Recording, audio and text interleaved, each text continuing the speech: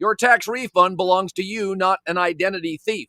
Over $6 billion in tax refunds were flagged by the IRS for possible identity theft last year. If you're in a bind this tax season, LifeLock can help. They monitor and alert you to identity threats you'd miss on your own, even if you're careful with your personal information. And if you do become a victim of tax-related identity fraud, LifeLock has U.S.-based restoration specialists ready to help solve your identity theft issue.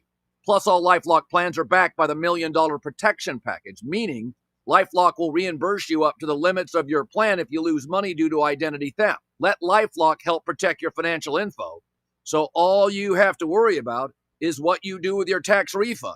Go to LifeLock.com, save up to 25% off your first year. The promo code is HERD, promo code HERD, to save up to 25% off your first year. LifeLock.com. Identity theft protection starts here. Yee-haw! I've been hooting and hollering ever since I started betting with the VIP Play app. VIP Play has more than 200 leagues, every bet type you can imagine, live betting and live hosts, all with 24/7 support from real live people when you need them. Start betting better with the VIP Play app today. Don't be a better, be a better with VIP Play today. Download VIP Play today or head to VIPPlayApp.com. Make sure you use the promo code FANRUN to take advantage of their welcome bonus and so they know that we sent you. Gambling problem? Call 1-800-88-99789. Must be 21 or older and located in Tennessee to bet.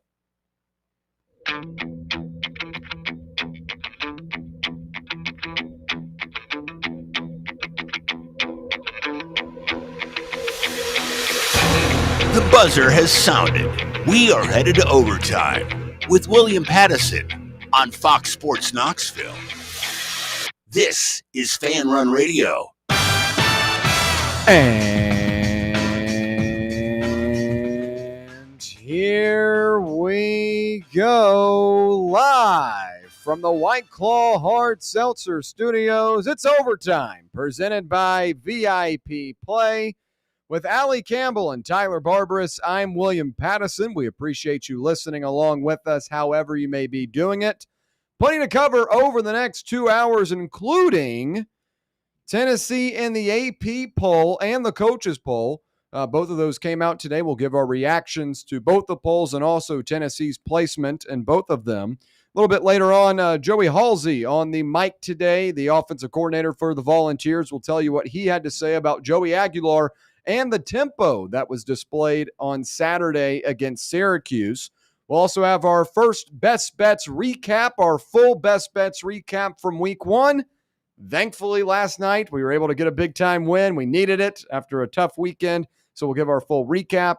And then in hour number 2, we'll talk about that game last night as Big Bill gets barbecued at home. Bill Belichick did not get off to the type of start that he wanted, and it was like Celebrity Row at that game. Michael Jordan, Lawrence Taylor, all these people were at that game and unfortunately did not go the way that many had anticipated for the Tar Heels. And then we'll also have our Week 1 awards. We're going to do this weekly where we give our best offense, best defense, best special teams, best coach, and then best quarterback. I threw that in there as well because there are a lot of great quarterbacks in college football. They need to be well represented this year. So plenty to cover on a Tuesday edition of OT. We'll welcome in the rest of the crew, beginning with Allie. Allie, how are you on this fine Tuesday? I am pretty good today. I mean, not too much to discuss. 2 classes, got my steps in. Weather was great. College football's back. I mean, just so much to be happy about. You had some traffic today, though, you were talking about. Some bad traffic on the way over here. That is one thing to not be happy about. Yes. Oh, my gosh. I hope everyone is okay because I'm assuming there was a really, really bad wreck. I was in standstill traffic, barely made it, but we're here. I saw the wreck. It was pretty bad. Really? Yeah. I was lucky enough to – so on Tuesdays, Thursdays, and Fridays, I come from my other job here. So the exit that I get off of to get on the highway, the wreck happened right before the exit. So I looked back and this one car was completely facing the other way. Oh, no. I think maybe someone was trying to merge and then he spun him around, but it did look pretty bad. But prayers go out to that. But yeah, that sucks. I'm sure that traffic was no good. Yeah. Yes. Tyler, I know you're a little bit under the weather today, I but am. how are you on this Tyler Tuesday? You know, everyone has challenges that they have to overcome in life, and I've gone through a couple of these challenges today, but I still bring the good vibes, the good energy. So power through the day, wake up tomorrow, we got a new day. But yeah, just happy to be here as always. I like how the lights are off back here, William. You didn't turn them off on purpose yes. on me. I left them off today because you said you weren't feeling well. I was like, all right, I'm not going to bother him. I'm just going to let him be. I'm going to let him have his lights off. So, folks, obviously That's in these recently renovated White Claw Hard Seltzer studios, there's the production room, and then there's the, I guess the panel room, the crew that's on camera most of the time. Tyler resides in the production studio, and Bear likes to leave the lights off. Usually I come in and flash them on so that we have some light so that people don't fall asleep when I'm blasting my crappy takes. But today I decided to let Tyler keep the lights off. Hopefully he doesn't fall asleep. So, folks, if we try to go to a break and we don't go to one, that means Tyler has taken too much of an advantage of the lights being off. But plenty to cover. Let's get right into it. As Tennessee football moved up one spot to number 17 in the new coaches poll on Tuesday afternoon following week 1 of the college football season. The Associated Press top 25 moved Tennessee up 2 spots to number 22, and the Vols were ranked number 18 in the preseason coaches poll and number 24 in the Associated Press preseason top 25. So movement in both polls for the Volunteers, and Tennessee, who is 1-0 on the season, started the year off with a 45-26 win over Syracuse in the Aflac kickoff game in Mercedes-Benz Stadium in Atlanta over the weekend. And we'll get into the Tennessee perspective before we look at the full poll perspective. And look, I think Tennessee deserved a little bit more movement in the AP poll this week. Obviously, we had a little bit of a shakeup with a couple of teams like Alabama looking less than stellar over the weekend at Florida State. I did not anticipate them dropping all the way to 21. I had them more in the 18-19 range, but I was surprised that Tennessee did not crack the top 20, as I believe Tennessee was able to showcase this weekend that the offense is still, pretty good. I mean, at least against a Power 4 opponent, they were pretty strong. And I think that was one of the big question marks heading into the year. Nico Iamaleava leaves. Joey Aguilar comes in on a short notice. Obviously, the preparation for that was a little bit of a unique situation as Joey arrived on campus over the summer. I think it was early June when he came on into Knoxville. And obviously that timing is a lot different than a lot of other quarterback situations across the country. I believe that it was fair that Tennessee was number 24 heading into the season with a lot of question marks offensively. But I thought Saturday Tennessee answered a lot of those. I thought the receivers were pretty strong, and that was one of the big takeaways that I talked about yesterday, kind of being surprised about that as I was really worried about what the receiving core would look like. And I do still worry about the depth, but at least the starters looked the part, and Mike Matthews and Braylon Staley had really impressive days. Those were two guys we were looking to see what kind of jumps they would make in year 2. The offensive line was really, really good. No David Sanders. He's a late scratch on Saturday, but Sham Umarov comes in and performs, and Jesse Perry, a standout in training camp, was really, really strong. And the running backs were really, really good, where Payne Lewis and Deshaun Bishop and Star Thomas all bring something a little bit different to the table, and I thought they were impressive. And again, Joey Aguilar was strong down the field. Look at the numbers, and I mean, for a guy that just got on campus throwing for 247 yards and 3 touchdowns, I'll take that. So a strong performance for the Volunteers. I anticipated they would move up into the top 20. They do so in the coaches poll, but they were already number 18 the week before, so not a huge, a revelation there. But I thought they deserved to be a top 20 team in the AP poll. I ranked them top 20 in my William Pattison poll today, but obviously that doesn't carry as much weight as the AP poll. But Allie, when you look at it and look at the AP poll, where do you see Tennessee being at 22 in your eyes? Is that fair or a little bit too low? Well, week 1 is hard because how much do you change your thoughts preseason with just one sample size and one game and one opponent that they've faced? Because, I mean, Are you going to trust that this is a pattern, or are you going to assume that this is a fluke? You have no idea. I think that, Tennessee, like you said, answered a lot of the big questions that had them ranked so high preseason. And so I was expecting a larger shift, especially if you look at teams that didn't have super impressive week ones or weren't facing some crazy opponents. It wasn't a big win. Like Oklahoma is ranked ahead of Tennessee, and they beat Illinois State in week one. Of course, they're, looking at their preseason stuff to make that decision. But then looking at Texas A&M, they allowed UTSA to score 24 points. So I would expect us to be moved up ahead of teams like that. But I think that this is just a starting point, and week one is always tricky to figure out where you should fall. So we'll look at the rest of the AP poll, and folks, I would read it all out to you, but you can kind of refer to it on your own, maybe a tablet, maybe a phone, whatever you're doing. And if you're driving around town, please do not use a phone or tablet. But we'll talk about a couple of the notable parts of this AP poll. As the Crimson Tide, Alabama suffered a tough loss over the weekend at Florida State, and they stayed in the rankings in the top 25, but they moved all the way to number 21, despite their first opening game loss in 24 seasons, and extended their poll streak to 280. But this is the lowest that Alabama has been ranked in 17 years, if that says something about it in terms of going into week two. Just a really, really shocking part of this. And, I mean, I think they deserve to be dropped pretty low because of what they look like. They got manhandled on both sides of the football. They were undisciplined, and they had the same bad characteristics that they displayed last season in a lot of their losses. And look, we talked about it at length yesterday. I had some fiery takes about this Alabama team. 6-4 now against unranked opponents under Kalen DeBoer. Nick Saban is 124-4 in his time as Alabama's coach against unranked opponents. You've lost 4 times now when you've been a 2-touchdown or more favorite. Just stuff like that just shows that this Alabama team is not the same one that we saw a couple of seasons ago. And again, I get it. It's not Nick Saban, and I don't want to compare these two guys because it's a really tough act to follow. But what frustrates me the most is knowing how talented this team is, where you've got guys like Deontay Lawson that return, a really strong linebacker, Keon Saab, a really good safety for this team. Damani Jackson had a couple of boneheaded plays, and that's a guy that's played a ton of college football. On the offensive side, Parker Brailsford and Caden Proctor are two of the best at their respective positions. Ryan Williams spent too much time on Twitch and streaming this summer and forgot how to play football, as he was really bad on Saturday. And he suffered a concussion. That's going to be the big storyline, big takeaway from this one, but he didn't suffer the concussion until late in the game. He had already dropped a ton of footballs before that.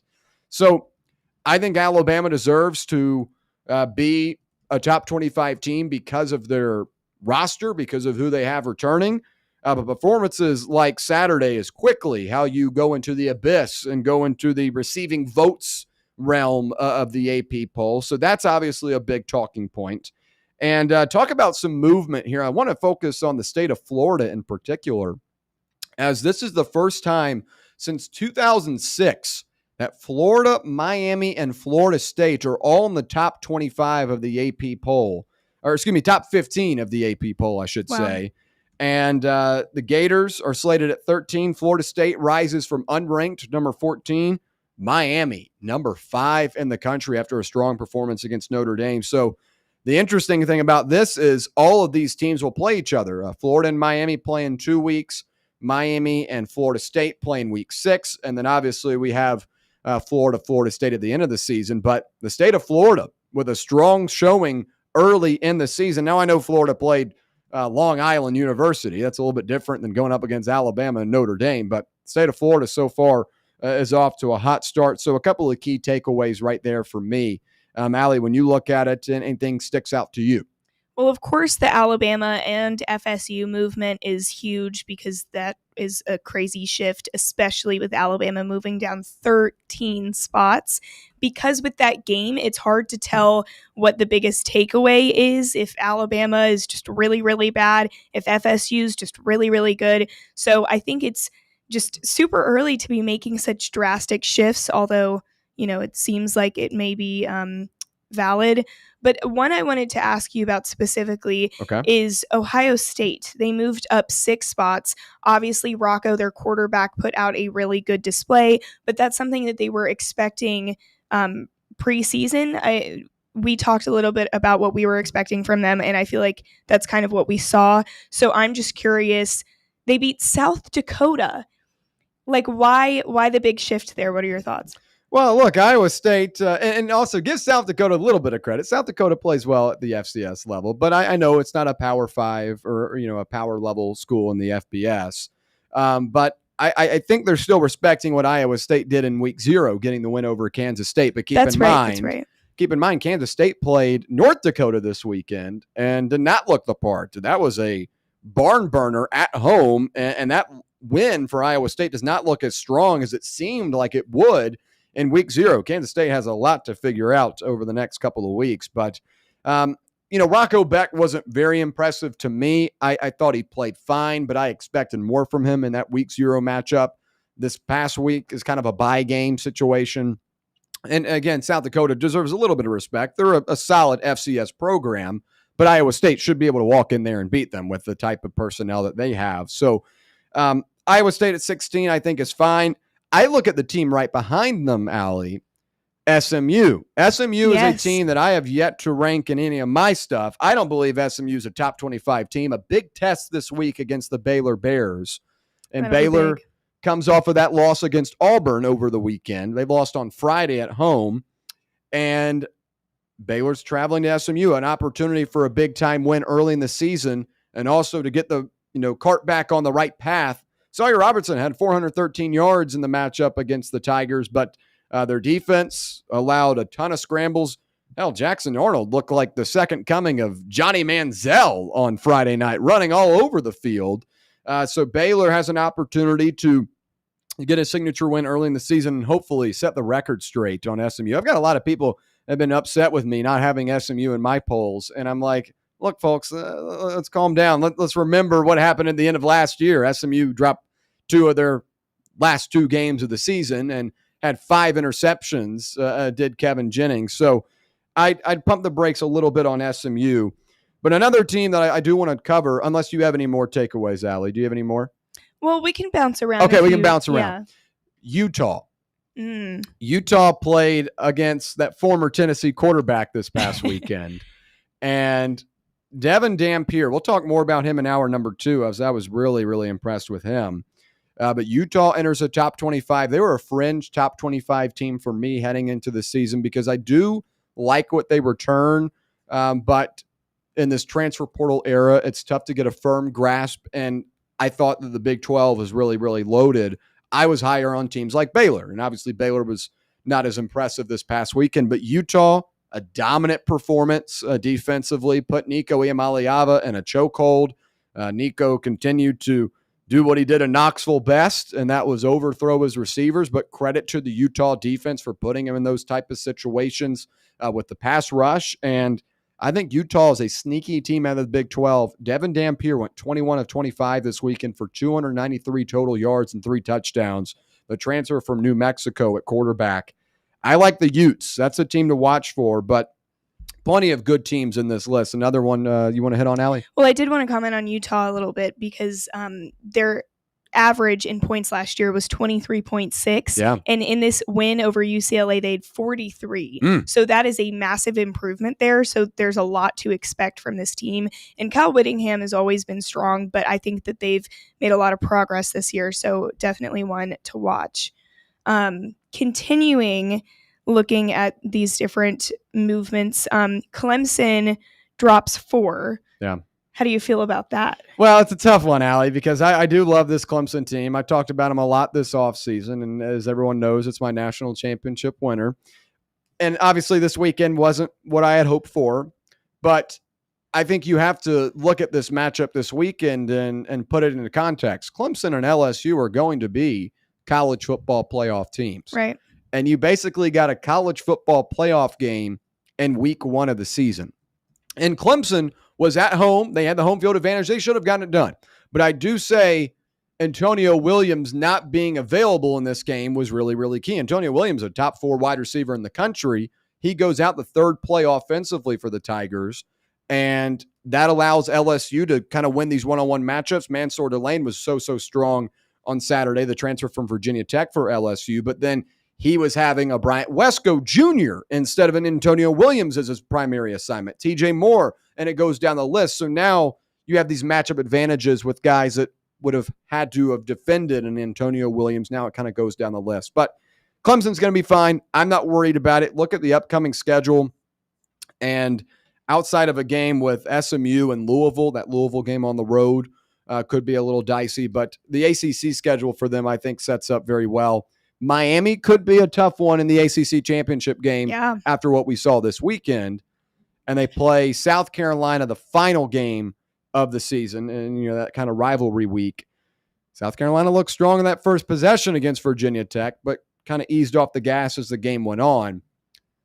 I think Clemson is still going to be favored in that one, maybe narrowly by like a 1.5 or 2 points. But I think Clemson will get things together, get rolling at some point, because this Clemson team was really good at the end of last year, and I feel like sometimes it just takes a little bit to get going. Keep in mind, Clemson got off to a tough start last year too. They had 3 losses on the season heading in to that college football playoff game. Just because you lose an early one doesn't mean you're out. That's also the glory of the college football playoff system. You can afford a couple of mulligans. Any other ones you want to look at? Well, we saw that with Notre Dame. Yes. So many people were counting them out after that Northern Illinois loss, which Yes. is just anyone is still in the running. I will say really quick with LSU, big fan of them moving up 6 spots to number 3. I think that this is one of the most complete teams in college football, and I'm excited to see what all they do. Also seems like they have a semi-favorable schedule for being in the SEC now that we've seen how these teams are kind of looking with one sample size. And then, as you said, Miami moves up 5 spots. I think that that's pretty valid for how they played in week 1. Yeah, the Hurricanes and Tigers, 2 of my most impressive units this weekend defensively. Very, very strong, especially considering what they looked like last year. Miami gave up 30 or more points 5 different times against ACC opponents last season. And that included teams like California and Virginia Tech. That wasn't good, but they were improved. And I'm happy for Carson Beck, which I do like Carson. I wasn't expecting.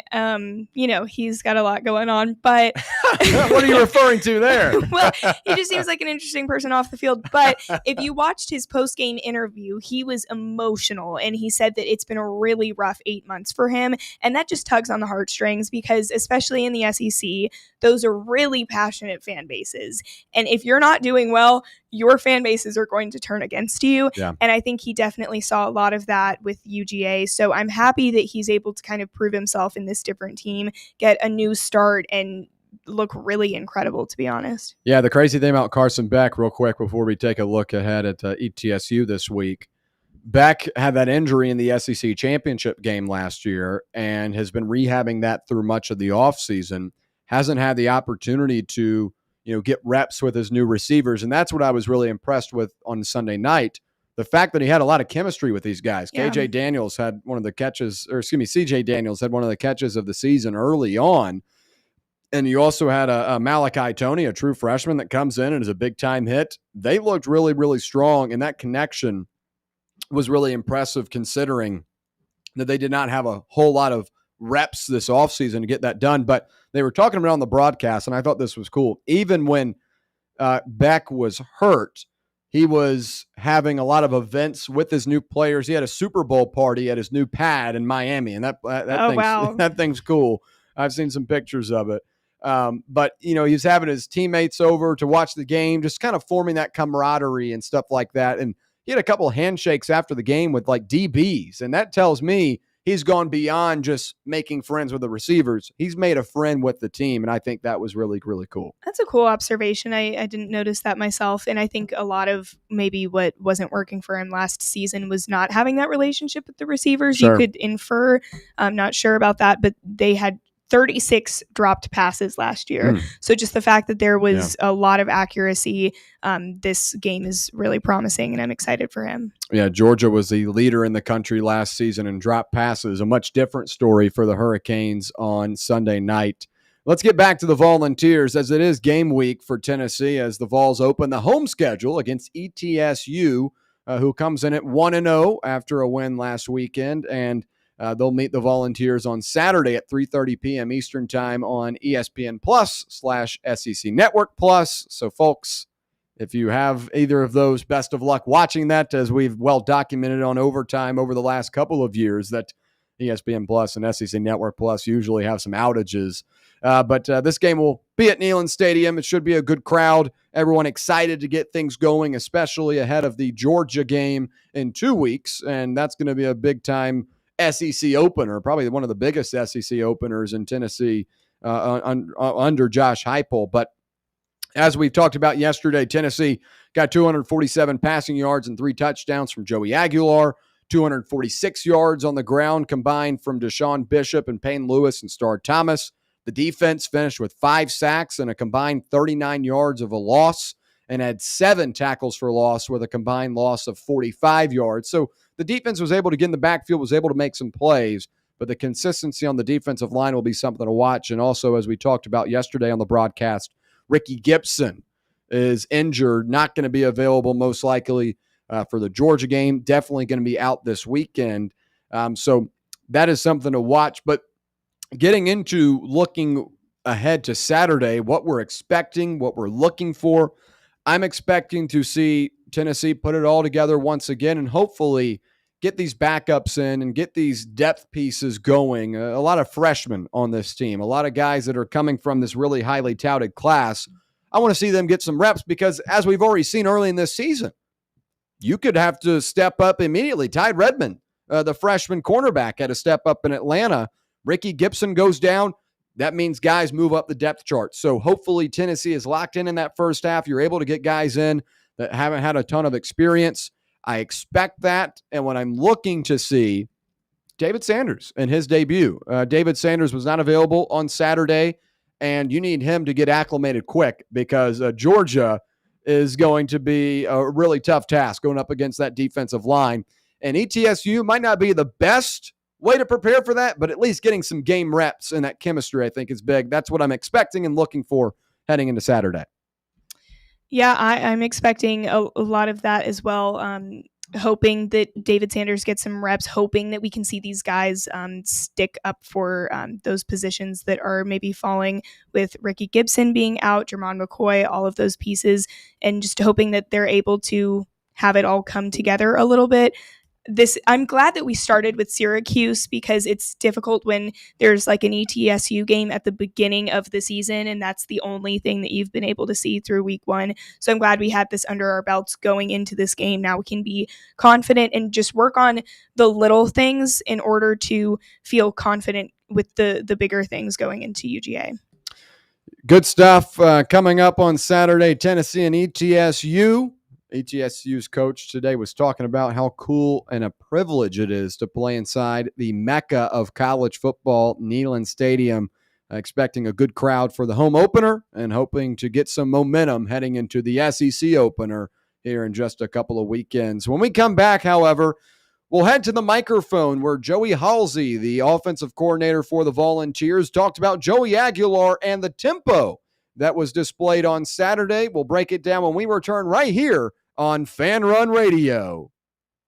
For the fans, by the fans, this is Fan Run Radio, Knoxville.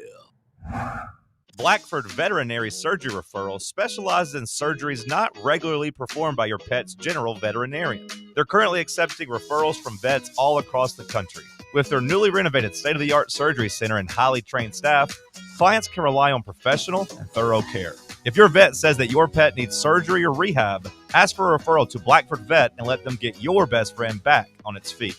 Located conveniently in West Knoxville. For more information, visit blackfordvetsurgery.com. For over 3 years, Crumble Cookies has served the Knoxville area. From Clinton Highway to Parkside Drive, even our friends out in Maryville have reached you, our fans. with the best cookies in the game. This fall, Crumble is gearing up for yet another fantastic season. Whether you're tailgating or looking for a pick-me-up after getting the kids from school, Crumble has you covered. Download the Crumble app to check out this week's rewards and features. And stop on by. Tell them Fan Run sent you, but don't miss the cookies. A brand built in Tennessee and born from the love of the game, Inward Half revolutionizes golfing comfort. Crafted by a former pro and dedicated enthusiast just like you, our luxury performance wear guarantees you stay cool and comfortable through every swing and every day. We're not just a brand. We've set out to create a lifestyle for those who understand that impeccable style and premium performance are a hole-in-one. Enjoy the walk-in with Inward Half. Hey Knoxville! Surfside iced tea and vodka, made with real brewed tea, is only 100 calories, 2 grams of sugar, with no bubbles and no troubles. That's right, zero carbonation, so it's easy to sip and enjoy. Headed to a game day or party at a friend's house? Bring an iced tea or lemonade variety pack from Surfside, or try their green tea and new raspberry tea vodka. Find the can with the sunset stripes this season. Surfside iced tea and vodka, sold at bars, restaurants, and stores near you. Surfside iced tea and vodka, sunshine in a can. Must be 21 or older. Enjoy responsibly. Hello, is Tina there? Who's this? Yeah, this is Vince from the hit reality show Wives Don't Tell. Tina applied for our show to confess that her husband won't go to the doctor to get his erectile dysfunction checked. She said she's ready for a guy that can bring the heat. All right, what the is going on? You know you're talking to her husband right now? Tina! Well, she wrote the application that her man's performance is questionable. She's basically married to a coffee table. She also said, we live within driving distance to Men's Pro Knoxville, but he's too scared to get a blood test. Oh my, she is done. She is so done. Gotcha, Mike. It's Nephew Tommy. Ain't no reality show. It's a prank. Men's Pro Knoxville is the real deal, fellas. Local experts, test results in minutes. Call 865-544-8220 or hit men'spro-knoxville.com before your lady books a new co-star. Men's Pro Knoxville, making it happen. Presidents to represent me. I'm out for presidents to represent me. I'm out for presidents to represent me. I'm out for presidents to represent me.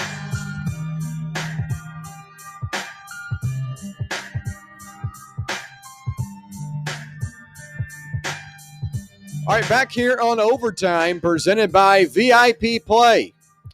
We appreciate you listening along with us, whether it be on the free Fan Run Radio app, 105.7 FM or 1340 AM here in K-Town on the local dial, or on the X/YouTube live stream. However you're listening or watching, we do appreciate your time. Let's switch over to On the Mic today. It's Joey Halsey, the offensive coordinator for the Volunteers, met with the media today, and he talked about Joey Aguilar and his debut and also the tempo from the Tennessee offense on Saturday, and we'll try to sum up the important parts of the media day. We'll begin with what he liked from Joey Aguilar after watching the tape, and this is what Joey had to say, saying, quote, actually, I probably should preface that, what Joey Halsey had to say. Joey's talking about Joey here. Joey Halsey. Joey is kind of crazy, yeah. Yes. So Joey Halsey had to say, quote, fundamentally, in the past game, what I really liked about him is he did everything we were working on through that brief offseason that we had together. Tracking his targets, getting out to his throws, especially to his right. It didn't revert back to old habits now that it's live fire. Now it's live bullets. He was just the same guy. And I echo a lot of the same thoughts from Halsey here from what I watched on Saturday, because I think it was important for Joey coming into this offense to understand the system and to be a product of it. At Appalachian State, he was a gunslinger, and that is not a bad thing all the time, but it can be a bad thing when you start throwing it to the wrong color jersey. And Joey did that a lot last year, and a lot of times that he would do that is when he would be under duress, he would roll out of the pocket and try to force or extend a play in a bad scenario, like a 3rd and 14 and your own, on your own side of the field. That's a position where you just kind of eat it, take the sack, or throw it out of bounds. You can't make a negative play there. And I guess maybe I just messed up there saying you should take a sack. Throw the ball away. We'll change it to that. But you really cannot throw it into harm's way. And Joey would do that a couple of times last season and put Appalachian State in an even deeper hole. And I had preached this whole offseason that I thought Joey Aguilar would be better than what he did last season, as everyone talked about the 14 interceptions and said, Joey did not look good in the Sun Belt. How is he going to look good in the SEC? Understanding the system and being a product of it. And that's what I thought he was on Saturday, to where he delivered the ball effectively and on time. There were a couple of times where it was too high or a little bit to the right, but that's the type of stuff that you just learn over the course of the season and hopefully get better. Now, for some quarterbacks in Tennessee's past, overthrows were just a product of what he does on a daily basis. Hoping for Joey, bringing the ball down will be something that he can fix in the coming weeks. But he was on track. He was on with the system, and that's what I projected for him to be. And he exceeded my expectations. I said last week I expected about 200 yards and a touchdown on the ground, a touchdown in the air. Well, he had 247 yards. He had 2 touchdowns in the air, and he also had one on the ground. So I hit on a couple. I was in the ballpark, we'll say. But again, he understood his assignment and played as a part of the system. And I thought that was really key. Not going back to those old habits that Halsey talked about, I thought was really, really key. And I echo the same vision from what I saw on Saturday. Allie, do you share the same thoughts as Halsey? I'm going to sound like a broken record here, but as I keep harping on, Joey Halsey said earlier this season that he saw aggression without recklessness from Joey Aguilar, and I think that that's exactly what he's saying in this. He was able to be aggressive without reverting back to the tendency to turn the ball over, and he was able to, break some old habits. You can teach an old dog new tricks, it looks like, but he's still able to keep some of those some of that knowledge that he's gained over the years with, stepping back for that pass to Kitzelman and understanding a little bit of what that looks like. So he's taking the expertise he's learned while also breaking some of those old habits and just being aggressive and accurate and not making any crazy decisions. But it's good to see what he's going to look like now that it's live and happening in front of your face, because he was obviously the biggest question mark of this team going into the season. Yeah, Tyler, I hate to hit you here, but I saw you nodding your head. Anything to add to that? I saw you were in agreement. Yeah, I mean, I think the struggles are evident early, as in any week 1 scenario is. I mean, you saw Arch Manning struggle. You saw Nico Iamaleava struggle. I mean, that's just a natural course that a lot of these quarterbacks go through as they're making massive changes. Arch Manning going from, backup quarterback under Quinn Ewers to starting quarterback playing on the road at Ohio State. Nico Iamaleava goes from having a significantly better group around him at Tennessee and then goes to UCLA, where the talent is significantly worse and they can't even sell out 50% of their stadium. Joey Aguilar is one of those not rare scenarios, but he's in that scenario where he goes from a school that he kind of built up on his own, in a way, set a lot of records there, but he comes to Tennessee and he's like, wow, I actually have like a much better offensive line. I have 3 running backs that can take the pressure off my shoulders. I can check it down to them. And then instead of my guys at Appalachian State not breaking a tackle and only getting 2 yards, Star Thomas breaks one out for 16 yards. So I feel like that's where the difference comes in with Joey Aguilar, and that takes time to get used to, but that's a good thing to have. And him throwing high, like you said yesterday, William, that's probably a lot of first game jitters. Sure. We saw him settle in. He was 11 for 15 after the first quarter. We really start to see Joey Aguilar play the way that a lot of us expected him to. And I do think a lot of those passes that he had that were rather high could have been caught. But once again, those are the growing pains, and you take the good with the bad. And I saw more good than bad with Joey Aguilar. I mean, I saw him complete a 50-yard touchdown pass. I mean, that felt great. Yeah. And I'm speaking for all of us here. I mean, I couldn't tell you the last time our quarterback accurately threw a ball above 50 yards on a dot on a rope for a touchdown. I mean, it has been a while, so the growing pains are there, and It's going to take a little bit. It's going to take a while to, get used to for Joey. But I do think playing ETSU is another opportunity for him to settle in, and hopefully he doesn't have that same issue in the first couple of drives that he had against Syracuse, to where he's missing his wide receivers a little bit high, and hopefully the wide receivers can, bring them in. But once Georgia comes around, you got to get rid of all those mistakes, and if you make a mistake, you're going to pay for it. Yeah, most definitely. We'll move over now to what Joey had to say. Again, Joey Halsey, what he had to say about Tennessee's tempo in week 1. Quote, "Our tempo is a part of our identity, but we've always told the guys is our tempo is a weapon. It's not something that we're going to do if it makes sense, if it doesn't make sense. So there's multiple times where you guys saw us change in formations, going from wide to tight to wide, all that type of stuff. And that's something we've added to our arsenal. Again, added to our arsenal that we feel really good about." And was this tempo up to par on Saturday? And I was really impressed by this offense because it kind of felt like a breath of fresh air. Over the last couple of years, with Joe Milton at quarterback and Nico Iamaleava at quarterback, it felt like 10 to 20 times a game, you could expect an RPO to the sideline that goes for about 5 or 6, maybe not even that. Let's go like 3 to 4 yards. And it just was very like, okay, here we go again. Another screen pass, another RPO read. Like, it just kind of got to the point where it got a little boring. And I thought on Saturday, you immediately saw what has been added to this Tennessee offense. Josh Heupel talked about it this offseason. He said there's going to be some things we implement and tweak. I think that was showcased Saturday. We had Jordan Moore on yesterday. We talked about it. We broke it down.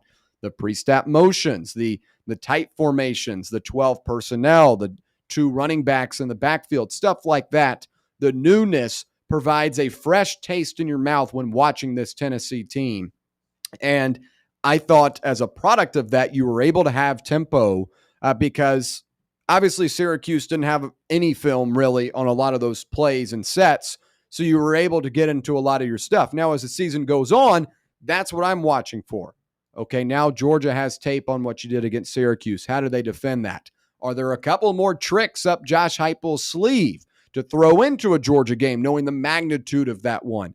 That's what I'm watching for. But when this offense is in rhythm, you're able to have a lot of tempo and you're able to have success within this system.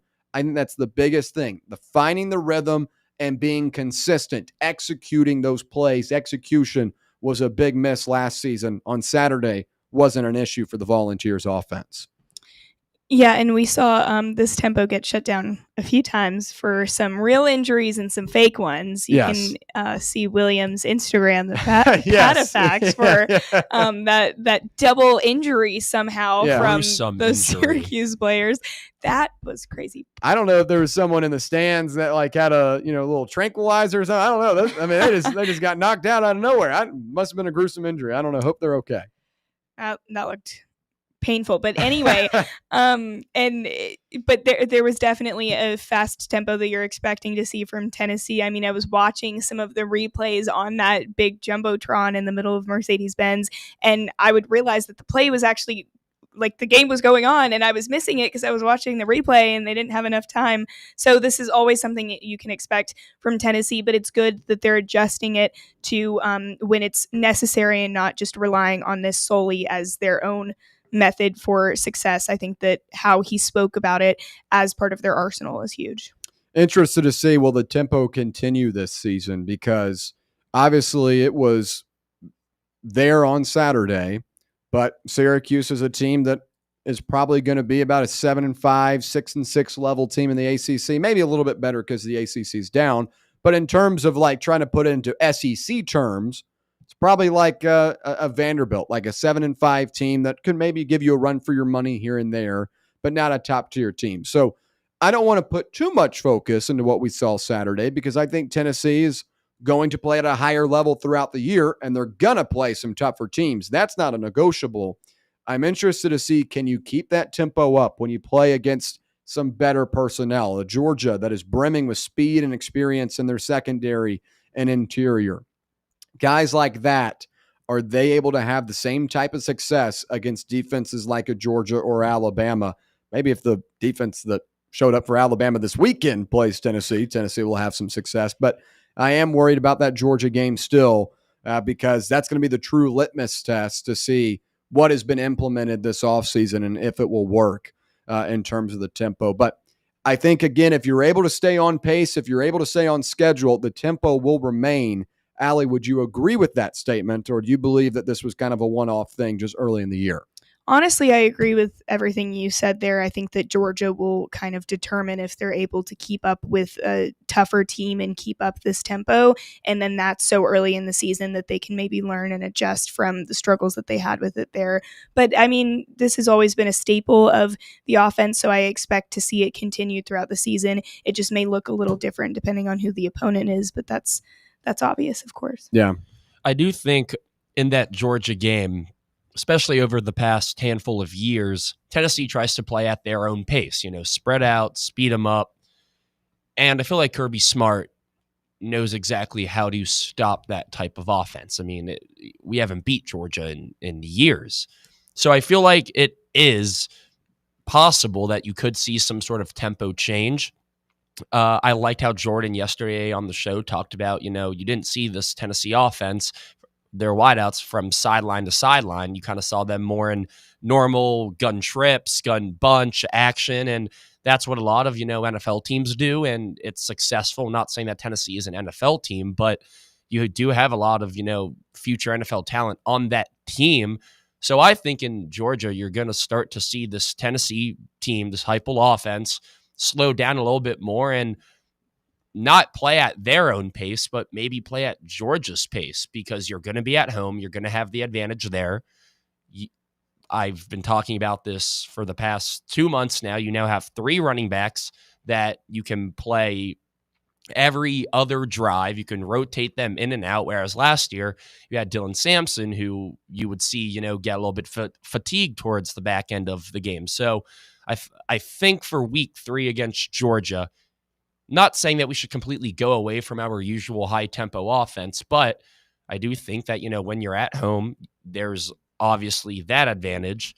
And then on top of that, when you do have, a rotating carousel of running backs and you have, a quarterback that is a little bit more mobile than Nico Iamaleava is, you could start to slow the game down and really chip away at this Georgia team rather than getting in, these high-scoring shootout type games that you would have against an Alabama. But that's because Alabama matches the way that you play. So you're okay with, staying in that high-tempo offense, deep ball scheme, all that stuff. But against Georgia, this is a physical game. They're going to hit you in your throat.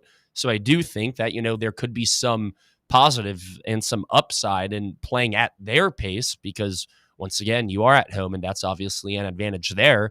And this Saturday, when you did see, Tennessee go a little bit away from their normal gun spread offense, it was successful. So I'm interested to see if Heupel will adjust, because what he's done against Kirby Smart's defense and against his offense over the past, 4 or 5 years hasn't necessarily worked. So maybe a change is needed. But I trust Heupel in whatever he has to do. I mean, I think this is the most winnable game you've had against Georgia in a couple of years, maybe since 2022. But 2022 was a tough one regardless. But I do think this game is very winnable. And if you want to win, you're going to have to do something different than what you've done in the previous years. Yeah, big opportunity for the Volunteers against the Bulldogs. That's in 2 weeks. There is a game this weekend against ETSU. We're not going to overlook it, as we'll continue to look at it over the course of the week. But when we come back, we'll look over the bets that we had over the weekend. It's our Best Bets Recap presented by VIP Play right here on Fan Run Radio. Catch up with all things Fan Run by subscribing to our podcast feed. Like, rate, and download the show from the Fan Run app or wherever you get your podcasts. Attention service members and veterans. Introducing the Griffin Law Firm, your trusted ally in military legal matters. From court martials to benefit claims, at Griffin Law, your mission is their mission. Here's VFL Marshall Griffin. As a veteran and retired military attorney, I've successfully defended lifelong benefits and helped preserve professional futures. So I know that when you hire a military justice lawyer, you maximize your chance to get relief. With my unique experience, I can advocate for you because there's no military matter that's too big or too small. Let us help you make these critical decisions that could affect the rest of your life. Remain silent. Request counsel. Call Griffin Law. For a free consultation, call 888-707-4282. That's 888-707-4282. Or just visit griffinlawdefense.com. Running a business, coaching a team, planning your next big event, you need more than just gear. You need SM Athletics and Logo Solutions. Custom uniforms, branded apparel, promotional products, done right, done fast, and built to show off your brand with pride. From local businesses to high schools to major universities, SM Athletics is trusted by winners. Get real service, get real quality, get noticed. SM Athletics and Logo Solutions, where your brand comes to life. Visit smathletics.com and let's build something great together. Citizens National Bank. Kick off this football season with a CNB Plus Perks checking account. Move downfield with free online and mobile banking. And cross the goal line with extended evening hours and Saturday banking. Banking at CNB has its perks. Find out more at cnbtn.com. Citizens National Bank. Banking never felt so good. Member FDIC.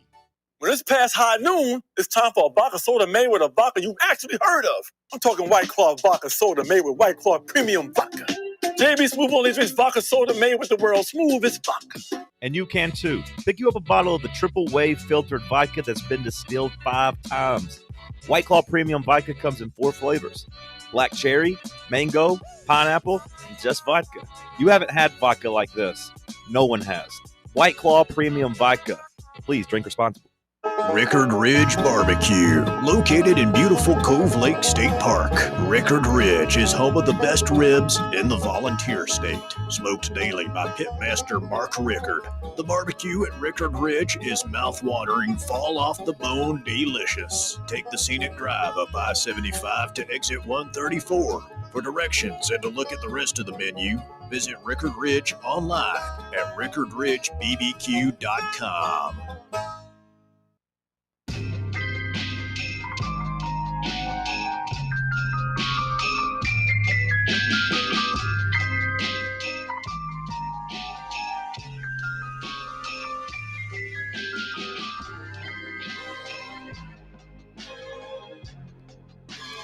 All right, back here on Overtime, presented by VIP Play. We appreciate you hanging out with us on this Tyler Tuesday. I'm so sorry, Tyler. I forgot to give you the Tyler Tuesday shout-out earlier in the show. I realized that during the break. But it's all right, man. I'll give you the shout-out now during the big-time segment. It's our VIP Play sponsored Best Bets recap. And, folks, we had a good night last night. How about that? A little round of applause. But we had TCU -3, and when we were talking about it yesterday, I told you that TCU was the more established team, the better quarterback in Josh Hoover, and Sonny Dykes in games of a 3.5 to 10-point spread while at TCU was 12-1 straight up and 8-4-1 against 8-3-1 against the spread. So yesterday I went into that one hoping and praying my analysis was good, as I had a tough weekend, Allie. It wasn't great. But again, that's why I'm so happy you stay out of that. And every time we talk about it, you're like, no. But I'm also not allowed to bet yes, because I work for SEC Network. Yes, so. Exactly. So a double whammy there. Yeah. But, week one's tough, right? You kind of go off of what you believe of all of these teams in the preseason analysis, and I look like an even bigger idiot when the bets I select don't hit early in the year. But we bounced back last night. TCU -3. Had me in the first half, not going to lie. North Carolina came down 5-6 plays into the game, marched right down the field. They pan around the stadium. Everyone's on their feet.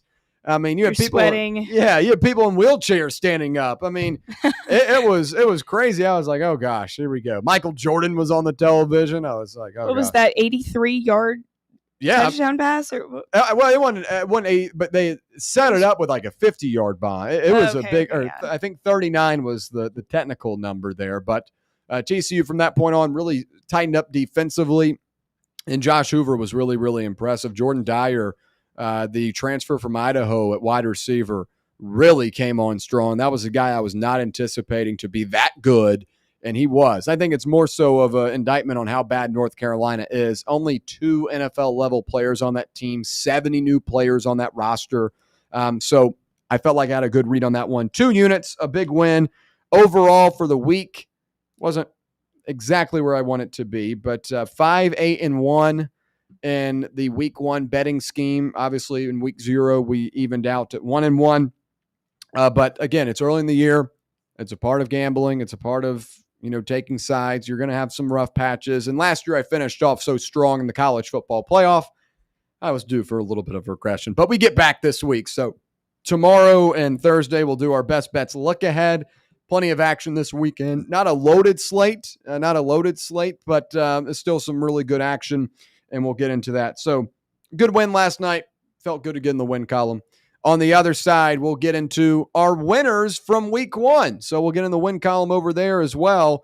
We'll talk about the best offense, the best defense, best special teams, and all of that. We'll also talk about the bad, which was Bill Belichick and their debut last night for the Tar Heels. We'll kind of project the future for that group. But before we head to the break, let me tell you a little bit more about VIP Play. Go claim your VIP Play welcome bonus. And when you do so, you'll get $100 in bonus bets instantly when you bet $5 and use the code FANRUN, all caps FANRUN, to claim $100 in bonus bets. Folks, college football and the NFL are officially here, as we've got the Cowboys and Eagles on Thursday Night Football later on this week. There is no reason not to get in on the action with VIP Play, one of the best services in Tennessee, and you can use the code FANRUN. Your friends at FANRUN, like me, like Allie, like Tyler, are giving you $100 basically. If you look at it that way, just use the code FANRUN. $100 in bonus bets if you bet $5. Gambling problem? Yes, you're welcome, by the way. You're welcome. Gambling problem, call 1-800-889-9789. Must be 21 years or older and located in Tennessee to bet. When we come back, we've got a loaded hour 2. Stay right here. It's Overtime, presented by VIP Play on FanRun Radio. Follow us on Twitter or X or whatever the they're calling it these days at Fox Sports Knox. Fox Sports Knoxville. Fan Run Radio. It's time for the North Knox Siding and Windows High School Football Player of the Week. Brought to you by North Knox Siding and Windows. Call 865-689-0505 or visit them online at northknoxsidingandwindows.com. This week's North Knox Siding and Windows High School Football Player of the Week is Gibbs High School's Seth Sieber. Sieber led the Eagles to a 24-21 win at Halls last week. Sieber led the way defensively with 12 total tackles and 5.5 sacks, 4 tackles for loss, and a pass broken up as Gibbs improved to 2-0 on the season. Gibbs High School's Seth Sieber, this week's North Knox Siding and Windows High School Football Player of the Week. North Knox Siding and Windows, locally owned and operated. They can handle all your siding, window, gutter, and roofing needs. Call 865-689-0505 for a free estimate or go online to northknoxsidingandwindows.com. Located in Knoxville's historic Old City, Barley's offers great food, live music, the best draft beer selection in town, and now your new favorite place to watch sports. Their indoor projector is perfect for any weather, and they've revamped their upstairs area with more TVs to take in all of the action. Their menu features hand-battered chicken tenders, juicy burgers, fresh salads, and the tastiest pizza in Knoxville. You can enjoy their happy hour drink specials daily from open until 6 p.m. Barley's Tap Room and Pizzeria. Got a problem tree looming over your home? Call ECR Total Landscapes. Whether it's trimming, removal, or storm cleanup, our certified pros get the job done safely and efficiently. We're licensed, insured, and ready 24/7 for emergency calls. Big or small, we cut them all. ECR Total Landscapes. Call now for a free estimate, 865-384-2012, and mention promo code FANRUN for free stump grinding on any tree removal now through the end of the year. Also, visit us at ecrtotallandscapes.com.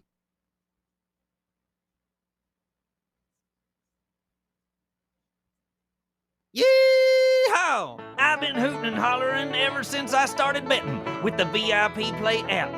VIP Play has more than 200 leagues, every bet type you can imagine, live betting and live hosts, all with 24/7 support from real live people when you need them. Start betting better with the VIP Play app today. Don't be a better, be a better with VIP Play today. Download VIP Play today or head to VIPPlayApp.com. Make sure you use the promo code FANRUN to take advantage of their welcome bonus and so they know that we sent you. Gambling problem? Call 1-800-8899-789.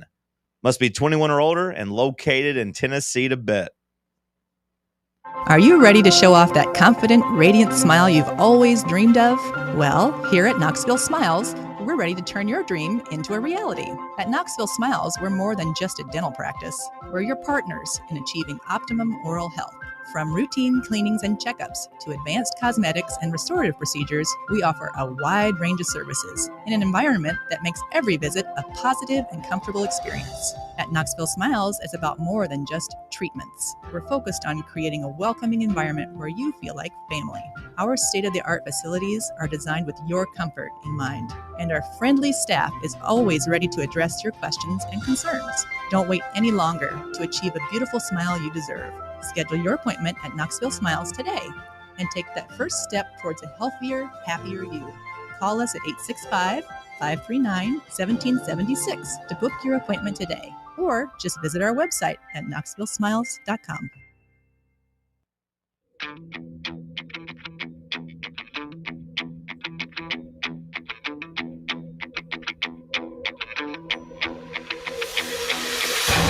The buzzer has sounded. We are headed to overtime with William Pattison on Fox Sports Knoxville. This is Fan Run Radio. Here we go.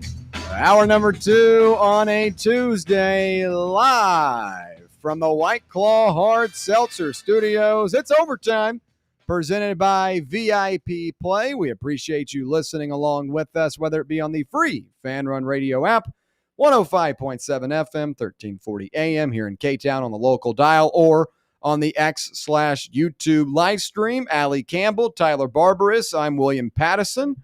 Great stuff in hour number 1. We'll continue it here in hour number 2. As in just a bit, we'll give out our week 1 awards. We might have to find like an actual phrase like the overtime week 1 awards. Yeah, I don't know. We'll have to workshop Make it a real thing. Yeah. And maybe we'll have to get like some trophies, give it out. Like, I don't know if you've ever seen on ESPN, they'll give out helmet stickers. So if a player performs well, they'll grab the helmet and put the helmet sticker on for a good performance, and they'll tell who. Obviously, we don't have access to all the helmets or trophies. We'll have to workshop it. The same way we have to workshop Toby's description for his competition. Which I think the audio cut out for some of that. So people were probably aggressively confused once we started talking about a chunky 30-pounder. Yeah. Gosh, yeah. Well, we'll have to workshop that. Corgi race, everyone. That's all you need to know there. Atlanta Falcons Corgi race, the talk of the town in Atlanta. But we'll have final thoughts, also those week 1 awards. But we'll begin hour number 2 talking about how Big Bill got barbecued last night. Do you like that one? That's brutal. Well, so there's this place in Memphis called Big Bill's Barbecue, and it was like this. It was like by my high school, and it used to be like a place we'd go for lunch sometimes. And You had to. I just got creative typing it up today. But Big Bill got barbecued last night after 9 months of anticipation. Bill Belichick's college debut started with pregame hype and hope and a pristine opening drive. But quickly, it ended with North Carolina fans heading for the exits in the third quarter Monday night and questions about whether the legendary NFL coach can avoid an ugly first season started to unravel. TCU pummeled the Tar Heels 48-14, spoiling Belichick's introduction in front of what began as a raucous, star-studded crowd at Kenan Stadium. As we mentioned earlier, Michael Jordan in the building, Lawrence Taylor. I mean, it looked like they had rolled out the red carpet for this one. Obviously, Bill Belichick's girlfriend was in attendance. She was well documented throughout the game, and she was on the sideline talking to Bill at one point in this one as well. I don't understand that dynamic. I don't know how a 24-year-old girlfriend for a 73-year-old Bill Belichick and waddle around the sideline. But anyway, that was one of many things that went haywire for the Tar Heels as North Carolina start. Oh, Tyler, something to add? Yeah, wait. I saw a clip online of Bill Belichick's girlfriend asking him for food in the middle of the game. I don't think that was the context of it. There's no way that was the context. I hope not. I don't know. It There's looked no like way that was she the like kind. made like an indication, like hand me your credit card or something. No, Tyler, there's no way that I saw it with my own two Propaganda. eyes. No. Who knows? No, we're Wait, not. I'll look. Yeah, all right.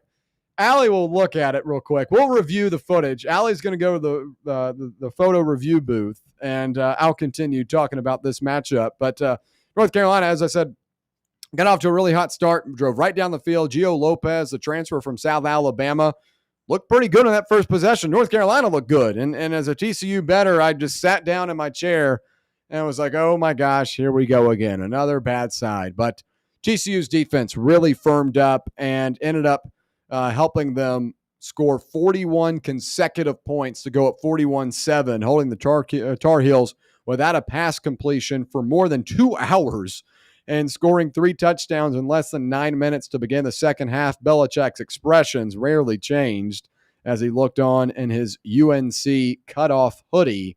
And Belichick, after the game, said, quote, "They just outplayed us. They outcoached us. They were the better team than we were tonight." And that's a very Bill Belichick-esque way to put it. But get into my takeaways from last night. Let's not get over our heels here about what the Tar Heels are going to look like this season with Bill Belichick. Obviously, he's a very good coach, and he engineered one of the most successful dynasties we've ever seen in the NFL. But the college game in 2025 is much different than the NFL. The NFL and college football are different, period. But now with the transfer portal and NIL and so much movement, it's even more complicated. That's why we've seen coaches like Nick Saban say, I'm tapping out. I've had enough. Jim Harbaugh wins the national championship with Michigan. The first move he makes is going to Los Angeles to coach the Chargers. It's just a different game. And I'm not saying that Bill Belichick will never have success at North Carolina, but I don't think he's the type of guy at 73 years old and a background predominantly being in the NFL, equipped to handle the college football landscape in 2025. 70 new players on this roster.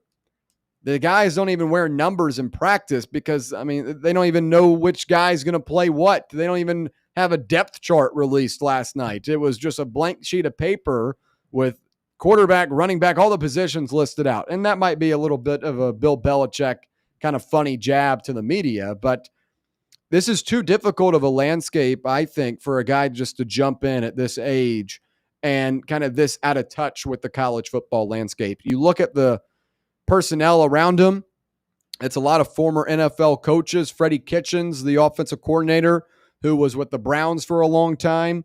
Belichick's son is the defensive coordinator, and my golly, he's got one of the worst haircuts I've ever seen. It's like shaved on 2 sides, and let's put a man bun up and then have it roll down the back. What in the world? Not a good look, and that defense wasn't a good look last night either. But I just don't think this is going to work out the way a lot of people thought. And after Tom Brady left, let's be real about the Patriots. They were a disaster. The Patriots drafted really poorly, taking special teams players ahead of wide receivers, which was one of the biggest concerns for the Patriots a couple of seasons ago. Kayshon Boutte was taken in the 6th round. You took a punter before that, or a kicker before that. So after Tom Brady, he wasn't great at evaluating young prospects. In the college level, in order to have a good team, you have to evaluate young prospects in high school or in college in the transfer portal. I just don't think this is going to go the way a lot of people anticipate. And last night kind of played out how I expected. Obviously, I didn't think it was going to be that big of a beatdown, but I'd say pump the brakes, folks, on what we think about Bill Belichick and how this thing's going to go. It kind of seems a little bit more of a PR stunt. And I'll give like a Deion Sanders credit. A lot of people thought that this was going to be kind of Deion Sanders-esque, a big name, going to bring a lot of cameras and a lot of attention. Hell, North Carolina hasn't played a nationally televised standalone game in a long time, in football at least. Now, Drake May was good. That brought some eyes. Sam Howell was good. That brought some eyes. But, like, that was a standalone game last night because of Bill Belichick. The product out there was not a standalone type of performance. But Deion Sanders, at least, was able to go out and rack up a couple of wins early on. I mean, he beat that TCU team, obviously a different iteration of them, in their opener a couple of seasons ago, and that was a really impressive performance. Obviously, they didn't perform well in the Pac-12, but Deion Sanders at least had some momentum and was able to churn a successful season last year. Maybe Bill Belichick's able to do that next year. I just don't know the timeline of this guy. How long is he going to be on the sidelines for North Carolina? How, is he waiting to get his next opportunity in the NFL? Is he kind of chomping at the bit to possibly become the most winningest coach in all time?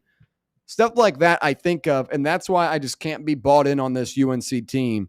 And maybe they recruited a high level up this upcoming year and changed things, and this is kind of a foundation year. But from last night, I can't take this team seriously, at least this year. Yeah, just looking at some stats from this game specifically, these 48 points scored by TCU against UNC are more than any team has scored against him, and him being Bill Belichick, of course, in his 333 NFL games. He has never had a game go this poorly defensively. And that's just kind of proving, like you were saying, that college football is hard. It's very different. And I think this is kind of giving college football a little bit of respect here. He was calling UNC the 33rd NFL team, and that's just not exactly how it played out. FSU, like I said yesterday, kind of got criticized for how much they were trying to rebuild their team with the transfer portal, but it worked out for them. UNC did the same thing, even more so, and it did not quite work out for them. They failed to convert in their first 6 third-down tries. Pretty rough stuff. And then looking at their previous coach, Mac Brown, who was there before Bill Belichick, he only lost 2 games by more than 20 points. None by more than 30. So Bill Belichick is not only not improving just in this one game, just looking here, not to say that he can't improve, but he's not improving off of what Mac Brown did. He's getting worse than what Mac Brown did. Yeah. But of course, there is time to change. It is just the first game, but I bet this is a big wake-up call for him. Yeah, Mac Brown was a successful coach at Texas, obviously kind of got a second win with North Carolina. Had a couple of good teams, but was never able to get to the level that many expected he should get at with a Drake May and a Sam Howell. But at least North Carolina was relevant. Last night, you continue performances like that, you will not be relevant. The only reason why you would be relevant is the bad team that you've got to go up against. Just a lack of talent on this team, I would really say. Gio Lopez, I thought, looked fine in the first couple of possessions, but the bodies for TCU really stacked up on that offensive line, made life really tough on him. Max Johnson, I will give credit. Cool story about Max Johnson. I know you like cool stories and stuff to cover like that. And Johnson was the starter last year, got hurt. There was questions if he would ever be able to walk with 2 legs again. They thought about possibly amputating his leg. And almost a year to the day, he's playing last night and his first touchdown pass back. And I get it. It was 41-7. It was a blowout game. But throws it to his brother for the touchdown. I thought that was a really cool moment. And I think Max Johnson deserves another look at quarterback. He lost the starting job to Lopez in the offseason. But I would take a look at that as a possible way for North Carolina, maybe find some consistency. Anything to add on that story? And then I'll swing it over to Tyler. I saw a picture of his leg after that surgery that was surfacing on every single social media platform, and I'm shocked he was able to walk. That looked absolutely gruesome. Just really impressive that he's able to overcome such adversity, because that must have been a crazy year to deal with. And then he's here and he's, being semi-successful and everything. Yeah. So excited that he's on the up and rooting for him. Yeah, Tyler. Well, the first thing I want to say is ribbit. Caught me off guard. Is that what a horned frog sounds like? I feel like horned frogs be a little bit more mean than that. Ribbit. That sounds like he's like dying. I don't know, something like that. Yeah, we'll put it in the vault for now. But I remember going to TCU when I was going through my whole like university tours Me too. junior year, and I really liked it. Just a little bit too much money. But I saw a stat. The announcer said this last night, actually. It has been 2 hours and 7 minutes since North Carolina has completed a pass. Yeah. That's crazy. It is crazy. I don't know if that's a quarterback thing or a Belichick thing, but I don't want to say it's a Belichick thing because that's like the greatest coach of all time, NFL. But I don't know. I just thought that was crazy. We'll see how they bounce back against Charlotte. All right, I'm getting a text here. We're getting a text. This is not from our YouTube chat, as we do encourage that, but this is a text right from the boss man saying, way too early. The trend is to bring in coaches that know how to manage a roster. UNC and Stanford are working ahead of the curve. Never coached against these types of offenses. And that is true.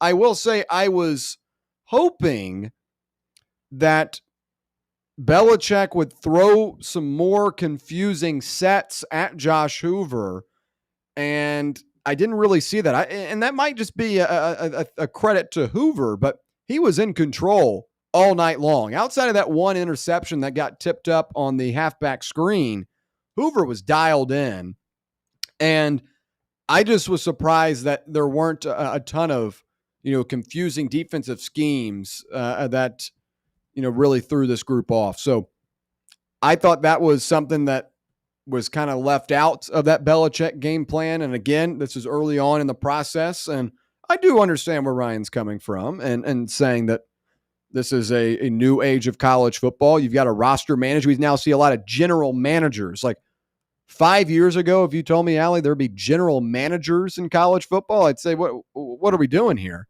But now, like an Andrew Luck, a former Stanford quarterback, obviously playing the NFL, is the general manager for the Stanford Cardinal. UNC has a general manager as well. I'm interested to see how they do that. At least the GM last night had a fireable offense with that roster, but maybe over time they're able to fix things. Yeah, I think that that's becoming a more important piece of what college football is with all of these huge changes and keeping up with all of the NIL and transfer portal. There's a lot more to deal with. So I think it relieves a little bit of what the coach has to deal with. Yeah. I would say a personnel problem, a big reason for last night. Only 2 NFL-level players, and one of them, the cornerback, slipping my name right now, obviously shouldn't know all of these UNC players as they probably won't be making any big-time plays here in the future, but only 2 NFL-level guys. One of them got chalked all night. It was number 29. One of the defensive backs was called for a couple of holding penalties. But an underwhelming debut, but an expected debut for a Sonny Dykes coach team that's a lot more established, has the much better quarterback and better system. I was impressed with the TCU defense. Good job for the Horned Frogs. Getting a big win in the sense of there were a lot of eyes on that game, and I think Josh Hoover made a name for himself. All right, when we come back, we'll give our Week 1 awards. We don't have any trophies. We don't have any helmet stickers, but we can still do our award show when we come back. So Week 1 of college football in the books. We'll tell you the best offense, the best defense, best special teams, and all the best from Week 1 of college football. Stay right here. It's Overtime, presented by VIP Play on Fan Run Radio. For the fans, by the fans. This is Fan Run Radio, Knoxville. Ready to launch your career? Axle Logistics is a leading third-party logistics company where excellence is an energy. With an award-winning culture, Axle proves that positive outcomes come from a positive environment and a work hard, play hard mentality. At Axle, the drive for success is infectious. And with an uncapped commission structure, hard work isn't just noticed, it's rewarded. For those with big goals and even bigger dreams, Axle Logistics is the place to start your career. North Knox Siding and Windows is a complete exterior home improvement company that can help you with all your home exterior needs. If your home needs new siding, windows, doors, gutters, handrails, a deck, or a new roof, then give my friends at North Knox Siding and Windows a call at 865-689-0505. You can also visit their showroom at 5618 North Broadway. Locally owned and operated and proudly serving all of Knoxville and the surrounding areas, North Knox Siding and Windows. Online at northknoxsidingandwindows.com. Have you ever found yourself wishing your clothes looked brand new again? Whether it's your favorite suit, that little black dress, or your comfy winter coat, Crown Cleaners can make it happen. From stubborn stains to delicate fabrics, the expert team at Crown Cleaners uses the latest cleaning technology to ensure your clothes come back looking and feeling fresh. Visit one of their 2 area locations, Kingston Pike on Bearden Hill or South North Shore Drive near Dunkin' Donuts. Online at crowncleaners.com. Crown Cleaners, a tradition of excellence. Are you tired of hiding your smile because of crooked teeth? At Knoxville Smiles, we've got the perfect solution. Invisalign. No metal, no wires. Just clear, comfortable aligners that straighten your teeth without anyone noticing. Eat what you want, smile with confidence, and see results in as little as 6 months. Call us today for more information about Invisalign, 865-539-1776. Or just visit us online at knoxvillesmiles.com. Smile brighter with Knoxville Smiles. Attention service members and veterans. Introducing the Griffin Law Firm, your trusted ally in military legal matters. From court martials to benefit claims, at Griffin Law, your mission is their mission. Here's VFL Marshall Griffin. As a veteran and retired military attorney, I've successfully defended lifelong benefits and helped preserve professional futures. So I know that when you hire a military justice lawyer, you maximize your chance to get relief. With my unique experience, I can advocate for you because there's no military matter that's too big or too small. Let us help you make these critical decisions that could affect the rest of your life. Remain silent. Request counsel. Call Griffin Law. For a free consultation, call 888-707-4282. That's 888-707-4282. Or just visit griffinlawdefense.com.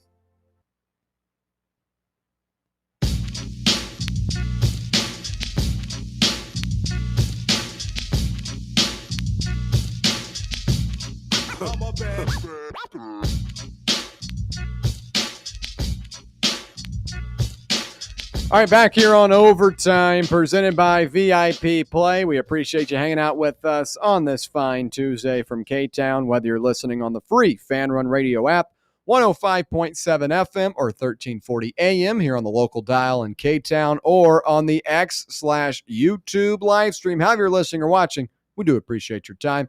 All right, in just a second, we'll unveil our Week 1 awards in college football, the best of Week 1. But before we do that, we got Roberto on the line. Let's bring in Roberto. Roberto, how are you? Doing really well. Sorry, I was mowing there, finishing up the last stripe of the yard. No, you're good. Out here in King Blount County. Can you hear me okay? Yeah, we got you.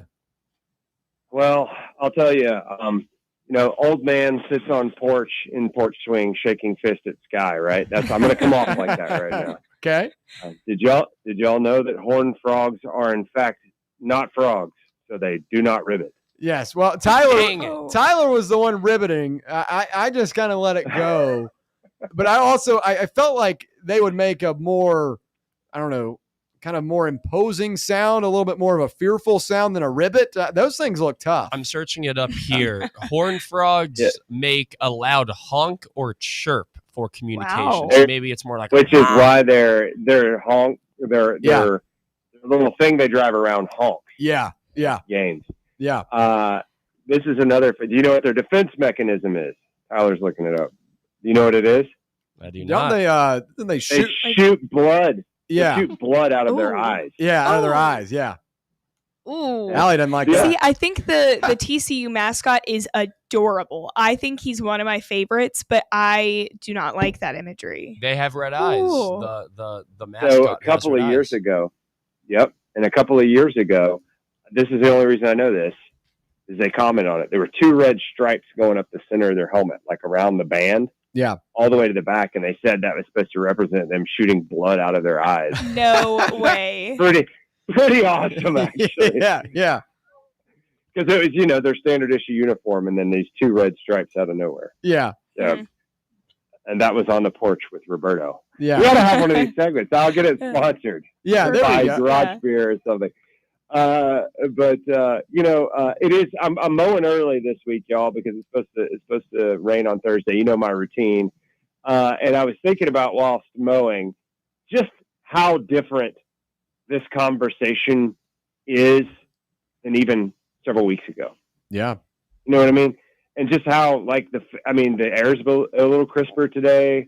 Everything feels a little better as a Tennessee fan because you've seen more of a glimpse of who Joey Aguilar was 2 years ago, not necessarily last year when he was Sunbelt Newcomer of the Year or whatever, And there's a really good chance this young man could be like a 3-time Newcomer of the Year. He could be SEC Newcomer of the Year. I don't think that's too far a reach. Yeah, very well could after this weekend for sure.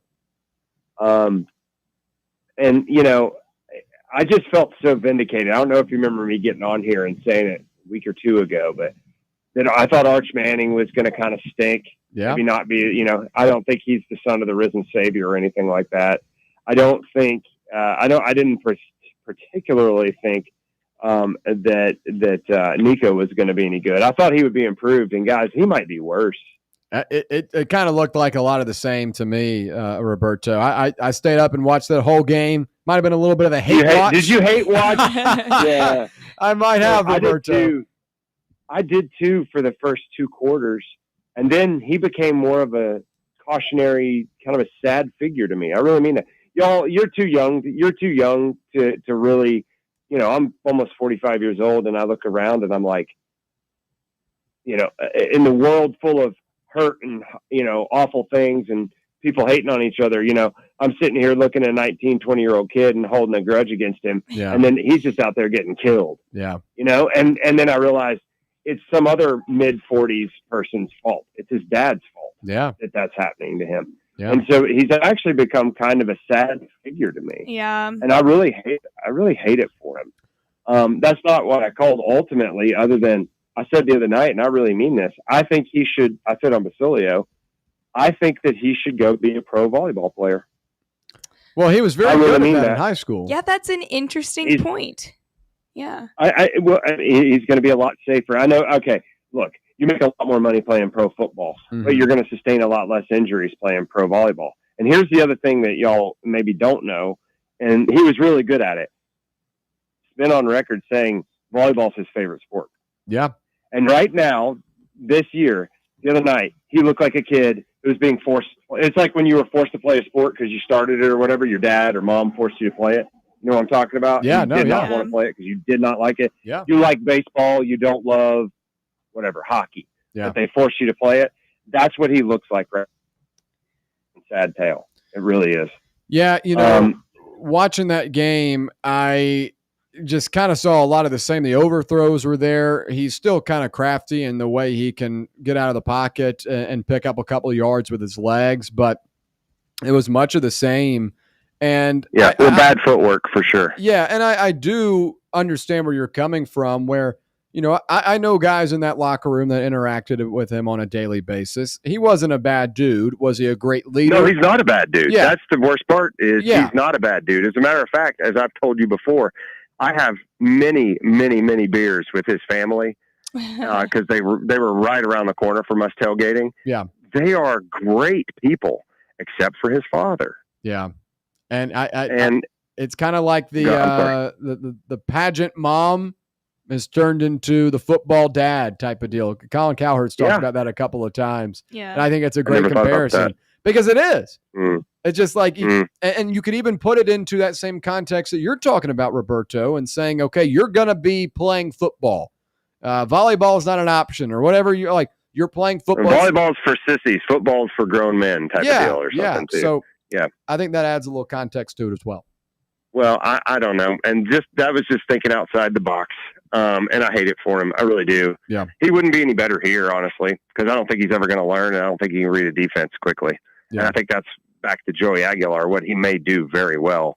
He sailed some balls in the first half, but in the second half, 11 for 15 is a strong number. And we started mixing in more of the run game. If we're that balanced, y'all, and we can just get a little bit more healthy on defense, I'm feeling really good about Jackson Moy after some text I received from people who may know. Yeah. I'm feeling a lot better that he's going to be back, but from people in the know, I'm not feeling really great about Ricky Gibson for a long time. Yeah, I would echo that. Moy, I would anticipate will be available for Georgia. For Gibson, I would say closer to probably the Alabama game, something like that. If we're that lucky, I think that's a good thing. Yeah, and you hate it because you love to have both McCoy and Gibson. That was one of the more solidified parts of your team heading into the season. Yeah, not sure they're going to even trot McCoy out from what I keep hearing for the Georgia game. Rumor is they're pulling the reins on him, like he's raring to go, which, by the way, is awesome, but also a hell of a job by our coach being like, hey, kid, you've got a future in this professionally, and we're not going to let you just trot out there and get hurt. So, yeah, I know I've taken up a lot of your time in a segment that I don't mean to commandeer it, but at the same time, y'all, hug your moms. How about that? Yeah. I just, I watched Nico and I really felt sorry for him. Yeah. And that's the first time I can honestly say in this whole situation, I felt like a grown up in the room, and being like, will nobody stand up for this kid? It's pretty damn sad. Sure. And that's what I think that's what I actually, and I'll leave you with this, just thinking about Boo Carter in the same light. I actually think that Boo Carter's coach, Josh Heupel's the person standing up for him. I'm just going to leave you with that. Yeah. I agree with that, Roberto. We appreciate you calling in, as always. I think a good piece there. And, from my understanding, Josh Heupel was the guy sticking up for him. There were a lot of guys in that locker room that were frustrated, that were upset with the way he went about this summer, and deservedly so. Actions that were not okay and not a part of the team standard, especially in the absence of the former Tennessee quarterback and what he did in the offseason. But Josh Heupel was a guy that was willing to stick up for him, and he did. And now it's going to be a big part of this team because he's going to have to step up with some big-time injuries in the secondary. I'm interested to see what type of minutes he gets this upcoming week. All right, we'll go over to the red carpet, the award show. It's now time for our best of Week 1 in college football. Week 1 is officially in the books. We had games ranging all the way from Thursday to Monday. So we've got plenty of action to cover. Let's break down the best of awards, and we'll begin with the best offense. And I've got a very unique one here. The UConn Huskies. What? William, the UConn Huskies, they play basketball. They don't play football. No. Not this UConn Huskies team. How about 638 yards this weekend, a school record against Central Connecticut? Yes. But UConn usually is a laughingstock in football. They had 37,000 fans in the stands this weekend. That was a record, at least over the last 10, 20 years. They filled up the stands and they put the offense on the field. 638 yards, combined 59 points this weekend for the Huskies. A big-time performance, and they might be a little bit of a sneaky team. They play Syracuse this weekend. Syracuse is 7.5-point favorite. Maybe the Huskies could find a way to get 2 wins in a row. My best offense goes to UConn. Allie, who's yours? My best offense this week, because of the shock and surprise, is going to be the Florida State Seminoles. I think that Tommy Castellanos.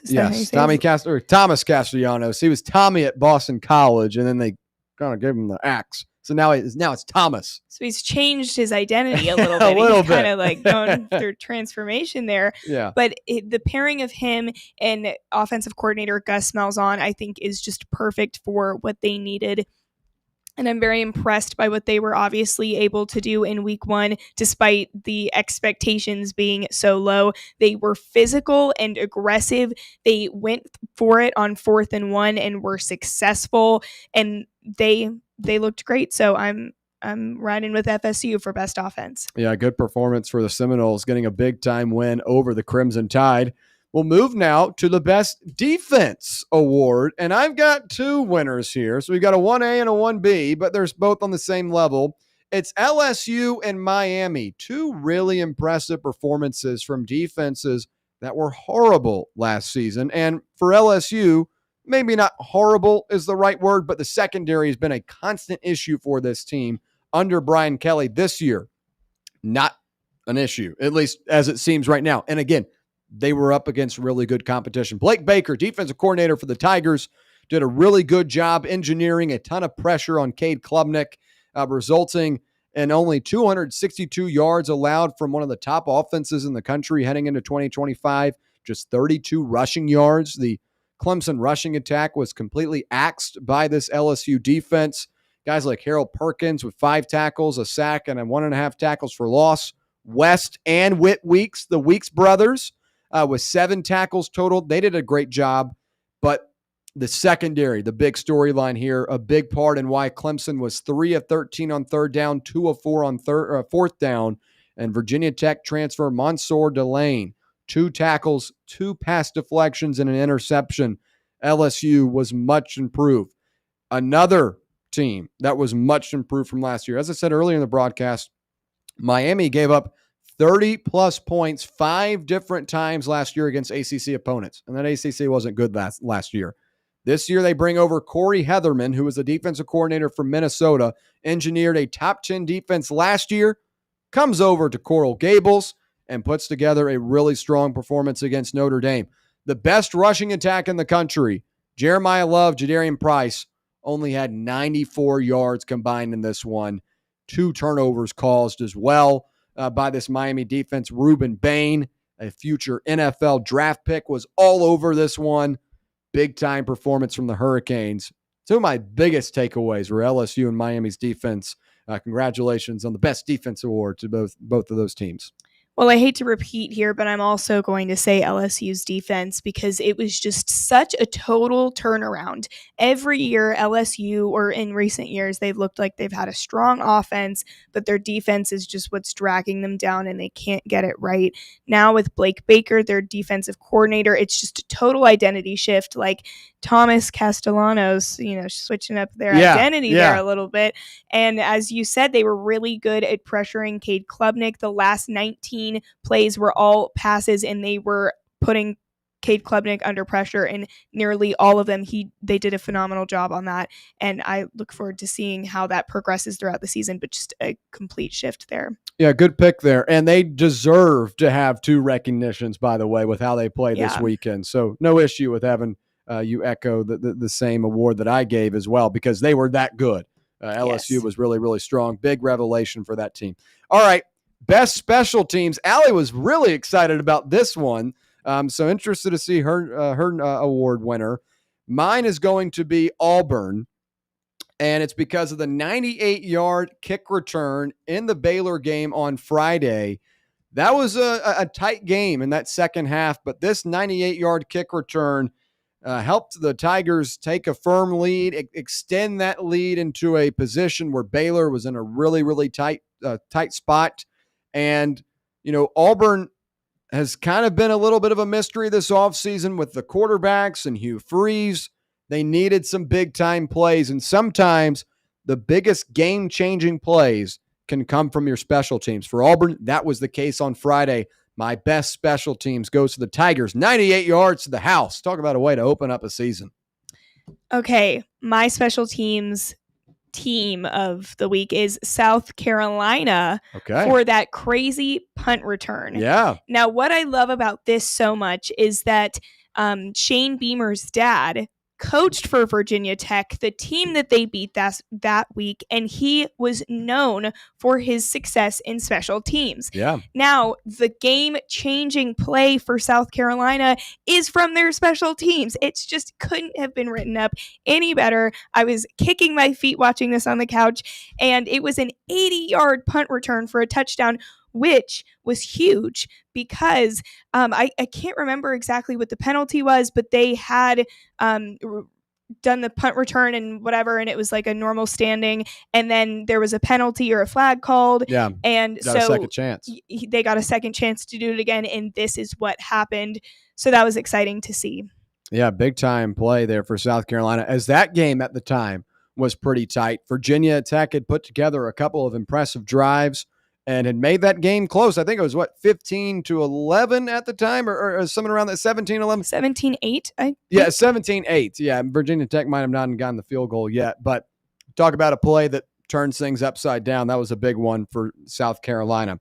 All right, the best coach award, and mine is not going to be a head coach. It's going to be an offensive coordinator, echoing Allie's best offensive pick, and it's Gus Malzahn, the former Auburn head coach, that put together a really good game plan against Alabama. Yesterday, I went on a rant about how this was the lowest moment of Kalen DeBoer's time with the Tide, and a big reason for that is because they got manhandled on both sides of the ball, but the offense was dominant. 388 yards against an Alabama defense that returns plenty of NFL players and NFL prospects. 5.1 yards per rush. Do that 2 times, that's a first down. 10.1 yards per pass. Do that 1 time, it's a first down. Gus Malzahn orchestrated an incredible game plan with a brand new offensive system. Allie, you were talking about it earlier when comparing North Carolina and Florida State. Like, both of them had to go in the portal, make some plays there. North Carolina might not have done that. Florida State, guys like Squirrel White, former Tennessee wide receiver, were a part of that on Saturday. And Thomas Castellanos, the former Tommy Castellanos with Boston College, kind of revitalized what has been an up and down career over the last couple of years. He had 158 yards in the air and 78 yards on the ground. He was really, really impressive. I think that, Gus Malzahn deserves a lot of credit for what they did on Saturday. Obviously, there was a lot of bad from Alabama, a lot of boneheaded mistakes, jumping on players after they've already been tackled. All of that involved some bad quarterback play from Ty Simpson. But Gus Malzahn put together a great game plan and beat Alabama just like old times when he was the coach at Auburn. My best coach goes to Gus Malzahn, the offensive coordinator for the Seminoles. Going to stir things up and also not go with a head coach. Okay. I'm going with Ohio State defensive coordinator Matt Patricia. All right. So here's an NFL-trained coach that can actually adjust to the college system. There we go. He brought a bunch of surprise. He hit his coverages really well. He redesigned this defense completely, and they held Arch Manning to 17 of 30 in the air, and he just figured it out. They completely shifted this defensive approach. Even though they were successful last year, it just looked even more so improved this year and just really shocked that Texas offense. All right, the final award, the best quarterback. Mine goes to Utah's Devin Dampier. We were talking about this Utah team earlier when talking about those AP Top 25 teams. I told you to hold on to your horses. We talk about Dampier a little bit later on, and Here he appears at quarterback. A really, really strong day for the Utes because of what Dampier was able to do. The transfer from New Mexico goes 21 of 25 for 293 total yards and 3 total touchdowns against old Nico Iamaleava and company and UCLA. This game was on the road in the Rose Bowl, and it was, it wasn't at full capacity when the game started. It was more like half, but by the end of it, it was empty because of the type of performance Devin Dampier put on. I think he's one of the most underrated quarterbacks in the country. A big reason why I believe the Utes are kind of flying under the radar. Maybe out there you're listening and say, hey, I kind of like that Utah team, that Devin Dampier guy. Let me pull out my VIP Play app, use that code FANRUN, and put some money, a couple of little sprinkle on the Utes, because the Big 12 is good, but this is a team that has already established himself early in the season with a signature win in big-time fashion. I mean, you talk about, 42 points, 43 points they put up this weekend. That's a way to really come onto the scene strong. That's exactly what Dampier did, and a guy to watch for, as well as the Utes this season. My best quarterback, Devin Dampier of Utah.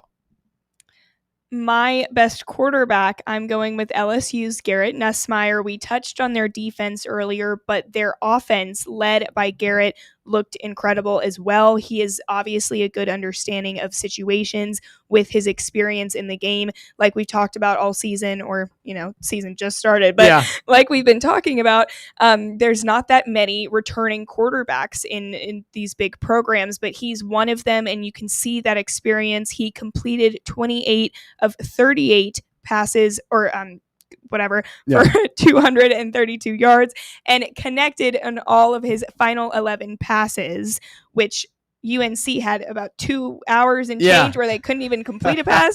So the fact that Garrett was able to do that swimmingly and also used his legs to get several first downs, he just looked like a very whole and complete quarterback. Yeah, good performance for Garrett Nussmeier, a guy that I was really high on coming into this season. A lot of, the Cade Klubniks, the Garrett Nussmeiers, those guys kind of lead the pack of a up-and-coming group of quarterbacks across college football and including the SEC, where you've got the DJ Lagways, the Lenora Sellers, the Arch Mannings, but the Garrett Nussmeiers, the Drew Allers, the Cade Klubniks are kind of at least the older guys in the room, and Garrett Nussmeier played like the experienced guy. The biggest thing for me, Allie, for him was the turnovers. No, he did not turn the ball over, did not put it in harm's way. That was a thing he really struggled with last season in some of these big games. I go back to that Texas A&M matchup. That was a primetime game, 7:30. The Aggies were trailing early. Nussmeier had 2 pivotal turnovers, allowed Texas A&M right back into it. Played clean football, good pick for the best quarterback. Those are our Week 1 college football awards from over the weekend, the best of. Maybe we can add some more. I don't know. We'll have to workshop it. Maybe a wide receiver, maybe a running back. I don't know. We'll have to think about some other ones to add. But I thought that was a good start. Yes, I agree. As it was a good start for college football this past weekend in Week 1. When we come back, it's our final thoughts. Stay right here. It's Overtime, presented by VIP Play on Fan Run Radio.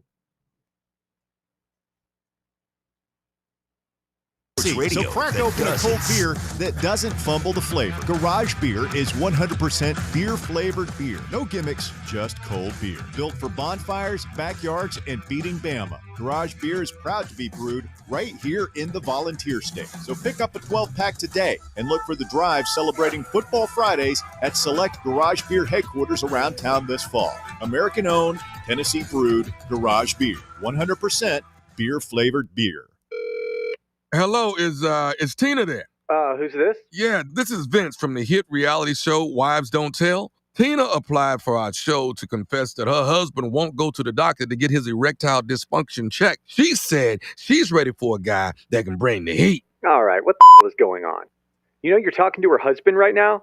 Tina! Well, she wrote the application that her man's performance is questionable. She's basically married to a coffee table. She also said, we live within driving distance to Men's Pro Knoxville, but he's too scared to get a blood test. Oh my, she is done. She is so done. Gotcha, Mike. It's Nephew Tommy. Ain't no reality show. It's a prank. Men's Pro Knoxville is the real deal, fellas. Local experts, test results in minutes. Call 865-544-8220 or hit men'sproKnoxville.com before your lady books a new co-star. Men's Pro Knoxville, making it happen. Yee-haw! I've been hooting and hollering ever since I started betting with the VIP Play app. VIP Play has more than 200 leagues, every bet type you can imagine, live betting and live hosts, all with 24/7 support from real live people when you need them.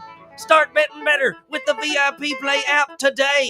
Don't be a better, be a better with VIP Play today. Download VIP Play today or head to VIPPlayApp.com.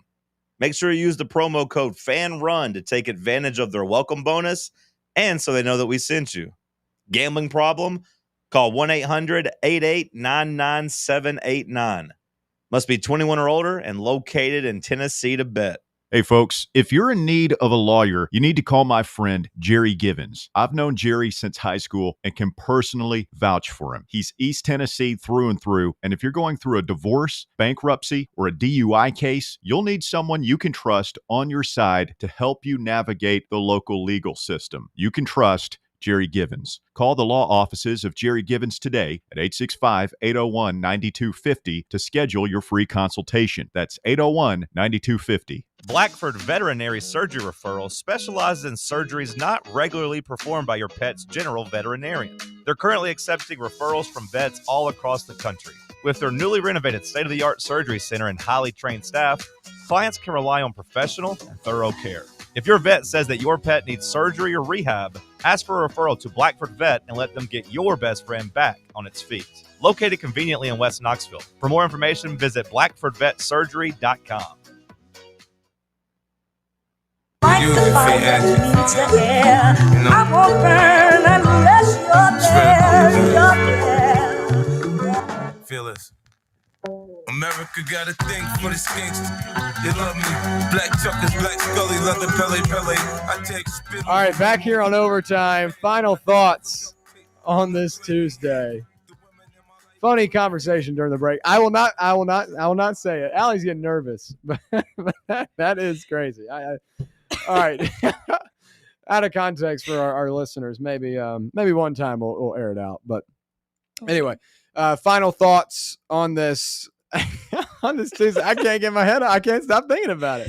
Have we talked? Oh, wait. you go on, change the subject. Have we talked about MGK's song? We have. The Being ESPN the college one? football song? We have not. We haven't? I don't think we ever got to cover. Maybe we did. Tyler, do you remember talking about MGK's college football song? I know we talked about MGK. I don't know if we talked about and the then song. I think we segued that into the like Sunday night football song that. Yeah, that is we true. did talk So about I it. think we did talk about it. Yeah. Well, Cracker Barrel is taking it back. have you heard about that? I have. You're just coming up with anything to get this off the topic. I love it. But yeah, we can talk about that. Yeah, that's fine. A good move for Cracker Barrel, I will say. I think the funniest thing about the whole thing is, oh my gosh. Tyler, take the wheel. I was seriously trying to get into the segment without bringing it up, but I don't know if I can. I'm okay. I won't. Okay. I can yap for 8 minutes. Okay. Have you seen the Cracker Barrel apology? Yeah, Allie's just scrolling About Twitter what? trying to find Changing something the lo- right now. about She's changing just the scrolling her logo? computer. Yeah, well they like retracted it and sent this whole PR thing unless Did they? unless it was a mistake. Or wait.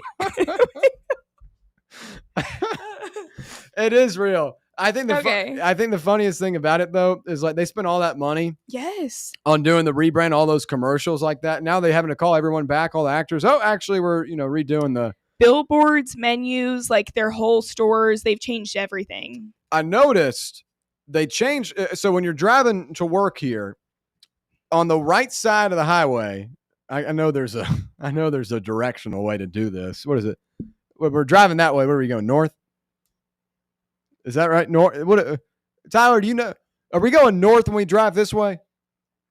Let me find out. Like towards. So when we're coming to work, when you're coming from campus to work, where are we going? I mean, it sounds dumb airing that out there, but like, I don't have a compass. Well, anyway. We are southwest. Okay, If you're pointing okay, in the well, hold on. direction. Okay. North The highway would be- goes- North would be to The your highway, so right, it's south. William. What is that? What is this? This is I-40 south.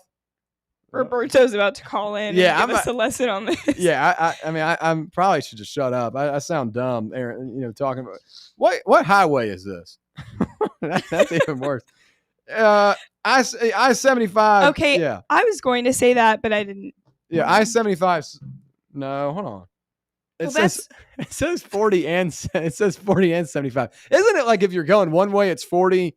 Like if you're going north or know. Well, okay. You see the billboard and it's different. Well, they had it up. It was the old logo, but it's right next to the Cracker Barrel that has the. Okay, so the sign has the new logo. Yes, and the restaurant has has the old one. So I'm wondering how much money it's going to cost them to take all that down. I do have a college degree, folks. I'm sorry. I know it sounds like I'm directionally challenged and don't know where I'm going, but yeah, that was a good. I'll give you credit, Allie. That was a good pivot to eat up like 5 minutes. We still got 2, so we still got time. So you better find another big storyline. Well, I here. just wanted to find their PR statement because it was so well written and hilarious. And oh my gosh, have you read it? Have you guys seen it? I did. I saw they have a. I don't think they've ever had a Twitter before. But I've looked. They made a post on Twitter, and it was their only post. So I was wondering if they just made that account just to make that post. Interesting. Or what's the name of the was it? No, not that. What's the name of the Cracker Barrel guy that's sitting on the porch? Old Timer. Old Timer's I'm the reading name that right now. So Yeah. maybe it was Old Timer's old account, and they pulled it out to put the post out. Maybe that was the case. Probably. Yeah, I do. I loved Cracker Barrel growing up. I will say, here's a good story. You successfully got me. The first day I got to Knoxville, I'm moving in freshman year. My mom and I go to Cracker Barrel, and keep in mind, folks, I do have a lot of allergies, pretty well documented, and I had an allergic reaction in Cracker Barrel. The first 30 minutes of me being in Knoxville, about to move into college, I had the hash brown casserole. And folks, it has wheat and soy and gluten in it. So if you're out there and you like the hash brown casserole, but you have allergies, don't go to Cracker It has Barrel and get wheat in it? It does. That's unfortunate. Yeah. So that was my welcome to Knoxville. I ran into CVS across the street, got some Benadryl, and it was bad. It was bad. Not bad, but it was like I was panicking. I bet. And Thank you for the in a new city too. Like I had been to Knoxville before, but I didn't really know, where I was, where to go, all of that. So that's my Cracker Barrel story. I loved it growing up though. And I will say, going back to the Old Timer figure that you see on their logos, his actual name that they call him is Uncle Herschel. Uncle Herschel. Yes. I like that. And they said, we love seeing how much you care about our old timer. We love him too. He's still going to be on our menu. He's not going anywhere. He's family. And they address the rocking chairs and the warm fire and the peg game at the table and all those things. So it's good that they're not getting rid of any of that. Well, the environment you're in makes a lot of the experience. Like Neyland Stadium is so fun because of the environment you're in. It's 100,000 people all with the same type of passion that you have, and you come in from all walks of life, right? You've got poor, you got rich, you got everyone in there. That's the fun about sports. That's my long-winded, short-winded part. But for Cracker Barrel, it's all about the environment. It's like it's cozy. Let's go get some pancakes. Let's go get the country ham. All of that. That's the environment to it, and making it look like the inside of a CVS just doesn't do the ring for me. Like I didn't like the rebrand, and I don't know why companies are doing this. Well, I will say, to counter argue that, Okay. do you remember IHOB? I do. The American House of Burgers. The most genius PR strategy I've ever seen rolled out, because it was temporary. It got people talking. Everyone was going, and then they switched it back. Yeah. IHOB was a memorable one. There was another one. Oh, what was it? I feel like I know what you're talking about. Do you? I think They kind of had a little bit of a rebrand to continue to push something that wasn't. Was there something? Did Popeyes have like a new product? I feel like no. The chicken sandwich that was chicken big. sandwich was big. That was Was that- crazy. and that was new. That put everyone in a chokehold. Yeah. Okay. I think that's what I'm thinking. Have you of, guys but- seen Le'Veon Bell? He tweeted a couple weeks ago, and I thought this was the coolest idea ever. He's going to open his own business. It's only open on Sundays, and it's going to be like a little food truck outside of Chick-fil-A. Genius. And he's going to name it Side Chick. Genius. That sounds like a lawsuit waiting to happen. It does, but I feel like that's like a really good idea. I would go. I was driving home from Atlanta on Sunday, and I was like, oh, wait, I want Chick-fil-A. And then he forgot that it wasn't open, and I was like, wow. Only if Le'Veon Bell opened up Side Chick. That is, I will say, some of the times you crave Chick-fil-A the most is when it's closed. Always. And you can eat their fries. I can eat their fries. I can Yeah. eat their grilled stuff. Me too. It's the greatest spot for allergies. It's one of the only fast food places that has like a grilled option, Mhm. Yeah. Great. Yeah, And then 'cause- it's closed on Sunday, and then you're hungry on your way home. Yeah, I will say I used to love some Chick-fil-A breakfasts on a Friday morning, Saturday morning after a fun night out. We'll just call it that. And But I will. Rib. I get the grilled stuff. Yeah. So I'll get like it's kind of quirky, but I could be a grilled filet with I put cheese and bacon on it, and that'd be my breakfast. And I get the tater tots too. But like I can't do the biscuit. So Well, like yeah. I got to work. Have you tried the hash brown bowl? Yeah. Well, the crazy thing about the hash brown bowl, Allie, is that the eggs have soy in it. We'll just take out the eggs Well, then it's just hash browns and cheese. and chicken. Yeah, I know, but I got to get grilled. I get grilled.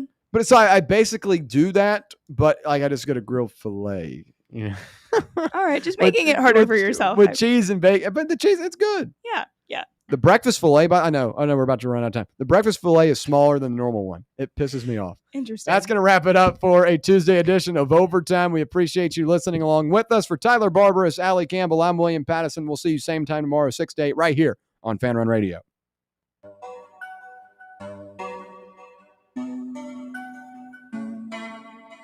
Can't get enough Fan Run Radio? Download the free Fan Run app and take the best Tennessee sports conversations with you wherever you go. At 4-4 at the end of 4, and Kershaw has now retired 10 of the last 11 he has faced. Shohei Ohtani with a home run, his 46th of the year, a rocket to right field, 120 miles an hour off the bat. The Mets are leading 6-2 at Detroit in the bottom of the 5th. The Blue Jays got 4 in the first, 4 runs in the second against the Cincinnati team that's have to have an all-bullpen game because their starter Nick Lodolo was scratched due to illness. The lead right now, Blue Jays 10-6 at Cincinnati in the top of the 4th inning. Garrett Crochet at Boston has the Red Sox up 5-1, end of 5 against the Guardians. Rays ahead of the Mariners 2-0 in the top of the 2nd inning. To the football news, Ohio State is number 1 in the new college polls. Penn State number 2. The Patriots say wide receiver Stephon Diggs will play the opener on Sunday. I'm Steve DeSager. One guy is happily divorced. One guy is happily married. One guy gets called daddy by his 3 beautiful daughters. One guy gets called daddy after a credit card approval. One guy won a state high school basketball championship. One guy only covered a state high school basketball championship. One guy does voiceovers for fast food chains. One guy only eats fast food. Does this seem weird to anybody else? Hey, I heard that. Can this sports writer and this sports fan share a radio show without driving each other crazy? Now, live from the Fox Sports Radio studios, here's Fox Sports Radio's Odd Couple, Rob Parker and Kelvin Washington. Hour number 2 on a Trash Talking Tuesday. Don't forget, coming up, your chance to trash anyone, anything in the world of sports in about 40 minutes. We'll give you 30 or 40 seconds. We will not NOT interrupt you. Rob Parker, Kelvin Washington. And we're excited to announce the brand new YouTube channel for our show. That's right. The Odd Couple now has its own YouTube channel. Just go to youtube.com/@oddcouplefsr. And if you're already within YouTube, just search Odd Couple FSR. Be sure to hit the subscribe button. You'll have instant access to our very best videos from the show. Go check out the brand new channel. Again, just search Odd Couple FSR on YouTube and subscribe. And do your summer plans include a new job, Kelvin? Maybe for you? No, new job. Another one? You trying to? Can I keep a happy home? I'm trying to get a new job. You know what I'm saying? But want to work with an expert in your local job market to find the right role, I should say. Just call your local Express Employment Professionals. Go to expresspros.com, and Express never charges job seekers a fee. That's pretty important right there. So make sure you do that. Don't forget, coming up in about 27 minutes, Andrew Jones, no, not that guy, publisher and lead writer to the Tar Heel Illustrated. That's going to be interesting to see what he has to say. Yeah. Because we did have him on before, didn't we, Rob G, about this whole Belichick thing. So it'll be interesting to see what how people responded after that butt whooping that, plus trash talking as well. But Rob G, Micah Parsons is now in Green Bay. We know all that. Now all these stories are coming out about how his teammates weren't fond of his podcast and stuff. Rob G, clue us in. Yeah, this is something that's been building, even before the trade. But since the trade, as we talked about it when you were out, Rob, me and Kelvin were talking, and we agreed that once this trade was official, the Micah Parsons hit pieces were going to be glorious. Well, you know it's coming, right? They were all coming. It's like when the Lakers, anything happens with them, there's always a hit piece in the chamber for The Athletic or ESPN.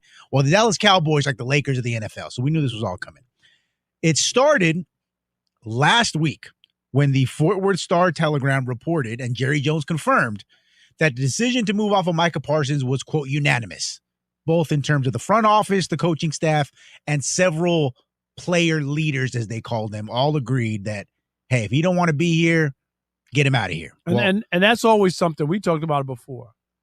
Don't be asking for a trade if you ain't serious about it. Because once you put that out there, you know what I mean? Like, there's a chance people say. Especially in the NFL. Right? Oh, you just can't do that. Go ahead. Sure. And then the next day, Albert Breer, friend of the show, MMQB, reported in his column that more specifically, the Micah Parsons podcast had rubbed a lot of people the wrong way, including, but not limited to, quarterback Dak Prescott. You recall he did that top 10 list and then left Dak out of it. It was a big talking point. Well, today, ESPN published a full-length piece. They dispatched 4 different NFL writers for this one. That's how you know they're heavily invested in this story.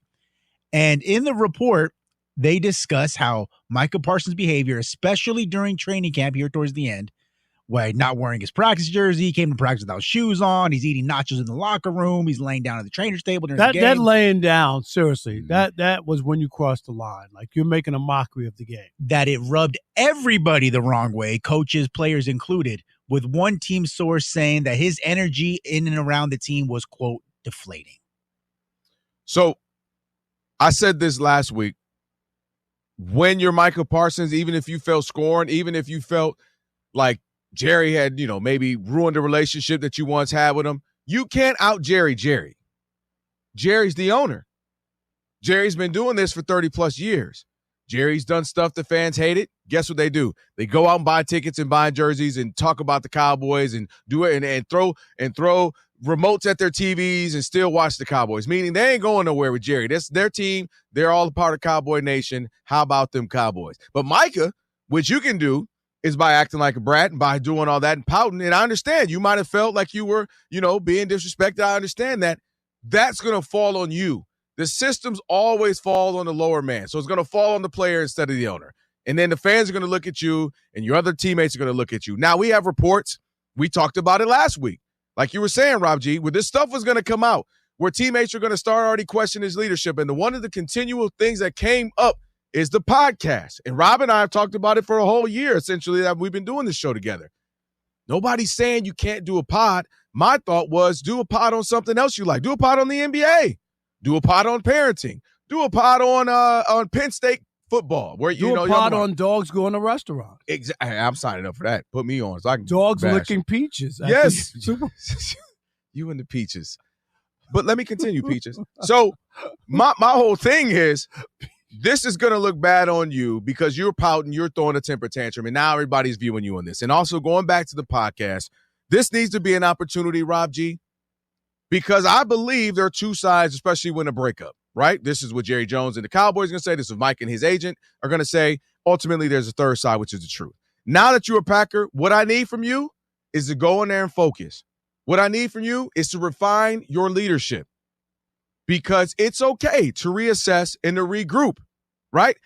Some of what if everybody's calling you crazy, Rob, what would it might be? That you're crazy. Meaning if a lot of people are questioning your leadership, a lot of people didn't like this, a lot of your own teammates went to coaches and said, man, we don't know, this guy's getting out of control, especially with the podcast, putting accountability on everybody else but him. These guys suck. The coaches suck. We got to do that. Now he has an opportunity to reset. And to me, I look at this as don't go there doing the same, being the same, because a lot of people question you when you change. Oh, you done went to Green Bay, now you changed? You let Jerry Jones punk you, now you change? No, I'm refining my leadership. I'm changing who I am a bit. I'm tweaking how I go about my business. And one of the things I would advise them is the same thing we've talked about is with the podcast. Make it a thing of the podcast. Put it in your past. Pod, instead of podcast, pod can't. Okay, I can't do it anymore. Podcast away. Put it away. And the reason I say that is because nothing good comes out of it and you don't have to do it. And now you don't want to create an atmosphere in a new place where they've had stability. You're the new guy where you start to ruffle feathers. All right, let me ask you this. Yes. You're Green Bay. Okay. Do you say, please, no podcast. Do you know what I mean? Do you? I believe as the new organization. Yeah. Hey, Micah, we love you. We just gave you this money, all this. We just want to be focused during the football season, please. I don't think We'd they. rather I don't you think not. they do that because I don't. Why think not? I because think you don't- set the because tone I there. think they do overt suggestion, overt jokes. Oh, see, all right, Micah, come in here. You putting me on your pod like you're Matt LaFleur, like ha ha, wink wink, mother lover. Don't put me on there. But my thing is, why should you be afraid to tell somebody who you're employed, who you want their full focus to be, and say, here in Green Bay, that's a great Micah, nobody has a podcast. This is not. Can I this tell is you not why? directed at you. Here in Green Bay, we want football to be that focus for the next 6 months, and this is what we're all This doing. is the That- era that's- of player empowerment and also just employee empowerment. And there are things that used to be that you didn't do, that maybe you didn't post on your social media, maybe it was too risque, and now an employer can't come to you. No, but because they're gonna be like, well, I can't wear that. I can't. Who are you? Are you putting me in? No, what are you can't. And okay, good luck in 2025. But my only problem is the issue in Dallas wasn't you weren't defensive player of the year. Mm-hmm. Your defense wasn't ranked number 1. They weren't giving up 40 pieces, in games that you played in and all that. And you go on your podcast saying you did I did my job. I don't know what you want me to do kind of thing, which is basically implying that everybody else didn't do their job. I'm just saying, if I'm Matt LaFleur, I have that conversation, and maybe they did before they even got there, to say, we really want you, and we've shown we gave up 2 first-round picks, a all the money, Pro Bowl, and all the money, 188, okay? $136 guaranteed. You know what I mean? Yeah, I think you want to have that conversation. I think you're scared to force him. Like, if you don't do this. No, I or didn't if you say do I this. don't want it like but that. I absolutely believe you suggest, you imply, and I think you hope. If you're David Mulugheta, his agent, I think if you're his agent, you say, hey, man, part of this is always marketing, brand, and focusing. Let's use this as a chance to rebrand what Micah can be. Let's use this as a chance to change the perception of you. Let's go in here, be locked in, laser focused, and now we can, kind of bring that to the new Micah in Green Bay. And let's not forget, the Athletic reported in February that the Jets told Aaron Rodgers that he wouldn't be welcome back with the team if he continued to do McAfee show. Like, they just were like, we don't want this.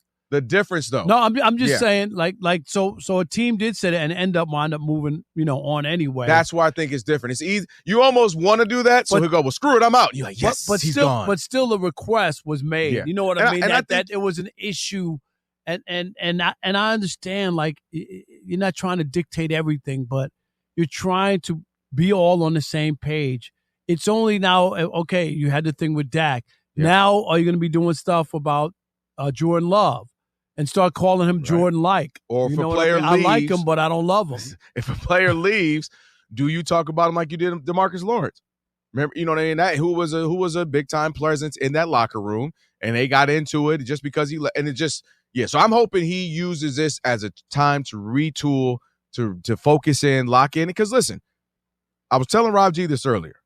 Kobe Bryant, not the last when he was beat down and broken, right? But that years where they were making their championship runs and competing 3 back to back, going to the finals, winning 2 out of 3. That run, he had to refine himself as a leader. Socking Samaki Walker on the plane wasn't it. Yelling at everybody all the time wasn't it. He had to get some better talent for sure, but he also had to. These are his own words. He had to find ways to lead better. You read Phil Jackson's book. Between Kobe, MJ, I had to teach them and work with them on leadership. And my whole point is, this is that phase. He's 26. You've already been all pro. You've been all that. How about now we lock in and focus to be that guy the next 6 years, that kind of leader, that being that guy in the locker room. Because you don't want that to be your thing.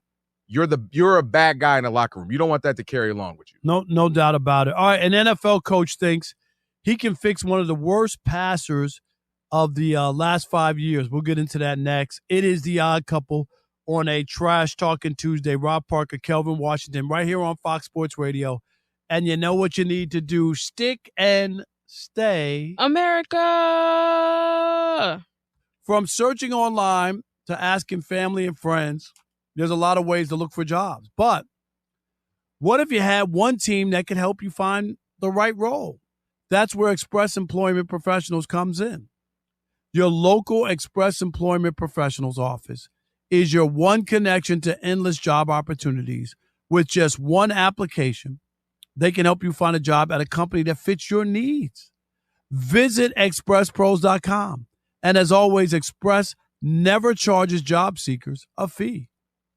Express knows when companies are hiring, offers benefits and competitive pay, and in just one interview, they are prepared to present you to multiple companies that fit your needs. Go to expresspros.com to get started there, right there. Find your nearest locations and discover for yourself what it's like to have the support in your job search. You can also start your job search through Express Jobs app. Download it today and search jobs, apply, and contact your local Express team.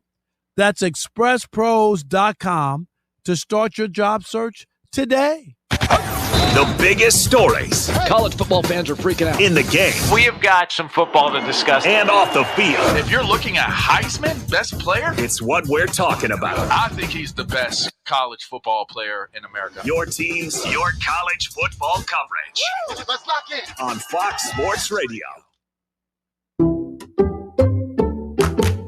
You like saving money, right?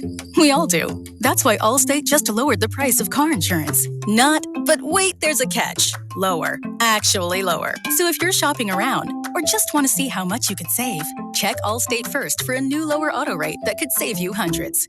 You're in good hands with Allstate. Not available in every state. Only applicable for new auto insurance business. Rates will vary by several factors, including how you purchase the policy. Potential savings vary. Allstate North American Insurance Company and Affiliates, Northbrook, Illinois. All right, gentlemen, this is Emmett Smith on behalf of The Pen, and I've got the perfect play. Run straight to your doctor's office for a life-changing catch. Because when prostate cancer is caught early, it's up to 99% treatable, and one blood test might be all it takes. And now through November, The Pen is donating to the Prostate Cancer Foundation for select purchases. Talk about a great play. From September 1st to November 30th, Depend is donating 25 cents to the Prostate Cancer Foundation for Depend Shields Guards Real Fit products purchased in the U.S. up to a maximum of $300,000 or in Mississippi. This is a real good story about Drew, a real United Airlines customer. After almost 4 years of treatments, I was finally cancer-free. My mom's like, where do you want to go to celebrate? I'm like, let's go somewhere tropical. And then pilot hopped on the intercom and started talking about me, and I was like, what is going on here? My wife beat cancer too, and I wanted to celebrate his special moment. That's Bill, a real United pilot. We brought him drinks and donuts. We all signed a card. I was smiling ear to ear. Best flight ever for sure. That's how good leads the way. When your name's on the paint job, your primer better hold up. Painters trust Kills primers for serious adhesion, stain blocking, and a finish that lasts. Now, the full Kills lineup is available exclusively at the Home Depot. Need it fast? Get same day or next day delivery, or order online and pick it up in store. Kills primers, pro results, faster. The Home Depot. If you're a pro, you know. Two pros and a cup of Joe. They're extremely talented. Putting the more in mornings. Can you feel the power? Jonas Knox. Fired up. LeVar Arrington. Hear the roar. And Brady Quinn. Some dudes just go about their business. That's the crew. It's Two Pros and a Cup of Joe. Listen every weekday at 6 a.m. Eastern, 3 a.m. Pacific. Yeah. Oh, man. Get more out of your mornings on Fox Sports Radio. I like the morning show. They're really funny in the morning. This is the show that has Two Pros and a Cup of Joe. Who is Joe? LeVar Arrington, Brady Quinn, and Jonas Knox. LeVar, you mentioned the David Mulugheta aspect of all this. Jerry Jones did discuss that yesterday. From everything I've heard from people that know him, he's not that fragile. And let me tell you something, you can't do this stuff, you can't do business like this and be around this and be fragile. I'm not. I would think that with his background and what have you, he's very professional and is very willing to keep his eye on the ball and not get caught up in a lot of the other emotion or things that go on. Andrew Brand. He just delivered that man the highest non-quarterback paying contract in the history of the game. You know, it's he has delivered once again. You know what's funny is Andrew Brandt, who worked with the Packers for a long time, he was on social media, and basically he sort of cuts all the crap out and will predict or explain what a contract actually means. And him and Brady, I think, and this is not ball washing Brady, but they do it. They make complex contracts very simple to understand. Like, there's a lot of numbers in there. Here's what it actually means. And Andrew Brandt pointed out yesterday, guessing 3 years, $120 million, with the rest of it being fluff. Not that there's anything wrong with that. David Mulugeta responded, "Go investigate and let me know what you find. #fluffless." So he's feeling himself. Like he's hey, bruh, it's like, 47 a year. He's incapable of being fluffed. To get the rest of LeVar Arrington, Brady Quinn, and Jonas Knox, podcast by searching Two Pros and a Cup of Joe. Listen to Two Pros and a Cup of Joe weekdays from 6 a.m. Eastern, 3 a.m. Pacific on Fox Sports Radio. They do sports. He like football. They do life, but mostly they do themselves. Podcast and radio, no one's got anything to talk about, but I do. Steve Covino. There's a spring in my step and nickel in my pocket. Rich Davis. Fred Savage, Ben Savage, and Macho Man Randy Savage. Your afternoon pick-me-up. It's not a show, it's a lifestyle. It's Covino and Rich. Weekdays at 5 p.m. Eastern, 2 p.m. Pacific on Fox Sports Radio. You listen at all hours of the day. We're live and local in your eardrums. Yeah. You even have your favorites. I'm always listening to the show. Some of you even like to express your love through a tweet from Drew, or a call. I think you guys do an incredible job. It's a great thing. You guys do a good job. Y'all are killing it on Fox Sports Radio. There are so many reasons why you listen to us. And for that, we say thank you. Thanks so much. Thank you for all the love you continue to show us. This is Fox Sports Radio. To find FS1 on your television, go to foxsports.com for details. Go! Check them out.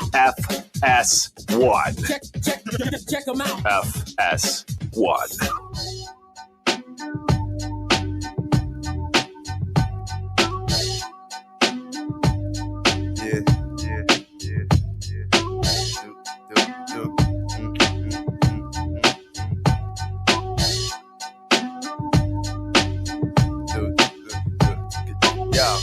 I never knew a la like this. Gotta be something. Fox Sports Radio, it is the Odd Couple. Rob Parker, Kelvin Washington, Trash Talking Tuesday.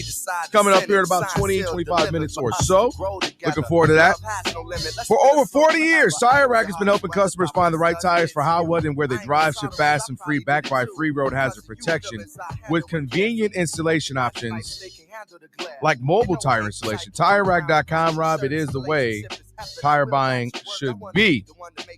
Also, you got achy knees, stiff back, joints not cooperating. Some days your body is just like, nope. And on those days, luckily there's Aleve. With just one pill, Aleve provides up to 12 hours of pain relief so you can keep it moving. Use as directed.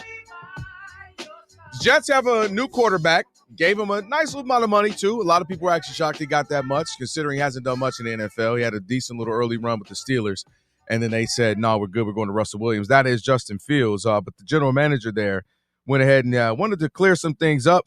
People who got all the reports during the offseason that he wasn't playing well, that he looked like, he was struggling out there. Obviously, a little bit of preseason action we saw, he was not great as well. So folks were mad about that and saying, he doesn't look great. But their general manager, Darren Moogie, was talking about the fact that, look, he said, listen, man, I do believe Justin can be one of those guys I've seen progress during this camp and look forward to seeing the progress throughout the season as they come together. And then he went on to say that he could be one of those guys like a Sam Darnold or a Baker Mayfield, a redemption story like those guys. And I say, heck no, it ain't possible. It ain't happening, Captain, with the Jets.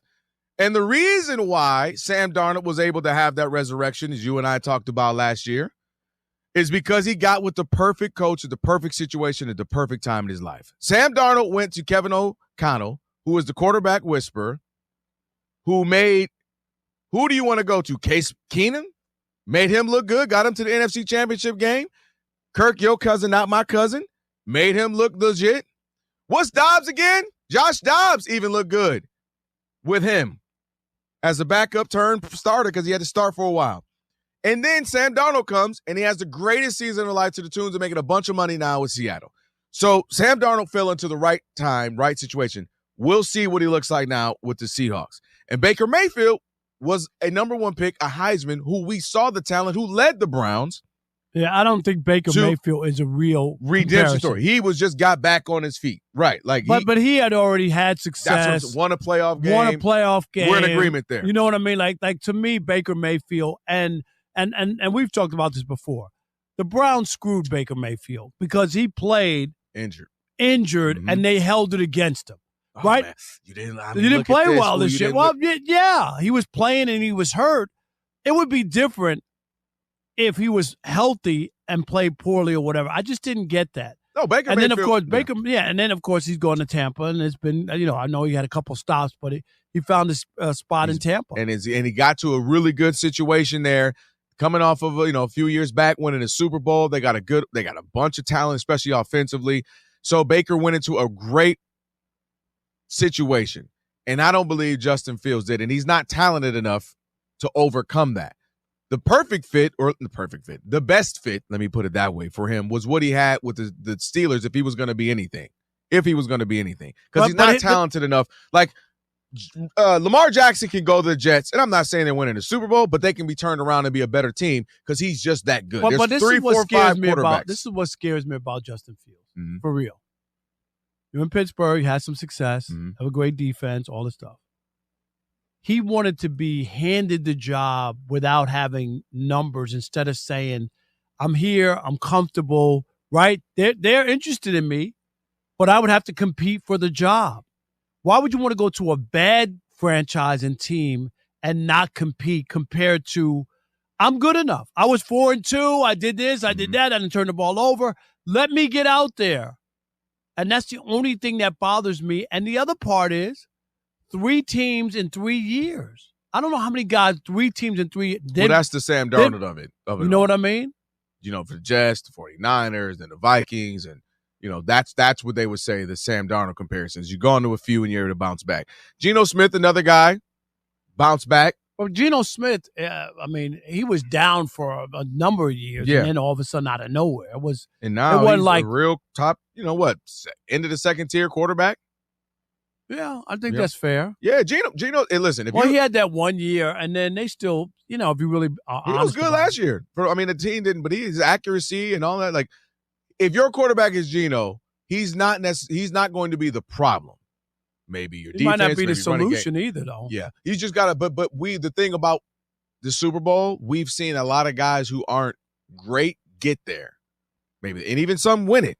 Well, when's the last time? You got to have a great defense or something else. Because Rex Grossman had a gross career outside of that Super Bowl, run. And that was like one of the worst Super Bowls. Do you remember? I was there in Miami too. It rained. Not at the game, but I went down to Miami to hang out. It would rain the entire game. 100%. Remember, it was like one of the worst games I ever watched. It never felt good. It never felt interesting. What was the final score? 14-7 or something? It was like a 17. Look that up. It was a terrible. It wasn't like game. Peyton was lighting it up and going crazy. It just wasn't. Peyton don't really have to be as great as he is, like amazing Super Bowl. It was at 29-17 and with that many points. Wow, it didn't feel like that to me. Peyton, I just remember it not being a good game. It wasn't that great. Devin Hester was the best part, right off the gate. Then he returned a kick. That was the highlight of the game. Was Devin Hester right there? I had a great Miami story though down there, sneaking into parties. Did you? Oh yeah. Write that down, Rob G. I'll tell you that story. We'll get to that. Yeah. Yeah, I'm gonna tell you that story. Hilarious. Sneaking in back in the day. All right, down in Miami. Let's throw out the number. Get ready for trash talking, right? Yeah, 877-99 on Fox. 877-99 on Fox. No chance to trash. How long are we going to give them, Rob? 30, 40 seconds, and we will not interrupt you. Say whatever you want. We're all in for it. Even if you want to trash Kelvin or hurry him, get to Rob. Maybe me. Maybe. You're not going to try. I've been gone for too long. They're going to. Yeah, that's true. You got love for me that's now, true. right? Because you know you missed something that's not there. That's true. I'm trying to think, though. What'd you say today? Did you say anything crazy today? Let me think. Yesterday, anything? They might want to trash something you said in the last 48 hours. Well, quickly, guys, before you get to Steve DeSager and what's trending, the reason why you think that Colts-Bears Super Bowl was so bad, tell us. The scoring was fine, right? 29-17 is not bad. No. There were 8 turnovers in that game. Okay. Well, there you have it. There you go. I knew Okay, there was something that made the game because I was like, I remember that as being a bad crazy football game. And usually 8 turnovers are more scoring than that. You know what I mean? Because it led to maybe some pick six, pick up a fumble, return it, or just a bunch of other stuff. That one wasn't great. All right, Andrew Jones, like you said, Rob, not that one. Not that one, exactly. Publisher and leader, writer of Tar Heel Illustrated. Going to tell us a little bit more about Chapel Hill Bill, which was not a thrill at all. We'll talk about that in just a little moment. Right now, Steve DeSager. Go get us set on what's trending. Hey, Steve. Hey there. Ohio State is number 1 in the new college football polls. Penn State is still number 2. LSU up to number 3 in AP. The New England Patriots say wide receiver Stephon Diggs will play Sunday against the Raiders after last year's torn ACL. Buffalo is signing wide receiver Gabe Davis to its practice squad after his knee injury last season. Browns running back Pierre Strong was waived from injured reserve. Veteran and wideout Robert Woods was granted his release from the Steelers practice squad. The Texans gave backup quarterback Davis Mills a 1-year extension. The Giants listed rookie quarterback Jackson Dart as their backup to Russell Wilson. Jameis Winston is listed as third string. The Bucs gave tackle Luke Gedeke a 4-year extension. Chargers running back Najee Harris practiced fully after a July 4th eye injury. The Chargers opener is in Brazil Friday night against the Chiefs. Kansas City wide receiver Hollywood Brown practiced fully today after an ankle injury. The NFL's regular season opener is this Thursday. Dallas at Philadelphia. Philly backup quarterback Tanner McKee missed practice today with a thumb injury. Number 4 seed Jessica Pegula won her quarterfinal at the U.S. Open. Next, she'll face number 1 Arina Sabalenka, who advanced when her opponent withdrew with a knee injury. As for Major League Baseball, the Dodgers gave up 4 runs in the first inning. It's now LA 4, Pirates 4 in the bottom of the 6th. Shohei Ohtani with his 46th home run of the season. The Mets are up 8-2 at Detroit in the top of the 7th inning. The Toronto Blue Jays got 4 runs in the first and 4 in the second at Cincinnati. It's an all-bullpen game for the Reds because their starter, Nick Lodolo, was scratched due to illness. The lead for Toronto now 10-8 at Cincinnati in the bottom of the 8th. The Reds are only 4 games out of the last NL wildcard behind the Mets. San Francisco 5 back. The Giants are about to get underway at Colorado. San Francisco's won 8 of its last 9. Also, it's the Red Sox 7, Guardians 7 at the 7th inning stretch. All-star Garrett Crochet was the Boston starter, 14-5 this year, but he allowed 4 home runs in his 6 innings and was charged with all 7 runs. Rays still lead the Mariners 2-0 in the top of the 4th inning. Royals 1-0 in the 4th over the Angels. Cubs are out to a 3-0 lead against the Braves in the bottom of the 3rd. Yankees scoreless at Houston in the 2nd. Back to you. All right. Thank you so much, Steve. Appreciate it. It's the Odd Couple, Rob and Kelvin on a Trash Talking Tuesday. Already lined up for that. We'll get to that in just a little bit. Right now, we are joined by Andrew Jones, publisher and leader, writer of Tar Heel Illustrated, Heel247 on X. Andrew, what's up, man? Thanks for joining us. What's happening? Hey, guys. Appreciate you having me on. After that performance last night, should be Tar and Feathered Illustrated, because that's what they should have done to Bill Belichick after that. Are you kidding me, Andrew? Like, you didn't expect that, did you? I thought they were going to lose, but I didn't expect that. And I was just thinking when I was waiting on hold for you guys, they gave us little access, and they were very secretive throughout the month of August. I'm kind of wondering why they were so secretive. Maybe they would have been better off letting us see how bad they were, putting it out there, and maybe TCU would have been a little overconfident. Of course, I'm joking, right? But the point is, this is a program that has come in and sort of carried themselves as if they will be the 33rd NFL team. They have not been very open with the media. So we really got our first healthy look at them last night, and it was the height of disgrace. It was one of the worst performances I've seen from the North Carolina football team, and I've been covering them in various capacities for 30 years, and there's a lot of bad to compare it to, and that was about as bad as it gets last night. Why? Why was it so bad in the sense of, I mean, they couldn't complete a pass for 2 hours, or they couldn't stop him either. Let me ask you this. Let me start this. Let me back this up. Yeah. What is the realistic thing that people expect to happen here? Because I've never bought that he's going to be there for the long haul to turn a program around. So then, therefore, what are we doing? This was about his son. Is it just passing it down to his son? No, everything thing I've talked to people off the record in the athletic department, and some of whom may not be total buyers into this whole deal. They do say that he's clenched in, that he wants to prove this can work, and it's not really about his son. But of course, when he was hired, the narrative was, behind the scenes, it had nothing to do with his son. Of course, his son was hired 10 days later. Right. So you never really know. But I do think that he is enjoying himself, or at least he was until about 24 hours ago. And he is intrigued by the idea of showing people that he could get it done. I think he's a little stung by the way people articulate the last few years of the Patriots and maybe giving Brady more credit than him. And he figures if he can prove it at a basketball school, then, well, hell, you got to put him on Mount Rushmore of one. I do think there's motivation there. But really, he learned a lesson last night. He learned a lesson that college football is different.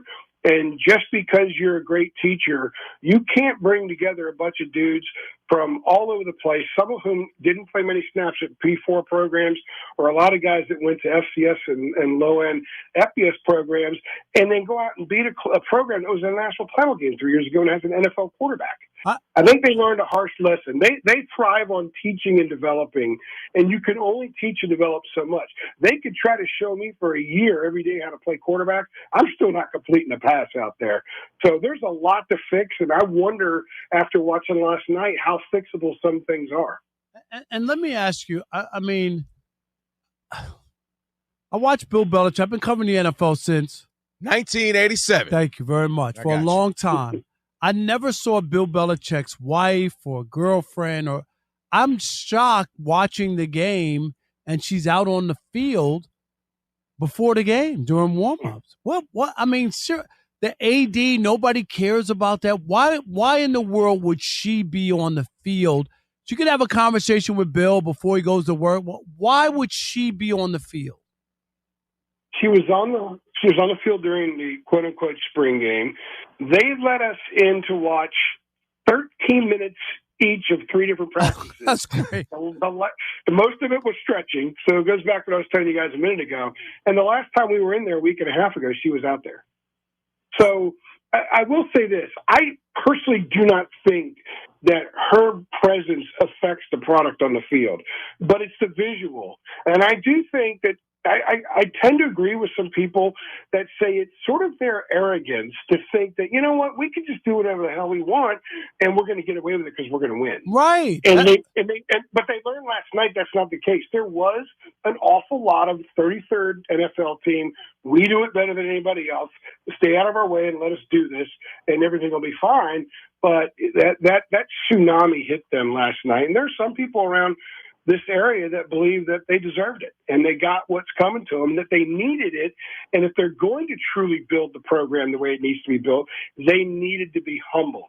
And they were clearly humbled last night. I'm in agreement with that. That was a humbling. And you could say no matter what they had done and all that, there's no way you could just shake that off. They got embarrassed. Because my thing was, Rob, they can't be bad on everything. You can't be bad at special teams, defense, offense. All right, one thing, okay, offense wasn't going, but dang it, we played some good defense. It was nothing. Andrew Jones is our guest, publisher and lead writer of the Tar Heel Illustrated. Andrew, I'll go to this one.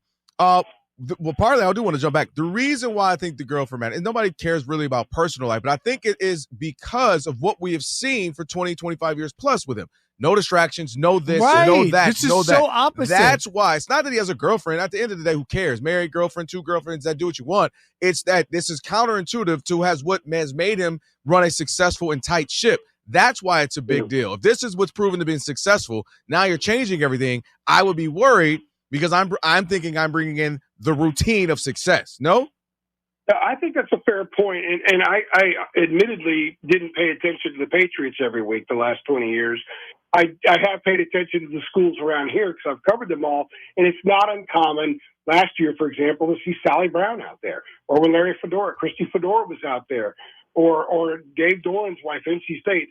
That's kind of a normal thing, and we don't view it as a distraction. So I think when people see her around, they're trying really hard to respect the fact that that's his significant other, and let's not judge. I do think a lot of people are trying hard to avoid it because it's kind of a taboo topic, and it's sort of a topic around here that we've already had. We've already had that discussion a long time ago, and you really don't bring it up, even in media circles. The only thing people bring up in media circles is what she's wearing, to be perfectly honest with you. And I guess that's part of the sense of humor aspect of this, but I guess I can see what you're saying because I don't know his past as far as women on the field. Nah, I've never seen it. More so even just the women. Yeah, it's more so like if this had become a distraction historically, he would nip it in the bud. You know what I mean? Like, are we going to check? But that's more to me. It's not the girlfriend end. It's just that he was so huge on no distract. I couldn't even answer a question. We're on to Cincinnati. And that now if this is a big deal, you would think all right, let's switch it up a little bit because it's becoming a distraction. Go ahead. All right, last thing. Go ahead. Maybe hold on real fast. I think the lack of awareness it could be something to hit on, and maybe we saw that in a lack of preparation because the lack of awareness is that she's out there when we're at practice. The lack of awareness is she's down there. I'm looking down for the press box. There she is. I was really surprised to see her, knowing that the whole world's watching. There's almost, and one of my friends told me this, texted me last night. Are they flaunting her, or who are they trying to mock with this? And I thought that was an interesting take because as a guy who's around the program every day and covers it, I'm focusing on football. Right. But maybe there is something to this, impacting how he prepares and how much time he dedicates. Yeah. All right. Well, hey, you know what, Andrew, man, we appreciate your time. Andrew Jones, follow him, Heel247 on X. Thank you, Andrew. Appreciate it. No doubt. All right. Up next, Rob, it is time for Trash Talking Tuesday. That's right. 877-99 on Fox if you want to get in. That's your chance to do so. That is the number. Hit us up. It's the Odd Couple. He's Rob. I'm Kelvin, Fox Sports Radio. Check this out. Miss a second of today's show? Well, good news. Right after the show, the podcast will be up. How cool is that? Just search The Odd Couple with Rob Parker and Kelvin Washington wherever you get your podcasts. And be sure to follow, rate, and review it. Check it out. Again, just search The Odd Couple wherever you get your podcasts. I can't wait to hear this.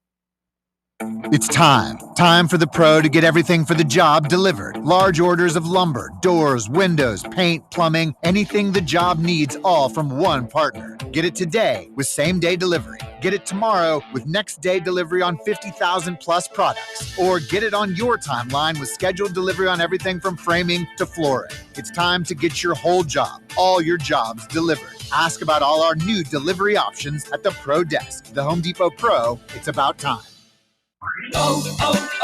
O'Reilly. Protect your vehicle's engine with Syntec and O'Reilly Auto Parts. Syntec Premium Full Synthetic Motor Oil is formulated for today's engines. Right now, get 5 quarts of Syntec Full Synthetic and a MicroGuard Select Oil Filter for just $32.99. Plus, receive 2 times O Rewards points. Limits apply. Choose Syntec exclusively at O'Reilly Auto Parts. O'Reilly Auto Parts. And now, there are some shows you don't want to miss. Anyway, it's a big story. And there are some shows you can't miss. Yes! This is Covino and Rich. Rich is the guy. I don't know if everybody has a guy like this. He's one of two things. He's a guy that calls you with something that could have been texted. Like, that's what he called me for? He could have texted me that. That's always a weird feeling. But he's also the guy that calls you and calls you and calls you, right? Let's say you missed a call. You call him back, and then he rushes you off the phone. It's like, you were the one calling me. Now you're rushing me off the phone. True story. It's the weirdest thing. Spot, have you noticed that? It's a weird, noticeable personality trait. I noticed that. It's like, why are you rushing me off the phone when you're the one that called me up? Probably called you when I had like a question or a reason to call you. Not anymore. Well, Hunter Renfrow in the news because he missed an important phone call. No, not one. 10 important phone calls. Fact, yeah. The story goes like this. Hunter Renfrow, as you know, he got cut by the Carolina Panthers. He did. Trying to make a big comeback. He missed all of last year. So I'm not even there yet. This is the guy that was a star for your Raiders, Danny G. And then things just sort of went not so great for Hunter Renfrow. Yeah. Last year, ulcers, I believe, and other ailments. Yep. And before that, he ran into Josh McDaniels, unfortunately, was in that doghouse, had a couple of concussions. Tried to make his comeback and actually got cut by the Panthers.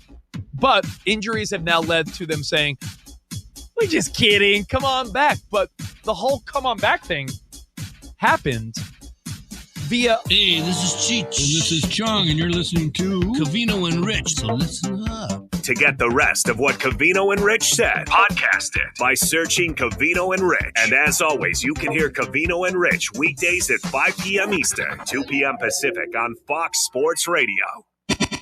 This is The Herd. Wow, wow, wow, wow, wow. With Colin Cowherd. Kevin Stefanski's a hell of a coach. Went to Penn.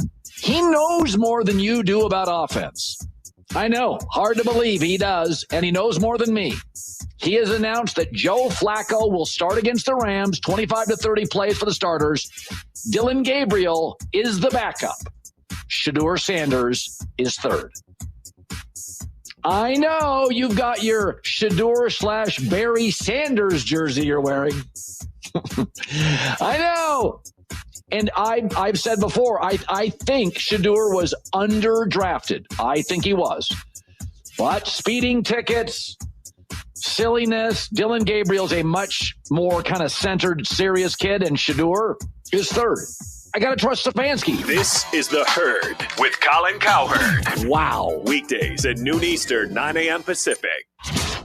Right now, The Dan Patrick Show. Dan Patrick. Jerry Jones, with a straight face, said that the team is actually better now. You're not better now. Not today. Kenny Clark is a good defensive tackle, but his best years are behind him. He went to 2 Pro Bowls. Okay. Yeah, we got to stop the run. You know, you got to stop the pass as well. You had one of the worst defenses. It's not just, hey, we're stopping the run, but boy, they're putting up a lot of yards on us through the air. Micah Parsons is a game changer. He wrecks games. The only way you would be better is if Micah Parsons doesn't play for Green Bay, he's banged up, or doesn't play well. What are the odds of a guy who's 26 with a big chip on his shoulder now, and you got to live up to that contract, going to underproduce? The Dan Patrick Show. Dan and the Danettes and you. Weekdays, 9 a.m. Eastern, 6 Pacific on Fox Sports Radio. Did you know that we have original podcasts too? Check out Overpromised with Covino and Rich. We'll see you in the overpromised land. Or Inside the Parker with Rob Parker for you threadheads. Baseball. The I Want Your Flex podcast with Dan Beyer and Mike Harmon for fantasy junkies. And What About Everything Up on Game presents offers. Want more Ben Maller? How about the Fifth Hour podcast? We have a podcast for everyone, and it's all on the iHeartRadio app or wherever you get your podcasts. FS1. Call your friends and ask how they doing. To find FS1 on your television, go to foxsports.com for details. Boom. Trust your eyes. FS1. This ain't been about critics, not about gimmicks, not about who the greatest. It's always been about love and hate. Now let me say I'm the biggest hater. I hate the way that you walk, the way that you talk. I hate the way that you dress. I hate the way that you sneak this. If I catch flight, it's gonna be direct. We hate the you.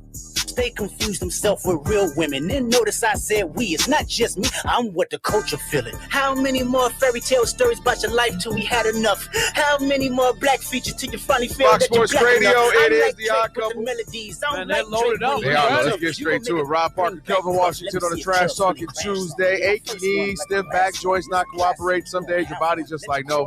On those days, luckily there's Aleve. With just one pill, Aleve provides up to 12 hours of pain relief so you can keep moving, use as directed. Also, for over 40 years, Tire Rack has been helping customers find the right tires for how, what, and where they drive, ship fast and free, backed by free road hazard protection with convenient installation options like mobile tire installation. TireRack.com, the way tire buying should be. It's on now for Trash Talking Tuesday. Don't you ever talk about me. It's Trash Talking Tuesday. It's your teeth, Reggie. I don't know whether to smile at you or kick a field goal, man. All right, Kelvin, All right, you ready to go? Let's do it. Darius in Seattle, you're on the Odd Couple Fox Sports Radio. Who you trashing, Darius? Okay, so I want to trash talk any and every talking head who has gone against what the Giants are doing with Russell Wilson. I've been a staunch defender of Russell, and I'm going to continue to defend the guy. He deserves it.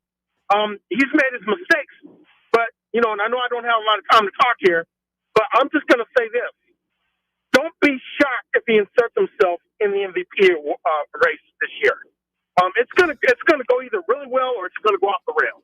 One of the two, and I'll take it off air. All right. We don't comment on that, we so don't. we'll just My let you go headphones with were tripping, that. though, because I thought I heard him say something crazy. Yeah, he did. Tim. Can I trash talk him? No. Chili Tim in Atlanta. You're on the Odd Couple Fox Sports Radio. Who you trashing, Chili? Who y'all think I'm trashing? I'm trashing my Tar Heels. That was a spectacle last night of utter proportions. Man, I was so disappointed. I mean, we roll out LT, we roll out MJ, Julius Peppers, Mia Hamm. I'm like, damn, y'all, we never experienced greatness before. We've had great legendary coaches. We've had Dean Smith, Roy Williams, and by the way, they knew when it was time to leave. Come on, guys. Having Game Day, ESPN, all that. We were embarrassed on national TV. We're better than that, and we got to do better. Let's get Belichick, Freddie, instead of Freddie Kitchens, Freddie Bathroom. Get them all out of there, man, because I'm tired of it. They got to go. All right. He ain't playing around. No doubt. That's funny. How about D in Rockford, Illinois? You're on the Odd Couple Fox Sports Radio. Hey, D, who you trashing? D? Thank you for taking the call. I'm going to go ahead and trash the first caller since you guys can't. Just go ahead and put him on the ban list. Mary, I think, is on the ones and twos. You can go ahead and block him. The other person I'm going to go ahead and trash talk is Micah Parsons, man. 20 sacks, 20-plus sacks versus bad teams. That includes Washington, Panthers, the Giants, and if you want to add the Eagles in there, he's done pretty well, but he's got 5 there. So that's over half of his sacks out of the 52 in his 4 years, only against 4 teams. Not to mention the Packers loss, which ironically he had 0 sacks and 0 tackles. His tackles total really only come versus the bad teams in and of themselves. If you track the stats, they go hand in hand with his total tackles. So if he's not getting sacks, he's not doing anything anyway. He's a front runner. His teammates complain about him. And lastly, his mouth. Oh my God, his mouth. There's a reason why Eagles beat them 41-14, I think it was. It's because his mouth keeps running and running and running. And then after the game, he wants to say it was just 5 plays that made the difference. My goodness. Trash and Michael Parsons, thanks for the call. No All doubt. right, he's All right, thorough. D. Let me tell you who jersey he ain't buying. How about Orlando and El Paso? You're on the Odd Couple Fox Too Sports many Radio. cities, man. Orlando, who you trashing? I'm trashing Cowboys fans because they have let themselves get gaslighted by Jerry Jones, saying that this makes us better today. The last time the Cowboys won a Super Bowl, people thought OG was innocent and Windows 95 was the future. Give me a break. This is ridiculous. I mean, him saying that we're good now, that we're going to good now, no, man. Unless these 2 first-round picks become future Hall of Famers, I thought this was going to end well for the Cowboys. What they should have gotten rid of was Dak, flat out. That contract is a nightmare. His play is a nightmare. And you said it, Rob. You said it. You said you're more a fan of the unknown than the known. We know what Dak Prescott is and isn't, okay? We know that. No doubt. All right. Thanks for the call. Appreciate it, man. That's what I did bring that up. Yeah. Like sometimes I am. How about Leo in New York City? You're on the Odd Couple Fox Sports Radio. Who you trashing, Leo? Camera on me. You don't want to make an enemy out of me. I'm trashing Kevin Washington and anybody who had anything to do with the show for the last couple of weeks, except Muncie and my sister Mary. I mean, I'll come to the show and I will listen to 6 straight hours of the Jason Smith and Mike Harmon show because that's the only show that gives you a phone number and never take any calls. I mean, it got so bad we had to listen to a segment called Ain't Nobody Got Time for That. Yes, Kevin, we didn't have time for that segment. No, I want to listen to the callers like Ojita Chili Team or Drew in New Jersey, Andre in Massachusetts, Ken in California, my personal favorite. Even we didn't have last call. We had Kelvin giving us one last take to bless us like the pastor after service on Sunday.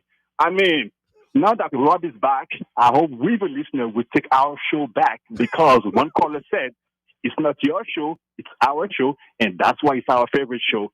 Shout out to him. I'm out. There you go, Leo. There you have it, Laid Leo. it down. Y'all changed the show when I was gone. I told you. What did I tell you earlier? You changed the show when I'm there. I told you. They don't be one to take off. I told you, man. All right, hey, real quick, Jeremy in Long Beach, you're on the Odd Couple Fox Sports Radio. Who you trashing, Jeremy? Man, I can go down the pipeline and go down all kind of angles with Michael Irvin, with Jerry Jones. Man, but I'm trashing the Odd Couple, man. I'm trashing Rob for saying what he said, disrespecting the great Cedric Cornbread Maxwell, calling him the greatest power waver in history. You was talking about ML Carr, and with that, I'm paying attention to everything y'all say. Put some respect on Cornbread. ML's the greatest waiver of all time, and I'm out. It was ML Carr. It was absolutely ML Carr. I always do that. I don't know why. Said You're was a former MVP in the finals. No, we got to put a little respect on Said. You know what? That's fair. Yeah. ML we ain't Carr. getting they won that team together, though. I always remember, right? That's what happens. 2 6'8", 10 brothers. You just mixed them up. Well, especially in Boston. I was supposed to tell you. That was ML Carr. Thank you. You weren't supposed to call me out on that. I couldn't remember. I was like, no, that ain't him. It was the older looking brother. Well, ML Carr had to have been probably 32, 33. Then he looked 66 on the team. Something like that. All right, man. That was a spirited round there. See, I blame Rob G on that one. When I got smoked, lad, you laughing in there, Rob G. I blame you. See, they roasted you. Don't change the show when I'm gone. What are you doing? I'm blaming Rob G. Rob G, how much time I got married to trash somebody? I'm trashing Rob G. We don't need cars. Yeah, I don't need cars. I say that's what the show do, Rob G. Now they trashing me.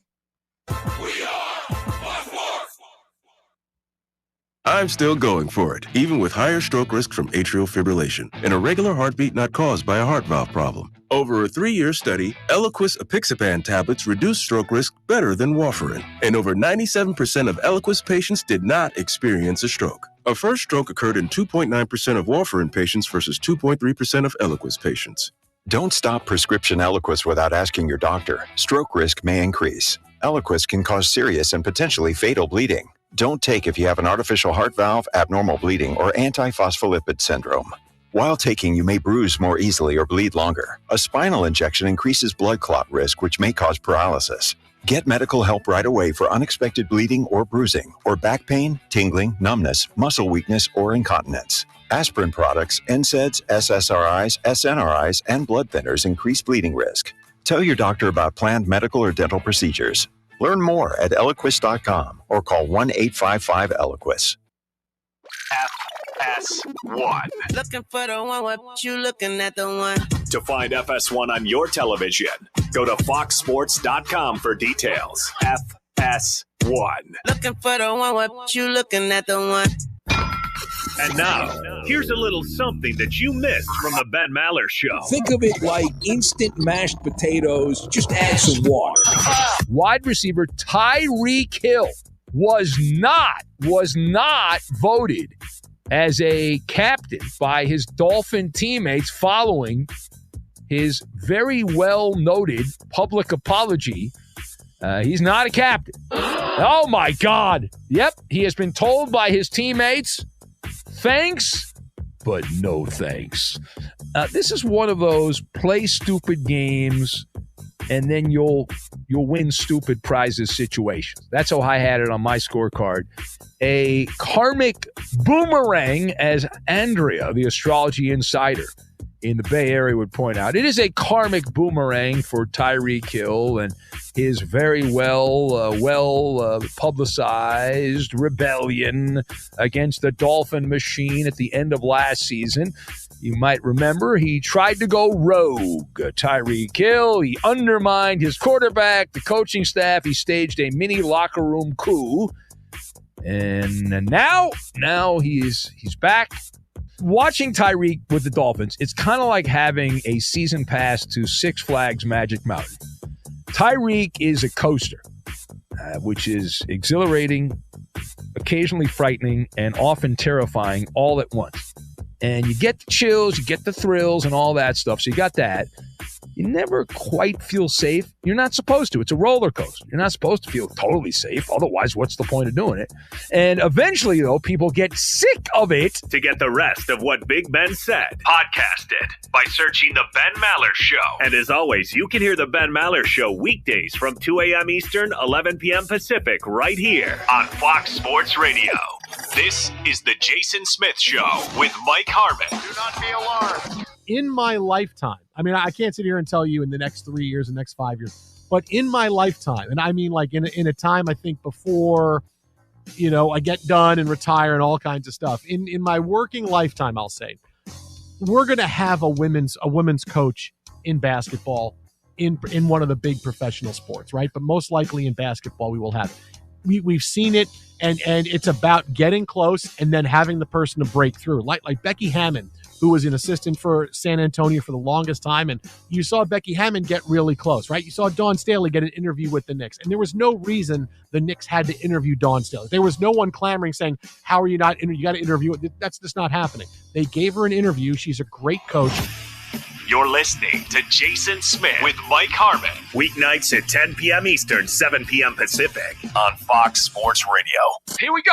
Ben Maller, the late night wordsmith. We speak fluent emoji. Ben Maller, holding the sports world accountable. They went out there like a toy poodle with fleas, is how they played in that game.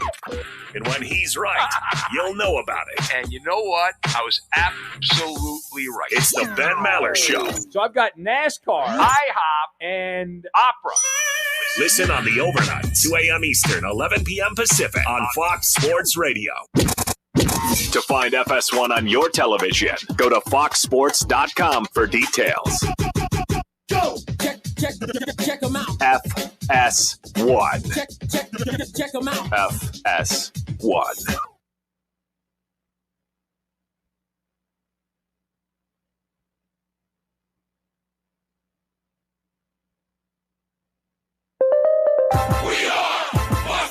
And here's what you need to know. The San Francisco Giants have won 8 of their last 9 games. They are leading at Colorado tonight, 2-0 in the top of the first on a home run from Rafael Devers, who was then told by the starting pitcher Kyle Freeland, "Why are you stopping to admire your homer? Get running." Well, that caused the benches to empty. Eventually, after the umps sorted it out, the pitcher was kicked out. A couple of Giants teammates as well were kicked out, and Devers was told to finish rounding the bases.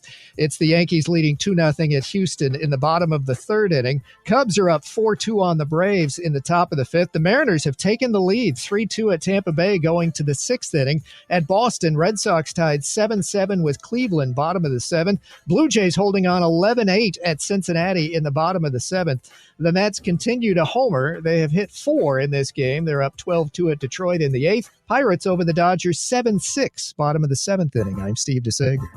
One guy is happily divorced. One guy is happily married. One guy gets called daddy by his 3 beautiful daughters. One guy gets called daddy after a credit card approval. One guy won a state high school basketball championship. One guy only covered a state high school basketball championship. One guy does voiceovers for fast food chains. One guy only eats fast food. Does this seem weird to anybody else? Crazy! Can this sports writer and this sports fan share a radio show without driving each other crazy? Now, live from the Fox Sports Radio studios, here's Fox Sports Radio's Odd Couple, Rob Parker and Calvin Washington.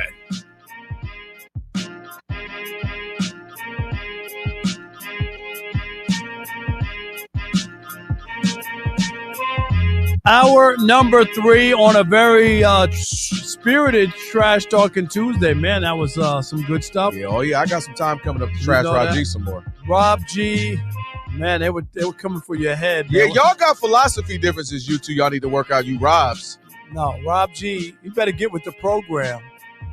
That's what I said when I saw yesterday's rundown. Like, man, y'all better get with the program. Just because I'm off don't mean the show is off. See, that's what I'm talking about. And here I am. What did I tell you today, Rob G? I said, man, I really like yesterday's show. I'm glad Rob's back. Didn't I say that? You didn't say that. See? All right. We need to hurry up and break your fast so we can go have this cheesecake and catch up. That's coming up in about a month, so we're going to do that. All right, it is the Odd Couple, Rob Parker, Kelvin Washington on the Trash Talking Tuesday. Excited to announce our brand new YouTube channel. We talked about it. That's right, for the show. The Odd Couple has its own YouTube channel. Just go to youtube.com/@oddcouplefsr. So go there, subscribe, and do all that stuff. We're excited about it. Also, for over 40 years, Tire Rack has been helping customers find the right tires for how, what, and where they drive. Shipped fast and free, backed by free road hazard protection, and with convenient installation options like the mobile tire installation where they come to your job or your house. Is pretty amazing. Convenient. TireRack.com, the way tire buying should be. Don't forget, coming up in about 27 minutes, Foul Affair with J.R. Gamble, of course, is the managing editor from MLBBro.com. And also we have a Last Call that's coming up as well. That's right. But I guess Leo want to be the last call too. Yes, that was interesting. Do you think people aren't listening? They listening. No, they listen. They're trying to get in. No doubt about it. But Rob G, the GOAT of the NFL quarterbacks, had some interesting stuff to say. Tom Brady talked? No. The real GOAT. The one who John Elway was talking? 4-0 in Super Bowls, 11 touchdowns, no picks, 3 MVPs in the Super Bowl. And guess what? What's that? He won 2 Super Bowls with Jerry Rice. He won 2 without Jerry Rice. And in 2 of the 4 Super Bowls, Rob G, he needed a touchdown to win the game, not a 58-yard field goal or something. Mm-hmm. He needed a touchdown to win and won 2 Super Bowls that way. It sounds like you like him almost as much as you like Eli Manning. Well, I mean, But you know they call Joe Montana Eli of the 80s. That's what they call him on the streets. Man, don't do that. Don't do that. I'm just playing. We love Joe Montana. Joe Montana, friend of the show. Joe Montana gave us a viral moment on the Odd Couple. He sure did. Shout out to Joe Montana. No, Joe, you know my theory. When I called Tom Brady the LOAT and I said it to Joe Montana. I've seen that. Am I right? That's a classic laugh.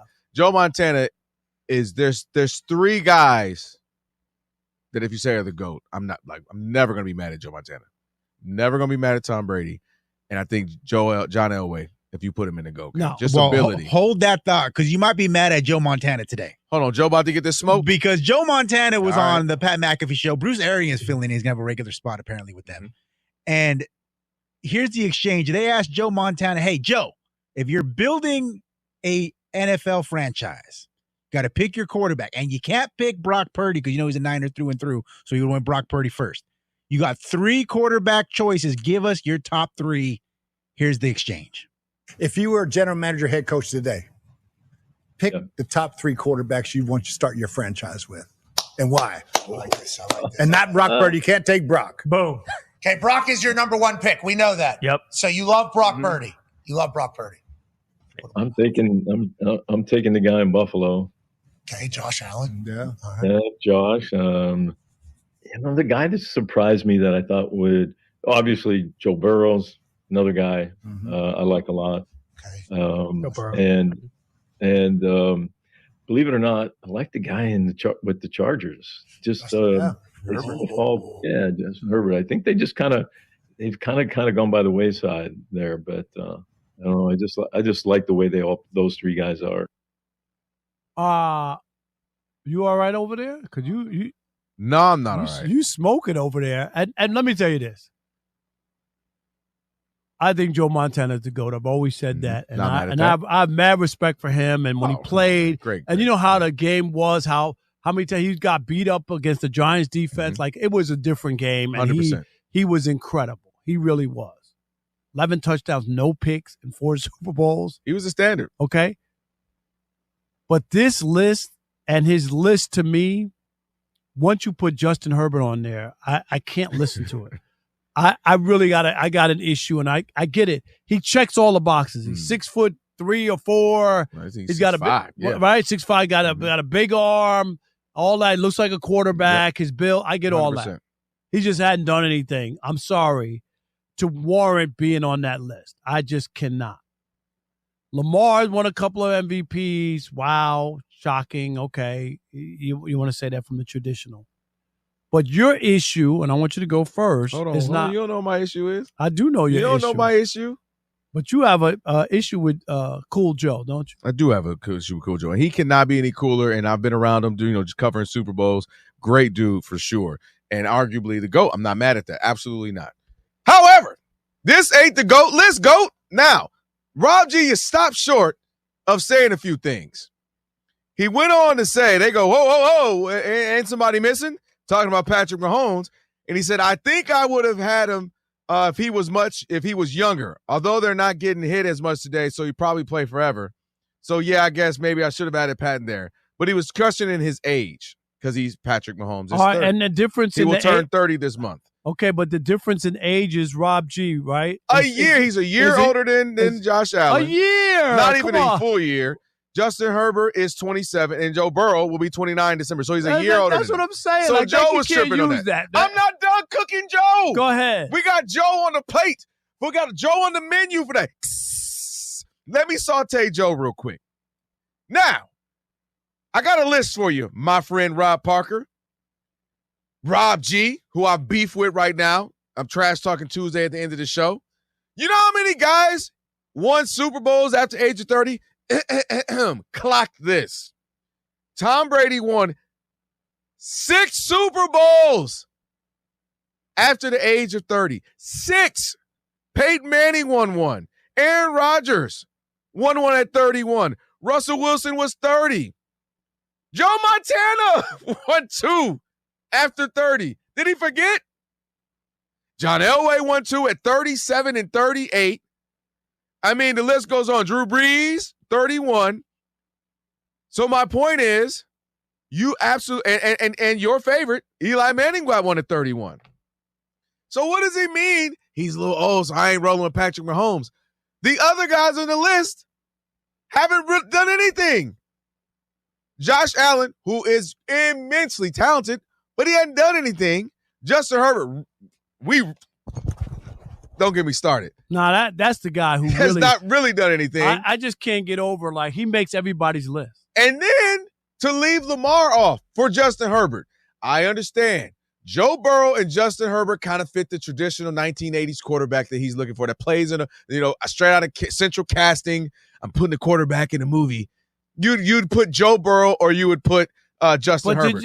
But Lamar and Patrick Mahomes. Did he watch Lamar last year? It's insane what Lamar has done for the last 3-4 years. What do you have? 41 touchdowns and 4 picks? Started, man. Yes. It's Okay. absolutely ridiculous. Those two should have been on the list. Now, a last point, Rob. I know there's kind of the big four, right? It's Joe Burrow, Lamar Jackson, Patrick Mahomes, Josh Allen. So somebody was going to get left off when you ask him 3. But to me, leaving off Patrick and Lamar was crazy. Joe, respectfully, Joe. Now, Joe, I'm going to agree with Joe on one thing. I can see why he left off Patrick Mahomes, and it has nothing to do with age. If you just want to be honest and where these quarterbacks are going, the other guys are ascending, and Patrick Mahomes is descending. Okay? I'm going to let you go. I'm just saying, be honest with the stats and the numbers. It's not a career lifetime achievement award. He's talking about right now, if you're looking at it. And my argument all the time is that most people aren't honest enough to tell you that Patrick Mahomes is not the same quarterback. The numbers bear it out. The idea last year that in games that he played last year, the Chiefs were 15-1. 15-1. In a quarterback league, and a guy who people are always saying when they do the polls, he's the number 1 quarterback. And yet he didn't get 1 MVP vote, first place vote last year. Not 1. That speaks volumes in a quarterback league and against Patrick Mahomes. And if you look, just an honest look, I'm not talking about his career. He's in a Hall of Famer already. So I'm not one of these guys. I'm trying to poo-poo it and discount what his start to his career. But the last 2 years, this is not the Patrick Mahomes that started the league. You know, that when he started the league, that electrified and people looked at it. This is a dink, dunk, nondescript, 5 yards a pass. Like it's somebody we don't even recognize. And yes, they keep winning and they've gotten the Super Bowls, and I get all that. But it ain't on the backs of Patrick Mahomes as it used to be. He was must-see TV. That team was incredible. Here's what I don't agree with you at. What I don't agree is it's the same thing why, to me, when we talk, a lot of times we're talking basketball, one of the things I liked about Like Luka with the Mavericks for those, handful of years. What I like about LeBron. I like guys that when the team is great, cool, we got a great chance to do some great things. When the team ain't that great, we still got a chance to do some great things. And to me, that's what I like about Patrick Mahomes. When the team is great, we're putting up 30, 40 a game, great. When the team was barely scoring, 20, dang it, we're going to go 15-2 and 15-1. It might have been 16-1 if he played that last game. To me, I can't knock you for that. I give you more credit when you got guys coming in and out. You got a bunch of injuries. You got a good defense, so you know how to lean on them. You're not forced to. To me, that's more of a compliment that I can play in multiple ways, because we've seen where guys can only play one way, and if you can stop that one way, they're hurt. And to me, I like to see that Patrick Mahomes, guys are in and out. I'm not going to be able to make all the plays, but dang it, when I need to make a play, Rob G, one of my favorite stats last year was what? It was third down conversion for first downs. You know who was number one? Patrick Mahomes at 53%. Okay, but if you see that stat in people who vote for the MVP, because he wasn't an MVP caliber player at all. Lamar Jackson should have been MVP. We both agree, but I told you Josh Allen was going to win it because of fatigue. You don't want to hear me. Josh Allen won it. Because of fatigue. Rob Parker, what else is it because? It's because they're friendly to get the players who were friendly with Joe Burrow, Dan Orlovsky. This was his mission. I'm dead serious. It was about friendship and being buddies. How did you change your vote? He should have been first team All-Pro too. Because people are tired of Lamar. But it doesn't matter. Those two had MVP, and even Joe Burrow had an MVP candidate season. So my point is, he doesn't have to be MVP to still be the best. Tom Brady has what, 2 MVPs? I believe in his career, if I'm not, or 2 All-Pros, I think it is, or something like that. Something where you would think he'd have more considering how great he is. But he doesn't, but yet he's still the GOAT. Joe Montana can arguably say he's a GOAT. I'm not mad at that at all. So Patrick Mahomes didn't have to be an MVP to still be the best. All right, 877-99 on Fox. Or the need to make Joe Montana's list for sure. Come on, Joe. Was Joe wrong in leaving Patrick Mahomes off his list? Yes. Or was he right? And I say right. I would put Lamar should have been on the list rather than Justin Herbert and not Patrick Mahomes. He has had 2 back-to-back down years, and I'm just talking about those are real numbers. That. Like, look at the numbers. I'm not hating on him or trying to discredit his career. Just be honest and fair and look at the numbers. Was Joe Montana wrong leaving Patrick Mahomes off the list, or was he right? One game to save your life, Rob. You taking Josh Allen, Lamar Jackson, or Joe Burrow over him? That's not what this conversation I'm asking is. No, yes or no? I'm taking Lamar. No, yes or no? I'm taking Lamar. No, that's a black quarterback, Rob. Did you hear what I said? Lamar. Well, that's your one. Okay. That's your one. Is that a token black quarterback? You love some Lamar. Okay. All right, 877-99 on Fox, 877-996-6369. This will be interesting to see. Do you guys agree or disagree with Joe Montana on Patrick Mahomes not being a top 3 quarterback if you were starting a franchise? We'll do that and much more. It is a Trash Talking Tuesday. Rob Parker, Kelvin Washington, right here on Fox Sports Radio. Stick and stay. Unless you have a token black quarterback like Rob in the US of A. If you're looking for your next job, you know what I'm saying? You know it can be a lonely process. Let Express Employment Professionals be your one connection to finding a job that fits. Job seekers at Express Employment Professionals ranked Express best of staffing in the 2025 for helping them find them a job. That's right. With more than 870 locations, visit expresspros.com to find an office near you. With Express, you have your own local recruiter as your advocate in the job search. And job seekers never, ever pay a fee. Every year, hundreds of thousands of people find meaningful work through their local Express office, whether you're looking for a role in logistics, such as a warehouse position, forklift operators, or customer service jobs. Express has you covered. Express also hires for roles in IT, general labor, and grounds maintenance. And Express even has access to jobs that aren't posted. Visit expresspros.com to get connected. Find your Express office today at expresspros.com. Remember, there are no fees for job seekers. Let Express help you take the next step in your career. Visit expresspros.com today. Oh, boy, here we go. It's almost here. Come on, let's go. Eagles, Cowboys. Now it's getting real. What more could you want? Need I say more? In a couple days, we're going to play a real game. It's our time. And we're leading you up to kickoff. It's your NFL season opener coverage on Fox Sports Radio. Did you hear? Allstate car insurance now costs even less. So when you bundle with home, you can save even more. Check Allstate first to bundle and save with a new lower auto rate. You're in good hands with Allstate. Not available in every state. Only applicable for new auto insurance business. Rates will vary by several factors, including how you purchase the policy. Potential savings may vary. Allstate North American Insurance Company and Affiliates, Northbrook, Illinois. All right, gentlemen, this is Emmett Smith on behalf of Depend, and I've got the perfect play. Run straight to your doctor's office for a life-changing catch. Because when prostate cancer is caught early, it's up to 99% treatable, and one blood test might be all it takes. And now through November, Depend is donating to the Prostate Cancer Foundation for select purchases. Talk about a great play. From September 1st to November 30th, Depend is donating 25 cents to the Prostate Cancer Foundation for Depend Shields Guards Real Fit products purchased in the U.S. up to a maximum of $300,000 or in Mississippi.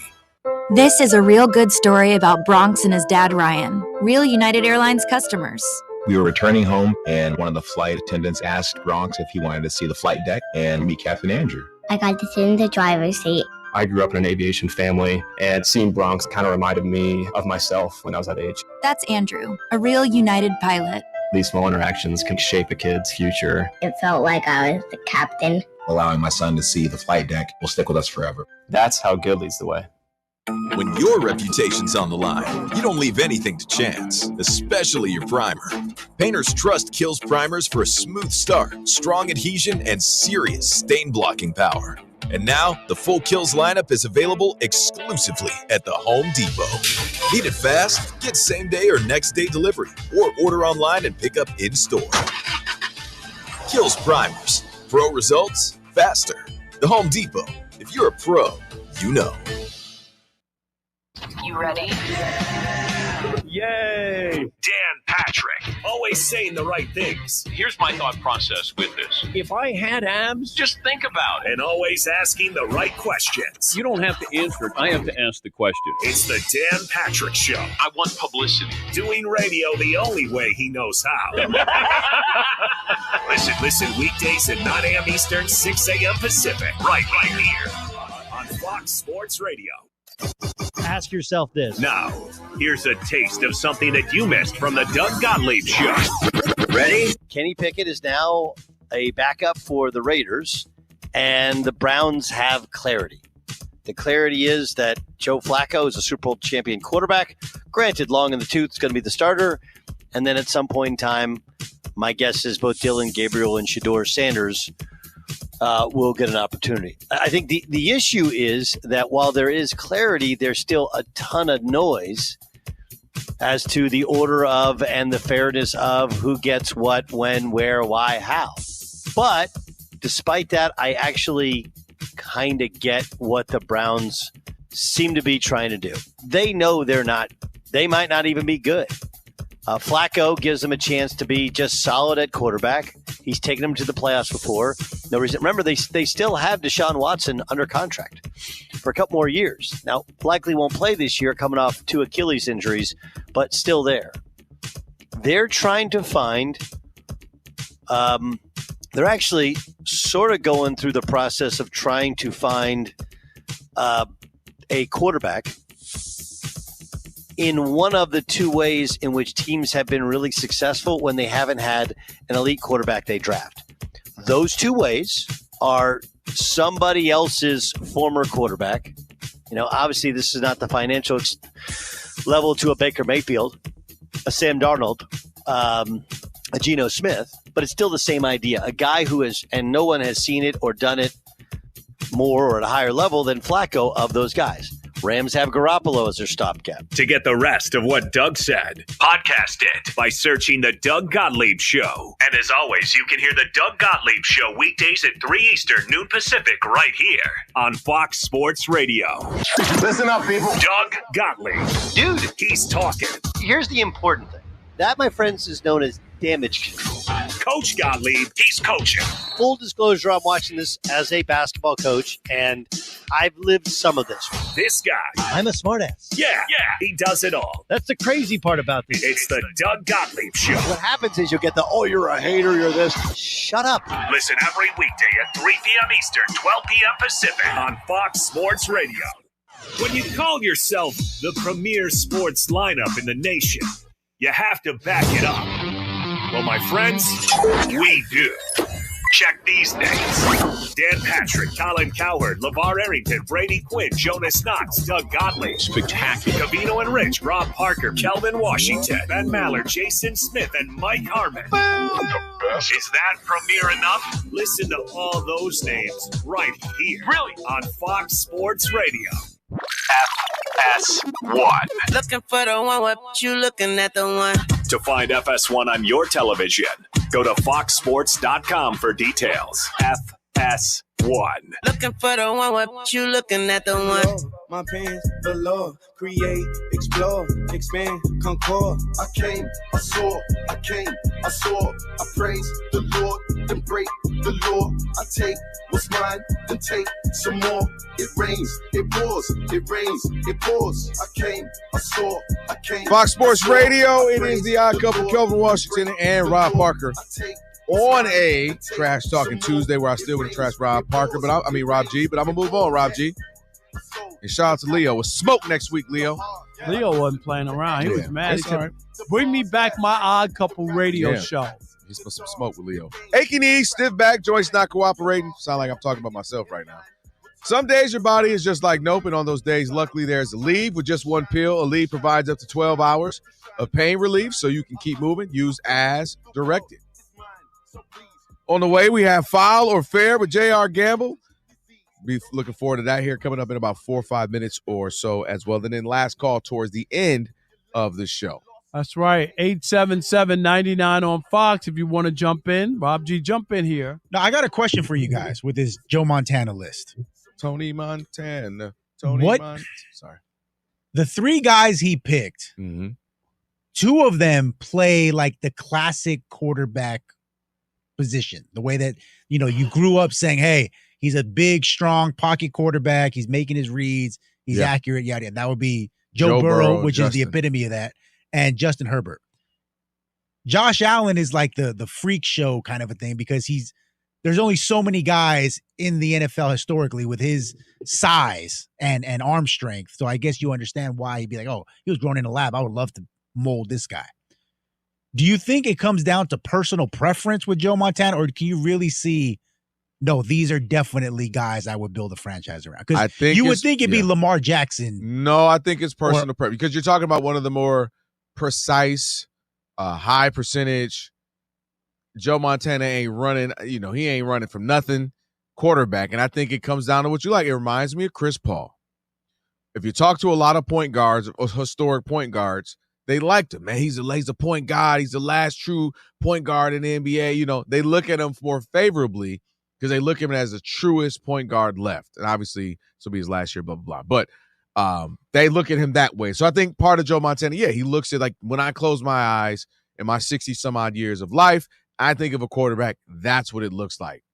And so I just think Lamar is so unique. Lamar is so different that he might not be – because if you look at Lamar's winning percentage, touchdown to interception ratio. It's all it's all insane, He's Rob winning G. 75% of his games in his career. Rob G.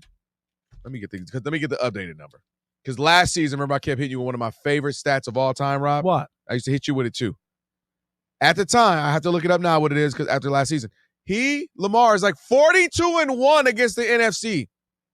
Yeah. Well, Did you hear what I just said to you? That's a crazy number. I got to look up the latest. That is that is absurd. That needs to be in the Smithsonian and the NFL Hall of Fame.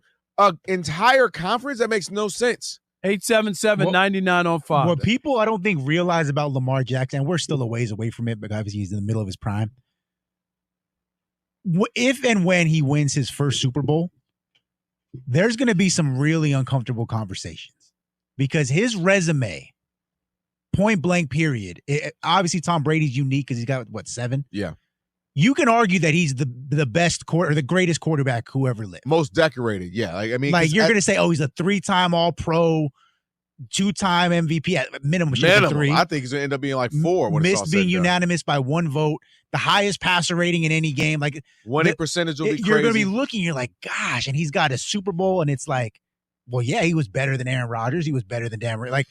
Even if you think that, to me, Aaron Rodgers is the best quarterback I've ever seen. So people like Peyton Manning the best.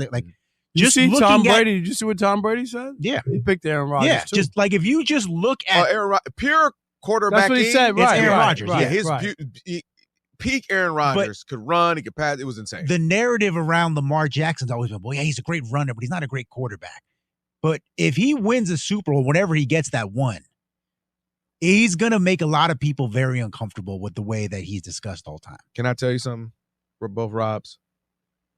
For him to not be a passer, man, 41 passing touchdowns. That's not even including his rushing. 41, and if you weren't a passer, I think you turn the ball over a lot interception-wise. 4, and half of them wasn't even his fault. Three hit receivers. 3 hit receivers first. Rob G. Think about that. That's ridiculous. And he just got, listen, man. He's the best player in the NFL to me. I've said it. You've heard me say it a million times. I know Rob feels the same way. I believe Patrick Mahomes plays a position better if I needed a game. Like tonight, who's going to win? Give me Patrick Mahomes. But if you're talking about throughout a season, who's the best player? It's Patrick Mahomes. And the idea that he's not a good passer, his quarterback rating was 119. Basically 120. It was 119. And what is it? Isn't it one of the top 4? Yes. Wasn't it? Yep. I think it's like Aaron Rodgers has 2 of them, Yep. right? What is it, Rob G? And 2. He has 2, and Peyton Manning has the other. Peyton Manning has All-Pro 1, already? and Lamar has the other one. Those are the top 4 quarterback ratings in the history of the NFL. All right, rapid fire. If Lamar wins a Super Bowl this season, Lamar or Drew Brees? Oh, that's Lamar. easy. Lamar or John Elway? Hold up. Hold on. Hold up. Lamar. You got to give me John. Lamar, Dan Marino? Lamar. Lamar, Aaron Rodgers? Their resumes would be like right there with each other. It would be. Aaron, I do believe, still has the highest quarterback rating and he'll have best. Right now he has 4 MVPs. So and he has 4 MVPs. I would give Aaron the nod. Might edge him out by the Yeah. Lamar, Peyton Manning. Peyton Manning. Peyton's got 5. Peyton got 5, right? Yes, Peyton Manning. Lamar, Joe Montana. It's Joe. I mean, Joe, come on. 4-0, 11 touchdowns, no picks. So quickly, if he wins 1, he's automatically in the top 5 already. Yeah, he would move because of the MVPs and because of the numbers. Because I know I'm getting 12 wins. You know what I mean? Like I'm getting 11 wins, 12 wins, crazy amount of rushing yards. But like to be able to, I'm big on what can I pencil in? What can I just write here? Boom, I know this is happening. And that's what he's created throughout his career, Rob G, that just pencil this in. Now, I need him to start penciling in some playoff wins. He has to. More. It can't be, well, you got to have a run. Let me put it that way. He's got to have a run. Because if he just sneaks in 1 and goes back to what he is, it's not going to be enough. All right. We got File Affair with J.R. Gamble coming up right after our man, Steve DeSager, gets us what's trending. Steve. Boston Red Sox leading 11-7 over Cleveland with 4 runs in the bottom of the 8th. That is now a final. Garrett Crochet, All-Star, was the Red Sox starter. No decision. 6 innings. He allowed the 7 runs, 4 homers, but Boston got a win. The Mets won 12-5 at Detroit. 4-0 record for young Nolan McLean, the winning pitcher. Pete Alonso hit 2 solo homers. And currently in progress, we've got the Rays ahead of the Mariners, 4-3 in the top of the 7th, although the M's Cal Raleigh hit his 51st home run of the season. Junior Caminero of the Rays with his 40th of the year. The Blue Jays scored 4 runs in the first, 4 in the second. They're holding on 11-9 at Cincinnati in the top of the 9th. The Pirates lead the Dodgers 9-7 in the top of the 9th. It's the Angels ahead of Kansas City 4-1 in the bottom of the 7th. Cubs holding on 4-3 over the Braves, bottom of the 6th inning. The Yankees still lead 2-0 at Houston in the top of the 5th. And the Giants are up 2-0 at Colorado, bottom of the 3rd. third. Starting pitcher for the Rockies was 3-13 Kyle Freeland. He allowed a first-inning home run to Rafael Devers, then yelled at him for admiring it. The benches cleared. Freeland was among those kicked out. As for Ohio State football, the new number 1 in the polls. Penn State is still number 2. LSU up to number 3 in AP. The Patriots say wide receiver Stephon Diggs will play Sunday against the Raiders after last year's torn ACL. Veteran wideout Robert Woods was granted his release from the Steelers practice squad. The Giants listed rookie quarterback Jackson Dart as the backup to Russell Wilson. Jameis Winston is listed as third string. The Bucs gave tackle Luke Goedeke a 4-year extension. Chargers running back Najee Harris practiced fully after a July 4th eye injury. He'd said he expects to play in the opener, which is Friday in Brazil against the Chiefs. Kansas City wide receiver Hollywood Brown practiced fully after an ankle injury. Number 4 seed Jessica Pegula won her quarterfinal at the U.S. Open. Next, she'll face number 1 Aryna Sabalenka, who advanced when her opponent withdrew due to a knee injury. Currently on the men's side, Novak Djokovic has taken the first set against American 4 seed Taylor Fritz. Men's number 2 Carlos Alcaraz advanced. And in a half an hour in the WNBA, Indiana at Phoenix. Caitlin Clark still out with groin and ankle injuries. She has yet to go through a contact practice, and the regular season ends in 1 week. Back to you. All right, Steve. Hey, have a great night. Appreciate you as always. It is the Odd Couple. Rob and Kelvin on a Trash Talking Tuesday. Achy knee, stiff back. Joints aren't cooperating. Well, some days your body is just like, this ain't the day. And on those days, luckily there's Aleve. With just one pill, Aleve provides up to 12 hours of pain relief, so you can keep it moving. Use as directed. It's time now for Foul or Fair with J.R. Gamble. That ball is. It was a big week in the big leagues. Who's up? Who's up? I don't believe it. Is it foul or is it fair? And now, from MLBBro.com, here's J.R. Gamble. That's right. It is Foul or Fair here on the Odd Couple Fox Sports Radio segment. We go around the diamond to discuss all the biggest headlines in Major League Baseball. In order to do so properly, we had to bring in a guy who's so well renowned in the baseball circles. He's the original big dumper. None other than MLBBro.com managing editor. I don't know. His dumper might not be home run. J.R. Gamble. What's up, J.R.? Yeah, that's right. I'm feeling good. Almost as good as George Springer. All right. Yeah, he's ripping. George, he's had a great year. But hold on, fellas. One second. How you doing, Rob? How you doing, Kelvin? Kelvin, what's the deal, my man? Because I listen to you on the radio every day. Yeah. And it seems like you know baseball pretty well to me. You know, you're well-rounded. You're one of the leading young voices in this game. You want to know about the Tigers? How come I can't get on and talk baseball unless Rob's on? See, they smoking you, Rob G, right now. Everybody coming for me when it's Rob G. It ain't got nothing to do with Kelvin. It got to do with the people who sit in next to Kelvin. Who they don't know what the left field is from the catcher's plate. Yeah, actually, JR, that's the point, JR. Sometimes it would just they changing the show when I'm not here. It'll be putting them in I don't know what's position. going on. I don't know what's going on. I love y'all. I'm just starting. No, that's a good point, JR. I love y'all. Maybe we'll put them on a little baseball. Maybe I'll have to write the questions and the answer for those guys and make it easy. There you go. Jeez Louise. All right, so we got 3 baseball-related questions. JR to start the segment. He gets the first crack at every single one, so let's get to it. JR, Padres all-star reliever Jason Adam ruptured his quad earlier this week. That's tough. He's out for the season, basically. Now, granted, San Diego still has 2 other all-star relievers on their roster, but is it foul or fair to say that this Adam injury will prevent the Padres from getting to the NLCS? Foul. That is a foul ball. I mean, the Padres pitching as a whole is still somewhat formidable. Losing Adams, he has 8 wins, a sub-2 ERA, in his 65 innings. That's a major blow, but they have, Yuki Matsui closes, Mason Miller, Robert Suarez, other arms. It's really next man up at this point. As a team, they have the second lowest ERA in baseball and the lowest bullpen ERA. So they're loaded. Even with Adams, the Padres aren't guaranteed anything. We've been waiting for them to do their thing for a long time. If not for the Dodgers mini dynasty, they might have already won something. But one player doesn't make a baseball team. So the Padres can't be thinking that this one setback will throw them off their plans. That's right. What was it? Is it foul or fair? What'd you say? That Fitz? is injury. Yeah. I'm sorry. I Yeah, just got foul mixed affair. up. He puts him out. It's now. foul. That is a foul. Yeah, and I'm ball. with you. I'm with you, JR. Like one guy, and their bullpen was already great, and then they went out and added some more pieces. They will have enough in the bullpen. I mean, you hate to lose the guy.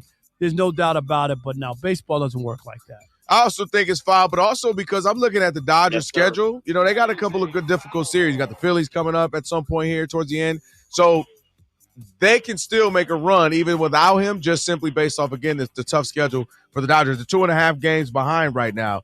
So they're still in this thing. All right. Nice. Question number 2. This one's a doozy for JR. JR, last night at Fenway, Trevor Story hit the second shortest homer in the StatCast era, 306 feet.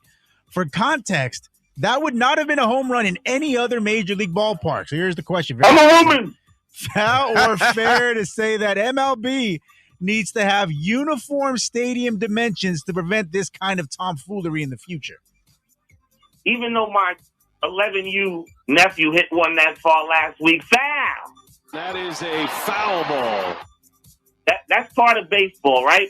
Part of its beauty. No two parks are the same, right? Like throughout history, certain players have benefited from playing in bandboxes while others, because they had their power numbers suffered, right, because of the size of the park. It's something they don't discuss that much, but it affects the stats to a degree.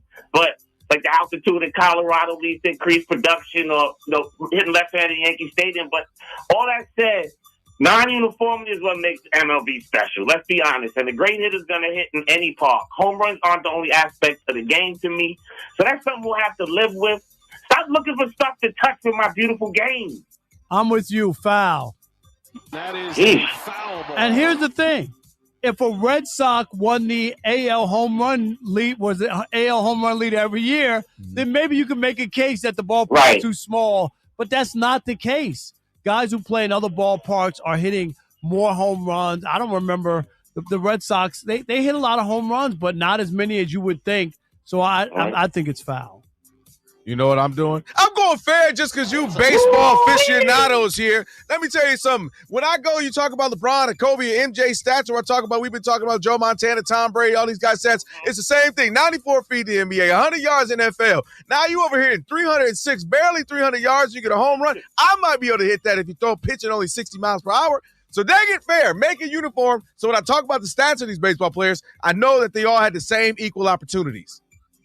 Hitting my sandwich for home runs at Fenway. Unbelievable. Anyways, all right. Foul or fair with JR Gamble here with the odd couple. Yes, Last sir. one, the hottest take of the night. Here we go. Let's do it. JR, Juan Soto had a career high 6 RBI last night in the Mets win over Detroit. Yeah, that, Rob?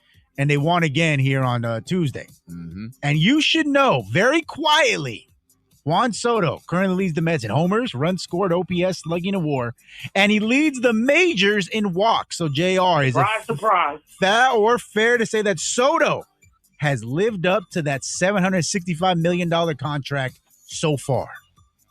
That's such a loaded question, but fair. It's a fair ball. I know guys are going to disagree with me, but honestly, come on. I couldn't understand why he was getting so much grief even early in his first season with the Mets. Rob said he was going to not come out to shoot, bringing the ball over the park. So I agree with that. And I kind of understood that. It took a time for him to get adjusted. But we all know that the baseball season can't be judged until the end, because there's ups and there's downs and there's hitting streaks and there's slumps through 162 games for a hitter. Social media has made a lot of this stuff, and it's made it kind of goofy. So players, I feel like they play to the back of their baseball cards at the end of the day. So how will we know Soto was successful?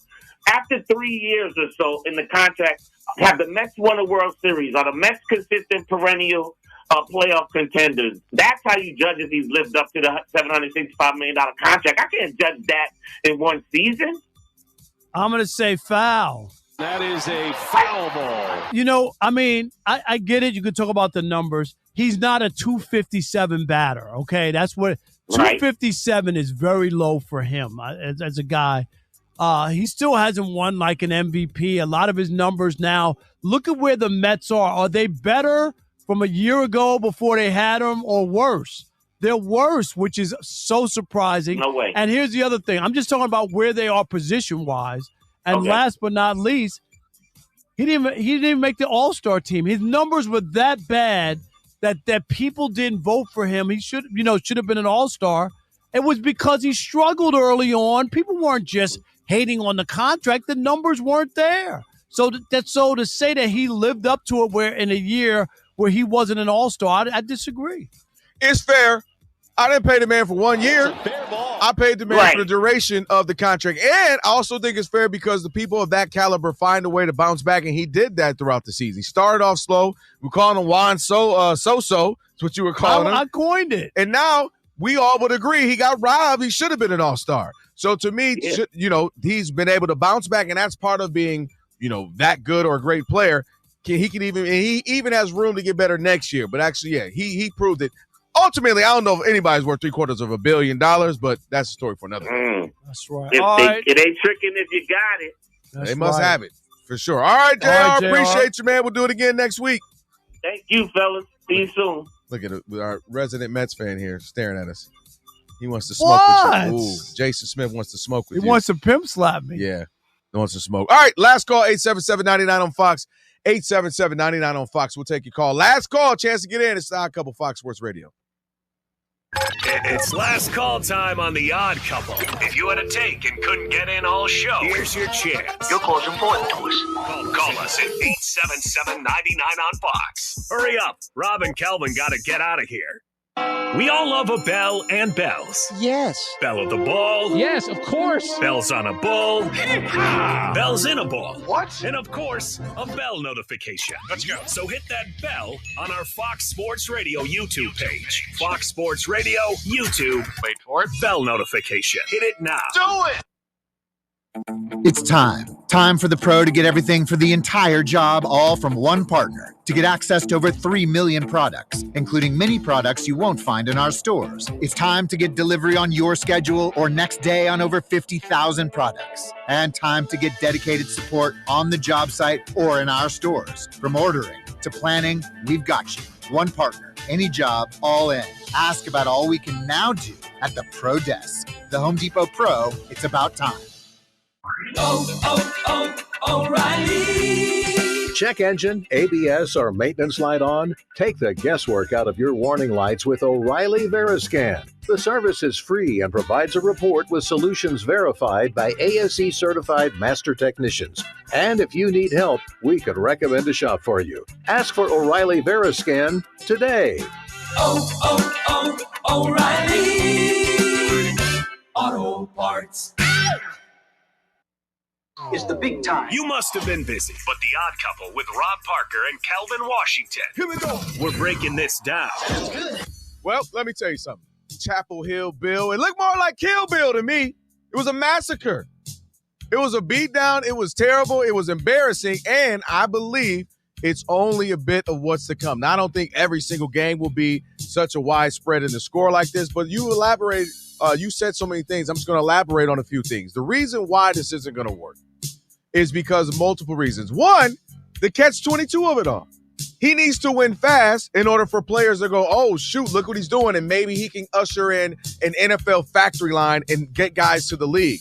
But in order to win fast, you got to have players, but you got to get players when you win. And you know what that takes? Time. And you know what he don't have? Time. So it's not about to happen. You think anybody who plays high school football watched that game last night and said, oh, yeah, I want to go to North Carolina? If there was a kid who was like, yo, North Carolina, Bill Belichick's got 6 Super Bowl rings, they just ripped up their letter of intent to go play. It just got ripped. Let me tell you who's in a bunch of shredders right now. The intent to play for UNC. They might as well call it Unk. I'm not playing for the Unk. I'm not playing for him right now. Now, let me continue on why this isn't going to work. What I'm also tripping on is you can't teach an old dog new tricks. At least that's what I thought. They lied to me because this old dog told me no distractions, locked in. We're on to Cincinnati. All this. Now all I see him is he's on book tours. He's got shows with his girl. He's arguing to Robert Kraft like he ain't a 70-something-year-old arguing with an 80-something-year-old. He's doing this, he's doing that. I've seen him more in the last year. To get the rest of what The Odd Couple said, podcast it by searching Odd Couple. And as always, you can listen to The Odd Couple with Rob Parker and Kelvin Washington. Weekdays at 7 p.m. Eastern, 4 p.m. Pacific, right here on Fox Sports Radio. This is The Herd. Wow, wow, wow, wow, wow. with Colin Cowherd. Kevin Stefanski's a hell of a coach. Went to Penn. He knows more than you do about offense. I know, hard to believe he does, and he knows more than me. He has announced that Joe Flacco will start against the Rams, 25 to 30 plays for the starters. Dylan Gabriel is the backup. Shedeur Sanders is third. I know you've got your Shedeur / Barry Sanders jersey you're wearing. I know. And I've said before, I think Shedeur was underdrafted. I think he was. But speeding tickets, silliness, Dylan Gabriel's a much more kind of centered, serious kid, and Shedeur is third. I got to trust Stefanski. This is The Herd with Colin Cowherd. Wow. Weekdays at noon Eastern, 9 a.m. Pacific. Right now. The Dan Patrick Show. Dan Patrick. Jerry Jones, with a straight face, said that the team is actually better now. You're not better now. Not today. Kenny Clark is a good defensive tackle, but his best years are behind him. He went to 2 Pro Bowls. Okay. Yeah, we got to stop the run. You know, you got to stop the pass as well. You had one of the worst defenses. It's not just, hey, we're stopping the run, but boy, they're putting up a lot of yards on us through the air. Micah Parsons is a game changer. He wrecks games. The only way you would be better is if Micah Parsons doesn't play for Green Bay, he's banged up, or doesn't play well. What are the odds of a guy who's 26 with a big chip on his shoulder now, and you got to live up to that contract, going to underproduce? The Dan Patrick Show. Dan and the Danettes and you. Weekdays, 9 a.m. Eastern, 6 Pacific on Fox Sports Radio. Here's a statement you can take away. When it comes to talking, we can't shut up. We believe in real talk. Are we talking about it? Yeah. We won't shut up. It's loud. I know what the hell I'm talking about. As a matter of fact, we do more than talk. Ladies and gentlemen, we sing. It's raining dogs. Hallelujah. We yell. what do you want to do? We got to keep our composure. Relax. This is baloney. We are Fox Sports Radio. The premier sports lineup in the nation. The most fearless voice in sports is on FS1. The one and only Colin Cowherd is bold, unique, and outspoken. Wow. You can see him on The Herd, weekdays at noon Eastern on FS1 in the Fox Sports app. Catch me in the kitchen where the dope is. With an apron, it's whiter than the poach is. Spread distribution wide open. Now all the smokers call him Moses. Hair on browner than baby roaches. Got your bent over like scoliosis. Yeah. Watching Tiafa with the open. That's Fox the Sports only Radio. that I'm hosting. The Odd Couple. Really Rob and let it Kelvin go on a trash By talking the way, Tuesday. I'm writing this on the ocean. By the way, the sneakers really frozen.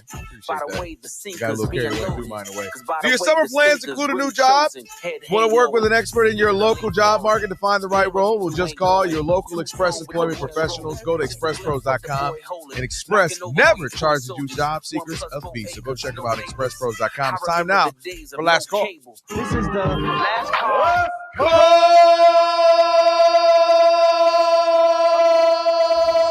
Last call time on the Odd Couple. Last call. That's right. Here you go. All right. Who we got? MJ in New Orleans. You are the last call here on the Odd Couple Fox Sports Radio. What's up, MJ? What's happening? What's good with y'all? How y'all doing, man? What's up, our Take beignet my brother? call. What up, man? We got the what we call that, the lobster roll brothers over there, man. What's Man. going on? Welcome back, Rob. Man, thank you so much, good, MJ. Appreciate it. They tried to change the show on you guys Yeah, when we I did. was gone. I ain't gonna lie. It was trying to get the numbers up, Rob. Rob G You had know, Rob, enough you for know. you. The numbers ain't working. I'm sorry. Rob G was like, whatever we used to That's do. I saw the numbers. All right. This is a couple 3.5. But hey, man, let's not go there. I have to speak truth to lies on the new Mikey LeBron's James narrative commercial. He was Silver Spoon.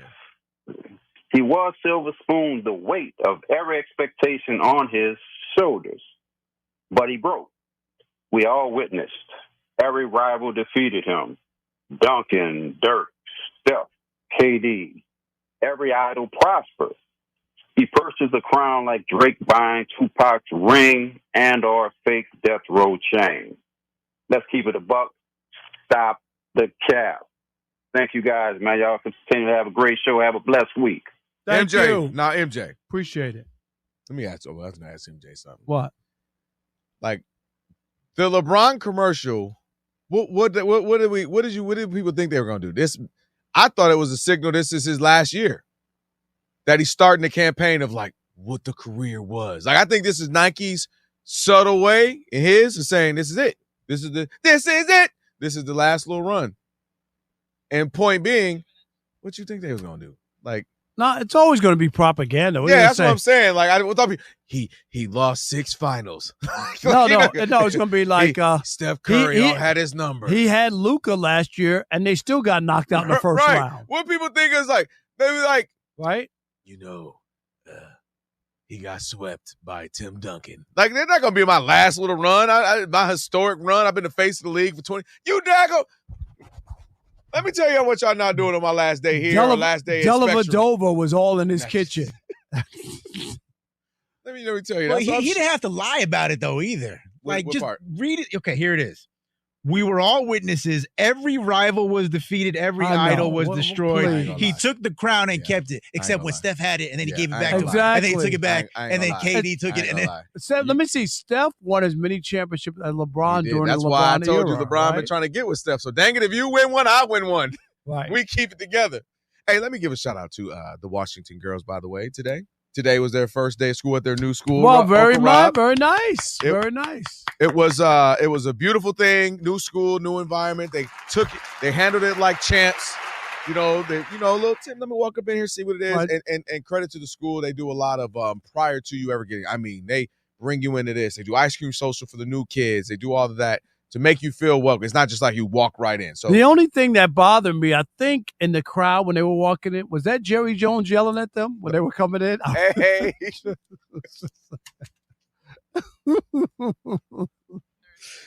This is a very diverse school, I'll have you know, Rob. Okay, I'm just asking. Okay. Hey, speaking of which, Rob G, I told you about the diversity. I needed it.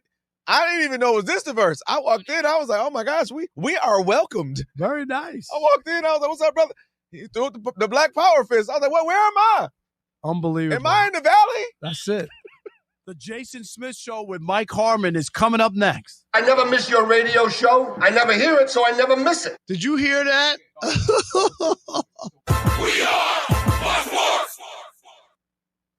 I'm still going for it, even with higher stroke risk from atrial fibrillation, an irregular heartbeat not caused by a heart valve problem. Over a 3-year study, Eliquis apixaban tablets reduced stroke risk better than warfarin, and over 97% of Eliquis patients did not experience a stroke. A first stroke occurred in 2.9% of warfarin patients versus 2.3% of Eliquis patients. Don't stop prescription Eliquis without asking your doctor. Stroke risk may increase. Eliquis can cause serious and potentially fatal bleeding. Don't take if you have an artificial heart valve, abnormal bleeding, or antiphospholipid syndrome.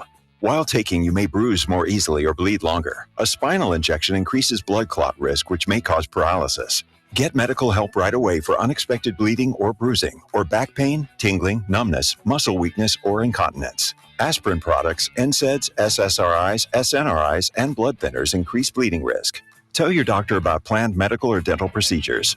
Learn more at Eliquis.com or call 1-855-ELIQUIS. FS1. Call your friends and ask how they doing. To find FS1 on your television, go to foxsports.com for details. Boom. Trust your eyes. FS1. Yeah. I'm going to prove all the doubters.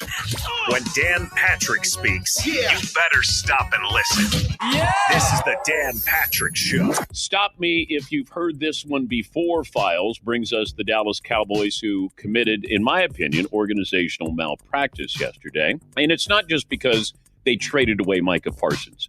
It's how they traded him away. You get 2 first-round picks. You get a former Pro Bowl defensive lineman, Kenny Clark from Green Bay. And Jerry Jones admitted that the team had been considering moving Parsons as early as the beginning of the offseason. And I think that's where the misstep occurred. If you know you're open to dealing a 26-year-old pass rusher, maybe the best defensive player in the game, Why wait until a week before the start of the season? If you're in March leading up to the draft, you know everybody's got these draft picks. Maybe we could do something here. Cap room, teams can maybe explore a trade with Micah Parsons. It just doesn't make any sense. If you're going to trade him, okay, then trade him back in March or April. If the sticker shock was there and you didn't want to pay him, that you thought you had a handshake agreement, which is illegal in the NFL, illegal. And Jerry thought, okay, we've agreed on a deal that's just over $40 million, 40.5. If you know these other defensive players who are of similar stature to Micah Parsons, TJ Watt, and Myles Garrett, Max Crosby maybe, you know what the price is going to be, and you know it's going up. You draft a guy. If you want to know what Dan Patrick said next, just podcast it by searching The Dan Patrick Show. And as always, you can listen to Dan Patrick live weekdays, 9 a.m. Eastern, 6 a.m. Pacific on Fox Sports Radio. This is The Jason Smith Show with Mike Harmon. Do not be alarmed. In my lifetime, I mean, I can't sit here and tell you in the next 3 years, the next 5 years, but in my lifetime, and I mean like in a time I think before, I get done and retire and all kinds of stuff. In my working lifetime, I'll say, we're going to have a women's coach in basketball in one of the big professional sports, right? But most likely in basketball, we will have it. We've seen it, and it's about getting close and then having the person to break through. Like Becky Hammon, who was an assistant for San Antonio for the longest time, and you saw Becky Hammon get really close, right? You saw Dawn Staley get an interview with the Knicks, and there was no reason the Knicks had to interview Dawn Staley. There was no one clamoring saying, how are you not, you got to interview it. That's just not happening. They gave her an interview. She's a great coach. You're listening to Jason Smith with Mike Harmon. Weeknights at 10 p.m. Eastern, 7 p.m. Pacific on Fox Sports Radio.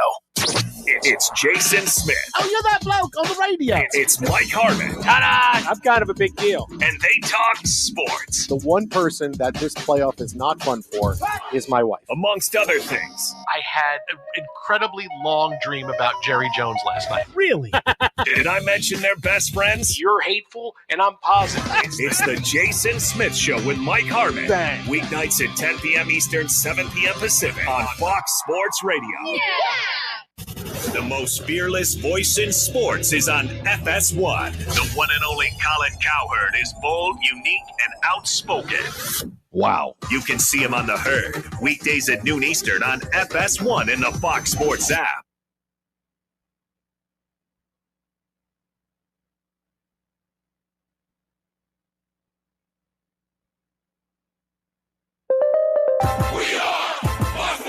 Here's what you need to know. In Major League Baseball tonight, Seattle's Cal Raleigh has hit his 51st homer, but the Mariners are trailing at Tampa Bay 6-4 in the top of the eighth. Angels lead at Kansas City, bottom of the ninth inning, 5-1. At Chicago, the Cubs holding on 4-3 over the Braves, bottom of the eighth, and the Yankees are shutting them out at Houston 6-0, bottom of the sixth, just one hit for the Stros so far. Already Boston was an 11-7 winner over Cleveland, thanks to 4 runs in the bottom of the eighth. Toronto got 2 homers from George Springer and won 12-9 at Cincinnati. The Mets got 2 solo shots from Pete Alonso and won at Detroit 12-5. Pittsburgh beat the Dodgers 9-7, although Shohei Ohtani hit his 46th home run of the season. It's currently Orioles 1, Padres 0, bottom of the first. Ohio State is the new number 1 in the college football polls. Penn State still number 2. LSU up to number 3 in the AP poll. I'm Steve DeSager. My reputation as one of the greatest prognosticators in the history of sports. Can I help you? Amazing. This is the Jason Smith Show with Mike Harmon. But Jason and Mike already knew that. We know the story. I said before the game. Maybe that's why you listen. So you won't even have to watch sports. Now, this is where I like to say we're ahead of the curve, okay? Because this is what's coming. Prognosticators? Maybe. Feels more like propaganda. Oops, did I say that out loud? I've not done this in over 20 years. The Jets to the Super Bowl. They don't know what the they're doing. I don't know what the hell I'm doing. Live from the Fox Sports Radio studios, here's Jason Smith and Mike Harmon. Hello, welcome inside. Happy Tuesday. That is Happy Tuesday to everybody who doesn't live in Detroit. Happy Tuesday. The Jason Smith Show with my best friend, Mike Harmon. Look at you getting all chesty again. Yeah, buddy. Boy, I'm sorry I missed it the last couple of days. Well, I got to say, the family chat that I have with everybody in Pam's family is a lonely place the last couple of days with the Mets taking the first two as big as they have against the Tigers. So are you just kind of texting into a black hole at this point? Nobody's engaging? I texted when it was... It's like when Walt, when the Yankees are going bad. When McNeil singled to make it 10-2, I gave him the Simpsons gif of, stop, he's already dead. And I got crickets. I got absolute crickets. You got no blowback whatsoever? Absolute crickets, yeah. They're just too busy reveling in Underwood having a good performance? Yeah, well, listen, hey, he's got everybody going, oh, okay, things might be all right this year now. Things might be okay. They might be okay. All right, we got a quarterback. Okay. Well, remember, they won a title with a guy who nobody loved as a quarterback just a couple of years ago, as I recall. All right, well, their long nightmare of mediocrity. Ooh, it lasted a year. Yeah, the long nightmare. Can all beat it. The long nightmare of mediocrity. Hey, be sure to check out the Fox Sports Radio YouTube channel. There's a ton of great videos from many of our Fox Sports Radio shows. Just search Fox Sports Radio on YouTube. You'll see a whole bunch of video highlights from our shows. And be sure to subscribe so you always have instant access to our Fox Sports Radio videos on YouTube.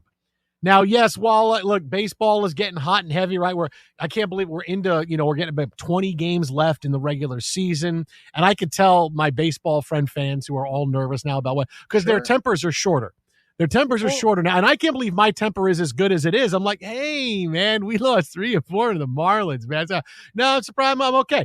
Maybe because it's Lightning McLean Day. And watching McLean throw is so much fun because nobody in Major League Baseball has his stuff. He throws a Frisbee for a cutter that is just out of this world. He is so much fun to watch pitch. Like in an era when you like to see guys that throw big heat and throw certain pitches and the ghost fork has become a big thing and drop. But he throws some cutter that just floats. And even the Tigers guys were amazed today. They're going, I don't know what that was, but it was glowing when it crossed the plate. Like, that's how wowed they were by Nolan McLean. No, that's just it. 4 straight wins. He's been fantastic. It's funny. If you look to an AI overview of this game, he's the first Mets pitcher to win his first 4 MLB starts since 2014, when another pitcher, parenthetical, who has not yet been named, he who must not be named, from 2014. Yeah. We don't know who he is yet. I don't know. We just don't. I love that. Yeah. No, but it's exciting, right? You got 2 young pitchers that have electrified the world. You got Juan Soto, who after a rough start and a lot of bad press, horrible ink and all the talkers there in New York trying to pile up as fast as they can, all of a sudden they look up and they look at those numbers. They're like, he's doing things nobody's ever done before. Yeah. I just hasn't done it in quite a long time. But because of Schwarber, but because of Ohtani, it gets pushed to the wayside. And it's going to be overshadowed by these young guys, particularly when they get 19 runs of support and all that kind of nonsense.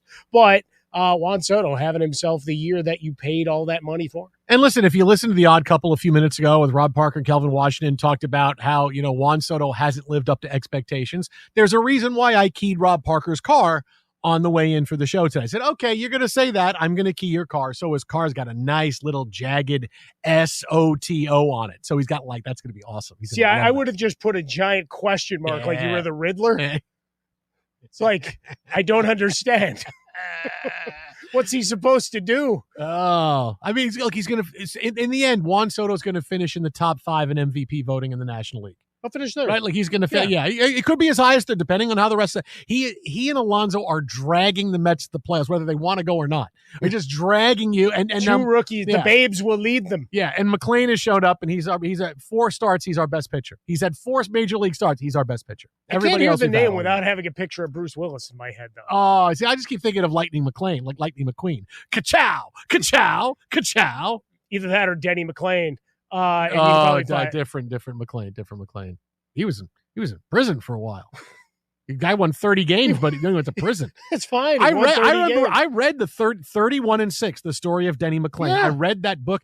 and my teachers. Here's the thing. Okay, and pull you the curtain used back it really fast. as a book report item at least twice a year. I really want to go back. No, the Baseball Life of Sandy Koufax was my. See, I had the Mickey Mantle one. Oh, that's a good one too. Yeah, good one too. But like I want to go back and tell my teachers, all my English teachers, and my, they taught me in third, fourth, fifth, sixth, like in elementary school, middle school, say, hey, I am an incredible reader. I read 50 books a year. I read all kinds of fiction. I want you to know this, because they think back now, well, they're all in their 80s now, but they go, Jason Smith, all he did was do book reports on sports players and athletes. That's all he did. No, I don't read a lot of sports books anymore. I read novels. I'm all into mysteries and thrillers and everything. Graphic novels. That. I'm not graphic. It's an novels. extension of the Marvel universe. I am there. I read everything. I read everything on the top list of the year. I read all of it. Wild Dark Shores, my pick for best of 2025 so far. All of it. I don't read sports books, but I want that out there, because I don't want people. Yeah, he was that guy that just loves sports, and yeah, he did that. He did a 31-6, the story of Denny McClain and all that. Oh yeah, all the big sports books. Yeah, I used to pick some that were kind of controversial. I was ahead of my time. Like in between all the sports ones, like, why did you pick that one? I'm like, because it really shouldn't be on a library for kids in fifth grade. Why did you pick Lou Brock? Well, the beginning of free agency was a new dawn in the era of Major League Baseball. Okay, sure. So we're going all the way back. Now I'm reading a book about dopamine. Oh, okay. Why is it? Does it make you feel good? No. Oh, wow. It must not be a good book. No, it must not be a good book then. How we chase, why we chase, and all of these effects. Yeah, it's a very interesting read. I don't feel good. What was it? What was the? I don't feel good about it. No. What was it? South Park, the Chasing the Dragon, the one where the pretty much playing the video, the Chasing the Dragon video game. That's kind of where we're at. But here we are now as we get set for week 1 in the NFL. Again, we're happy NFL Eve. Yeah. Is where we sit right now. And the end of the week where college football doffs its cap and says, hey, we have all the attention for this run of 5-7 days. The latest AP poll came out this week, and to no surprise, Ohio State, number 1 team in the country. After beating Texas 14-7 last week, they ascend to number 1. Now, the team's 4 top 10 teams lost. It didn't drop all that far, which is good. It wasn't a knee-jerk reaction to what we saw first week of the season. Look, we saw some big games, and clearly none was bigger on the field. We talk about in the standings and the rankings than Ohio State and Texas. And the funny thing is this, is that all the attention the last couple of days has been on Arch Manning, and rightfully so, right? Arch Manning and Bill Belichick are the 2 stories of college football.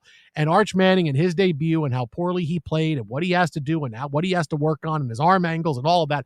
I get that was the complete total story. Ohio State did not play well, okay? Yeah. Ohio State didn't play well. Are we sure that Ohio State is good? Just saying, are we sure Ohio? Because we don't know if Texas is good. And Ohio State, they were just sort of hanging around, like they didn't do a lot offensively. Yes, defensively they played, but Arch Manning missed a lot of throws. It was not a well-played game. And I get, look, obviously Arch Manning is a story. He's the rock star of college football. But, man, Ohio State coming off the championship, I get it. But are we sure that they're good? Because they didn't look that great on Saturday. There's a couple other teams that look better. And, yes, it's week 1 of the season. But all of a sudden, hey, here's Ohio State number 1. You expected a little bit more. If they were that good, there'd be more sloppiness in the game, be more offense in the game, and there wasn't. And Julian Sayin didn't put up a lot offensively, and it was just it wasn't a great game to watch when you think these are 2 great teams. So, I mean, are we sure Ohio State is good? Because I don't know that Ohio State's a great team. I'm going to put it this way. I'll put it in terms, because we try to grab the sporting world in a giant hug. I felt like I was watching a Floyd Mayweather fight. That he was going to win. He was holding up the other person for a few rounds and was going to win. But we're just kind of dancing and watching the clock tick away. Not taking a lot of shots downfield, not getting really creative and going for the jugular on either side, right? Because for Julian Sayin, right, he was the number 1 quarterback the year after Arch or 2 years after Arch, right? So a young guy with a lot of expectations. And I know You had a lot of attrition, both sides. You losing players to the draft, to the portal, and all that stuff, new bodies, whatever. Some of it owing to the, play it close. So don't take a lot of chances to where you end up getting run out the gym. Now, the fact that the lack of creativity or taking the points whichever side you want to go on, in that third quarter possession where they run the ball 4 straight times inside the Ohio State 10 and get stuffed. That was one where I'm just standing there with my, shrugging, going, what are we doing? What are we doing? Absolutely nothing. Yeah. No juice in the play calling and certainly the excellence of execution on the Ohio State side. But all of that to say, we danced and look at what it cost Texas. They're number 7. Yeah. I mean, but the thing is that, and this is what gets me about this, is that this is Ohio State, Texas. This is a game that, hey, both teams need to win this, because this is if we lose this game, you only have so many losses till we can't put you in the college football playoff anymore. Yeah, but it's this 3. is a game, right? But Ohio State's got some tough games this season.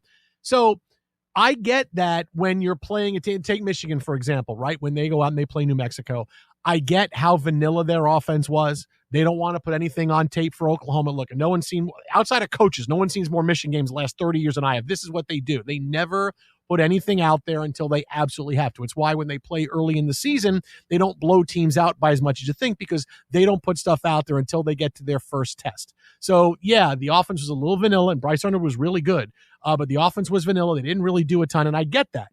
Because, well, we're going to win this game, and if we get to a point where things are a little loose, we can make an adjustment.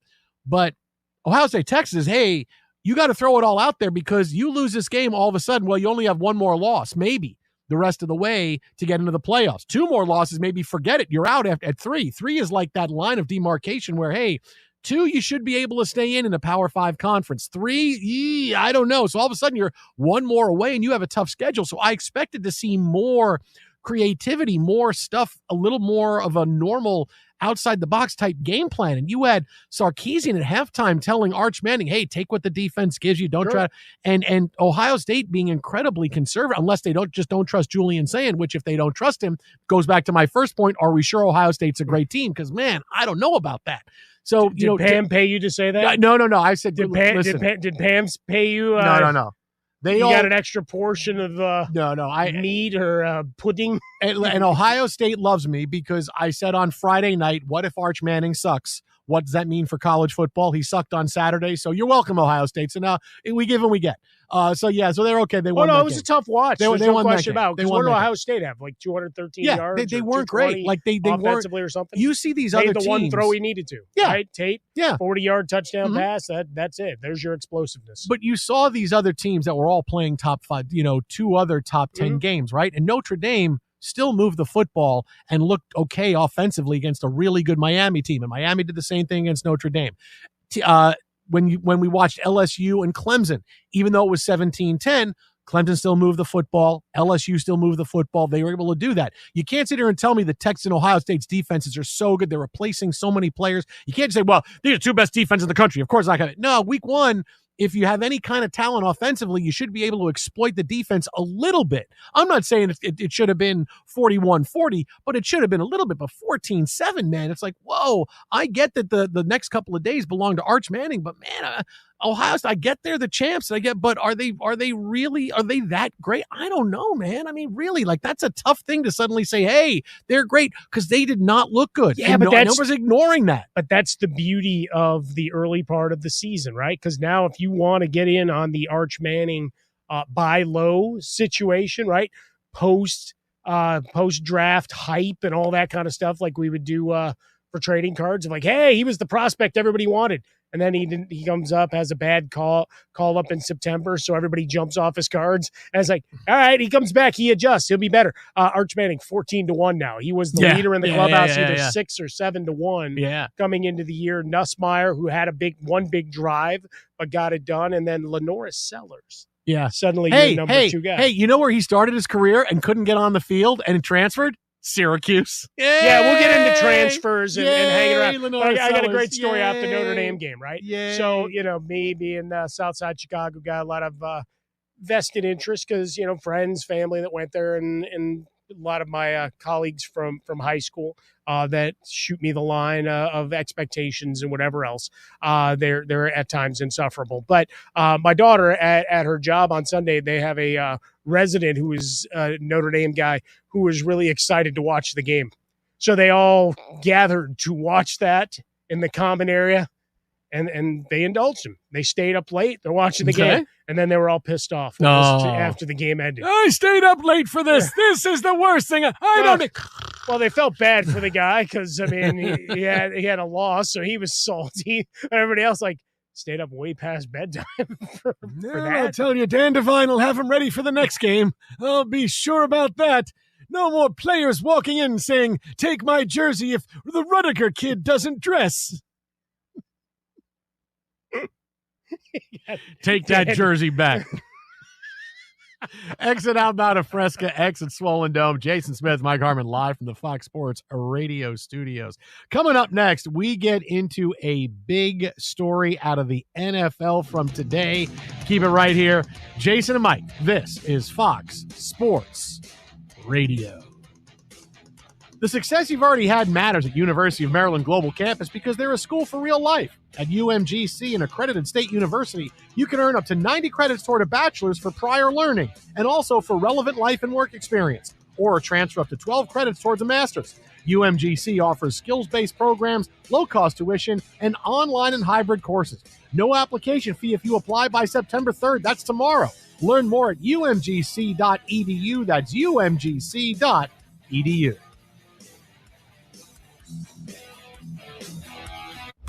When that news breaks. We have a little breaking news. We have breaking news. When that last shot goes up. And the final shot by the Pacers.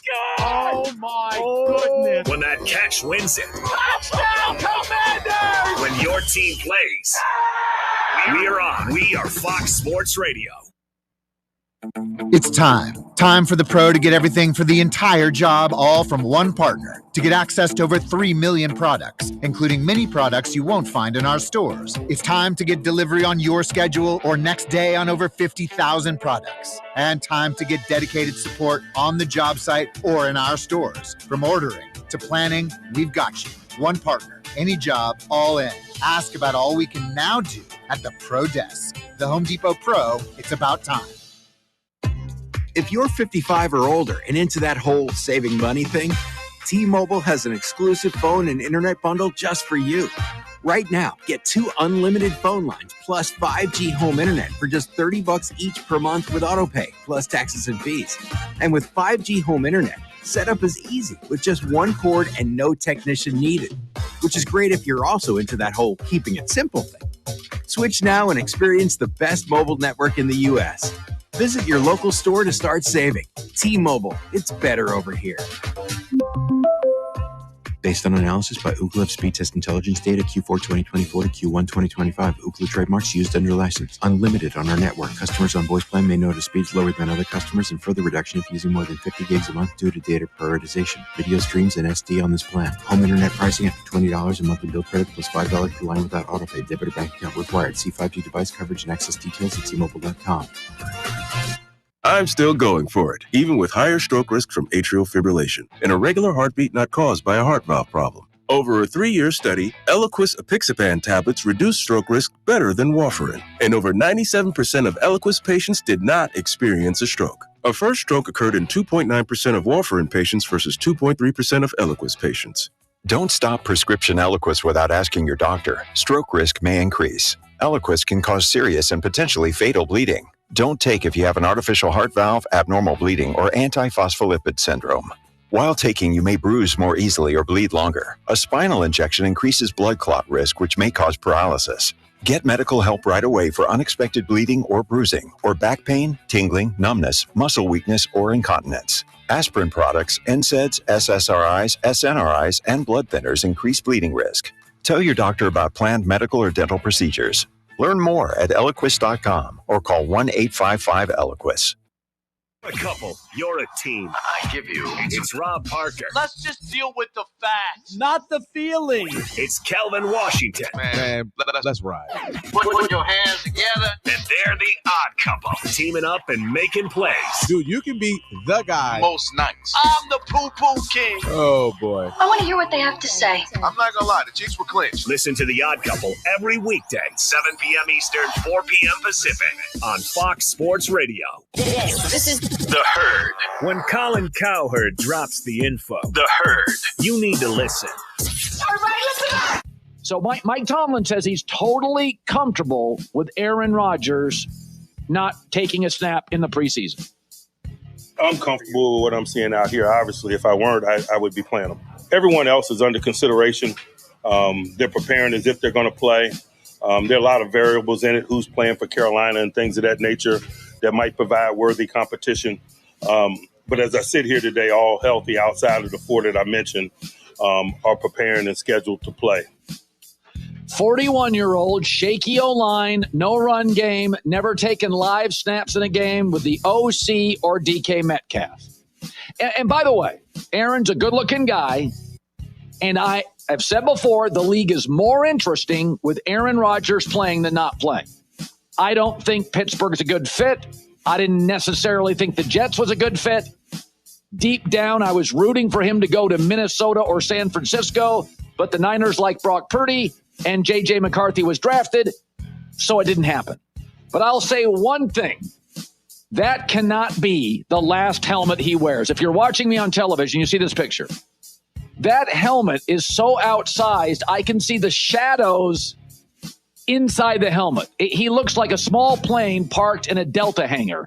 Somebody get that helmet fixed for Aaron Rodgers. That cannot be the last picture of Aaron Rodgers.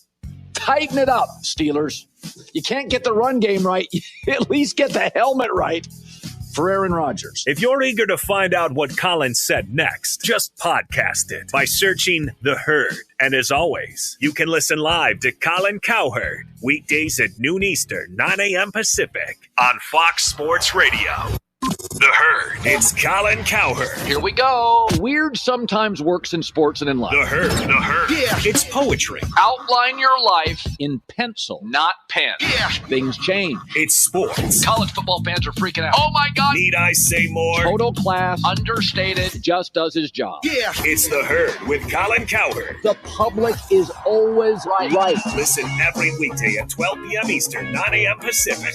Right here on Fox Sports Radio. When it comes to the things we do, I love the show. Yeah, I love the show. We just do it better than the rest. Bang. From our YouTube numbers to our streaming numbers. That's how you get beat. You want any other information? No one can compete with us. End of story. Just search Fox Sports Radio. I'm just enjoying listening. Thank you guys for the entertainment. When you have a product this good, no one, and I mean no one, can compete with us. Nope, guess what? That's the truth. Let's go! We are Fox Sports Radio. The most fearless voice in sports is on FS1. The one and only Colin Cowherd is bold, unique, and outspoken. Wow. You can see him on The Herd, weekdays at noon Eastern on FS1 in the Fox Sports app.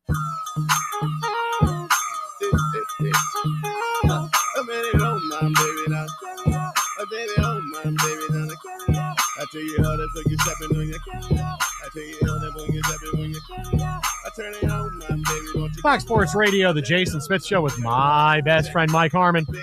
For over 40 years, Tire Rack's been helping customers find the right tires for how, what, and where they drive. Shipped fast and free, backed by free road hazard protection with convenient installation options like mobile tire installation. TireRack.com is the way tire buying should be. Well, here we are, another day closer to the beginning of the NFL season. Happy NFL Eve. And then we got two games. We got games Thursday and Friday. Yeah. Like, how fun is that? All our friends, Yeah. that are drifting in this random trip to Brazil. Frostberg's still on a plane. He left like 5 hours ago. He's in the middle of a 13-hour flight to Brazil for this Chargers He game. was begging me. He's like, "Can I have a password to this so I can download some shows?" I told him, I said, dude, hey, we just started binging Sneaky Pete. You'll love it. Sneaky Pete? I said, yeah. So he's probably as far into it as we are now. Like, we're like 6 episodes into season 1. I'm like, oh my God, I can't believe I didn't watch the show until now. But like, it's so good. And I told him, he's like, oh yeah. Where's it on? I go, Amazon, Netflix. Yes, both. Okay, great. Yeah. Amazon, Netflix. All right, great. So I know he's in the middle of a Sneaky Pete marathon right now. There you go. I did full old guy the last couple days. Finished my rewatch of Downton Abbey plus the movie because the new movie is out on the 12th. Oh, I do see the experience the end where it began, Downton Abbey. Yeah, if you go to the movies, there's actually a whole thing with Mr. Carson. But saw The Roses. Okay. Coleman and Cumberbatch. Sure. Hilarious. I can't wait Sure. for the outtake. So that was good. And then I went and saw Jaws on the big screen. Ooh, did it end any differently? No, Did the shark win this time? But it's funny how much has been edited out for television that you're just so conditioned. Yeah. And a lot of the scenes actually have like another minute of dialogue or the eerie silence as they're staring at her. I'm like, yeah. it's a much different experience. Oh, yeah. Like, wow, you add that back in. There's a little more tone and tenor as opposed to, hey, were you in an accident lately? Yeah.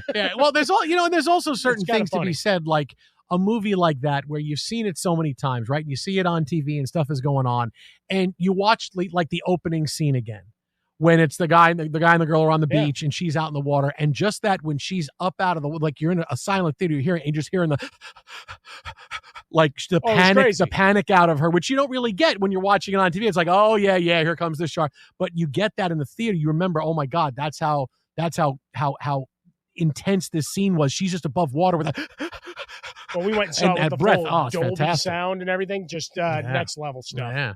Started singing along, farewell and adieu. So another day, and look, the story that's just going to keep on giving all year long is the Micah Parsons trade from the Cowboys to the Packers. Today, Micah Parsons' agent, David Mulugeta, who I've just referred to him as the agent. Like it's a TV show on Netflix. It's the Mark Wahlberg was the agent. And I saw him he was in Boston, and he tried to stop a bad guy from doing stuff, and he had a Boston accent, and Christian Bale was there, and the Affleck kid, and then all of a sudden Matt Damon's drawing stuff on a board, and it looks like all kinds of math. And I look at it and see, well, is any of this the NFC East standing? So I really didn't care about it. Then the Peter Sarsgaard is in it. He's a guy. That's a whole fact. I just found out there's Sarsgaard and Skarsgård. You got to go through it. It's a bunch of two different families. Thought it was the same. Like the Phoebe Waller-Bridgers and Phoebe Bridgers, two different people. Didn't know that. I thought it was all the same person. The singer, actress, all the nope, two different people. Didn't know keep that. you dancing. Didn't know Keep that. you on your toes. Had no Jerry. idea. I mean, you have no idea. But all of that to say, I mean, when we look at the Micah Parsons, I mean, we're ready for another agent show, aren't we? I mean, Arliss was 30 years ago. Yeah. Well, Ballers was 15 years ago. Yeah, at this Ballers point. was a long time ago. Yeah, we need more glazed and confused. Nicely done. But today was the agent's revenge. David Mulugeta on ESPN today on First Take talked about everything that went on from his perspective and Micah Parsons' perspective with the Dallas Cowboys. Some of the things that went on, I'll tick off really fast. He said the Cowboys were never told that Parsons wouldn't play for them. Mulugeta saying, no, Micah loves the game too much. He was going to play week one no matter what. Mulugeta also went on to say that Parsons' first choice was always to stay in Dallas. He wanted to be a Cowboy. They did everything they could. He also talked about, hey, what about this contract agreement between Micah Parsons and Jerry Jones? And Mulugeta said, well, when you're a 25-year-old football player and your boss, who's the most powerful person in the NFL, calls you in, what are you going to do? And so all of this is the power dynamic as well that he got into. So seeing this from Micah Parsons' side, okay, you understand this is Micah Parsons' side. And we've heard both Jerry Jones and his version of events. We had a deal which technically was not illegal for him to do, but it's really frowned upon by the NFL to negotiate directly with a player. And you don't know, did he cross the line? Who knows what happened in that conversation? But with this war of what's gone on the last few days, clearly the public sentiment is we're anti-Jerry Jones. Jerry Jones screwed this up, and he did because he had the best defensive player in the NFL, and he couldn't sign him to a contract. Well, the interesting part, though, in the Mulugeta stuff, as he enumerated, and a lot of it really tracked with things we were theorizing the entire process. And I believe I used the term the devil's in the details, right, of what the handshake agreement that Jerry thought he had with Micah or whatever. But it all comes back to a fifth year is the thing that really ends up blowing it up, right? One more year that would get him to free agency and whatever, $60 million or whatever the marketplace would be at that point. But it's just kind of an interesting, all right, now we're getting the enumeration in all of this in the postscript. And it goes back to what I said with Mike all the time when he was looking all sad on the sideline. He wanted to be on it with his guys. Yeah, whether he was laying on a table or eating an orange or whatever he was doing. I want to do this. I want to go back to work. But if you're looking to, if I'm saying who I believe with everything that went on between Micah Parsons' side and Jerry Jones' side after hearing this stuff today, I'm going to believe Micah Parsons and his side because, number one, when Jerry Jones said, hey, we offered Micah more guaranteed money in this deal. Okay, but how many years did you offer? Like, that's great. That's it, right? Did you? And Mulugeta said, hey, yeah, they offered, but it was for more years. That extra year. Right? That's this is he's losing $45 million in this negotiation. So the fact that was Jerry Jones's big trump card, that's all he said. That was his big trump card was, we offered him more guaranteed money. Yeah, but if you did it over less years, that's really way less money from Micah Parsons. And the fact that that's all we heard from Jerry Jones and we hear this from Micah Parsons, I'm going to believe everything that went on from Parsons' perspective because if it really was bad and it was Parsons' fault, Jerry Jones would be singing that from the mountaintops because he's not taking blame for anything with this. Remember, right after the press conference he had, it was, we had to get better against the run. Oh, right, Jerry, yes, you had to get better against the run. Right. He's not taking any blame for this negotiation. This is, we had the player, wanted to pay, we didn't want to be here, we made a decision, X, Y, and Z, we moved on. He would be singing details from the mountaintops. When all we're getting out of Dallas now, what's the biggest thing they can say with Parsons being gone? Maybe in the locker room he wasn't as well beloved as you thought he was, right? You heard stories that Dak Prescott wasn't a big fan of his podcast. Maybe he was a little bit too much by himself. They said sometimes, well, he came in, he didn't come in on time for treatment, but then you heard other stories that no, he always came in early. So all you're hearing out of the Cowboys' end of this now is nothing business-wise, nothing from negotiation-wise, which Jerry Jones would run it up the flagpole and say, look, I'm telling you, everything went wrong. And all you're getting from the Cowboys is that, yeah, Micah Parsons is a dude. Yeah, I don't know how much we'll miss him. There was this, there was that. Okay, yeah, call me this weekend and tell me how much you miss him opening night. Tell me you're going to miss him terrorizing the quarterback and the Eagles looking to him on the line of scrimmage, pointing him out before every play. Where is he? What is he doing? Tell me what you miss him then. So the fact that what we're getting from the Cowboys, okay, what's your perspective from Micah Parsons? Nothing business-wise. And the Cowboys just insinuating that maybe some people, he wasn't their cup of tea. Not they didn't like the guy, not that he was awful, just that, hey, maybe we didn't like his podcast. Maybe we didn't like that he's a little too much of a superstar. Maybe we didn't like the fact that he went through some antics on the sideline because but this is part of the negotiation. Ezekiel Elliott left camp, right? This is part of the negotiation. They didn't like that. And I understand that because that wasn't a big thing because it looked like Parsons had to have a bit of a hissy fit to get what he wanted. But again, this is how he wanted to get paid, and he did. So the fact that these are the sides, here's Mulugeta with all these details about what went on, and there's no blowback from the Cowboys, no response that, hey, they got it wrong. We wanted to give them this is what happened. The fact that we're not getting anything business and we're just getting this is kind of was like in the locker room tells me, yeah, I'm believing Micah Parsons' side of it. And it's even more Jerry Jones's fault than it was before today. Yeah. I mean, I think it's to relitigate it at this point when you'd gone to the wall saying we thought we had this agreement, right? Whatever that conversation was, Micah was. And Mulugeta even kind of said it, as you laid out, what's he going to do? He's going to nod. He's going to, listen and whatever, but he didn't think he had an agreement. But if you talked in general terms, this is, again, where you can understand, I think, from Jerry's point of view that he thought he had something, at least shell of a deal done. And then it was, as Mulugeta said it, the devil was in the details. All right, let's parse out these years and guarantees and whatever, but then it became a sticking point. So to not keep fighting over that, I think they've just – I'll give Jerry and Steven and the brain trust in Dallas credit. You're not winning this. It's like Nico Harrison going, well, we got Cooper Flagg. Yeah, no, that's great. That's great. Yeah, you're not winning this, great. Right? Yeah. And no matter what, like even if you tried to do the 30,000-foot view like we did as the trade went down of, all right, does this push them in a direction that's better? If they hadn't picked up the $20 million a year on Kenny Clark, then I'd feel better, right? If it was however many draft picks, or if you really open this to the markets, because this is where it does look like the other part of the Mavericks trade of, all right, you just went straight to these guys. Like that's it. Because Micah could have had other teams he was looking to? I mean, I'm sure if you really opened it up, would Buffalo not have come to the table, or one of these other squads with some kind of offer that might have pushed to a better price and traded to the AFC, get him out of it? So you want to play him week 5 when you're going to be 0-4. He's going to just put the dagger in your season. Right, he comes in and he's terrorizing. Like Dak's Khalil like, Mack. I never liked your podcast as he's running out of bounds.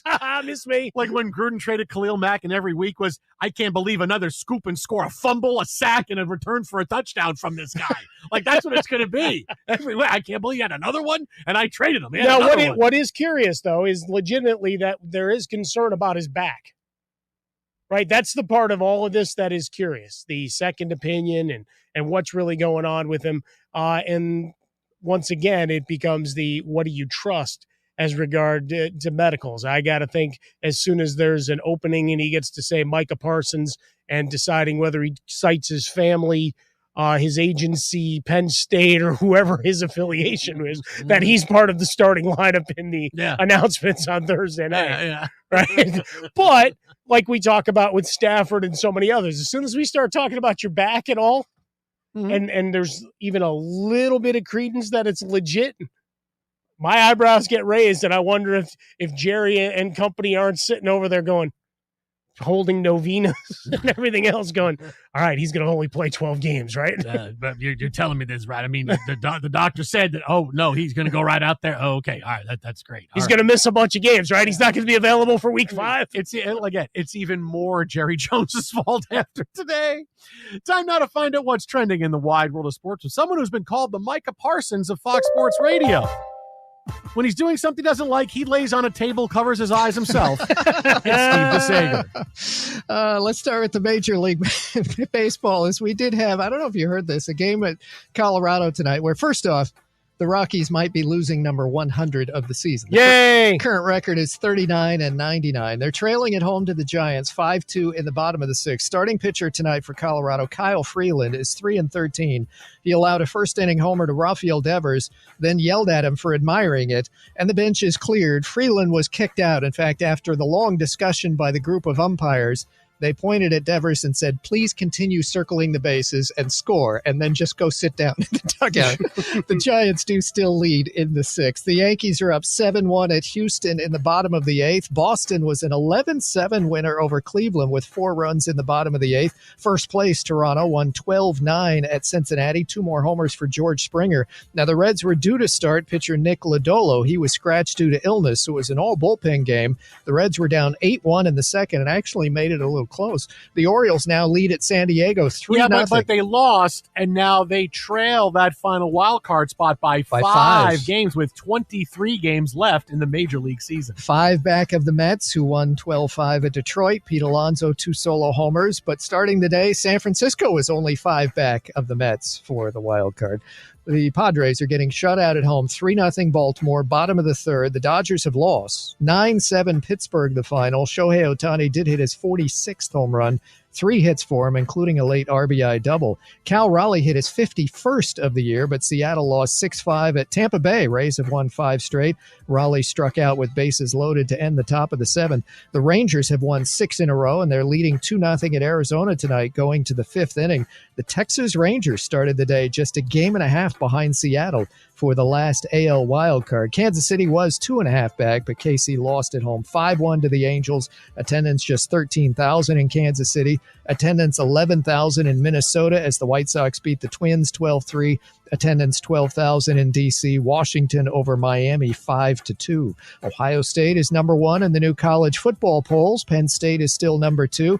LSU is up to number 3 in AP. Then it's number 4 Georgia and number 5 Miami. The Patriots say wide receiver Stephon Diggs will play Sunday against the Raiders after last year's torn ACL. The Giants listed rookie quarterback Jackson Dart as the backup to Russell Wilson. Jameis Winston is listed as 3rd string. Number 4 seed Jessica Pegula won a core quarterfinal at the U.S. Open. Next, she'll face number 1 Aryna Sabalenka, who advanced when her opponent withdrew with a knee injury. Right now in New York, 4 seed on the men's side, Taylor Fritz has dropped the first 2 sets to Novak Djokovic. Fritz is up 4-1 in the third. 2 WNBA games tonight. They're each in the first half. And Hall of Fame basketball coach George Raveling died at the age of 88. I remember seeing an interview with him where he said as a young man in the summer of 1963, he and a buddy were walking around Washington, D.C. because they were attending the March on Washington the next day. They met an organizer for the event, saw them at basketball size, and said, hey, can you young men help us with security tomorrow?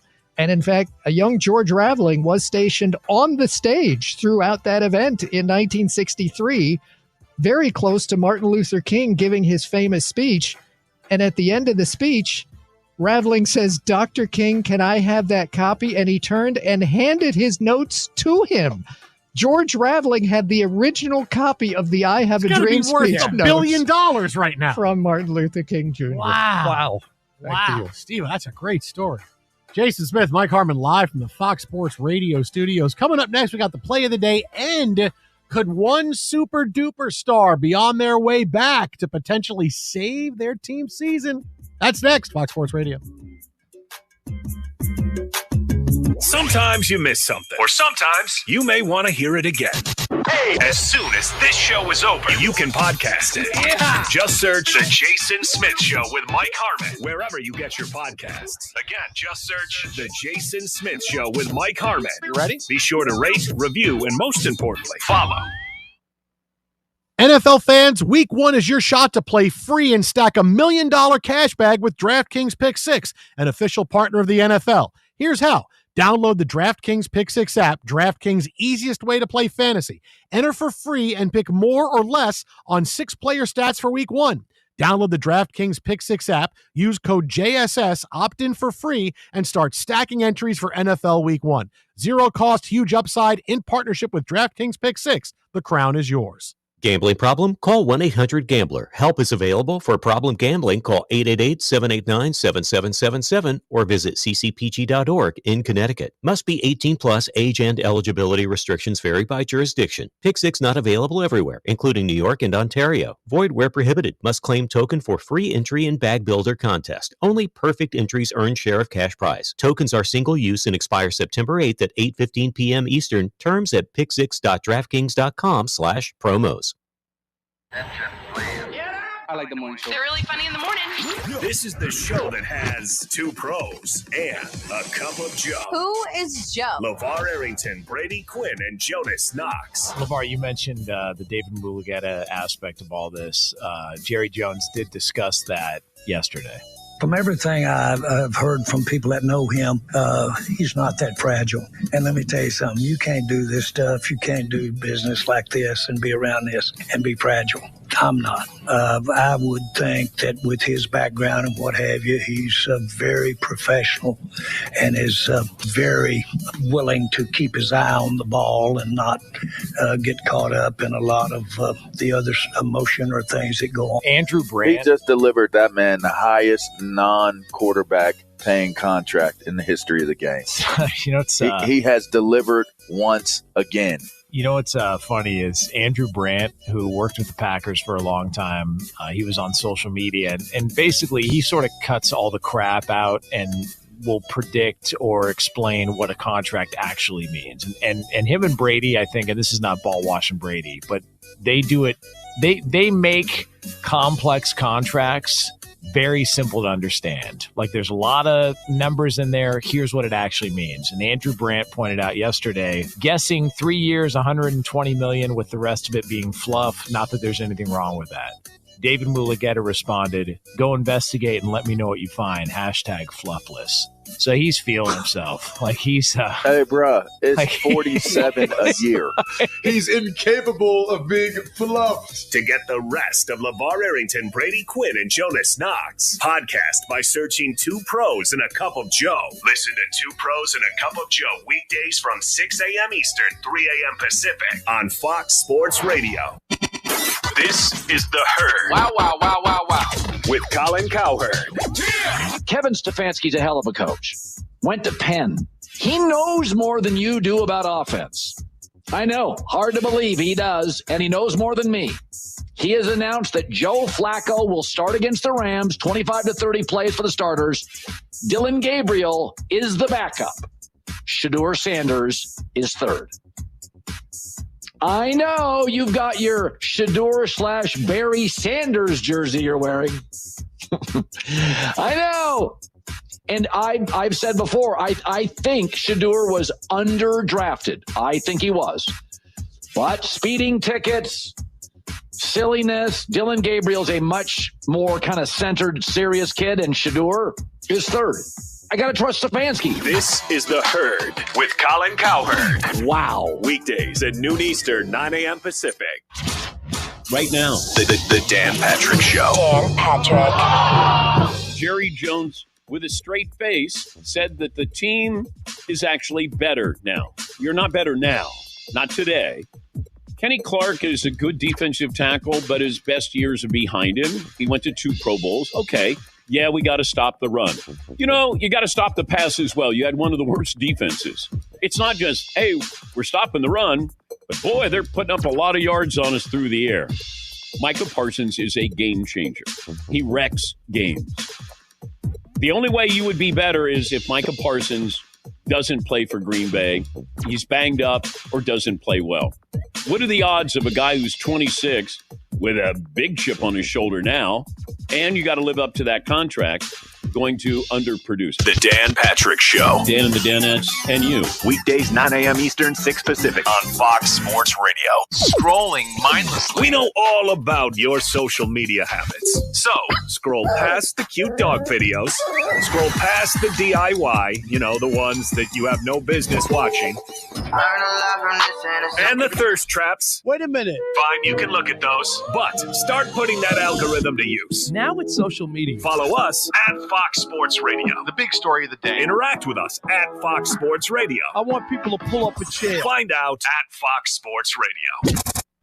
To find FS1 on your television, go to foxsports.com for details. Go! Check them out. FS1. Check them out. FS1. Fox Sports Radio, the Jason Smith Show with Mike Harmon. Time for the play of the day. Brought to you by TireRack.com. For over 40 years, TireRack's been helping customers find the right tires for how, what, and where they drive.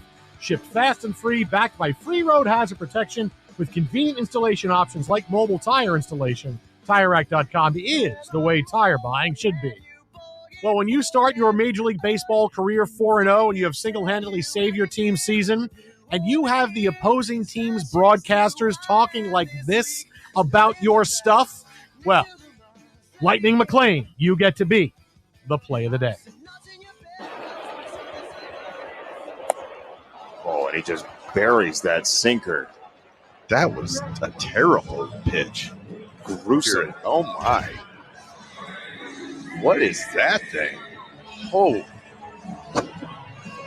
I mean, after seeing four-seam fastballs, Jason, that is a strike like bottom third of the zone at 94 and gone.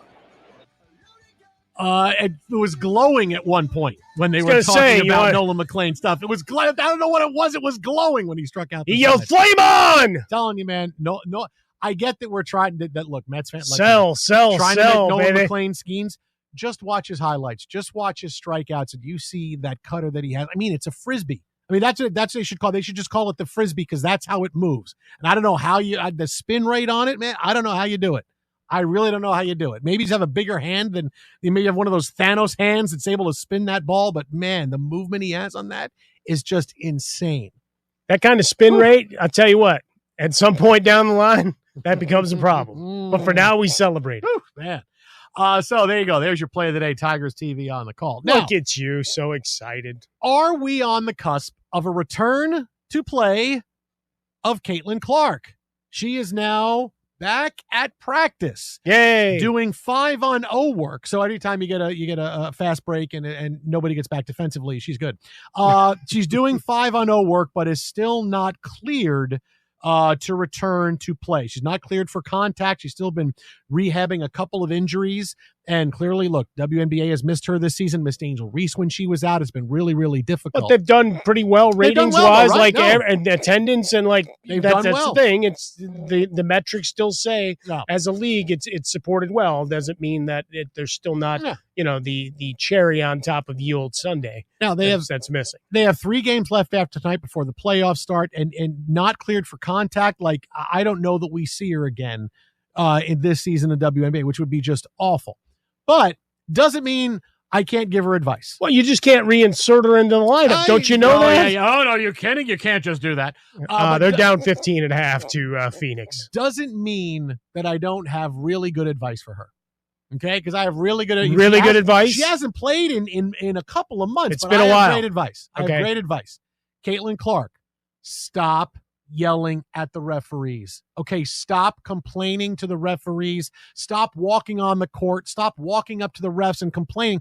It's a bad optic. Every Caitlin Clark story for the last few weeks about is she coming back, is she not, is accompanied by a picture or a video of her screaming at a referee and showing her displeasure with a call that they made. And I got to be honest, that's the worst optic Caitlin Clark has had in her career so far. But that's curious editorial, though, isn't it? That is the that's the B-roll that you're like, hey, she's on the comeback trail. She's working to get back. Yeah. Here's a shot of her screaming and berating an official. Not just old video of her or her working out. No, but that's what I mean, right? You're not showing. Well, here's what we're missing. Here's what she's working back to. The fact that you choose that as the B-roll. Depending on who that is, folks get really upset about, hey, why did you choose that clip? No, she looks petulant. She looks like she's whining and complaining. It's a bad optic. And also, it's not her job. Stephanie White's got to say, Caitlin, okay, you know what? Stop doing this. This is me saying this for you and the team. Stop complaining to the refs. I'm not going to get a tee at the wrong time. You're not going to screw up. You got to just let me coach, okay? I get that you're passionate. That's awesome. But she's on the court. I can't believe she's not teed up every single night because everything is her getting really mad, right? No, when the game against the Sparks where she was so mad that the foul got called and the Sparks had a chance to win, she's on walking up to the ref after the game is over and they have to pull her away. Like, she looks awful. She looks like a whiny kid. Stop. That's the worst thing you have done since you came into the league. Stop doing that. Stop putting that optic out there. I was laughing as I was driving in. A couple of things happened in the Dodger game that just had the radio booth losing their mind. One of which was there was a foul tip that the catcher caught for the Pirates, but they missed the call. Uh-huh. So it should have been strike 3. Right. And Caitlin Clark came out. No, Don Kelly comes out to yell, right. But he literally takes the ball and he's showing the umpire the ball, and he's like shaking it in his face and repeatedly, and then they don't kick him out. He gives it back and play goes on. Same kind of thing. Caitlin Clark being able to do whatever the hell she wants. Like, yeah, what are you going to do? Because the umpire said, listen, I get it, Pirates, and it's not been a great. Yeah, but you know what happened the next pitch? It's not been a great last 30 years. Base hit and RBI. I'm gonna let you go with this. Okay, I'm gonna let you go. I'll let you go. So it's been a rough 30 years. So they let him get his money's worth from the dugout after that. Okay. Again. Okay, Pirates. Okay, I got Pirates. Okay, now you're done. I gave it to you. Now you're done. Okay. All right, we're done. I'm done going back to Spanky LaValliere and not tagging Sid Bremen time. Okay, you're done now. You're done. Wow, we got Mike LaValliere in. Nicely done. Just stop that optic. That's the worst optic. Worst thing she's done. She came in the league. Stop doing it. Stop. Yeah, Nobody does it's not that. a good look. It doesn't help. Nobody does it. Coming up next, a new piece of evidence following last night that shows you that maybe Bill Belichick just isn't cut out for college football. It's next right here. This is Fox.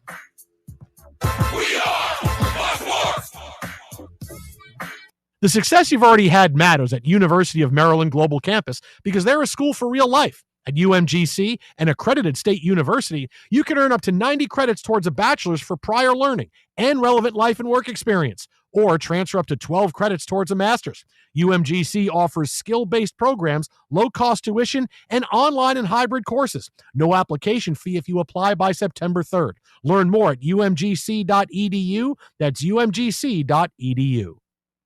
You hear that? That's Mike sleeping soundly on a Sunday night. That's because Mike was smart this time. He took ZzzQuil Ultra to fall asleep fast, stay asleep longer, and get the deeply restorative sleep he needs. So now he wakes up refreshed and ready to conquer Mondays. Let's do this Monday. ZzzQuil Ultra. Not for colds, just for sleep. Really great sleep. Use as directed. Keep out of reach of children. FS1. Looking for the one, what you looking at the one? To find FS1 on your television, go to foxsports.com for details. FS1. Looking for the one, what you looking at the one? And now, there are some shows you don't want to miss. Anyway, it's a big story. And there are some shows you can't miss. Yes! This is Covino and Rich. Rich is the guy. I don't know if everybody has a guy like this. He's one of two things. He's a guy that calls you with something that could have been texted. Like, that's what he called me for? He could have texted me that. That's always a weird feeling. But he's also the guy that calls you and calls you and calls you, right? Let's say you missed a call. You call him back, and then he rushes you off the phone. It's like, you were the one calling me. Now you're rushing me off the phone. True story. It's the weirdest thing. Spot, have you noticed that? It's a weird, noticeable personality trait. I noticed that. It's like, why are you rushing me off the phone when you're the one that called me up? Probably called you when I had like a question or a reason to call you. Not anymore. Well, Hunter Renfrow in the news because he missed an important phone call. No, not one. 10 important phone calls. Fact, yeah. The story goes like this. Hunter Renfrow, as you know, he got cut by the Carolina Panthers. He did. Trying to make a big comeback. He missed all of last year. So I'm not even there yet. This is the guy that was a star for your Raiders, Danny G. And then things just sort of went not so great for Hunter Renfrow. Yeah. Last year, ulcers, I believe, and other ailments. Yep. And before that, he ran into Josh McDaniels, unfortunately, was in that doghouse, had a couple of concussions. Tried to make his comeback and actually got cut by the Panthers. But injuries have now led to them saying, we're just kidding, come on back. But the whole come on back thing happened via... Hey, this is Cheech. And this is Chong, and you're listening to Covino and Rich, so listen up. To get the rest of what Covino and Rich said, podcast it by searching Covino and Rich. And as always, you can hear Covino and Rich weekdays at 5 p.m. Eastern, 2 p.m. Pacific on Fox Sports Radio. This is The Herd. Wow, wow, wow, wow, wow. With Colin Cowherd. Kevin Stefanski's a hell of a coach. Went to Penn. He knows more than you do about offense. I know, hard to believe he does, and he knows more than me. He has announced that Joe Flacco will start against the Rams, 25 to 30 plays for the starters. Dylan Gabriel is the backup. Shedeur Sanders is third. I know you've got your Shedeur / Barry Sanders jersey you're wearing. I know. And I've said before, I think Shedeur was underdrafted. I think he was. But speeding tickets, silliness, Dylan Gabriel's a much more kind of centered, serious kid, and Shedeur is third. I got to trust Stefanski. This is The Herd with Colin Cowherd. Wow. Weekdays at noon Eastern, 9 a.m. Pacific. I give you two pros and a cup of Joe. They're extremely talented. Putting the more in mornings. Can you feel the power? Jonas Knox. Fired up. LeVar Arrington. Hear the roar. And Brady Quinn. Some dudes just go about their business. That's the crew. It's two pros and a cup of Joe. Listen every weekday at 6 a.m. Eastern, 3 a.m. Pacific. Yeah. Oh, man. Get more out of your mornings on Fox Sports Radio. To find FS1 on your television, go to foxsports.com for details. Go! Check them out. FS1. Check them out. FS1.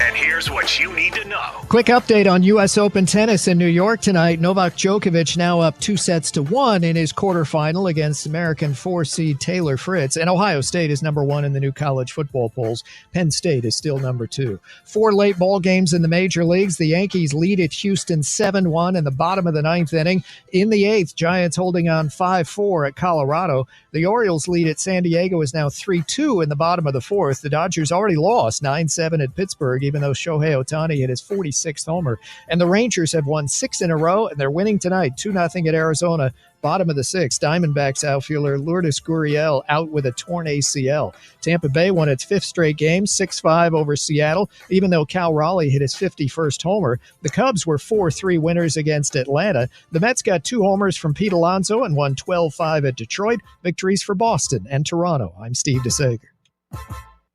Guess what time it is? I think it's time to start it up. The halls are talking, and these two feel completely disrespected. Do you have any idea who I am? They want more love. What the hell is wrong with you? They want more promotion. Not exactly a hefty investment. I mean, they are on over 400 stations at night. Women would say to my friends all the time, do you know Jason Smith? Do you know Jason Smith? So here you go, guys. This is the Jason Harmon Show. The Mike Smith Wait, can someone get their producer on the line to tell me the show name? Oh, he's off again? I hate to say I told you so. This is the Jason Smith Show. Now, live from the Fox Sports Radio studios, here's Jason Smith and Mike Harmon. Hello, welcome inside Hour 2, the Jason Smith Show with my best friend, Mike Harmon. Yeah, buddy. Now's the perfect time to start on your next success. Get your application fee waived when you apply to University of Maryland Global Campus by September 3rd. That's tomorrow. Put your goals within reach at an accredited state university. Learn more at umgc.edu. That's umgc.edu. So last night, while you were out having fun and doing all kinds of crazy-ass stuff. Oh, yeah. Bill Belichick was getting his butt kicked. Oh, I watched some. And down. You know what? If you had just watched the first drive and then turned it off and said, wow, this is going to be awesome, you would turn on and see the final score and go, wow, not how I thought that was going to go. Yeah, first half, not terrible.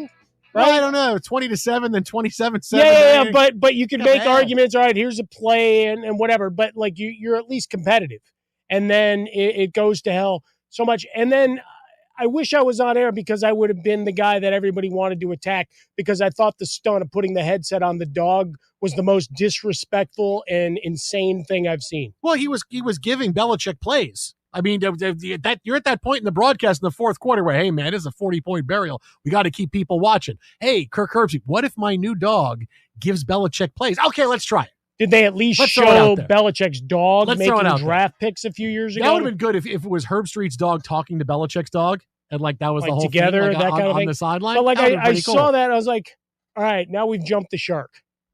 Yeah, what does it matter? It was a 40-point. It doesn't matter. What else do you want? Show some damn respect. What else do you want?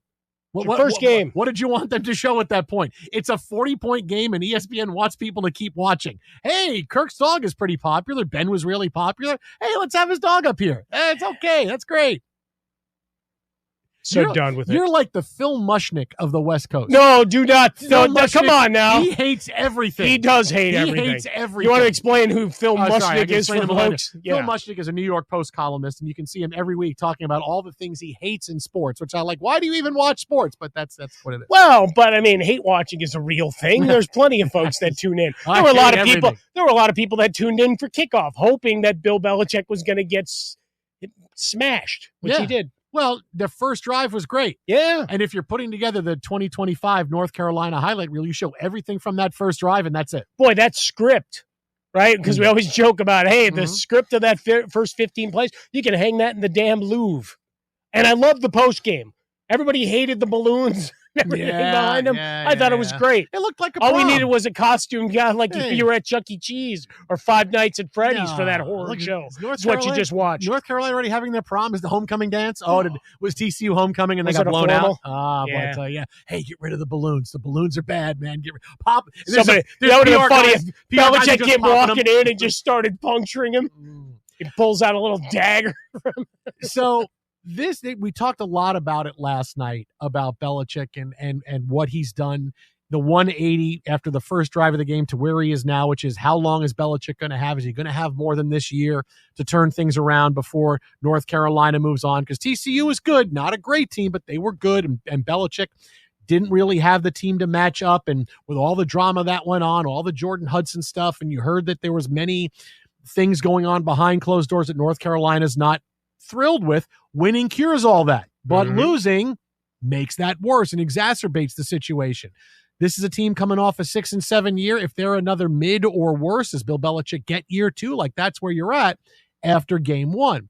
But something small, right, that got laughed at a little bit last night is honestly a big thing that tells me Belichick is not cut out for college football and doesn't get it. That the job is a little bit too much for him and he doesn't really get college football. Now, before the game yesterday, maybe you saw this story that Bill Belichick, doing his famous thing, put out a blank depth chart, right? Yep. Like all the scouts at the game and the media all get depth charts. And scouts come to the games to watch the players, right? And there was a lot of scouts there. And there was a big story in the New York Post. Pete Thamel, big college football insider, and said, hey, most of us were there to see TCU, of course, because TCU's got more NFL and Hoover's players, a right? guy that has been on some lists And he on a looked watch really good list, last and night, right? he looked good against the Yeah. Belichick defense, the vaunted Belichick defense. I don't know how vaunted it was. Maybe it was non-vaunted, unvaunted. Well, but Devaunted. historically, you think that part of that side of the ball, they're at least going to be competent. We've seen that he can't draft wide receivers, but low vaunted, non-vaunted, mo vaunted. Oh, there you go. But so he puts this out that hey, behemoth. We're not. They could have used him on the D line. We're not putting out a depth chart. And also, Pete Thamel went on to say that Belichick had been really restrictive with NFL talent evaluators, including these empty depth charts. Okay, this is why I say Bill Belichick is not cut out for college football and doesn't get it. When you're the head coach of the Patriots, and these guys are all playing professionally, and this is your fiefdom, and you're trying to win on Sunday, right? That's all people care about. Do you win on Sunday, right? That's what matters. Is that a competitive advantage that you're getting? Yeah, but I mean, still, teams know who's hurt, who's not, depth chart, who's playing, who isn't. But in the NFL, you can be this way. You can play your petty schemes and troll the media if you want to and be a jerk like you've been for the better part of the last 30 years. You can do that in the NFL because these are all professionals, and the bottom line is you're trying to win. In college, if you are starting for North Carolina, you have NFL dreams, right? Mm-hmm. If you're a starting player for the North Carolina Tar Heels in football, you have NFL dreams. It's 7 rounds in the draft. There's 32 picks per round. There's undrafted free agents. There's guys that want to go play in Canada, go play in different leagues. You want to know that your coach is going to take care of you a little bit. You don't put out a depth chart? What the hell is that, man? All you're doing is hurting the players, and the scouts really don't know who they're looking at. And the fact that you're restrictive with NFL talent evaluators, like you're worried it's going to get out and the other team is going to know who your good players are, they can see it on tape, right? But here's evaluators who are going across the country. They come to this game because they want to see who's out there. Now, granted, yes, more for TCU, but if I go to North Carolina, I want to say, hey, coach, you're looking out for me, right? You're not just playing some stupid candy-ass game with the media and that you've played your whole career and you think it's getting some kind of advantage, because you know what? I really want to get on NFL radars, right? And not that you can't do it. Not like the scouts are going to come away going, well, we don't know. Belichick wouldn't tell us anything. But why are you making it more difficult for your kids that you supposedly care about so much? Why are you making it harder for them to get on NFL scouts draft radars? Why are you doing that? Because that's all you did last night. I'm not going to talk about how good talent-wise. I'm restrictive with the talent evaluators. I'm not even going to give you a depth chart. Dude, what are you doing, man? Why are you making the scouts work so much worse than it is? Because in theory, the scouts can find their guys, but you're not making it easier, and you're making it easier for the scouts to say, well, I don't really know anything. I'm going to go with the people that I came here to look at that I know about. If it's somebody else that falls through the cracks, I can pick them up at some point later on. But that's not doing right by your players. And I'm mad. If I'm a Carolina player, I'm going, coach wouldn't even put out the depth chart. The scouts even know who I am. Hey, I have NFL dreams. Yes, we want to win, and I'm here to win, and we're all going to win. But you're not gaining any sort of advantage here, right? We don't know the plays ahead of time. The footballs are inflated to where they need to be. Like, are you really doing something that is helping us? No, you're not. And this tells me that Belichick is not cut out for college football. Yeah, there's a couple of things. I kept waiting for the Spider-Man meme. I almost had to create it myself to where, and I saw it referenced on one Twitter account as I was scrolling on a walk this morning. But the Urban Meyer and Belichick passing each other in a hallway, and it's the Spider-Man meme, right?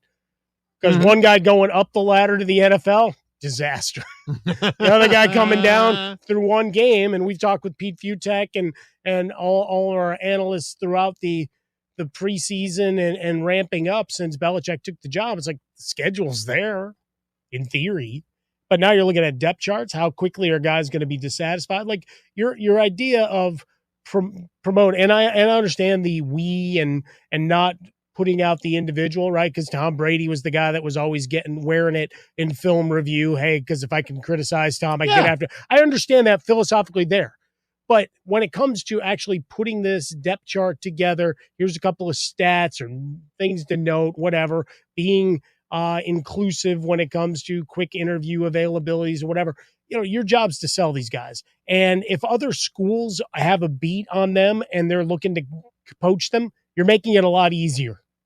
Yeah. Right. It becomes that much more readily apparent of, you know what, I don't know how long this experiment's going to be, whether it's a year or two or whatever we're signed up for here. But you need a linebacker because I'm open to it. Right. Because it's not just looking at the NFL talent evaluators is one thing. Right. That's just bad business. Like, why would you cut off that? But trying to think that there's anything in that is going to keep them loyal to you. Because the transfer portal, and we'll talk about it related to how long you should extend your stay on the collegiate level with the amount of money that's flowing through. Like we see these estimates for backup quarterbacks in top 4 division football, and you just raise an eyebrow going, I'm staying as long as I can. I'm a 9th-year senior if I can pull it off. But if I'm buying beer for everybody on Friday at the Gas and Sip. But if I'm a kid at North Carolina, I'm sitting there going, I could go get treated better, at least get exposed a little bit by another program, and we don't have to do all the work, right? It's like having the club that you play soccer, softball, whatever, actually help in the recruiting process versus mom and dad paying a service or trying to cut highlights themselves. Like there's, and this is for North Carolina, you're not winning over the locker room. No, he thinks I'm coming in and taking the NFL to North Carolina, and clearly, without the talent that he thought he had, it didn't work, and it might not work this season. But just the fact that you coach college kids now, and you are when it comes down to it, you are a big extension of a youth coach. You are trying to help your kids get through school and get to where they're going. Now, yes, you're trying to win football games. Number one thing, absolutely right. You're trying to win, but you can also win and help kids, right? You can also do that and help them get to the NFL. Because again, that's always also going to help your brand. Hey, coach is great. Go there. He'll get you to the NFL. He knows so many people. He can get your tape in front of people. He knows the scouts. I went there and coach talked to this scout. He came and talked to me because he knows everybody from the NFL. Instead, there's none of that. But I know he's got a bitter taste in his mouth because, only Atlanta came knocking on his door at any point, and there might have been other conversations we're not privy to that never really got publicized. But say it was one. You can't now screw these kids over because you're mad because I've always hated else. the press. I've hated having to talk to anybody. I've hated this. So now you know what? No, you don't get depth charts. Oh, okay. Yeah. That's such a big... None of you teams wanted me. Now you want my players like you. Yeah. Look how much no depth chart helped you last night. Look how much. Wow. Well, you know what? Some might argue. Maybe that's why they scored the first time they had the football. We didn't know who anybody was. After the first drive, we knew who everybody was. But now we're okay now. Yeah. I mean, maybe you really, as the old phrase said, you showed your ass on this one. By not putting out a depth chart, you showed you don't have a team that's ready to compete. So you don't have a depth chart. No. I'm not even listing you guys. You're not worthy. You guys all stink. If I had a 3rd string depth chart, I'd put that out there. But nobody else. Right? Like he still seems to be all about him, right? Like it still seems to be about him. Well, that his system is going to win no matter what he does. And you can't just say, well, I did it here at the pros for so long. I can take my talents to college. Remember when he first came in and said, we're going to do everything and teach them the right way, from practices to nutrition to all of this. Like, yeah, all that's great. Can you communicate with kids? Can you communicate with kids? Can you make sure that you are out for their, but they trust you? They can come to you and say, Coach, I got a problem. I got an issue. Because, I get it in the NFL. Tom Brady wasn't showing up in your head going, hey, I got an issue, man. What's your problem, Tom? I just bought this $10 million car and Giselle wants this other $10 million car and I don't know what to do. Like you need to be more than that as the head coach. This is your program. And when I see something like that, I go, he's not up to the job. He doesn't get the job. He doesn't get what it means to be a big-time D1 coordinator, big-time D1 head coach of football. But also, you got a brand new rule book. Like, you had that dog-eared, beaten-up thing with little notes in the margin. Yeah, this is a new rule book. Yeah, like I don't even think it fits in his pocket yet. It's not really worn in. He doesn't know. It's like a new mitt. You got to get one of those new wraps that kid's been hawking. and getting out there. He's got nothing. So like there's subtle differences, down distance, the resetting, timeout after a first, clock stoppages, and how the field's marked and everything else. I heard RG3 with Dan Patrick talking about that part of it a little bit, of how you're coaching a secondary has got to be different from the NFL. Yeah. Just the way the field is set up, and so like all of that. Wow, the hash marks are really wide. But it changes your coverage, right? You gotta go out space, Go out further. little bit in terms of your spacing. I don't know. Wait a minute. Why the hell? But your responsibility and how far you go versus the other. Yeah. I mean, pick it up. Yeah. No, look, it's a big difference, but there's certain things that I expect. Okay, there's going to be a bit of a learning curve, and there's other things like, hey, understand that this is part of the job, right? This is part of how it goes. Yeah. And just getting along and trying to promote your kids is it's at least number 2?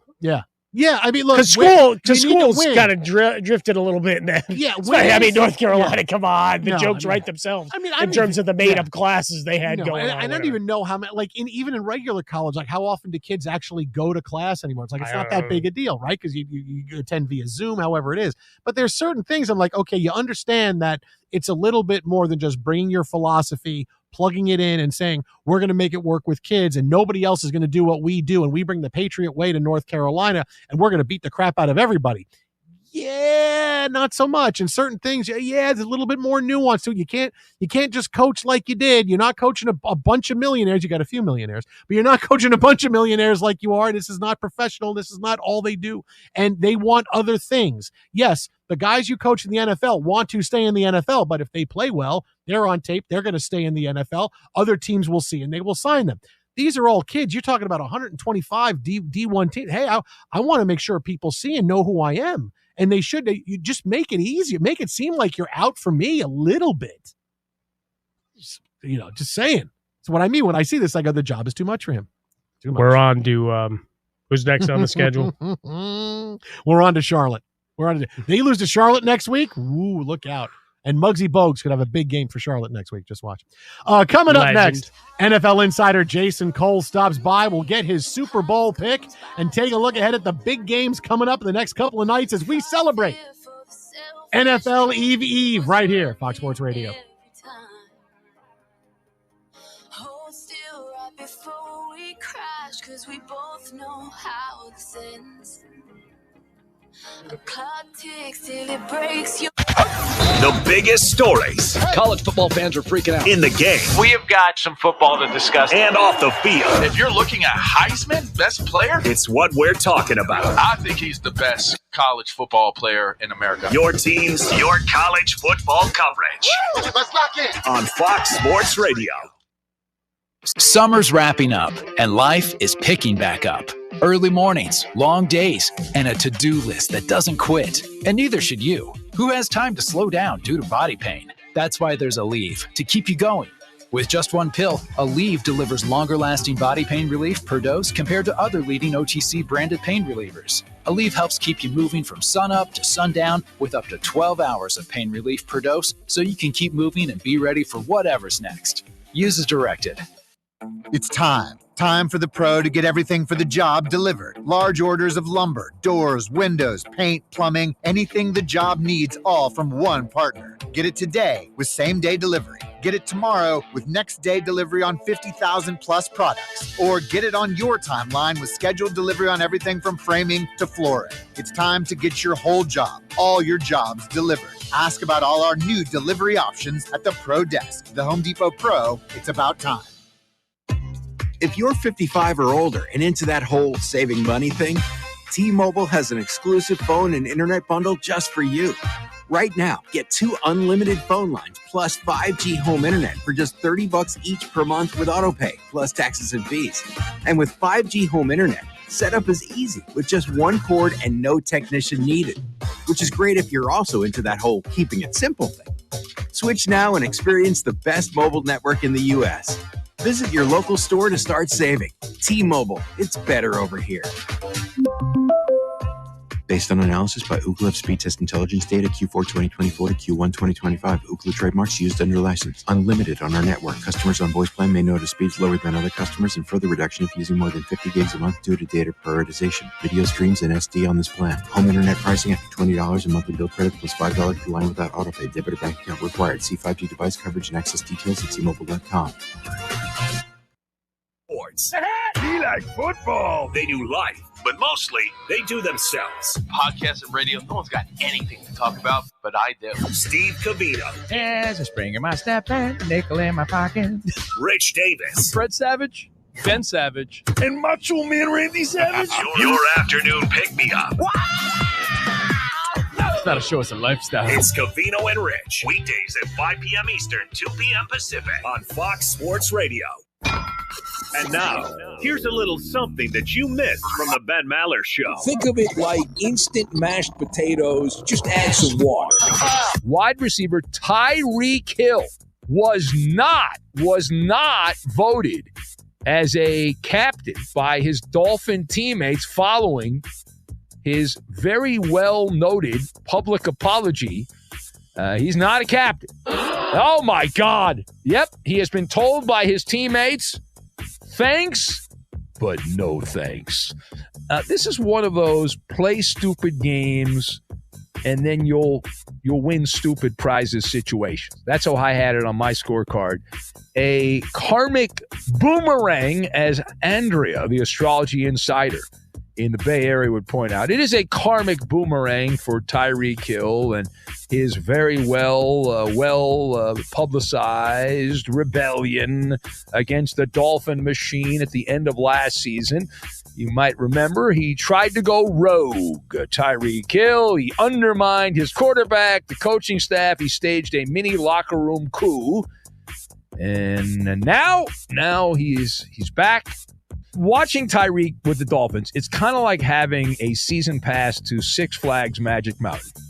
Tyreek is a coaster, which is exhilarating, occasionally frightening, and often terrifying all at once.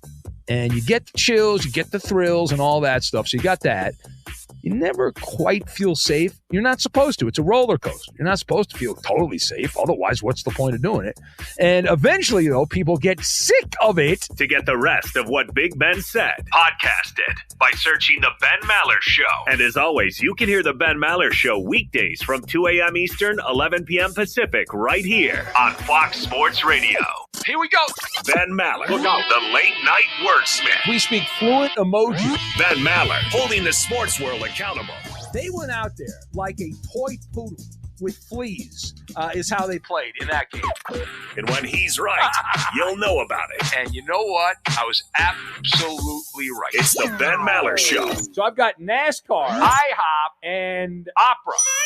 Listen on the overnight, 2 a.m. Eastern, 11 p.m. Pacific on Fox Sports Radio.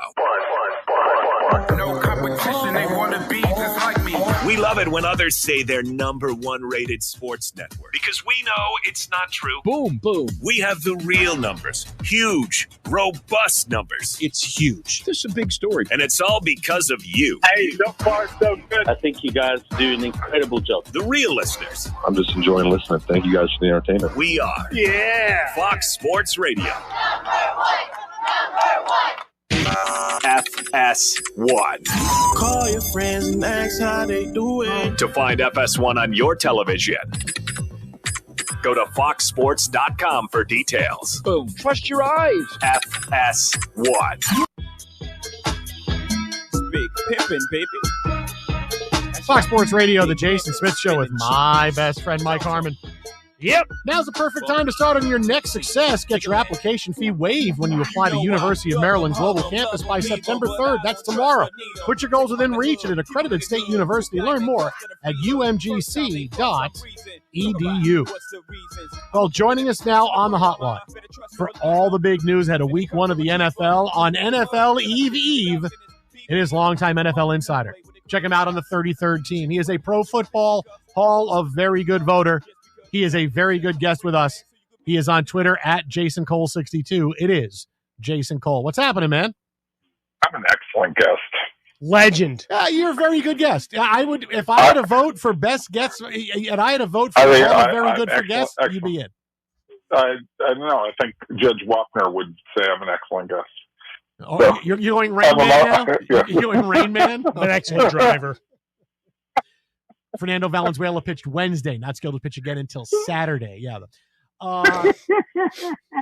So you're happy, man. We've made it to another NFL season. Yeah. It's a beautiful thing. This is great. My Micah Parsons take from last week, which, came true within like a day, which, made Michael Irvin look not so good, 1 minute before the trade actually came down. Not real observant about what's going on, Michael Irvin. So, but yeah, like it's been a wild setup to this season. Can't wait to see Dallas get crushed by about 30 on opening night. Sounds great. Line only moved an extra half a point after the trade was consummated. Who looks worse this week? The Cowboys on Thursday night or North Carolina last night? Who looks worse? Oh, you really can't beat what happened last night. And just the Jordan Hudson memes, and it was out of control last night. I just went on and went, oh, this is bad for Bill. This is really, really bad for Bill.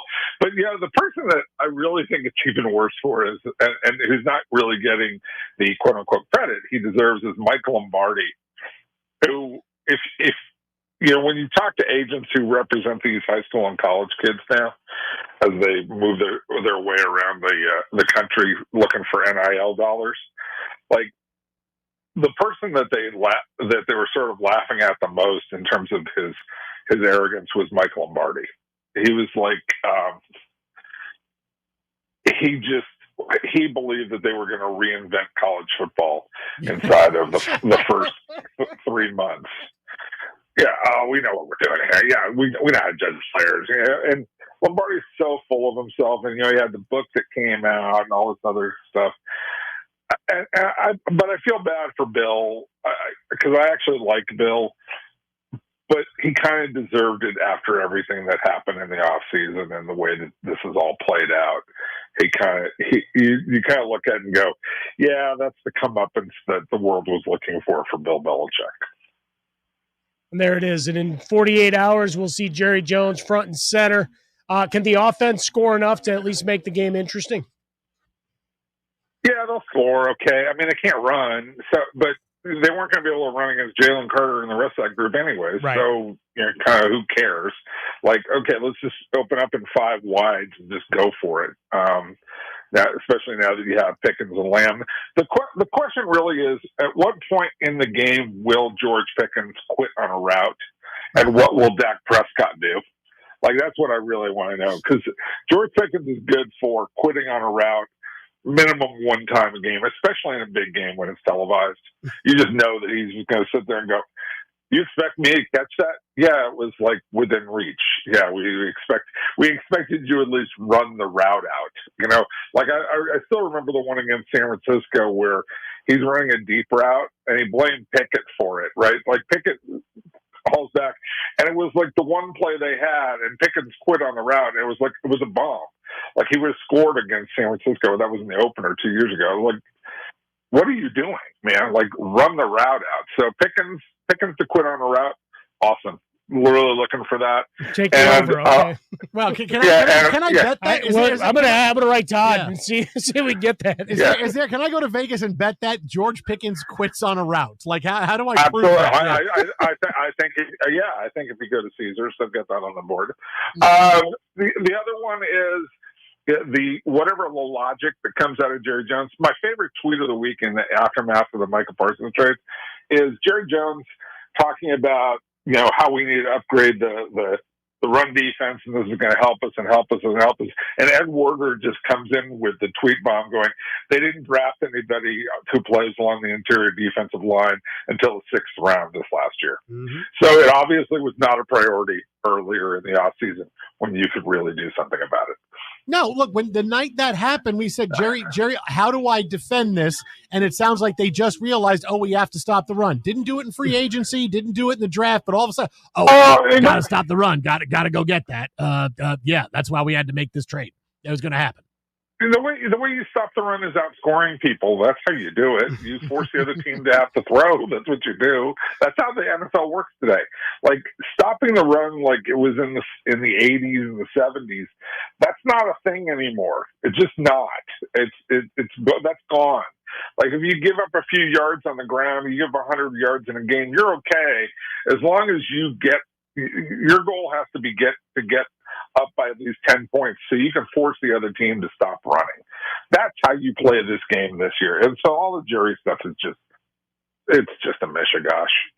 Mishigosh. Like there we go. That's a good word. So that's the name of the agent that talked to for Parse. It was Mishigosh, and he just said, you got to call me for a contract. And I said I didn't have to. The rules say it's not technically illegal, so I had a handshake deal.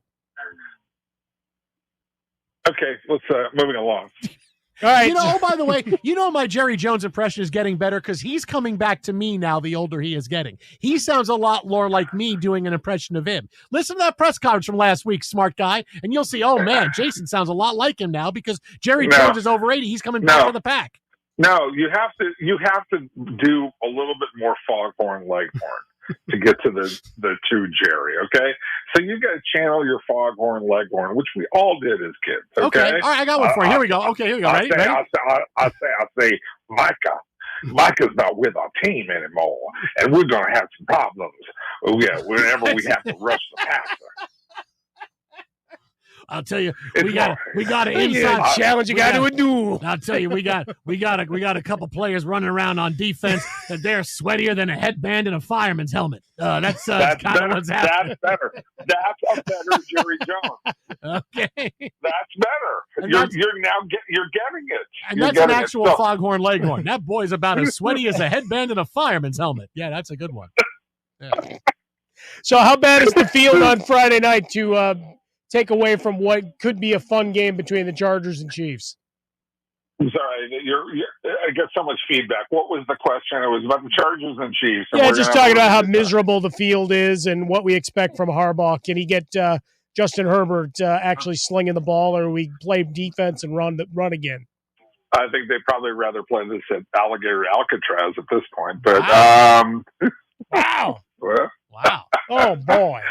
I mean, look, people just don't understand. Like these are just really important things to get right. Like especially when you're dealing with professional athletes. So the fact that they go and they play these games on fields that just are not very good, it always just galls me. It's like you spend millions upon millions of dollars on athletes and making sure everything's supposed to be right, and then you go play in a place where it's got a crappy field. Like, can't you get this right? Like, how many times has this happened? Last year it happened. It's happened in Mexico City more than once. It even happened in Canton. At the Hall of Fame, the Hall of Fame game was canceled one time because of that. Yeah, the Hall of Fame. You really push that. It happens 8 or 9 times a year at Soldier Field with the Chicago Parks Department running that place. So it's which may explain what the McCaskies are doing at this point in time. But have they reached a deal on that? I lost track of that. Do they have a deal yet in Chicago on what they're going to do, or do we know? We're still fighting. You still have all the politicians that are trying to say, well, it's still in Cook County. So, yeah, it's a mess. Arlington Heights, technically, it's over here. It's still in that zone. It's still in the zone. It's still in the Cook zone. As long as it's sort of like it's still in the frying pan. Is that what we're saying? That's what we're saying. Yeah. Okay. All right. No, I think that look, Chiefs and Chargers. Look, I love this game. I just wish there wasn't this potential distraction of being on a horrible field. It's sort of like last year when you had the Eagles and Green Bay playing that game, and it was a really good game, and then all of a sudden it's like the sideline is the field's just choppy as all get out. You'd like to have a better quality, and you'd also like to have a division game like this not farmed out. Like if it was the Chiefs playing against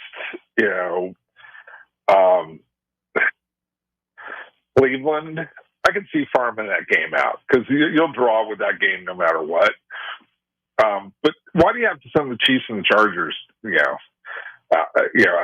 Outside the country. I don't quite get that. That's too important a game to be playing it elsewhere.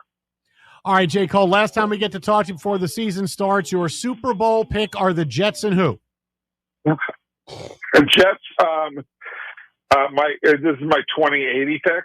So for 2080 season, I have the Jets going up against the Biloxi Mustangs. Oh, Mustangs are tough. They're tough at home. Yeah. Tough at home. Yeah. Home field advantage. For this season, I'm really tempted to go Eagles to repeat because I love their defensive line, but I just don't trust them enough. So we're going Dan Campbell and the Lions, despite the fact that they changed out their coordinators. We're going Dan Campbell's Lions. That's how they're going to be known. They're not the Detroit Lions anymore. They're Dan Campbell's Lions. Dan Campbell's Lions. That's how they're the DC Lions. Yeah, the D is going to be the old English D is going to be a DC on the hats. Yeah, sure, okay. Right, exactly. So we're going Lions, Jets, Ravens, Lions, Ravens. There you go. All right, there Lions, it is. Ravens. Yeah, we're gonna see Lamar Jackson finally. He's gonna put it together and not screw it up in the playoffs. He's gonna have another MVP caliber season, and he'll finally get through the playoffs. I believe. That is a very good pick by Jason Cole, NFL Insider's got the Ravens and the Lions in the Super Bowl. No Bucks. Bucks are there's too much Buck love going on out there. I can't abide that. Too much Buck love. All right, take it easy, buddy. We'll talk to you next week after week one. Enjoy week one. There goes J. Cole. Too much.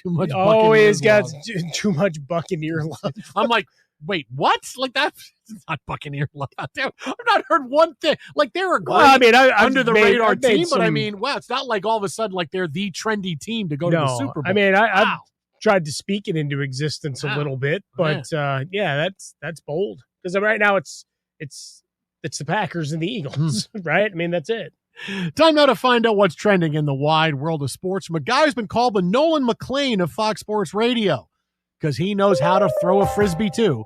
It is Steve DeSager with What's Trending. Too much buck love, but you can never have too much baklava. Am I with you? Nicely done. Thank you very much. Yeah. By the way, there was a stat out tonight about Nolan McLean of the Mets. Of course, in his first 4 career starts, he's 4-0 with an ERA under 1.5. and at least 25 strikeouts. The only other guy who started like that was Fernando Valenzuela in 1981.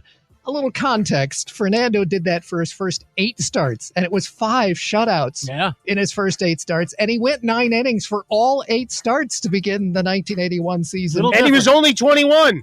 Theoretically. And he had 11 strikeouts against the Mets and 10 against the Padres and 10 against the Giants and 11 against the Houston. It was just an incredible beginning. And he was Rookie of the Year, and he was Cy Young Award winner. Fernando had the screwball. Nolan McLean has the Frisbee. Like, each got their pitches. It's fine. So we can accurately say that we haven't seen anybody with the pitch movement like Nolan McLean has since, say, Dustin May. So stay tuned. Wow. Dustin May.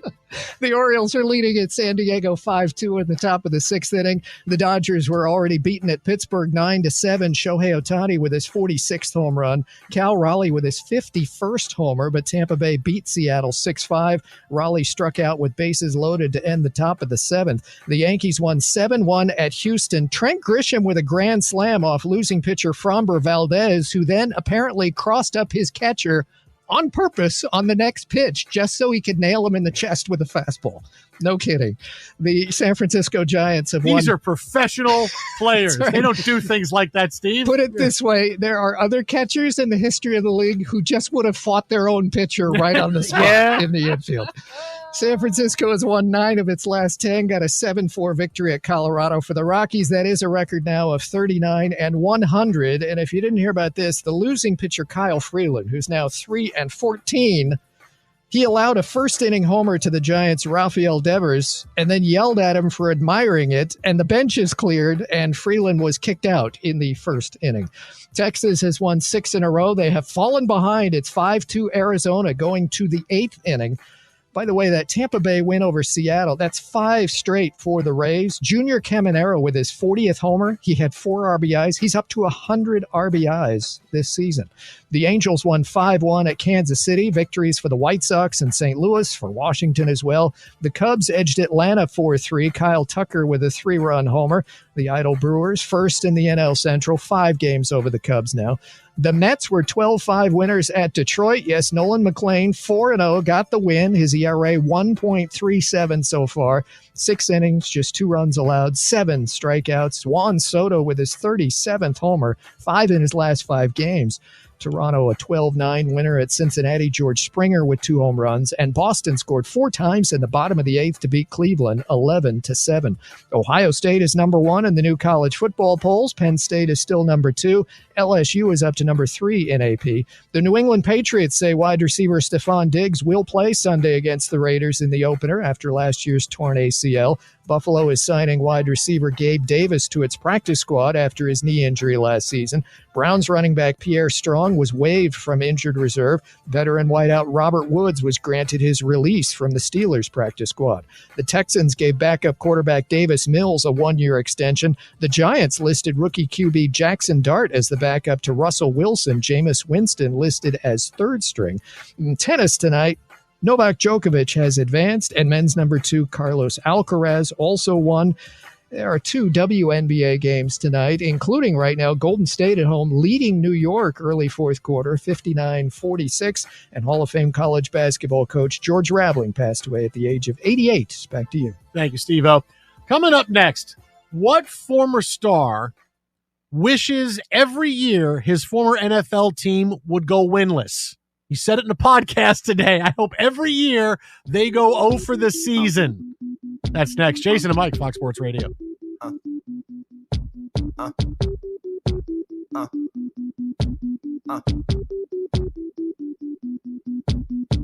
Day and night, I toss and turn, I keep stressing my mind. I look hey, NFL fans, week 1 is your shot to play free and stack $1 million cash bag with DraftKings Pick 6, an official partner of the NFL. Here's how.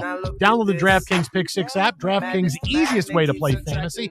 Enter for free and pick more or less on 6-player stats for week 1. For instance, I'll go over the half a touchdown for Saquon Barkley against the Cowboys. You know they're getting down there a bunch of times. You know he's getting the football. Share your link with friends to add more cash to the bag and get bonus shots to win. I'm going to go George Pickens over 55.5 yards. They play no defense. Throwing all day long. Hit all 6 picks, you'll be splitting a bag that's already $1 million or more. Download the DraftKings Pick 6 app, use the code JSS, opt in for free, and start stacking entries for NFL Week 1. Zero cost, huge upside. That's DraftKings Pick 6 app, code JSS. DraftKings Pick 6 app, code JSS, in partnership with DraftKings Pick 6. The crown is yours. Gambling problem? Call 1-800-GAMBLER. Help is available for problem gambling. Call 888-789-7777 or visit ccpg.org in Connecticut. Must be 18 plus. Age and eligibility restrictions vary by jurisdiction. Pick 6 not available everywhere, including New York and Ontario. Void where prohibited. 1 per new customer. Bonus awarded as non-withdrawable Pick 6 bonus picks that expire in 14 days. Limited time offer. Terms at pick6.draftkings.com/promos. When it comes to the stories of the day, the big story of the day. All right, saw this story this morning. We have takes upon takes upon takes. How about that? Hot take. Upon takes upon takes. The hot stove league's now an air fryer. Of course we're going to have takes. Trevor Lawrence has hit his ceiling. We're live 24/7. We're Fox Sports Radio. The success you've already had matters at University of Maryland Global Campus because they're a school for real life. At UMGC, an accredited state university, you can earn up to 90 credits towards a bachelor's for prior learning and relevant life and work experience, or transfer up to 12 credits towards a master's. UMGC offers skill-based programs, low-cost tuition, and online and hybrid courses. No application fee if you apply by September 3rd. Learn more at umgc.edu. That's umgc.edu.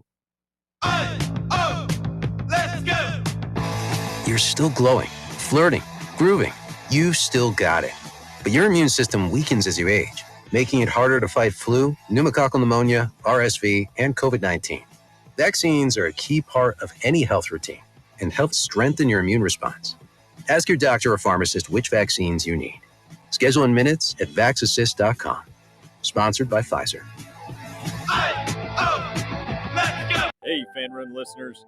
This winter, our friends at Crumble are bringing you nothing but warmth and joy.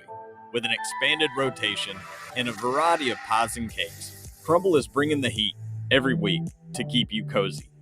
Download the Crumble app to discover what's in store for you. From party packs to gift cards, even special loyalty rewards, Crumble Cookies has plenty for you and your family this season. Shake the frost this winter and cozy up to your nearest Crumble location. Noise as to the order of and the fairness of who gets what, when, where, why, how. But despite that, I actually kind of get what the Browns seem to be trying to do. They know they might not even be good. Flacco gives them a chance to be just solid at quarterback. He's taken them to the playoffs before. No reason. Remember, they still have Deshaun Watson under contract for a couple more years. Now, likely won't play this year coming off 2 Achilles injuries, but still there. They're trying to find they're actually sort of going through the process of trying to find a quarterback in one of the 2 ways in which teams have been really successful when they haven't had an elite quarterback they draft. Those 2 ways are somebody else's former quarterback. You know, obviously this is not the financial level to a Baker Mayfield, a Sam Darnold, a Geno Smith, but it's still the same idea. A guy who has, and no one has seen it or done it more or at a higher level than Flacco of those guys. Rams have Garoppolo as their stopgap. To get the rest of what Doug said, podcast it by searching The Doug Gottlieb Show. And as always, you can hear The Doug Gottlieb Show weekdays at 3 Eastern, noon Pacific, right here on Fox Sports Radio. Right now, The Dan Patrick Show. Dan Patrick. Jerry Jones, with a straight face, said that the team is actually better now. You're not better now. Not today. Kenny Clark is a good defensive tackle, but his best years are behind him. He went to 2 Pro Bowls. Okay, yeah, we got to stop the run. You know, you got to stop the pass as well. You had one of the worst defenses. It's not just, hey, we're stopping the run, but boy, they're putting up a lot of yards on us through the air. Micah Parsons is a game changer. He wrecks games. The only way you would be better is if Micah Parsons doesn't play for Green Bay, he's banged up, or doesn't play well. What are the odds of a guy who's 26 with a big chip on his shoulder now, and you got to live up to that contract, going to underproduce? The Dan Patrick Show. Dan and the Danettes and you. Weekdays 9 a.m. Eastern, 6 Pacific on Fox Sports Radio. This is The Herd. Wow, wow, wow, wow, wow. With Colin Cowherd. Kevin Stefanski's a hell of a coach. Went to Penn. He knows more than you do about offense. I know, hard to believe he does, and he knows more than me. He has announced that Joe Flacco will start against the Rams, 25 to 30 plays for the starters. Dylan Gabriel is the backup. Shedeur Sanders is third. I know you've got your Shedeur / Barry Sanders jersey you're wearing. I know. And I've said before, I think Shedeur was underdrafted. I think he was. But speeding tickets, silliness, Dylan Gabriel's a much more kind of centered, serious kid, and Shedeur is third. I got to trust Stefanski. This is The Herd with Colin Cowherd. Wow. Weekdays at noon Eastern, 9 a.m. Pacific. Do you know what sets us apart from the rest? It's our ability to talk the talk. Back to what I'm saying. And being able to walk the walk. If you want knowledge, listen to Fox Sports Radio. We have the shows. Can't be weak. Can't be soft and weak. We have the talent. Knowing who you are is the most important part. We're just plain better than the rest. It's about the consistency. We're Fox Sports Radio. And we have the premier sports lineup in the business. FS1. Looking for the one, what you looking at the one? To find FS1 on your television, go to foxsports.com for details. FS1. Looking for the one, what you looking at the one?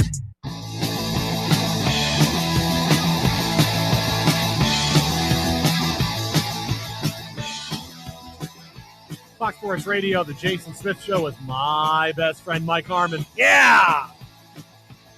Ramon's always what you want to drink really fast. Oh, yeah. My brothers went and saw System of a Down, and they had the guys doing the running in a circle and starting to chuck each other like a mosh pit. Oh, okay. And there was a guy in a Walter Payton jersey that was running amok. Was he holding the football out? I just kept waiting for him to, like, stiff-arm guys.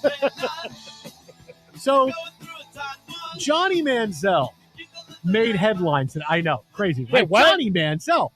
Johnny Manziel made headlines today, and it begged a really big question and something that I'm really stunned about Johnny football. Okay. Right now, Johnny Manziel, who very famously Heisman Trophy winner, Browns, gave his career away, had problems with substance abuse, bipolar disorder, had a whole host of issues that, hey, some a little bit past his control, some completely in his control. Did a podcast. He was asked about his time with the Cleveland Browns. And let's just say that every year, Johnny Manziel is hoping the Browns tank for the number 1 overall pick in the draft. I sit here today and I go back and forth with, am I going to let Cleveland off the hook and just like let it go? Or am I going to sit here with hate and animosity in my heart for the rest of my life? And I finally sit here today. I'm like, I think I'm going to be pissed at them and hate them forever. So it is what it is, man. No love for the Browns. I'm rooting for 0-16 seasons every season. Okay, well, first of all, they play 17 games now, but that's okay. I get what he was saying. Yeah. I get what he was saying, right? Am I going to hold this hate in my heart the rest of my life? Okay. And, this is where I'm at now because Manziel, we've talked for so long about, Manziel gave his career away and all these different things. And the one thing that I'm really surprised, at least publicly now, is how at peace he seems with not having a career in the NFL. Like knowing full well, because he even said, listen, I had some problems. Obviously he had substance abuse problems. He had problems, bipolar, we mentioned it. But he says, hey, I did a lot to myself, right? I did a lot to it. I'm responsible for a lot of it. Because if I'm 32, which is what he is, and I see where I was a Heisman Trophy winner, man. I was taken in the first round of the draft. I told the Browns to come up and take me, and I couldn't get – I should still be playing in this league. I should still be making – I should be making $50 million a year, my latest contract extension, and I'm not. But at least very publicly, he seems at peace with it. When normally for players who've had that kind of career, you would see it in headlines about them and how they spoke about their careers, how they spoke about it. But he just seems, I still hate them and all this. Yeah, so I'm going to hate, blanket, I hate them.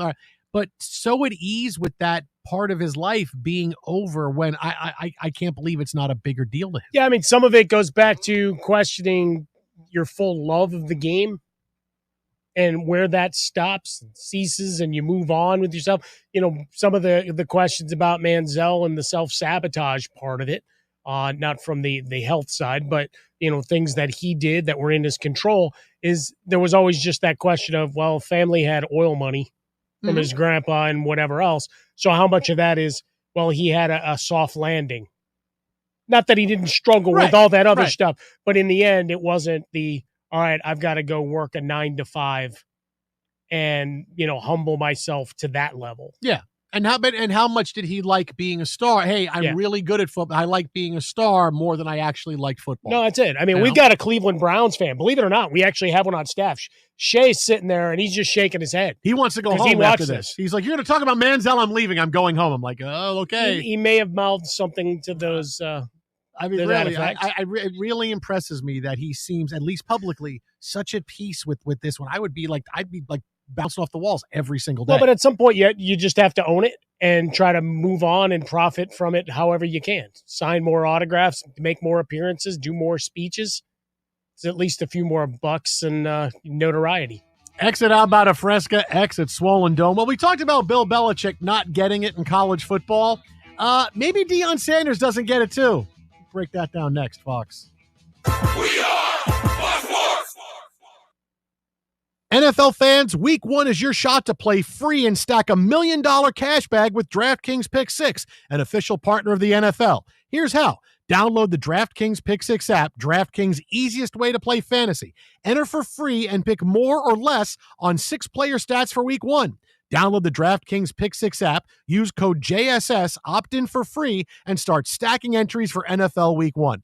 Zero cost, huge upside in partnership with DraftKings Pick 6. The crown is yours. Gambling problem? Call 1-800-GAMBLER. Help is available for problem gambling. Call 888-789-7777 or visit ccpg.org in Connecticut. Must be 18 plus. Age and eligibility restrictions vary by jurisdiction. Pick 6 not available everywhere, including New York and Ontario. Void where prohibited. Must claim token for free entry in Bag Builder contest. Only perfect entries earn share of cash prize. Tokens are single use and expire September 8th at 8:15 p.m. Eastern. Terms at pick6.draftkings.com/promos. FS1. Call your friends and ask how they doing. To find FS1 on your television, go to foxsports.com for details. Boom. Trust your eyes. FS1. This is the big time. You must have been busy, but The Odd Couple with Rob Parker and Kelvin Washington. Here we go. We're breaking this down. Well, let me tell you something. Chapel Hill Bill. It looked more like Kill Bill to me. It was a massacre. It was a beatdown. It was terrible. It was embarrassing. And I believe it's only a bit of what's to come. Now, I don't think every single game will be such a widespread in the score like this, but you elaborate.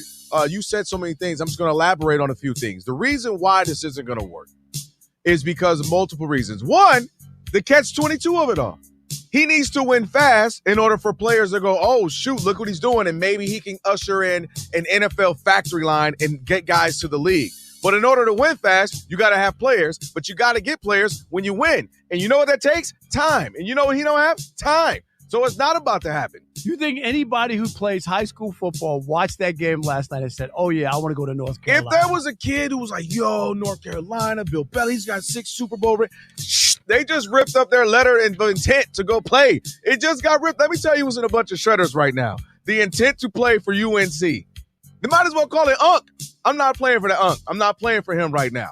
Now, let me continue on why this isn't going to work. What I'm also tripping on is you can't teach an old dog new tricks. At least that's what I thought. They lied to me because this old dog told me no distractions, locked in. We're on to Cincinnati. All this. Now all I see him is he's on book tours. He's got shows with his girl. He's arguing to Robert Kraft like he ain't a 70-something-year-old arguing with an 80-something-year-old. He's doing this, he's doing that. I've seen him more in the last year. To get the rest of what The Odd Couple said, podcast it by searching Odd Couple. And as always, you can listen to The Odd Couple with Rob Parker and Kelvin Washington. Weekdays at 7 p.m. Eastern, 4 p.m. Pacific, right here on Fox Sports Radio. Right now, The Dan Patrick Show. Dan Patrick. Jerry Jones, with a straight face, said that the team is actually better now. You're not better now. Not today. Kenny Clark is a good defensive tackle, but his best years are behind him. He went to 2 Pro Bowls. Okay. Yeah, we got to stop the run. You know, you got to stop the pass as well. You had one of the worst defenses. It's not just, hey, we're stopping the run, but boy, they're putting up a lot of yards on us through the air. Micah Parsons is a game changer. He wrecks games. The only way you would be better is if Micah Parsons doesn't play for Green Bay, he's banged up, or doesn't play well. What are the odds of a guy who's 26 with a big chip on his shoulder now, and you got to live up to that contract, going to underproduce? The Dan Patrick Show. Dan and the Danettes and you. Weekdays, 9 a.m. Eastern, 6 Pacific on Fox Sports Radio. Dan Patrick. You ready? Yay! Dan Patrick. Always saying the right things. Here's my thought process with this. If I had abs, just think about it. And always asking the right questions. You don't have to answer it. I have to ask the question. It's the Dan Patrick Show. I want publicity. Doing radio the only way he knows how. Listen, weekdays at 9 a.m. Eastern, 6 a.m. Pacific. Right here on Fox Sports Radio. The most fearless voice in sports is on FS1. The one and only Colin Cowherd is bold, unique, and outspoken. Wow. You can see him on The Herd, weekdays at noon Eastern on FS1 in the Fox Sports app.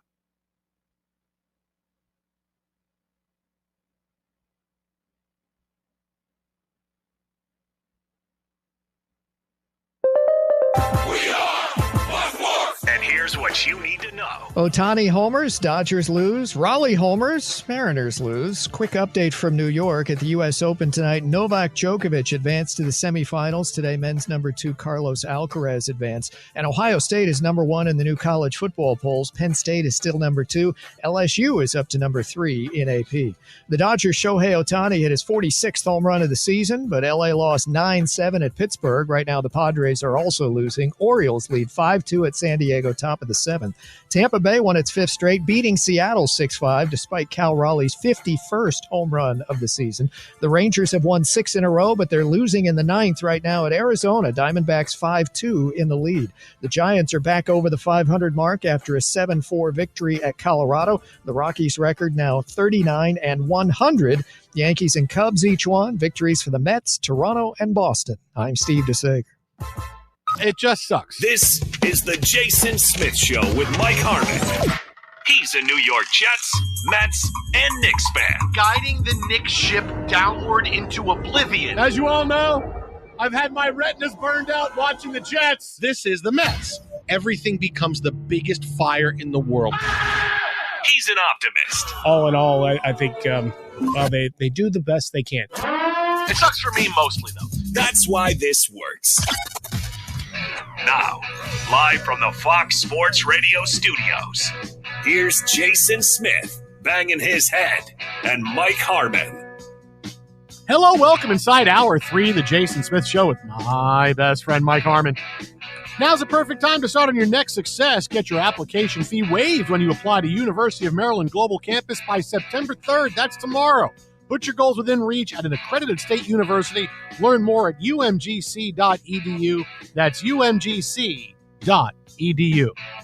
Didn't think we'd have a Johnny Manziel story today, but we had a Johnny Manziel story. It was pretty exciting. Sometimes the twists and turns ahead of a new NFL campaign.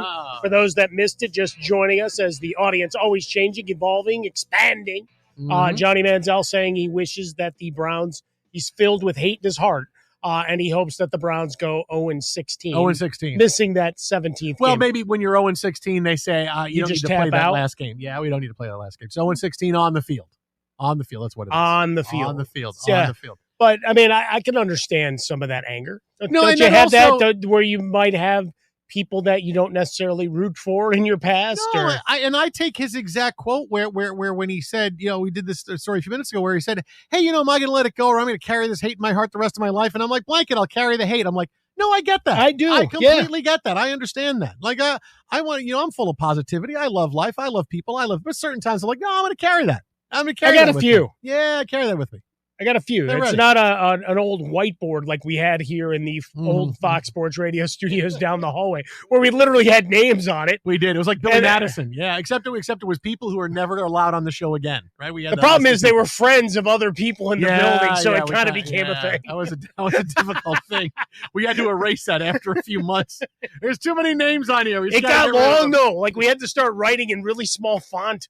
When Like, somebody, who's that up there? It's like, well, when somebody came, I forget who it was that said, why is that person's name in there? He goes, oh, they screwed us one night. They were blah, blah, blah. And I go, I know them. That person's pretty cool. I'm like, okay, you know what? We gotta not do this anymore. you know what? Sometimes they're We gotta do not. this anymore. How about that? Because I don't want there to be some instance You don't want where, no beef? where where that person runs into that person like at the World Series or the Super Bowl and goes, hey, you know what? They can't stand you. They put your name up on the board like you're never allowed on the show again. Like, wait, what are we talking about? And then maybe, then all of a sudden I may be fighting Charles Woodson. I mean, not that he was on the list, but Charles Woodson gave me that bad handshake a few years ago that I'm still recovering from. I want to see him again. I want really to. don't. No, I want to run. I want to run that No, back. I don't. Look, Super Bowl's up in Santa Clara, so the potential is that we drive up the highway and we get up there for a day or two. Knock wood. And then maybe we can have another Glazer Palooza like event where Charles Woodson with the ascot and a giant ass glass of wine in his hand. By the way, his wine's really good. Shameless identification there. But where he can stare you saying, I know you from somewhere. No, I'm not going to do that again. No, it was great. No, Come I'm on. going to allow you to do that. But if we could do that again, I mean, what would that be? 7 years later? Dude, this is like Come on. This is like when I go to an amusement park with my family, my friends, and there's a ride where, what's this called? It's the killer. What does that mean? It actually kills you. You don't survive this ride at the end. You actually die. Well, what do they do? They strap you in, and then you go halfway up the ride, and then your strap breaks, and you go flying through the air, and luckily you get caught by this chair, but there's a big spike in the chair, and it goes right through your heart, and you can see the blood pouring down your chest as the ride comes to a stop and you die. And I go, yeah, no, I'm not going to do that. And oh, come on, come do the ride. It's awesome. Come do that ride. And I go, no, I'm going to go get a coffee while you go do that ride. And I'm going to go look for a souvenir or get something to eat. And I will see you after that. I'll see you in 45 minutes after you wait online for some ridiculous ride like that. And I'll see you afterwards over. Where is that ride located? No, but I mean, how cool would it be if we could do that? We get somebody notable to steal your beer again when you put it on a table.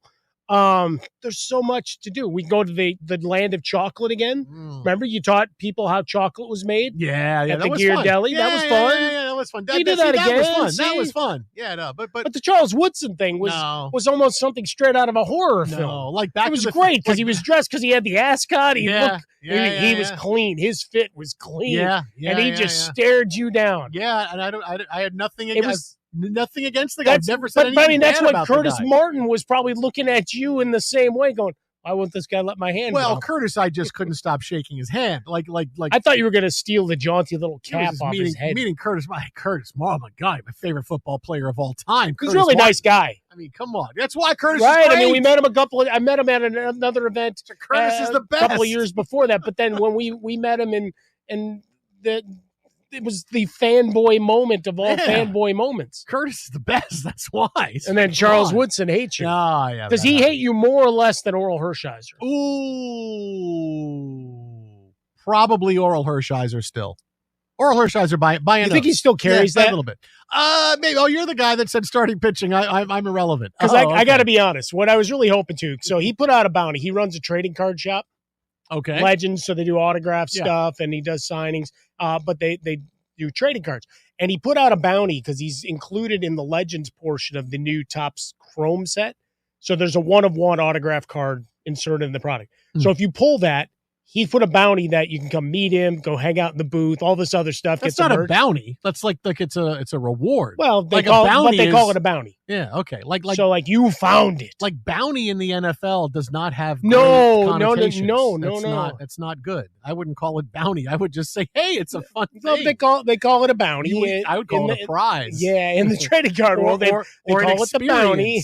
Yeah. But he's offering an experience. I was really hoping when I opened a couple of boxes of the mega boxes that I got, that I would pull that card and then I could take you to the booth so we could have that meeting. You can have this card, but look who I brought to shake your hand. You open the card and it plays Mutiny on the Bounty's what we're all about, and I'll board your ship and turn it on out. You keep waiting for that Timmy L trumpet card that I sent you to start playing music too.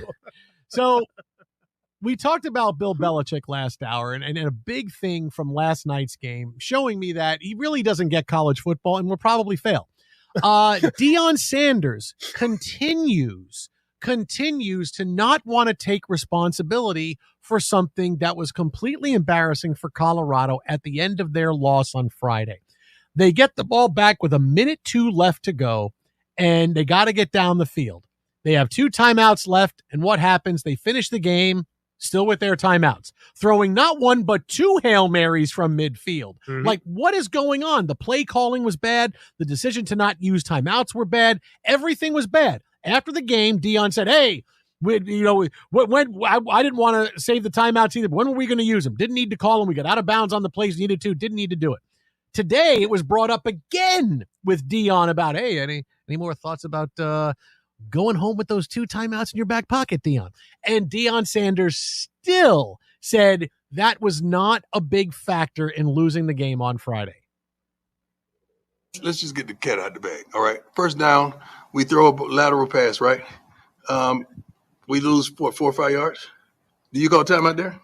No, you're right there. You don't call timeout there. You got to go. So you're running tempo, right? So the next play, you gain, I guess, 14 yards, whatever. Now you got 3rd and 1, right? Do you call timeout there? 3rd and 1. You get the first down, the clock stops, correct? So you get the first down. The clock stopped. Okay, he scrambled play. He ran out of bounds. The clock stopped, right? Now we throw the ball out the end zone. Clock stopped, right? So when was the time to call timeout? I was just asking about this. I'm just getting the elephant out the room, Garner. You know what you want to say. I'm just trying to help you help me. Okay, see, again, this is the same thing we said Friday night, right, after the loss. This is Deion Sanders not getting it because it wasn't about the fact that they didn't use the timeouts. It's that you have a minute and 2 seconds to get down the field, right? So this is where you call plays to the middle of the field where you can call a timeout. If you get 8 yards, you can use the entire field because you have 2 timeouts. And he said, well, we ran that one play. Well, that was a bad play call. Terrible play and call. If you're throwing 2 Hail Marys, guess what? That's 2 bad play calls, right? That's when you're at the 50-yard line. How are you not calling a play or having something to make sure, let's get down to the 30? So our last play, instead of Caden Salter throwing it up again from midfield, is maybe a little bit more manageable where, hey, we are trying to just, get 30 yards now to get to the end zone instead of 50.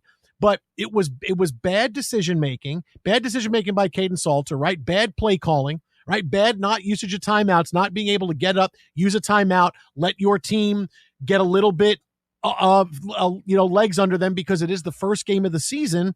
And this is the first time that these guys have seen this, right? Hey, the last 2 years, who's been running things in the show?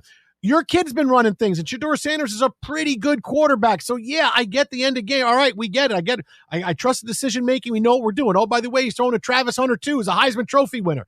Things are a little bit different. And it's not just simply Deion Sanders not calling the timeouts. It's the entire possession where timeouts were not part of what should have been a drive down the field. Because I guarantee you, if you're playing a team and they get the ball back at their own 20-yard line and you're defending 80 yards, right? You're defending 80 yards because that's what you have to get.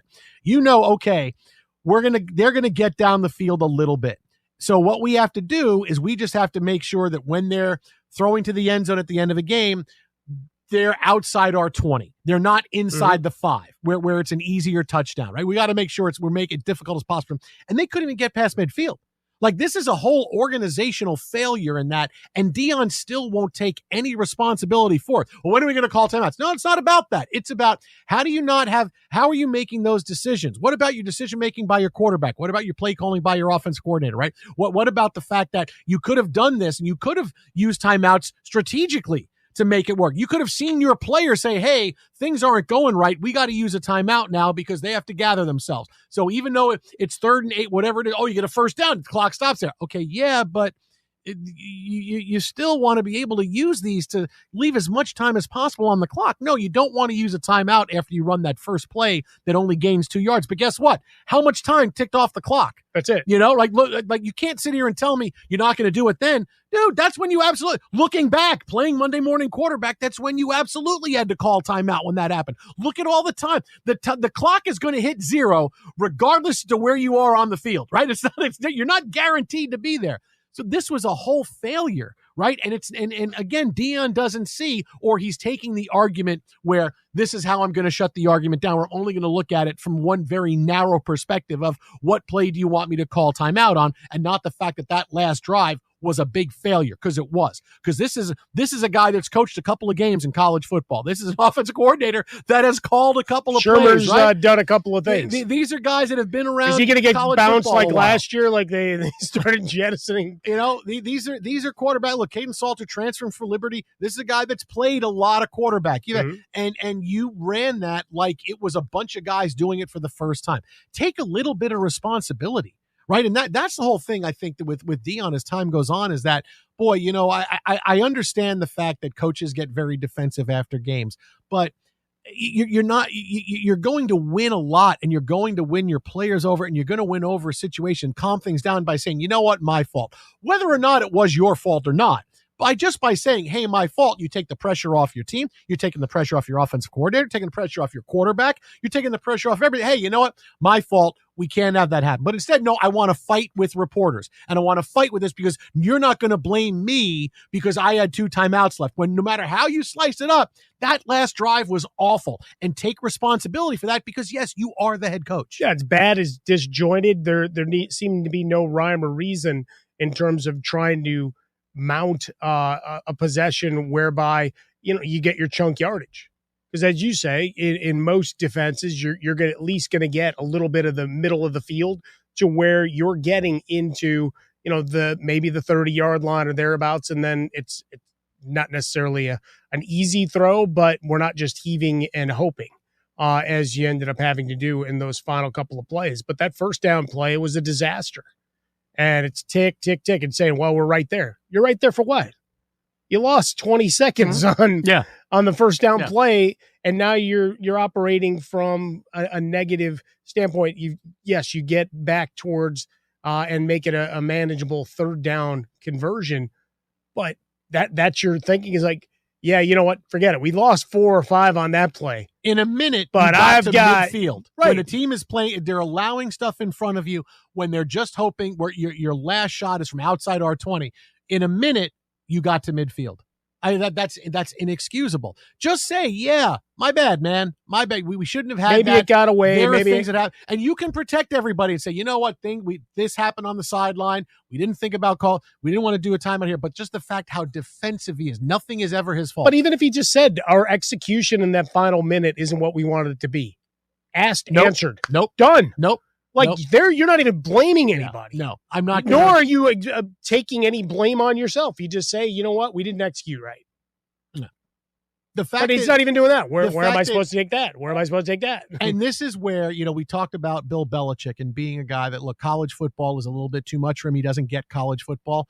Deion's been in college football a few years, and still he chose, I'd rather fight with the media. I'd rather fight with you guys twice over this story than just put it to bed and move on. But I'd rather fight with you. And who does that help? Who does that help? Right? It just adds another microscope. It helps you mentally because I'm now I got to even with you. Does that help your team? Does that help anything? No, it doesn't. But yeah, I'd rather do that. Like there's things about college football Deion still doesn't get, and that's one thing. Dude, just say, you know what, we did it. It didn't go out the way we wanted, and let's move on. But he couldn't do it. He couldn't help himself. Well, but we get to add into the list of week 1 guys where fourth quarter clock management. We either put it in the first half column, right? Mm-hmm. Second quarter, final 4-6 minutes of a half. Or the final 4 to 6 minutes of a game, he's already got his name etched in there. So we'll start building that little plaque for him. Exit How About a Fresca at Swollen Dome. Jason Smith, Mike Harmon live from the Fox Sports Radio studios. We'll have more NFL on the way, but coming up next, we have to tell you what happened in the Yankees-Astros game tonight because I've never seen this before, and this might have been the first time we could have seen a team brawl amongst themselves. That's next right here. You'll hear the plays. It's insane. It's next. Jason and Mike, Fox Sports Radio. The success you've already had matters at University of Maryland Global Campus because they're a school for real life.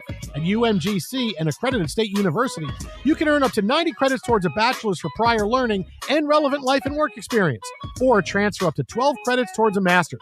UMGC offers skills-based programs, low-cost tuition, and online and hybrid courses. No application fee if you apply by September 3rd. That's tomorrow. Learn more at umgc.edu. That's umgc.edu. Oh, boy, here we go. It's almost here. Come on, let's go. Eagles, Cowboys. Now it's getting real. What more could you want? Need I say more? In a couple days, we're going to play a real game. It's our time. And we're leading you up to kickoff. It's your NFL season opener coverage on Fox Sports Radio. It's time. Time for the pro to get everything for the entire job, all from one partner. To get access to over 3 million products, including many products you won't find in our stores. It's time to get delivery on your schedule or next day on over 50,000 products. And time to get dedicated support on the job site or in our stores. From ordering to planning, we've got you. One partner, any job, all in. Ask about all we can now do at the Pro Desk. The Home Depot Pro, it's about time. If you're 55 or older and into that whole saving money thing, T-Mobile has an exclusive phone and internet bundle just for you. Right now, get 2 unlimited phone lines plus 5G home internet for just $30 each per month with AutoPay, plus taxes and fees. And with 5G home internet, setup is easy with just one cord and no technician needed, which is great if you're also into that whole keeping it simple thing. Switch now and experience the best mobile network in the U.S. Visit your local store to start saving. T-Mobile, it's better over here. Based on analysis by Ookla of speed test intelligence data Q4 2024 to Q1 2025, Ookla trademarks used under license. Unlimited on our network. Customers on voice plan may notice speeds lower than other customers and further reduction if using more than 50 gigs a month due to data prioritization. Video streams and SD on this plan. Home internet pricing after $20 a monthly bill credit plus $5 per line without autopay. Debit or bank account required. See 5G device coverage and access details at T-Mobile.com. I'm still going for it, even with higher stroke risk from atrial fibrillation, an irregular heartbeat not caused by a heart valve problem. Over a 3-year study, Eliquis apixaban tablets reduced stroke risk better than warfarin, and over 97% of Eliquis patients did not experience a stroke. A first stroke occurred in 2.9% of warfarin patients versus 2.3% of Eliquis patients. Don't stop prescription Eliquis without asking your doctor. Stroke risk may increase. Eliquis can cause serious and potentially fatal bleeding. Don't take if you have an artificial heart valve, abnormal bleeding, or antiphospholipid syndrome. While taking, you may bruise more easily or bleed longer. A spinal injection increases blood clot risk, which may cause paralysis. Get medical help right away for unexpected bleeding or bruising, or back pain, tingling, numbness, muscle weakness, or incontinence. Aspirin products, NSAIDs, SSRIs, SNRIs, and blood thinners increase bleeding risk. Tell your doctor about planned medical or dental procedures. Learn more at Eliquis.com or call 1-855-ELIQUIS. Hi, I'm Bo Kregner from the Kregner Group. Are you looking to buy or sell a home? Whether you're upgrading, downsizing, or just need a change, it's never been more important to have experienced, trustworthy representation in the real estate process. So if you have any real estate questions, I'd love the opportunity to earn your trust. Call me anytime for a free chat, 865-742-1035, or find me online at BoKnowsHouses.com. The Kregner Group, real estate the right way. Prove all the doubters. When Dan Patrick speaks, you better stop and listen. This is the Dan Patrick Show. Stop me if you've heard this one before. Files brings us the Dallas Cowboys, who committed, in my opinion, organizational malpractice yesterday. And it's not just because they traded away Micah Parsons. It's how they traded him away. You get 2 first-round picks. You get a former Pro Bowl defensive lineman, Kenny Clark from Green Bay. And Jerry Jones admitted that the team had been considering moving Parsons as early as the beginning of the offseason. And I think that's where the misstep occurred. If you know you're open to dealing a 26-year-old pass rusher, maybe the best defensive player in the game, why wait until a week before the start of the season? If you're in March leading up to the draft, you know everybody's got these draft picks. Maybe we could do something here. Cap room, teams can maybe explore a trade with Micah Parsons. It just doesn't make any sense. If you're going to trade him, okay, then trade him back in March or April. If the sticker shock was there and you didn't want to pay him, that you thought you had a handshake agreement, which is illegal in the NFL, illegal. And Jerry thought, okay, we've agreed on a deal that's just over $40 million, 40.5. If you know these other defensive players who are of similar stature to Micah Parsons, TJ Watt, and Myles Garrett, Max Crosby maybe, you know what the price is going to be, and you know it's going up. You draft a guy. If you want to know what Dan Patrick said next, just podcast it by searching The Dan Patrick Show. And as always, you can listen to Dan Patrick live weekdays, 9 a.m. Eastern, 6 a.m. Pacific on Fox Sports Radio. Give it up. When you're a couple, you're a team. I give you. It's Rob Parker. Let's just deal with the facts, not the feelings. It's Kelvin Washington. Man, let's ride. Put your hands together. And they're the odd couple, teaming up and making plays. Dude, you can be the guy most nights. I'm the poo-poo king. Oh, boy. I want to hear what they have to say. I'm not going to lie. The Chiefs were clinched. Listen to The Odd Couple every weekday, 7 p.m. Eastern, 4 p.m. Pacific on Fox Sports Radio. This is a friendly reminder. to step your listening game up. Here we go. Spoiler alert. You want NFL? Here. He is in the Hall of Fame of business in the NFL. The Steelers are an Amish country. And they run their team like they're Amish. Need some NBA? Got it. I covered the league since 1987. Wow. MLB? Sure. Why not? The best Major League Baseball talent of my life. That's not close. It's Shohei Ohtani. We're Fox Sports Radio, the premier sports lineup in the nation. The most fearless voice in sports is on FS1. The one and only Colin Cowherd is bold, unique, and outspoken. Wow. You can see him on The Herd, weekdays at noon Eastern on FS1 in the Fox Sports app.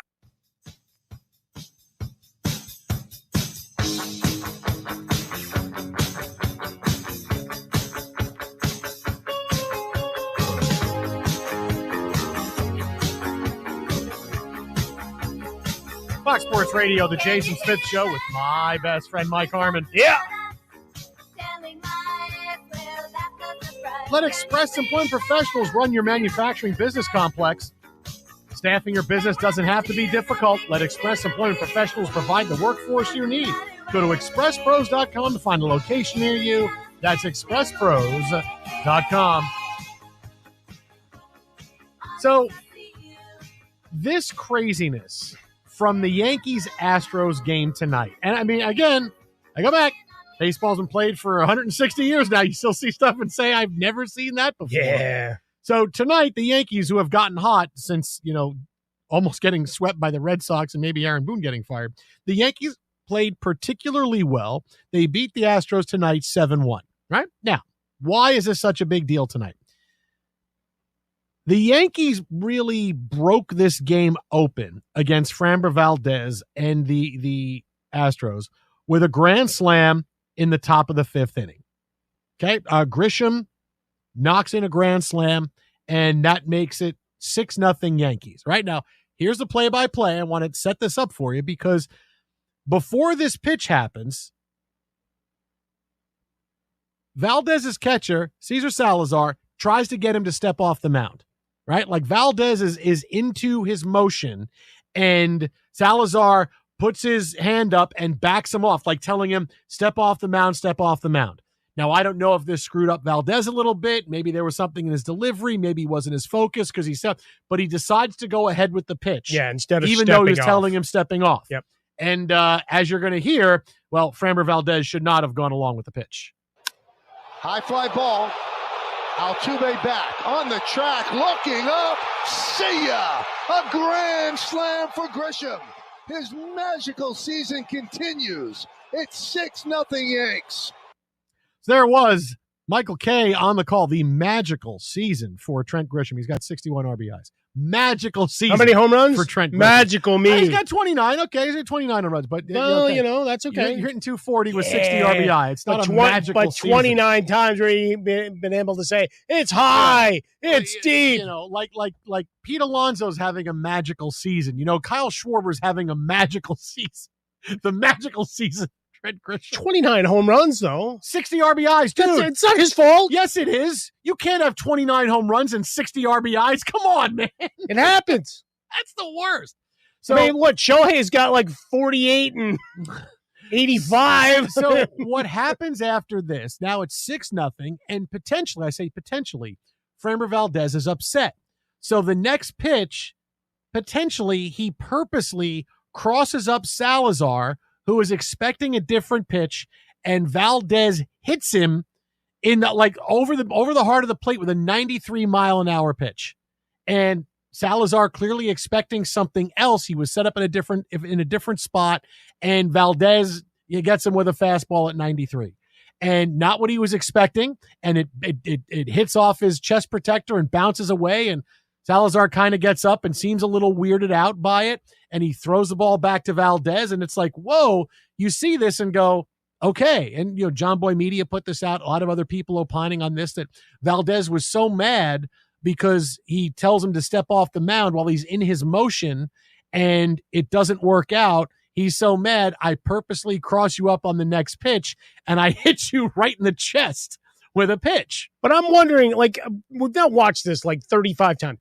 Why is this glove towards the ground? Even if you're expecting the ball to dip, Why is your glove position there? He's not to where you're not expecting to catch the ball. He's not expecting that ball. See, he sets up inside and it kind of comes in a little bit outside and hits him like it thumps him. Yeah, man, but where he's got his glove though? Is that a normal catching thing? Where that position of where your glove is, that you can't get it back to catch it. No, well, here's the thing: is sometimes catchers, and I don't know if he's doing this, but I know catchers. This is a thing where if they feel a batter peaks or can see where you're setting up, they wait till the last second to put their glove up so you can't see it. So that could potentially have been a strategy from my glove is low because I know that this guy peaks or sees where it's at, so I keep my glove low until the last second. Then I bring it up and I catch it, right? It's not like suddenly there's a rash of pass balls because he doesn't get his glove up in time. But he's expecting a certain pitch. Sure. Right? And so it comes in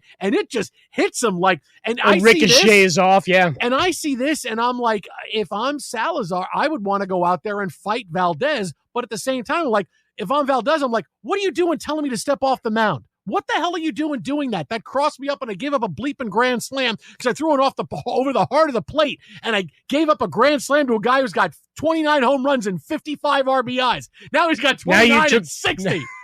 Come on, man. Or, I gave an extra one. But come on, man. I mean, come on, it's an embarrassing line. You saw. So I get both being upset there a little bit, but I'm a little bit more upset if I'm Salazar because, like, dude, you just can't just hit me like that and come out. Like, if that's other catchers, like, they come out and I'm going to go, I'm going to fight you. And it would be, here's a brawl. And I've never seen a catcher charge the mound for his own pitcher. No one's getting in the way on this one. All right, let's see what happens. Yeah, I wouldn't have blamed him if he did. Like, he tried to save him. Like, he realized that there was something wrong in that moment, so he calls him to step off the mound. He's not into his windup yet. Yeah, but at some point when you know your pitcher, when he's locked in and he's ready to deliver the ball, if you do that and maybe you don't get to step off the mound because if you're already moving, you're going to get a balk. Because you're going to. Yeah, I thought he was set, but either way, yeah. Like I don't know that he starts a little bit that crosses you up. Like, why are you telling me that? Like, what's going? He's already cleared the mechanism, man. He was ready. Your Salazar, you don't do that, and I understand not doing that, but I get that that's a mistake, and this is how it should have been. Was he comes out and says, "Hey, my fault. I want to step back because that's me. I'm sorry. That's my fault." But then Valdez, takes a really bad situation and decides I'm going to make up for it by hitting the guy on purpose. Yeah, because the other side of it is you're supposed to be one of the best pitchers in the game, right? Yeah. Isn't he like top 5 on everybody's list, right? That's why you don't tell him to step off the mound. No, but he told him. He's got to make the pitch. To go, man. So make the pitch and then flip him off. Instead, you serve up a grand slam that the guy goes oppo on, and it's the catcher's fault? Like that, man. Make a pitch. Now, they said they were spoken to about this after the game. It was a topic, and they both apologized for what happened, but said that this wasn't something that was planned, and he didn't intentionally hit his catcher. Yes. He talked to media after through his interpreter and said, hey, listen, I didn't intentionally hit him with a pitch, which, okay, really? Is this like in a movie when the guy says, hey, if I really wanted to hurt him, he would have gotten hurt? No, because this is where if you're a pitcher, you say the only person that knows I did it is me, and if I say I didn't do it, what are you going to do? No, that's right. Are you going to say I did it? You have no idea the intent in my heart. Because what he does smartly to get away with it is just I hit him, and I stand there waiting for the ball, and I get the ball back, and I throw my next pitch. Because if he does that and starts screaming at his catcher, okay, we know you did it on purpose. We know you did that on purpose. That's where the announcers say, come on in if you will. So all of a sudden, Roddy Piper comes in yelling and screaming. But that's where, hey, give me the ball. You see the look on his face. Give me the ball. I got it back, and now we're getting back to playing. Like, here's my measure of revenge for you doing that. And this is where Salazar could go full Roddy Piper. I mean, not only did you embarrass me, did you embarrass Ace? Did you embarrass your whole family? I just can't get over that this is I'm going to hit you with a pick. I know you're not ready for it, and I'm going to throw it, and you're not going to get it. Well, I mean, no harm, no foul, right? Bases are empty. And I'm not throwing at the next batter. I'm exactly. My catcher. Let me take my catcher out. Yeah. Like you're the next batter. You're Volpe. You're coming up, and the catcher goes, "Hey man, better watch out. Framber's not happy. May try to hit you." And Volpe just says, "Dude, he's going to try to hit you, man. I know what you're talking about. You're the one that moved him off the mound. I'm going to stand in here and get a big swing. Good luck. Good luck." Cesar Salazar, a man who you may not have known before tonight, and Now everybody knows you him. do. Now everybody knows his name now. Yeah, for the regular season, he's got 13 at bats. Yeah. No, before tonight. That hasn't played a lot. But that's a catcher. Okay, and you hear a lot of that's like an old school catcher, because all the baseball books that I've read, growing up, all say the same thing. The ones that you did the book reports on. Yeah, of course. They all the best pitchers. The tools of ignorance say the same thing about certain catchers. This guy was blank, blank, blank, but man, he knew how to call a game, and I trusted him. And the catcher used to be someone who, hey, I'm the captain of the infield, and if you're doing something bad, I'm going to get on your case. I'm going to do all of this. That doesn't play that way anymore. Yeah, all those guys were badasses. Right. Fisk and all those guys back in the day. If you're throwing 98, Ivan Rodriguez, you need to be in the right frame of mind to pitch, and the catchers, hey, I'm going to suggest, I'm going to do this. We're on the same team here, and this is one of those old school moves. Hey, dude, step off the. Don't tell me to step off the mound. Like, really, don't tell me. Don't you know who I am? Don't tell me to step. This off is like the mound. asking Deion Sanders about his 2-minute drill. Come on, man. You think Luis Torrens What are you doing? is going to tell Nolan McLean to step off the mound?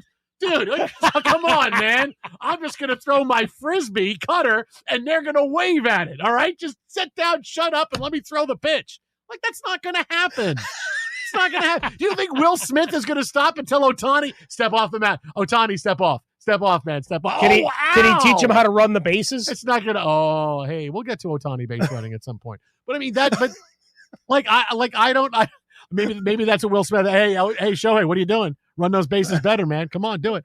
Although I will say this, I would have a lot of respect for whatever Dodger player it is to get him and say, hey, dude, you can't run the bases like that, man. Okay? You're killing us. Do it. Because he's done this consistently. You can't do that. Yeah. Now, you find a way to either get in his face and do it, or you find a way to say it where it lands without having to make it a big deal. They could play the Dodgers radio call back today. But I mean, I don't. I mean, that's the whole thing. I'm like, why are you waving? The bases are loaded. Why are you telling your pitcher to step up when he's locked? He knew better. Throw. So many things can go wrong after that. The worst thing is you give up a grand slam. Guess what? Worst thing happened. Then you get a pitch to the chest. then you're not ready for. 13 career at bats this year.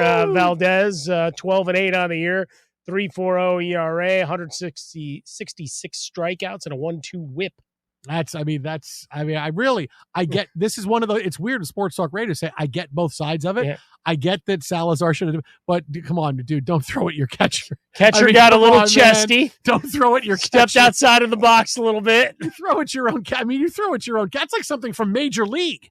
Like Vaughn threw at his own catcher a couple of times. Think about Behringer would have went at him. Oh, no, that would have been the guy from Major League too. Would have been Behringer. Behringer had the bad knee. Bunhead. It would have been. It would have been that. I mean, Kevin Costner would have done it in Bull Durham.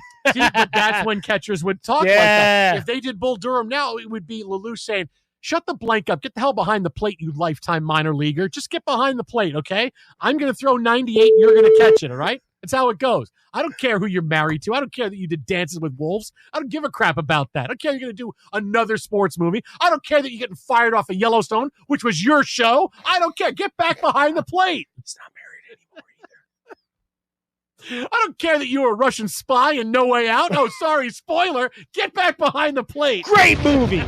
How about that? Tim Robbins going nuts. Time now to find out what's trending in the wide world of sports. He really got chesty at it during his time at Shawshank. He's been called the Kevin Costner of Fox Sports Radio because he works here for love of the game.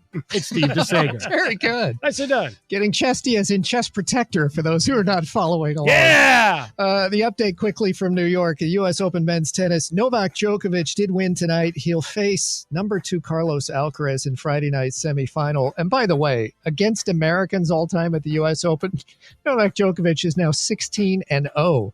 And the guy he beat tonight, Taylor Fritz, who was a 4 seed, He's beaten him every time they played, no matter what the site. 11-0 against him in their career.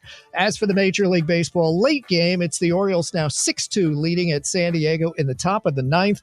Looks like the Dodgers will still have a 2.5-game lead over the Padres. LA lost 9-7 at Pittsburgh tonight. Shohei Ohtani did hit his 46th homer, had 3 hits, including a late RBI double. Clayton Kershaw, 9-2 this year, was the Dodgers starter. 5 innings, no decision. He gave up 4 runs with 4 walks. Boston over Cleveland, 11-7. Starter Garrett Crochet, no decision in 6 innings. He gave up the 7 runs, 4 homers, but the Red Sox won, scoring 4 times in the bottom of the 8th. Toronto got 2 home runs from George Springer and won 12-9 at Cincinnati. The Blue Jays led 8-1 in the second inning as the Reds starting pitcher Nick Lodolo was scratched due to illness, so they had an all-bullpen game. The Reds 5 games out of the last NL wildcard behind the Mets. San Francisco still 5 back. The Mets were winners 12-5 at Detroit. Winning pitcher Nolan McLean 4-0, 6 innings, 7 strikeouts, 2 solo homers from Pete Alonso. Juan Soto with his 37th home run of the year. The idle Phillies. That's Cy McLean. That's Cy McLean to you. More like S-I-G-H McLean once the arm falls off. The idle Phillies first in the NL East. You're so bitter. You're so bitter. The Mets to start the day. The San Francisco Giants have won 9 of 10. Giants are back over the 500 mark after a 7-4 win at Colorado. And the other great video tonight, not just the game that you mentioned, but the Rockies' Kyle Freeland, the starting pitcher, got tossed in the first inning after giving up a home run to Rafael Devers and then yelling at him for apparently admiring it, and the bench is cleared, and Freeland was kicked out. He's 3-14, by the way, and this is loss number 100 for the Colorado Rockies, and still like 4 weeks to go. Arizona beat Texas 5-3. That ends the 6-game winning streak of the Rangers. Diamondbacks outfielder Lourdes Gurriel out with a torn ACL. The Yankees won 7-1 at Houston. Trent Grisham with the grand slam. Tampa Bay won its 5th straight, 6-5 over Seattle, despite Cal Raleigh's 51st home run. The Cubs edged Atlanta 4-3. The win to Shota Imanaga, who pitched 6 innings. Victories for St. Louis and the Angels, wins for Washington, and the White Sox, who won 12-3 at Minnesota. White Sox record now 51-88. Ohio State is number 1 in the new college football polls. Penn State still number 2. LSU is up to number 3 in AP. And then number 4, Georgia, and number 5, Miami. Texas, the preseason number 1. That was a first for that program. They fell to number 7 quickly. Florida State is in at number 14. Alabama dropped to number 21 in the AP poll. The Patriots say wide receiver Stephon Diggs will play Sunday against the Raiders after last year's torn ACL. 2 WNBA games tonight. Golden State's final at home, a win 66-58 against the New York Liberty. And Phoenix won at home against Indiana, 85-79. Indiana star Caitlin Clark still out with groin and ankle injuries. She has yet to go through a contact practice. The regular season ends 1 week from tonight. Back to you. Thank you, Steve-O. Jason Smith, Mike Harmon, live from the Fox Sports Radio studios. Coming up next, how about a real nice hot take coming off of week 1 of the college football season? Ooh. The latest AP poll is out. We have a change at number 1, and that hot take is next. Jason and Mike, Fox. You know who we are. You're already a subscriber to our Fox Sports Radio YouTube page. That is right. We fit. Now you just need to hit that bell notification. The bell icon. So hit it. Right now. Hit that bell notification. It is a no-brainer. Because every time you do, Mike Harmon will get his wings. Boneless, of course. Yeah. NFL fans, week 1 is your shot to play free and stack $1 million cash bag with DraftKings Pick 6, an official partner of the NFL. Here's how. Download the DraftKings Pick 6 app, DraftKings' easiest way to play fantasy. Enter for free and pick more or less on 6 player stats for week 1. Download the DraftKings Pick 6 app, use code JSS, opt in for free, and start stacking entries for NFL Week 1. Zero cost, huge upside in partnership with DraftKings Pick 6. The crown is yours. Gambling problem? Call 1-800-GAMBLER. Help is available for problem gambling. Call 888-789-7777 or visit ccpg.org in Connecticut. Must be 18 plus. Age and eligibility restrictions vary by jurisdiction. Pick 6 not available everywhere, including New York and Ontario. Void where prohibited. Must claim token for free entry in Bag Builder contest. Only perfect entries earn share of cash prize. Tokens are single use and expire September 8th at 8:15 p.m. Eastern. Terms at pick6.draftkings.com/promo. Ready to launch your career? Axle Logistics is a leading third-party logistics company where excellence is an energy. With an award-winning culture, Axle proves that positive outcomes come from a positive environment and a work hard, play hard mentality. At Axle, the drive for success is infectious. And with an uncapped commission structure, hard work isn't just noticed, it's rewarded. For those with big goals and even bigger dreams, Axle Logistics is the place to start your career.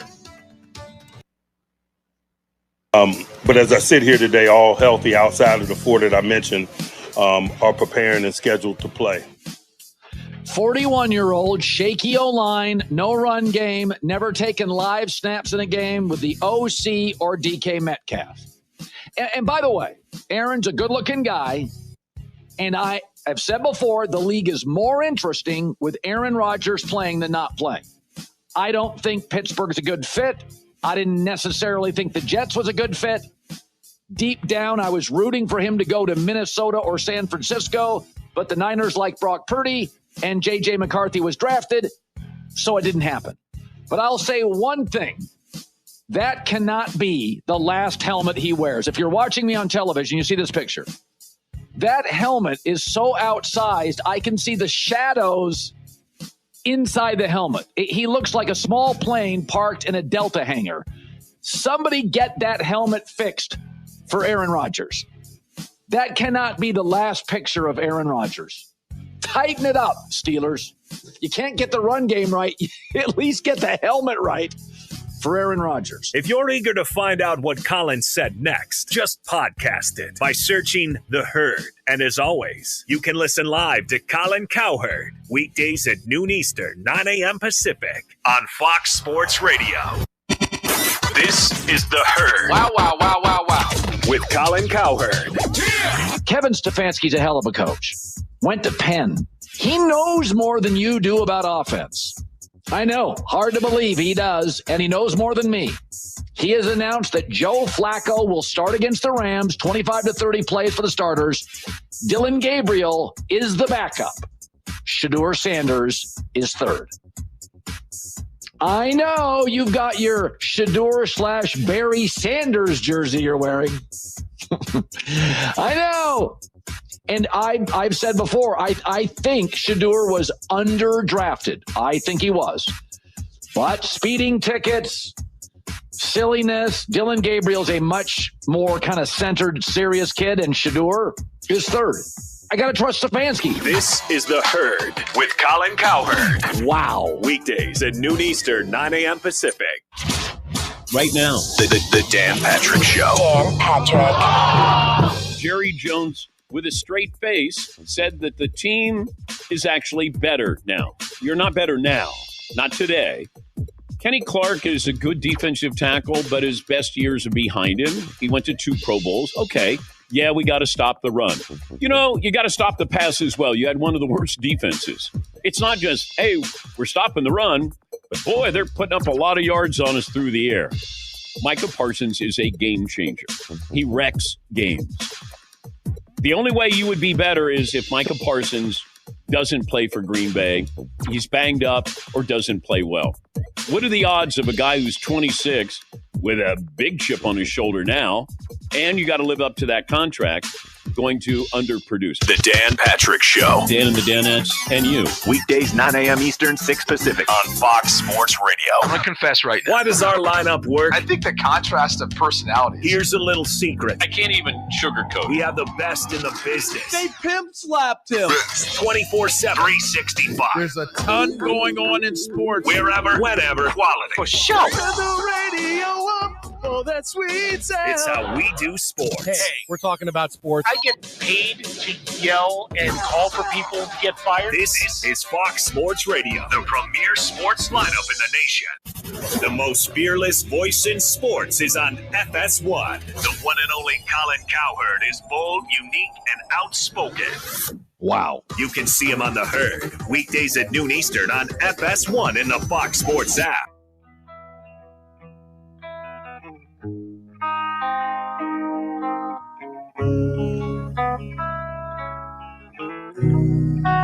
Fox Sports Radio, the Jason Smith Show with my best friend. His name is Mike Harmon. That is right. Right after the show, our Best of podcast goes up. You miss any of today's show, be sure to check out the podcast. Just search Fox Sports Radio wherever you get your podcast, and be sure to follow and review the podcast. Rated 5 stars. Again, just search Fox Sports Radio wherever you get your podcast. You'll see today's show posted right after we get off the air.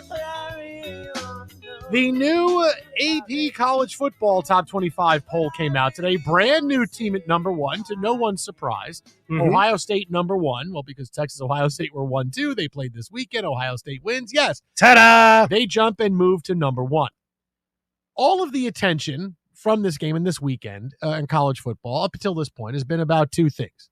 Arch Manning and Bill Belichick. We'll get to Bill Belichick next hour. And rightfully so, because Arch Manning was terrible. It's my fault because I said on Friday, what happens if he sucks? What does this mean for college football? Guess what? He sucked on Saturday. Oh, wow. Oh, my goodness. However, to be fair about this, and, I know this is probably a hot take, but are we sure Ohio State is great? That was a bad game. Okay, I'm sorry. Just because it was the first big game of the year, we looked forward to it forever. It was not a great game. Hey.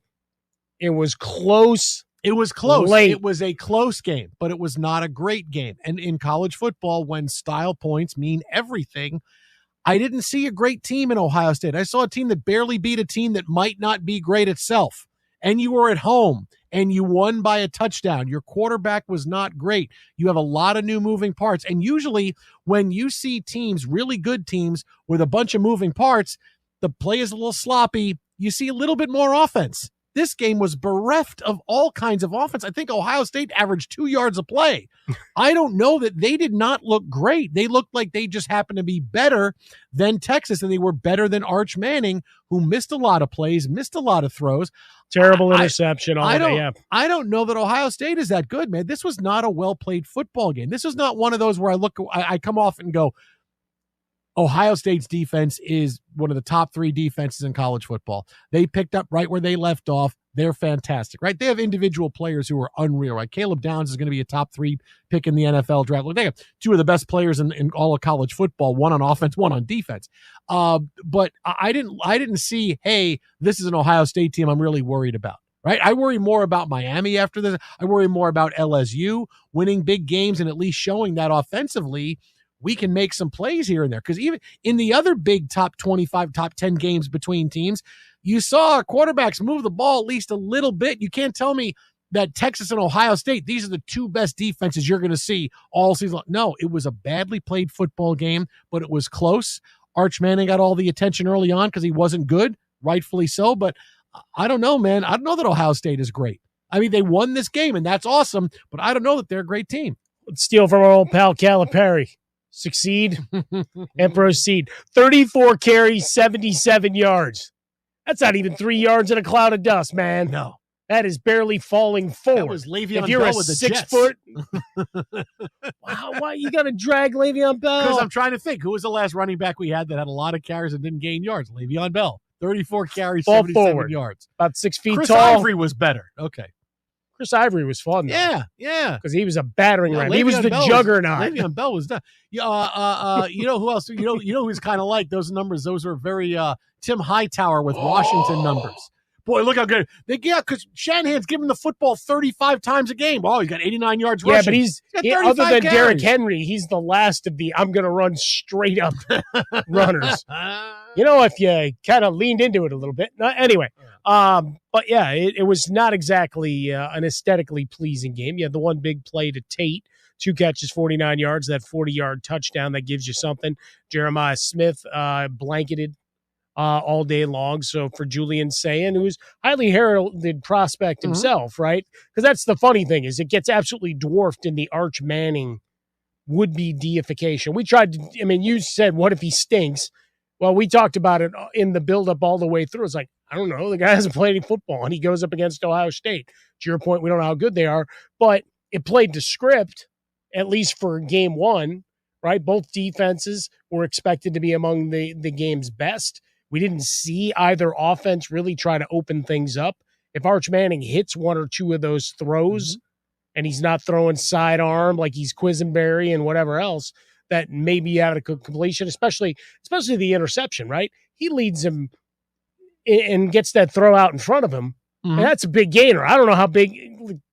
You got to make an open field tackle. You might still be running. Yeah, but instead it's a tip ball and bad things. But I got to imagine it gets to my immediate thought watching this game was that Pete Vutek was going to be tweeting his whole idea of the warm-up game every 5 minutes. Yeah. And just keep reposting that all day long. Yeah, Texas surely is. We're not going to do a game like that again. As much as we love, these season starters. Yeah, but nobody lost badly, right? To where you come away saying, they were just terrible and blown out of the water. Like, North Carolina. Exit Outbound of Fresca, exit Swollen Dome. Jason Smith, Mike Harmon, live from the Fox Sports Radio studios. Oh, we got more on North Carolina, but coming up next, the latest drama involving the biggest story in the NFL. Keep it right here. That's straight ahead. Jason Smith, Mike Harmon. This is Fox Sports Radio. We are Fox Sports. The success you've already had matters at University of Maryland Global Campus because they're a school for real life. At UMGC, an accredited state university, you can earn up to 90 credits towards a bachelor's for prior learning and relevant life and work experience, or transfer up to 12 credits towards a master's. UMGC offers skill-based programs, low-cost tuition, and online and hybrid courses. No application fee if you apply by September 3rd. Learn more at umgc.edu. That's umgc.edu. You hear that? That's Mike sleeping soundly on a Sunday night. That's because Mike was smart this time. He took ZzzQuil Ultra to fall asleep fast, stay asleep longer, and get the deeply restorative sleep he needs. So now he wakes up refreshed and ready to conquer Mondays. Let's do this Monday. ZzzQuil Ultra. Not for colds, just for sleep. Really great sleep. Use as directed. Keep out of reach of children. FS1. Looking for the one, what you looking at the one? To find FS1 on your television, go to foxsports.com for details. FS1. Looking for the one, what you looking at the one? Attention, please. I like the morning show. They're really funny in the morning. This is the show that has two pros and a cup of Joe. Who is Joe? LeVar Arrington, Brady Quinn, and Jonas Knox. LeVar, you mentioned the David Mulugheta aspect of all this. Jerry Jones did discuss that yesterday. From everything I've heard from people that know him, he's not that fragile. And let me tell you something, you can't do this stuff. You can't do business like this and be around this and be fragile. I'm not. I would think that with his background and what have you, he's very professional and is very willing to keep his eye on the ball and not get caught up in a lot of the other emotion or things that go on. Andrew Brandt. He just delivered that man the highest non-quarterback paying contract in the history of the game. He has delivered once again. You know what's funny is Andrew Brandt, who worked with the Packers for a long time, he was on social media, and basically he sort of cuts all the crap out and will predict or explain what a contract actually means. And him and Brady, I think, and this is not ball washing Brady, but they do it. They make complex contracts very simple to understand. Like there's a lot of numbers in there. Here's what it actually means. And Andrew Brandt pointed out yesterday, guessing 3 years, $120 million with the rest of it being fluff. Not that there's anything wrong with that. David Mulugheta responded, go investigate and let me know what you find. #fluffless. So he's feeling himself. Like he's... hey, bruh, it's like, 47 a year. He's incapable of being fluffed. To get the rest of LeVar Arrington, Brady Quinn, and Jonas Knox, podcast by searching Two Pros and a Cup of Joe. Listen to Two Pros and a Cup of Joe weekdays from 6 a.m. Eastern, 3 a.m. Pacific on Fox Sports Radio. This is The Herd. Wow, wow, wow, wow, wow. With Colin Cowherd. Kevin Stefanski's a hell of a coach. Went to Penn. He knows more than you do about offense. I know. Hard to believe he does, and he knows more than me. He has announced that Joe Flacco will start against the Rams, 25 to 30 plays for the starters. Dylan Gabriel is the backup. Shedeur Sanders is third. I know you've got your Shador/Barry Sanders jersey you're wearing. I know. And I've said before, I think Shador was underdrafted. I think he was. But speeding tickets, silliness, Dylan Gabriel's a much more kind of centered, serious kid, and Shador is third. I got to trust Stefanski. This is The Herd with Colin Cowherd. Wow. Weekdays at noon Eastern, 9 a.m. Pacific. The Herd. It's Colin Cowherd. Here we go. Weird sometimes works in sports and in life. The Herd. The Herd. Yeah. It's poetry. Outline your life in pencil, not pen. Yeah. Things change. It's sports. College football fans are freaking out. Oh, my God. Need I say more? Total class, understated, just does his job. Yeah. It's The Herd with Colin Cowherd. The public is always right. Listen every weekday at 12 p.m. Eastern, 9 a.m. Pacific. Right here on Fox Sports Radio. To find FS1 on your television, go to foxsports.com for details. Go! Check them out. FS1. Check them out. FS1.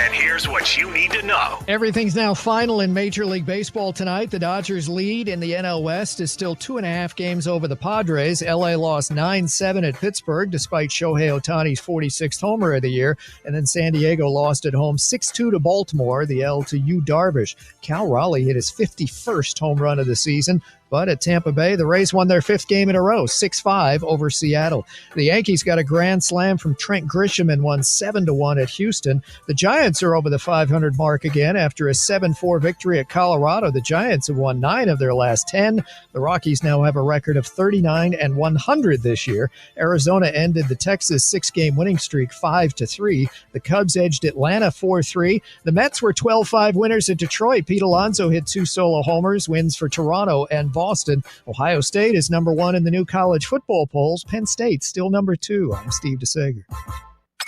Get ready for this. Depart your frequency, Roger.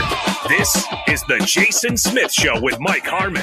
Look at the money that I'm making on this. You know where this is going, Jason Smith and Mike Harmon. You can make fun of it if you want. You're listening to the Jason Smith Show with Mike Harmon. Lights out.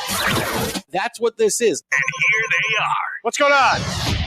Now, live from the Fox Sports Radio studios with Mike Harmon, here's Jason Smith.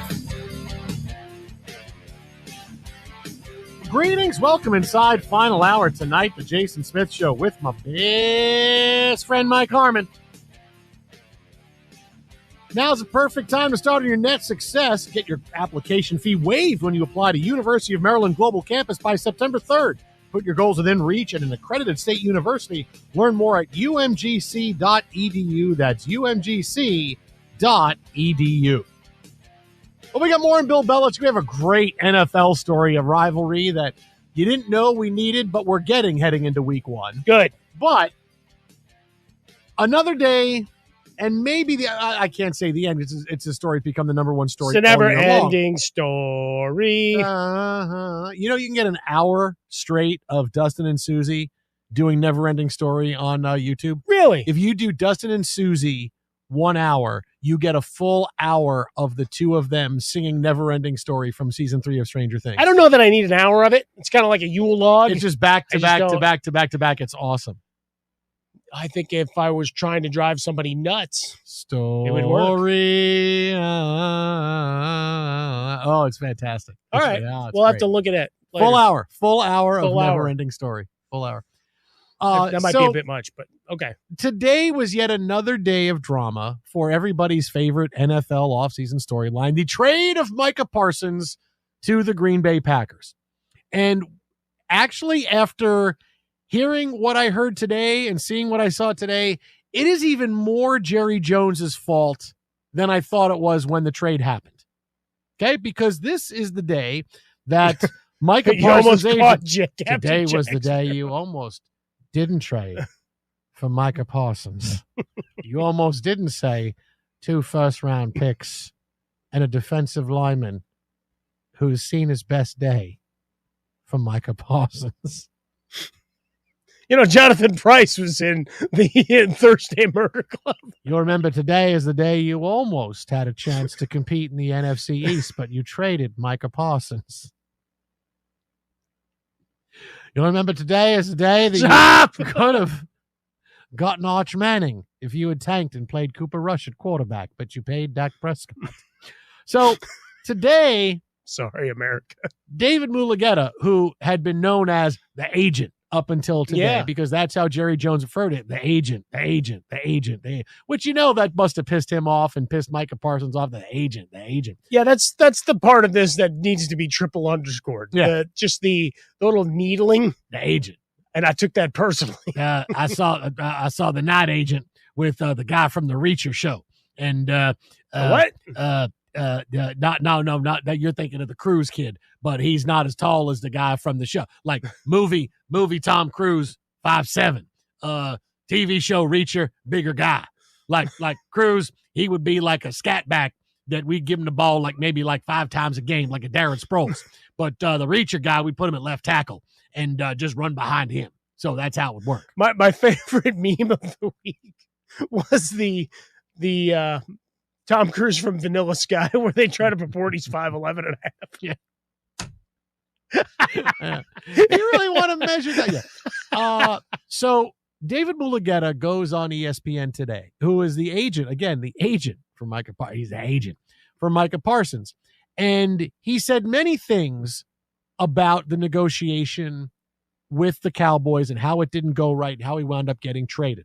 And again, after hearing the Cowboys side of things, yes, it's even more Jerry Jones's fault. Here are some things that Micah Parsons' agent said. Said that the Cowboys were never told that Parsons wouldn't play for them. Mulugheta said, hey, Micah loves the game so much he was going to play opening week no matter what, as long as he was healthy. Also, Mulugheta said that Micah Parsons wanted to be a Cowboy. He always wanted to be a Cowboy, wanted to stay a Cowboy. Didn't work out. Also said that he was really upset that Jerry Jones would try to cut a deal with Micah Parsons when that's really not something you should do when the most influential owner in the NFL calls you into his office and negotiates a deal with you. That's not quite cool.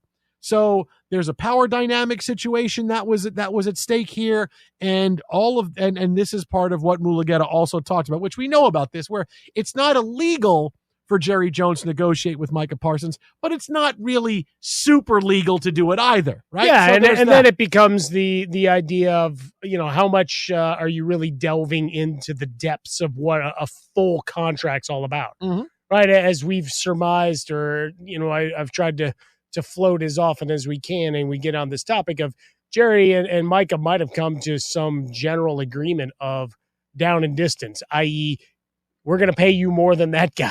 Mm-hmm. Okay, cool. Now, the other part of it that Mulugheta said, and this is where this gets into your big phrase from him, the devil's in the details. Yeah. Remember, Jerry Jones said after the trade, we offered Micah the most non-guaranteed money, but the biggest salary as a non-quarterback in NFL history and more guaranteed money than he's got in the current deal. Okay, well, that sounds like, whoa, what kind of deal did Micah Parsons turn down? Now, Micah Parsons turned down a deal that could have cost him between $60 to $70 million in earnings because of the length of the deal, That's right? it. He signed 4 years with the Packers. This is a 5-year deal that was north of $150 million, but it's not going to be the money that Parsons is going to be able to recoup over the course of his career because it's less money for a longer contract, which is one less year of prime Micah Parsons you're going to get when he's 29, 30 years old. So this was money that he would have lost over the course of the contract. So hearing two sides of this story, right? We have the Micah Parsons side and we have the Jerry Jones side. At the time, enough information, Jerry Jones blew it because he had the best defensive player in the NFL, couldn't sign him to a long-term contract, right? So that's on Jerry. But if I have to say what side I believe here, I'm believing Micah Parsons and Mulugheta. Why? Because of what we've heard from the Cowboys end of it. All we heard from Jerry Jones was that cryptic, more guaranteed money. Not that this part of the contract where it's not just as easy as it seems. If if Jerry Jones made him a great offer and everything was above board, Jerry Jones would have been the first guy at that press conference to say, here's all the details. Here's what I offered him. Here's what he turned down. Here, when he said, yeah, he would have said everything, because Jerry Jones does not want to be on the hook for this, does not want to. He understands that I'm going to get blamed for this. And Jerry Jones, someone that doesn't want to take blame for this. He would have been the first guy out there. But instead, we just got the cryptic, well, I had to, it was more guaranteed money, and we have to be able to stop the run, which we told you when it happened. That's just Jerry Jones making stuff up because they didn't do anything to address stopping the run in the offseason. Now I'm making up we have to stop the run, That's just stupid, right? Jerry Jones thinks we're stupid. Instead, he winds up looking stupid. So I know that if any of this was not Jerry Jones's fault and the Cowboys' fault, Jerry would have talked about this and he would have said it. The other part is, now you're waiting. Okay, here's the other shoe to drop. What kind of teammate was Micah Parsons? What are the Cowboys saying about him now that he is no longer on the team and they can say whatever they want to? And what do we get? Dak Prescott implying that maybe he wasn't the biggest fan of Micah Parsons' podcast. Okay, well, you got to get over that. Which we've kind of heard before, right? But you got to get over that, man. I mean, that's the way the sports is now.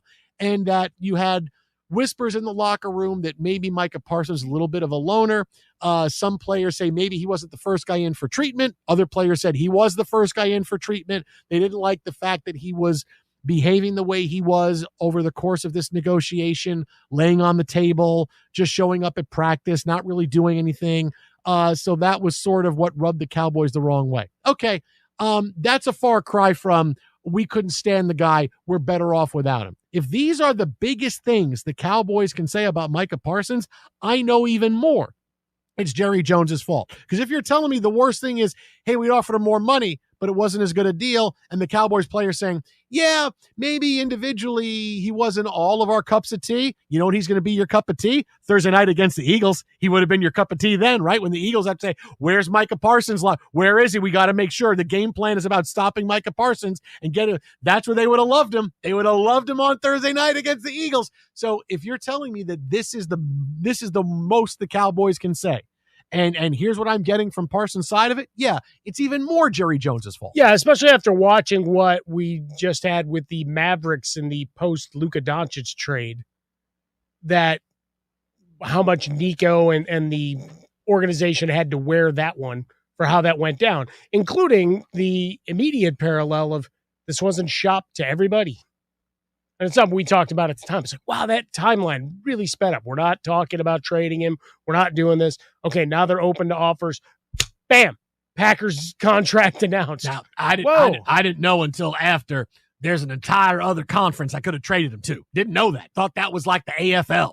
Thought, that was Namath and the Jets and the other. Didn't know that. So I could have traded him there. But that's the thing, like double malfeasance and malpractice on that part is that you didn't do it before the draft. Like if you were going to come down the draft, and I truly believe it, and I said it all the way through, that I really think Micah Parsons wanted to be a Dallas Cowboy, and that he was really emotionally in a weird spot with all those, oh, look how pissed he is sitting at the chair. It's like, no, that's a guy that wants to be on a field. Yeah. He wants the business part of this done. Yeah. Now he's tired of Jerry taking shots at him. It was a bad optic. He looked petulant. Oh no. The last bit. part, Dude, the laying on the table was just dopey. But when he was sitting in the chair and looking sad and whatever, like this is a guy that just wants to play football. Like to steal it from Jerry Maguire, like we do so often. Like I don't know. Those agents on the phone. I just want to play football. My word Jerry is as strong as oak. I don't do contracts. But that's just it. Jerry thought it was oak. Yeah. He's Bo Bridges. Yeah, exactly. But all of that. I was told I don't do contract, but I had the handshake agreement. So thought he was there, but instead I got Kushlash. But, Mulugheta, the devil in the details, right? 4 years versus 5 years, the opportunity to get to marketplace, make another $60 million. That's kind of an important little detail. But in terms of going and maximizing what you got, okay, a couple of draft picks that'll be in the 20s, so not great shakes, and a player who's making $20 million this year. It's not helping you financially. No. Why wouldn't you have just paid more money? And now you're paying every other. Bland got paid. Ferguson got paid this offseason. Like everybody else is getting the giant checks cut off one after another. But then when you make this trade in conference, you get two guys like on the eve of the season. So you're getting minimal return, and you traded him in conference. Yeah. And we get to watch that matchup in a month. None of it goes right. It gets worse and worse with each passing day.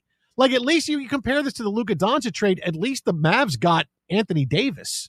You know, I mean, at least you got AD But back. in this case, Okay. if they just cleared the deck and walked away with a bunch of draft picks from the Packers or from whomever else, then you at least say, okay, we're already throwing up the white flag. We're done. This wasn't going to work. Because, like, they won 12 games 3 different times here in the last few years. I don't know about you. I'd kill to have 3 12-win seasons. I'd like to have 1 12-win season. You know what I'm saying, It though? takes the Jets 3 years to win 12 So this games. is where I do my little bit of I'll stand up for Jerry and the Cowboys that it's not horrible business altogether because they've actually won 12 games a bunch of times. How many of your franchises have won 12 games? Pittsburgh gets celebrated for going 9-8 for crying out loud. And look, we're going to get the Arch Kid because it just went. They got Cooper Flag, and we're going to get the Arch Kid. And then we'll trade Dak. There you go. So Dak will take over for Tony in the CBS booth, and we'll get Tony back, and he'll be the backup, and we'll be back to where we were. As long as someone else is doing the holding. I'll bring Dez back. I'll bring everybody back. Wow, you want Dez? I don't know. Dez has gone scorched earth on him too. But all of that to say, like I defend it from a football standpoint in theory, just not in practice. What you did and how you executed it. Yeah, it was like moving on from him. It's like yeah. I defended Joe Shane, right? It's like how many games were you going to win because Saquon Barkley hung around the Giants? Yeah. What, you were going to get to 6 wins? Ooh, yeah. Great. You just couldn't control where he was going to go. Right, you just made it a bad narrative Yeah, with the phone that's call how it that was goes. on Hard Knocks But and everything else.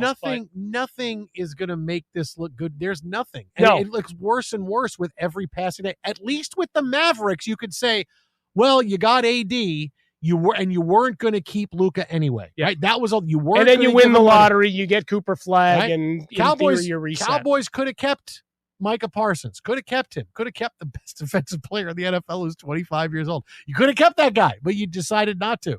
I mean, I can at least see the method to the madness with the Mavericks. I can at least see. You could agree or did, but I can at least see. Okay, if you're not gonna re-sign Luka for $300 million because you're worried about his dedication to the team and you want to move on, okay, you're going to move him. You got a really good player in return. You're building differently. At least I understand that. Like, this was just, what is happening? I mean, Jerry Jones lost his fastball. His fastball now is like some 74-mile-an-hour. It's like a position player throwing now. That's how much he's lost his fastball. Yeah, but if you were going to go down this Kike road, Hernandez pitching. but he thought that. Did you get your bobblehead? But all of that to He say, used to have the business fastball of Nolan McLean. Now he's got the business Wow. fastball of Kike with the helmet. well, you lose some velocity, but now you're crafty. But with Jerry, like he'd always gotten the business done. So believe in his heart of hearts, he thought in the 11th hour that was going to be, they'd get those details hashed out. Because otherwise, you look at it from the larger perspective of the business of we're top heavy, and he finally heard that message. Because that's been the criticism, right? Is that you have 3 or 4 guys. So they actually did what everybody had been complaining that they should have been doing for years. Now, was Micah the guy to let go instead of, say, CD? Probably not. But this is where we're at. You already paid those guys. You can't take that back. Exit out about a Fresca, exit Swollen Dome. I love that. With each passing day, it looks worse and worse for the Cowboys. Coming You up just next. hate Jerry Jones because your impression has been questioned by Jason Cole. No, my impression is good because now that he's in his 80s, he's coming back. He sounds more like me now than I sound like him. Slowing down to Yeah, it. and voice getting a little deeper, Yeah. little deeper now. Michael Caine. More brand. I said Michael Caine used to talk like this in the 1960s, right? But that has changed. Over the years, the cigars and the brandy, Michael Caine now speaks very, very slowly. Coming up next. Indeed. Got a big story out of the NFL and why Bill Belichick is likely going to fail in college football. Oh, no. Something different from last night. That's next, Fox. Hey, NFL fans, Week 1's your shot to play free and stack $1 million cash bag with DraftKings Pick 6, an official partner of the NFL. Here's how. Download the DraftKings Pick 6 app, DraftKings' easiest way to play fantasy. Enter for free and pick more or less on 6 player stats for Week 1. For instance, Thursday night, I'll take the over a half touchdown for Saquon Barkley. Eagles are going to roll through that defense, and you know they're going to get it in the red zone, and you know they're going to give it to Barkley 4 plays in a row to get him in the end zone. Share your link with friends to add more cash in the bag and get bonus shots to win. Cowboys, no defense. So George Pickens, while we're on the good side of him and Dak, 55.5 yards. Let's take the over. Hit all 6 picks, you'll be splitting a bag that's already at $1 million or more. Download the DraftKings Pick 6 app and use code JSS. Opt in for free and start stacking entries for NFL Week 1. Again, DraftKings Pick 6 app, code JSS.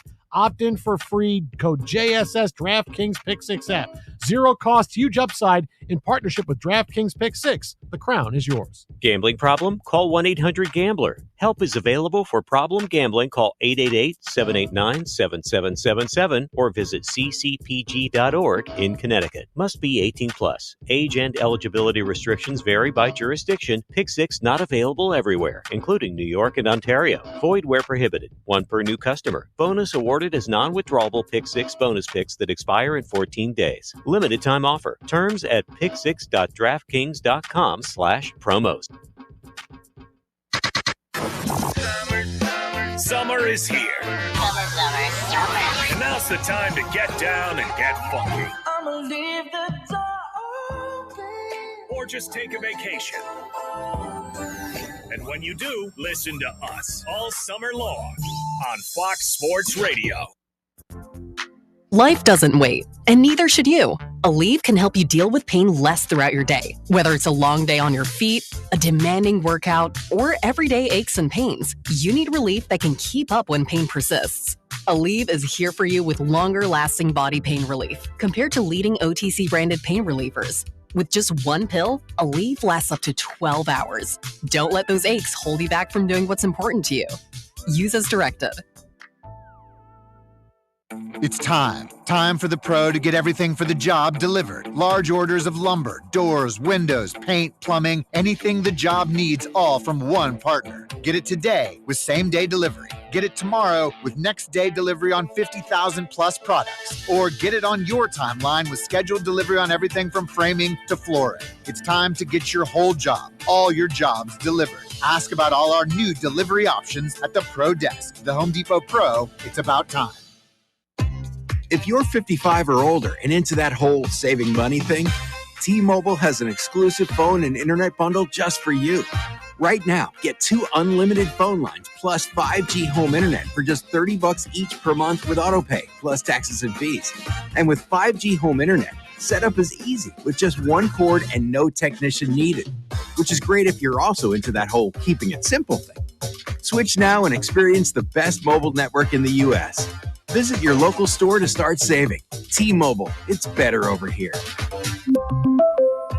Based on analysis by Ookla of speed test intelligence data Q4 2024 to Q1 2025. Ookla trademarks used under license. Unlimited on our network. Customers on voice plan may notice speeds lower than other customers and further reduction if using more than 50 gigs a month due to data prioritization. Video streams and SD on this plan. Home internet pricing after $20 a monthly bill credit plus $5 per line without autopay. Debit or bank account required. See 5G device coverage and access details at T-Mobile.com. Hi, I'm Dr. Mike Costa at Knoxville Smiles.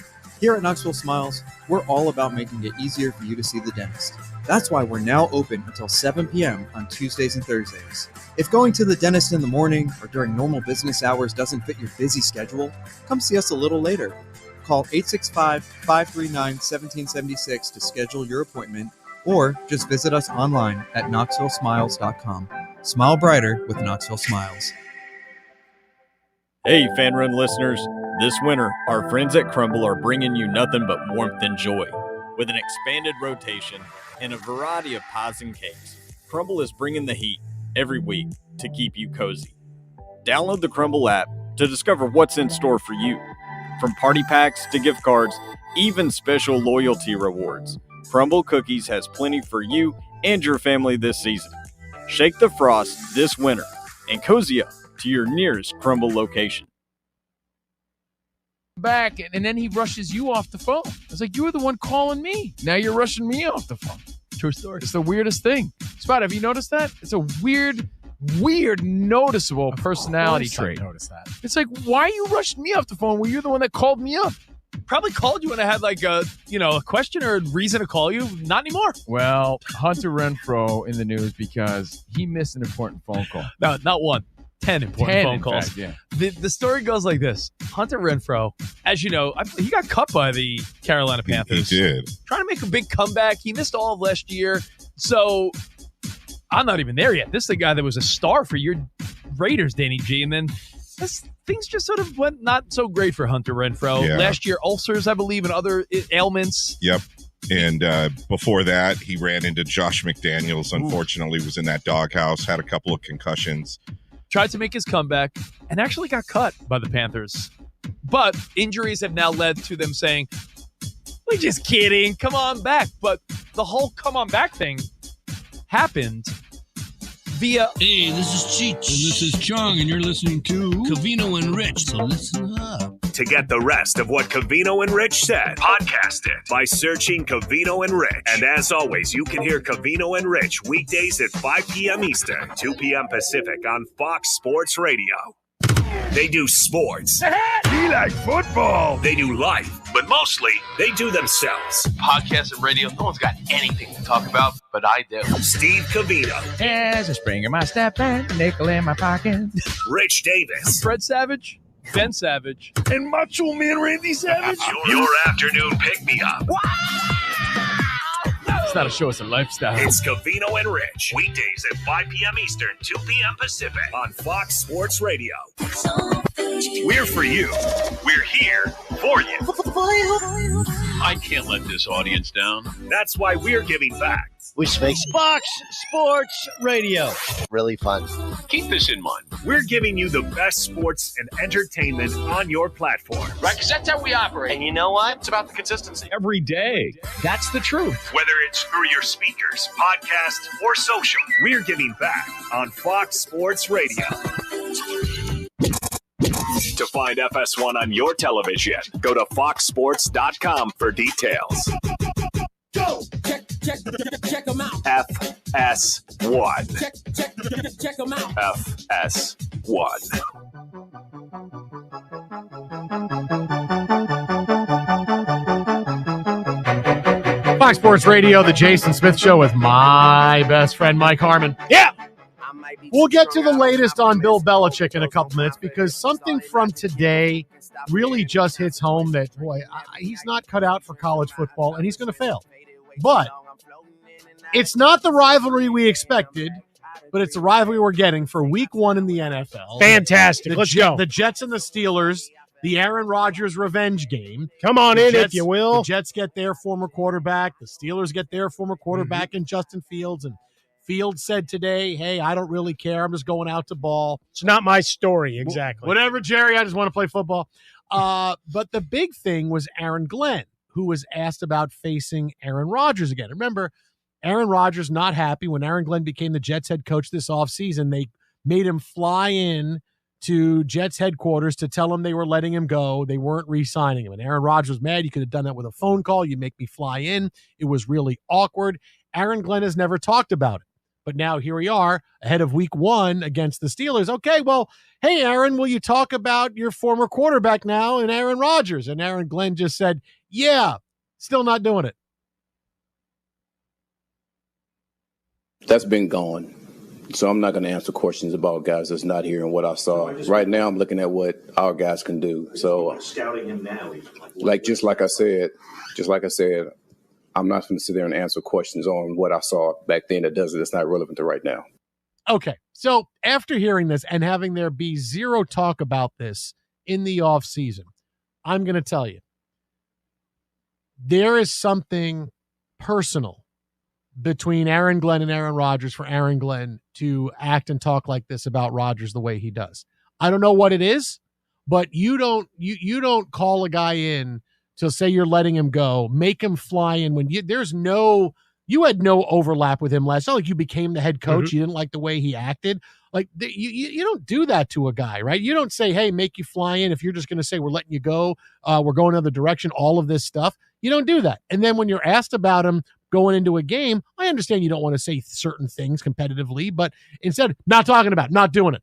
there's something up there. Whatever it is, and it could be personal, just the way that Aaron Glenn doesn't like the way Aaron Rodgers carries himself, doesn't like stories he heard, or something from when Aaron Rodgers played against Aaron Glenn or played against a team that Aaron Glenn coached. There is something there, right? Maybe when Aaron Glenn being the DC with the Lions, but there is something there because coaches don't blow off, talk about another team's quarterback like that unless there is something there. Yeah, I mean, it's a long institutional memory. He's been around the game a long time, played against and around, I mean, countless people. I mean, we start doing the Kevin Bacon game and connecting guys between the two of them. I mean, we're going to have a lot of overlap. It's going to be a pretty easy game.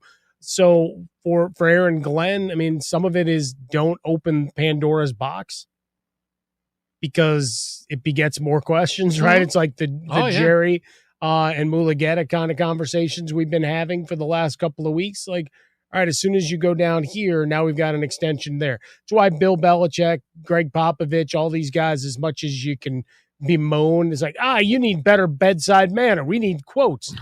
There's a reason you don't give them, right? Because it begets other questions, and people start inferring things based on tone and tenor and how brief. I don't know. He only spoke for 8 seconds about him there as opposed to 25 seconds about that guy last week, right? So you just don't open that door and you just let it be about the game. Yeah, and there's other ways you could have talked about, hey, we know how great a quarterback he is. It didn't work out for him here, but you know how smart he is, calm plays. There's many things you could say, but it's like Aaron Glenn wants you to know that there's something, there's a reason why I'm doing this. Now let's go back to the bringing him out there to do it. And I know Rodgers, he took that personally, and he's spoken about it, that it's disrespectful. Like, to some degree, I mean, I guess Zoom and whatever would have sufficed. Mm-hmm. But there is something to be being told in person. Now, I get it. It's a flight. It's across the country. It's a 3,000-mile flight to be told we're not doing. Now, but I got to imagine there was a larger conversation that spawned out of it versus they walked in and said, "Hey, we just need your key card. We just wanted you to bring it back because we knew you would mail it." I mean, but this is where. But here's the thing: is that yes, because it's all in how you take it. Because Aaron Rodgers could have come out and said, they wanted to do it to me in person, right? They wanted to tell me in person. If they wanted to do that, they'd have flown out to see him. And they would have, or they would have told his agent ahead of time, this is what's going why on. We're doing this. Does Aaron want to come in? Do we want it? Like you would say, hey, you're letting a guy go. There was a quarterback for a couple of years. He chose to go there, gave the Jets the limelight. But don't you want the meeting, right? Don't you want the video of that? Come on, give me that as a hard knock. So I get that it's all how you would take. It's like when if you break up with somebody, are you okay if it's done via text, or would you want to be done face to face? Some people would say, no, just give me the text. Don't make me go all the way out to dinner that I don't want to go to and break. Or you say, no, don't just send me a text. Sit me and tell me face to face. Well, especially if you break up at the dinner. Now you got to go halvesies. I mean, that's you don't know how that's going to be taken. But the whole fact is that if they wanted to do it, that there are ways they could have done it. They could have gone out to see him. They could have told us, hey, and they decided, no, we're just going to tell you that you're done. So I know there's something there. Yeah, like always business, never personal, but it's contract, it's your livelihood, it's your ayahuasca or darkness retreat time or whatever else, your wife, your relationship, whatever, that you've got to take time off. And let's face it, I mean, maybe he thought there was going to be some sort of reconciliation and next chapter there, that they'd figure it out, and then you're cold. You're cold, and so he didn't drag it out maybe nearly as badly as it was led on, right? Of Pittsburgh versus the Jets versus whatever, that he thought he had the ace in hand that he was finally going to get in year 2. Now, you said the phrase right there. It's always business, never personal, right? Personal with the Jets and Aaron. I'm wonderful to get the story at some point. But this is what Bill Belichick did in a story that came out today that tells me even more. He's not suited to college football, and he will fail. He doesn't get college football. And this is kind of a fun story. New York Post had it. A couple other places had it. A couple of college football scouts and insiders were talking about how last night before the game, Belichick put out a depth chart with nobody on it, right? Here's Belichick doing his thing, competitive advantage. Here's a depth chart with nobody on it. Now, Pete Thamel, who also said, hey, brought this to everybody's attention. Scouts were kind of laughing about it. also said that Belichick restricted information about his players with pro prospects. Okay. Now, you can do this in the NFL because in the NFL, you're all professionals. It's your team. You're trying to figure out a way to win when that's all that matters. Is the W's on the scoreboard on a Sunday? That's what matters. Everybody else is getting paid a lot of money. You're a professional. You are here. You don't need to know that you're starting. No one needs to know that. I can hide injuries if I want to. That's the NFL. This is college football, where if you are a starter for North Carolina, you have NFL future. You potentially have an NFL future. Now, maybe it's a low-round draft pick. Maybe it's undrafted free agent. But you're thinking, I might be able to play in the NFL. I want to get into a camp. And all Belichick is doing is hurting those players, right? You're not getting a competitive advantage by not putting out a depth chart. But what you did, you hear the scouts say, no depth chart, and the scouts were there. A lot of scouts there to see. Now, more to see TCU players. Sure. But, hey, if a North Carolina players jump off the page, that's great too. But you want to know who you're watching, and you want to know going in, hey, what players North Carolina do you have? But Belichick is so secretive and about his players and no depth chart, making it harder for scouts to look at his players and evaluate them and get them ready for the NFL. Now, does this mean there's no way they can evaluate North Carolina players? No. They would look at tape. They were able to see that you figure things out. But the bottom line is Belichick decided, I'm going to play this petty game that I've played throughout my career with the depth chart and not talking to insiders or scouts about my players, when that's a thing that helps my players. That if I really have their back and I know things about college football, I know, hey, I'm still in theory a youth coach where these guys have hopes and dreams after I coach them. You want to help them. You want to make sure the players know they can trust you by saying, hey, coach is going to help me get to the NFL. All coaches are going to say, I'll help you get to the NFL. I know scouts I can talk to. I know people. I'll send your tape here. I'll get someone to look at you here. I'll get this happen. These are all things that players want in college. And this is Bill Belichick playing this petty game where I did this in the NFL when all he's doing is hurting his own players. If I'm a North Carolina player after that, I'm like, hey, coach, you're going to help me, right? You're going to help us get there. I understand. We're all trying to win, and I get it. Number one thing is to win. I understand that. But you're not really getting a competitive advantage by doing this. All you're doing is being salty and playing petty games and trolling the media and scouts for whatever reason, because you did that in the NFL for 25 years and you love being the king. This, all you've done now is hurt your players and their future, and you get the players thinking,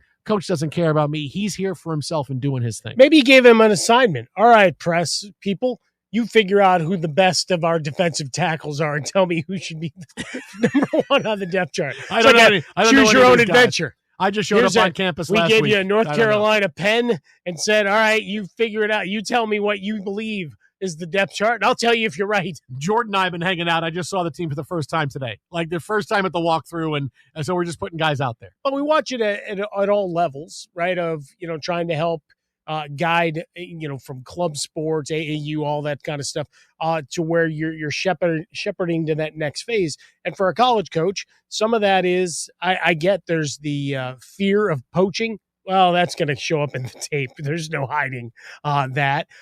For the college, the pro scouts that are showing up, is Bill just still bitter that he got excluded from that club? And so he's not going to do anything to help them? But by the same token, now he's hurting his players in terms of their prospects. And, I don't expect him to be opening the doors and suddenly giving hour-long speeches to everybody of our cornerback has a really good shot to be a big piece for you as a nickel back or whatever, and go on through that process. I don't expect necessarily that, glowing review time and again, but your job's to help. And eventually you're going to lose guys because of this, because they're not getting the support they need, which means transfer portal is going to be active with North Carolina guys who are like, I have no idea what coach is doing. I may have bought into the overall vision in terms of winning or whatever, but I still want to get my shine, because that means NIL deals. That means opportunities. And you're going to have attrition one way or another. This is only helping the transfer mode and pushing guys into the portal that you probably want to retain. That Michael Jordan, Lawrence Taylor, Roy Williams and everybody that's sitting in and shows up, that they're going to be more likely to cut a check to keep those guys around than the way you played it out here. You can't just come in and say, we're taking everything we did in the NFL and doing it here, and watch, we're going to blow the doors off of college football. No, it's a different game. Yeah. It's a different game. It's a different way of coaching. The kids are different. The players are different.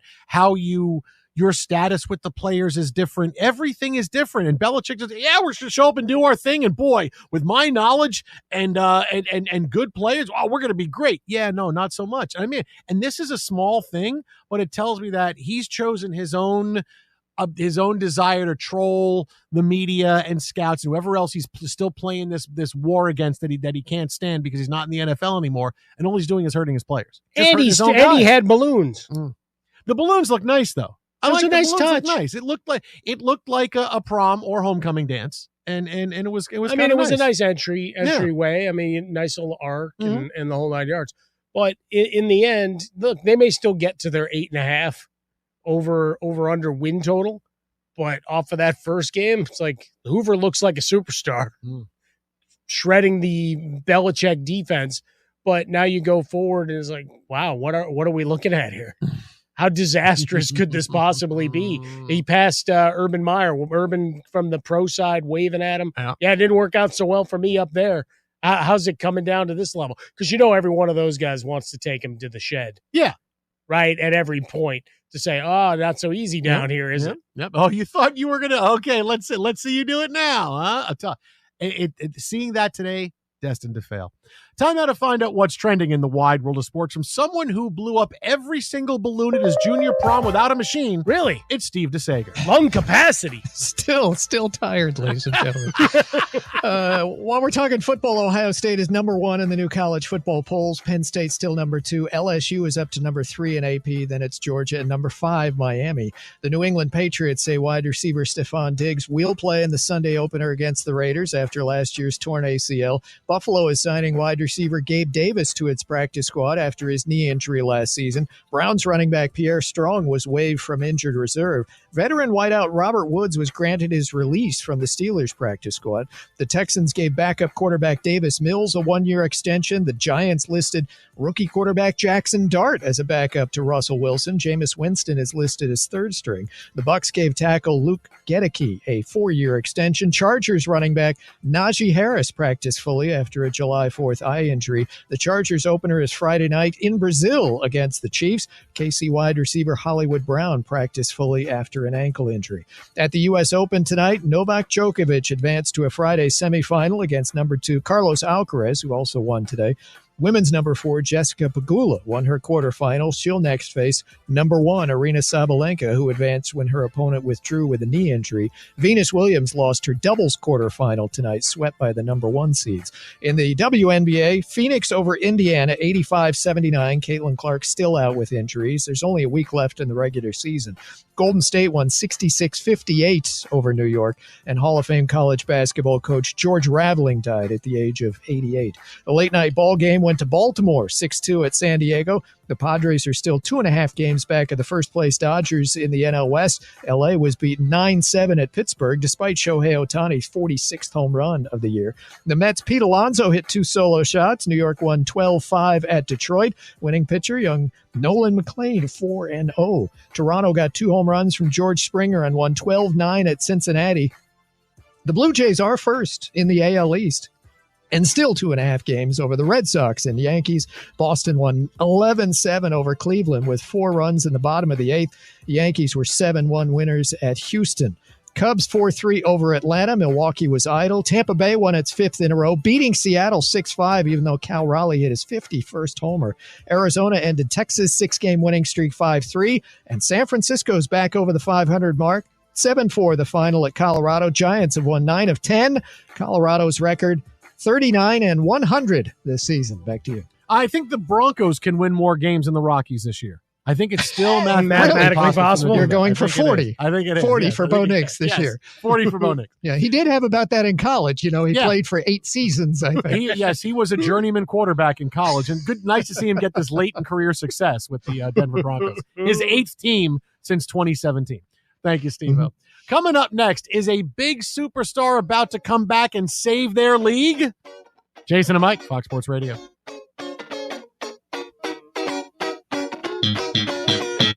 We notice when you listen to us on iHeartRadio. I have no intel on this. We notice when you watch our YouTube videos. You absolutely look like radio. We notice when you like our social posts. How do I know? I know. And we also notice you in the shower. Get out! We're Fox Sports Radio. The success you've already had matters at University of Maryland Global Campus because they're a school for real life. At UMGC, an accredited state university, you can earn up to 90 credits towards a bachelor's for prior learning and relevant life and work experience, or transfer up to 12 credits towards a master's. UMGC offers skill-based programs, low-cost tuition, and online and hybrid courses. No application fee if you apply by September 3rd. Learn more at umgc.edu. That's umgc.edu. Let's go! You're still glowing, flirting, grooving. You've still got it. But your immune system weakens as you age, making it harder to fight flu, pneumococcal pneumonia, RSV, and COVID-19. Vaccines are a key part of any health routine and help strengthen your immune response. Ask your doctor or pharmacist which vaccines you need. Schedule in minutes at VaxAssist.com. Sponsored by Pfizer. Hey, Fan Run listeners. This winter, our friends at Crumble are bringing you nothing but warmth and joy.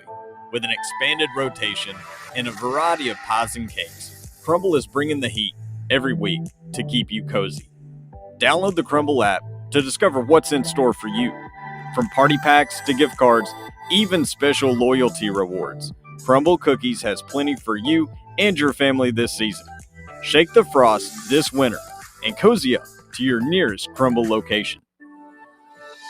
Are you tired of spending hours on laundry and ironing? Let Crown Cleaners handle your dry cleaning so you can handle your business. Our expert team can take care of your clothes, removing stains and wrinkles like they were never there. Whether it's your best suit or everyday attire, we handle it all at Crown Cleaners. Say goodbye to laundry stress and hello to extra free time. Crown Cleaners, Big Orange Country's imperial dry cleaning service since the 1960s. Online at crowncleaners.com. Of last season, you might remember he tried to go rogue. Tyreek Hill, he undermined his quarterback, the coaching staff. He staged a mini locker room coup, and now he's back. Watching Tyreek with the Dolphins, it's kind of like having a season pass to Six Flags Magic Mountain. Tyreek is a coaster, which is exhilarating, occasionally frightening, and often terrifying all at once. And you get the chills, you get the thrills, and all that stuff. So you got that. You never quite feel safe. You're not supposed to. It's a roller coaster. You're not supposed to feel totally safe. Otherwise, what's the point of doing it? And eventually, though, people get sick of it. To get the rest of what Big Ben said, podcast it by searching The Ben Maller Show. And as always, you can hear The Ben Maller Show weekdays from 2 a.m. Eastern, 11 p.m. Pacific, right here on Fox Sports Radio. Right now, The Dan Patrick Show. Dan Patrick. Jerry Jones, with a straight face, said that the team is actually better now. You're not better now. Not today. Kenny Clark is a good defensive tackle, but his best years are behind him. He went to 2 Pro Bowls. Okay. Yeah, we got to stop the run.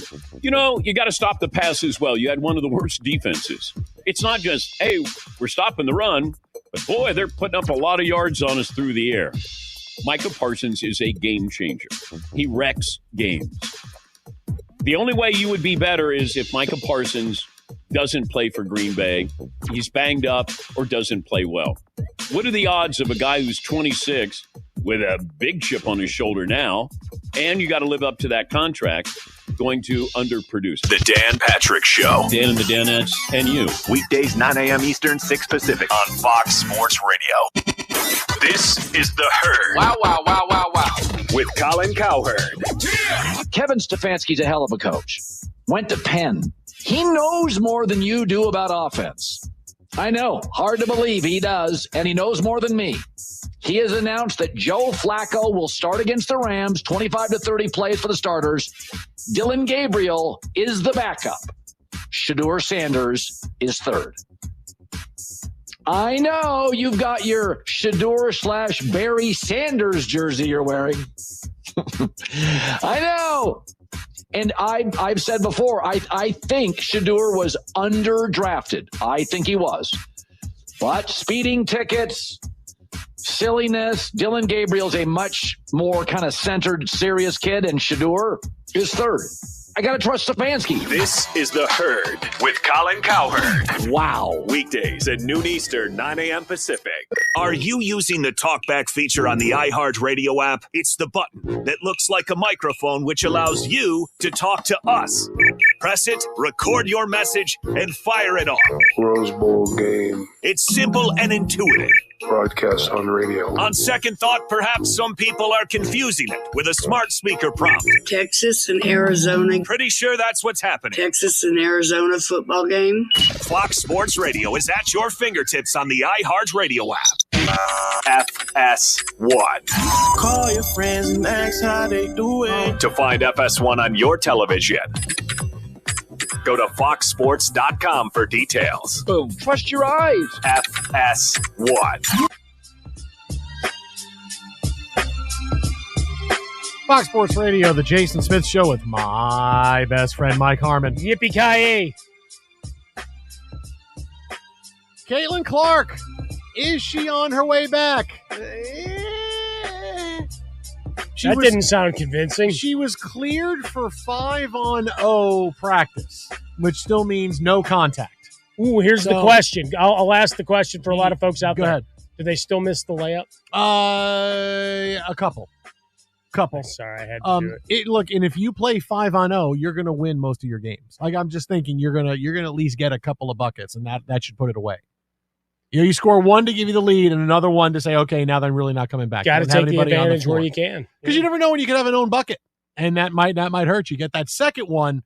Okay, you're not going to get 2 own buckets in a game, so all right. That did happen in a high school football game where a guy started running the wrong way. No, keep going.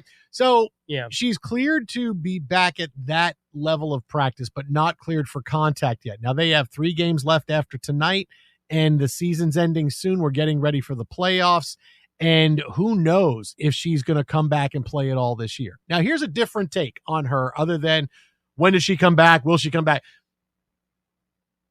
And she needs my advice on this because she has to absolutely stop yelling at the officials in every game, going off the bench, getting on the floor, getting in the official's face and screaming. That's an awful optic for her. She looks like she's just I can't even say. She winds up looking whiny. And someone who just says, hey, I can do whatever I want to because I'm Caitlin Clark. Like, this is a really big misstep. She hasn't had a lot of missteps because being able to come in and handle the league and handle her business the way she has when half the league hates her just because, it's been tough. But she's done that. But this, every time you look at a Caitlin Clark story the last couple of months, what's the accompanying video or picture? It's her on the court screaming at an official. She did their last game, not tonight, but the last game against the Sparks. Didn't like a foul call that was made. And I get it. You don't like foul calls that were made. Let the coach handle it, right? Let Stephanie White handle that. She has to be pulled back from the official at the end of the game because I want to get on the floor and yell in the official's face. This is a really bad optic for her. She doesn't look good coming off of this. And that's the image. If you say, what's the image of Caitlin Clark from this year? The first comes to mind is her on the floor screaming at the officials. I'm Stephanie White. I'm the Fever. I say, Caitlin, we're the coach. I love your passion. I love that you really want to do this, but you know what? You're not coaching. This is my job. Don't get a technical foul. Don't get us teed up in a game where all of a sudden the referees decide to do it. I can't believe the Fever haven't talked to her about it. I can't believe she hasn't gotten teed up by any officials yet who are allowing her to get on the floor and yell. That's a team, man. In the NBA, boom, I don't care who you are. You're coming off the bench in street clothes. That's a tee. right? You can't do that. But yet she has this where I'm going to come on the floor and do this because I'm Caitlin Clark. This is a really big misstep for her, man. And again, that's like when you think of what you think of Caitlin Clark, you say everywhere you go, it's the headshot of her with her hands out screaming at an official or pointing at an official and yelling. And that's the image, that's the optic that is out there of her the last couple of months. Well, because we've also had by extension, we already had that when she was playing, right? That the reputation was every piece of contact, where's my foul call? Berating officials, chasing them down the court. Like we'd already had that as a player. So now you had that as a de facto coach in these situations, not helping anything. No. And look, it's the unfortunate, and I'd be curious, the editorial choice to go and make her look bad when you're giving an update on her injury. And it's her chasing after an official in street clothes. She looks pretty good. Looks pretty good to me. She can move pretty well. spry. I don't know. I mean, if the official decides to, go in a zigzag pattern, like, you're trying to evade any number of wild animals, that's what they always say. Go zigzag. Don't run straight. They'll be confused. If they do that, I don't know what her cutting ability is at this point. I got to watch out for that. But certainly at this point, the fact that editorially that has become the de facto clip instead of her either getting injured or putting up shots or old B-roll of her trying to get back even at when they show her, hey, Caitlin Clark back at practice, Caitlin Clark doing this, the video is her screaming at an official. We got a video of Caitlin Clark. Let's go. Yeah, all kinds of stuff. She gets off the bench and screams all the time, yells at the official. Like, let the coaches do their job, right? No, nobody else does that. Nobody else does that. You're injured. You're after get. No NBA player does. LeBron doesn't get off the bench and yell and get in officials' faces when the games he's sitting out. He's usually not with a team or he's having wine. But he does. I mean, you don't see players do that. Come on, man. Or having wine. Full circle. We started with Charles Woodson. Now we end with other wine. What are you having? It's bench wine. Oh, okay. It's bench wine. Yeah, it's fine. I mean, why would you promote it as that? It's a whole other marketing plan. Exit Alvada Fresca, X at Swollen Dome. For Mike, I'm Jason. Coming up next, my buddy Ben Maller. This is Fox Sports Radio. Nolan McLean, yo.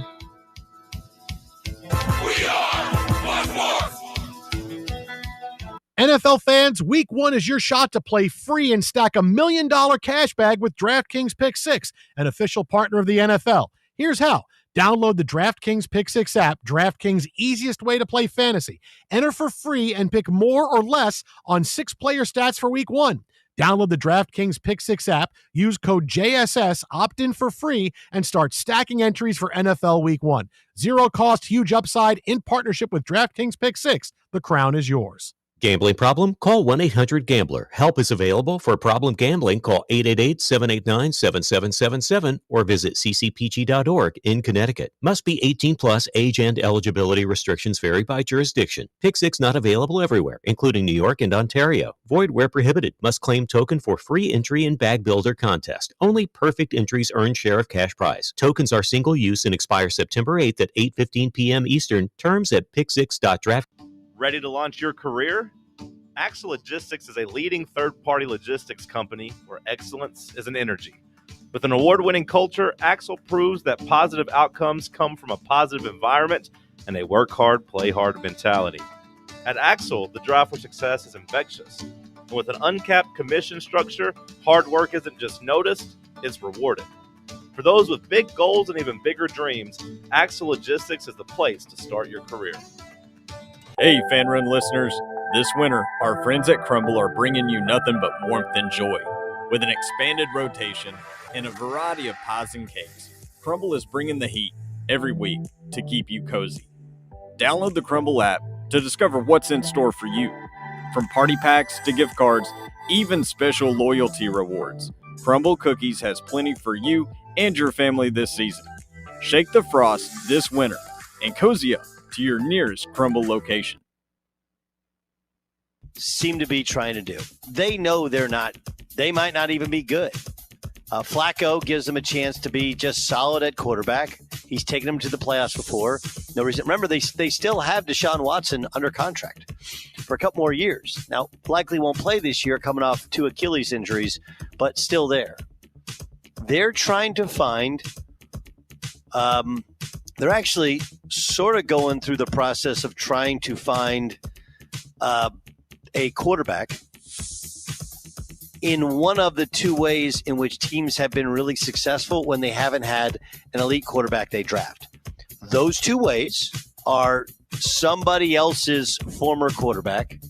Obviously this is not the financial level to a Baker Mayfield, a Sam Darnold, a Geno Smith, but it's still the same idea. A guy who is, and no one has seen it or done it more or at a higher level than Flacco of those guys. Rams have Garoppolo as their stopgap. To get the rest of what Doug said, podcast it by searching The Doug Gottlieb Show. And as always, you can hear The Doug Gottlieb Show weekdays at 3 Eastern, noon Pacific, right here on Fox Sports Radio. Right now, The Dan Patrick Show. Dan Patrick. Jerry Jones, with a straight face, said that the team is actually better now. You're not better now. Not today. Kenny Clark is a good defensive tackle, but his best years are behind him. He went to 2 Pro Bowls. Okay, yeah, we got to stop the run. You got to stop the pass as well. You had one of the worst defenses. It's not just, hey, we're stopping the run, but boy, they're putting up a lot of yards on us through the air. Micah Parsons is a game changer. He wrecks games. The only way you would be better is if Micah Parsons doesn't play for Green Bay, he's banged up, or doesn't play well. What are the odds of a guy who's 26 with a big chip on his shoulder now, and you got to live up to that contract, going to underproduce? The Dan Patrick Show. Dan and the Danettes and you. Weekdays, 9 a.m. Eastern, 6 Pacific on Fox Sports Radio. Dan Patrick. You ready? Yay! Dan Patrick. Always saying the right things. Here's my thought process with this. If I had abs, just think about it. And always asking the right questions. You don't have to answer it. I have to ask the question. It's the Dan Patrick Show. I want publicity. Doing radio the only way he knows how. Listen weekdays at 9 a.m. Eastern, 6 a.m. Pacific. Right here on Fox Sports Radio. The most fearless voice in sports is on FS1. The one and only Colin Cowherd is bold, unique, and outspoken. Wow. You can see him on The Herd, weekdays at noon Eastern on FS1 in the Fox Sports app.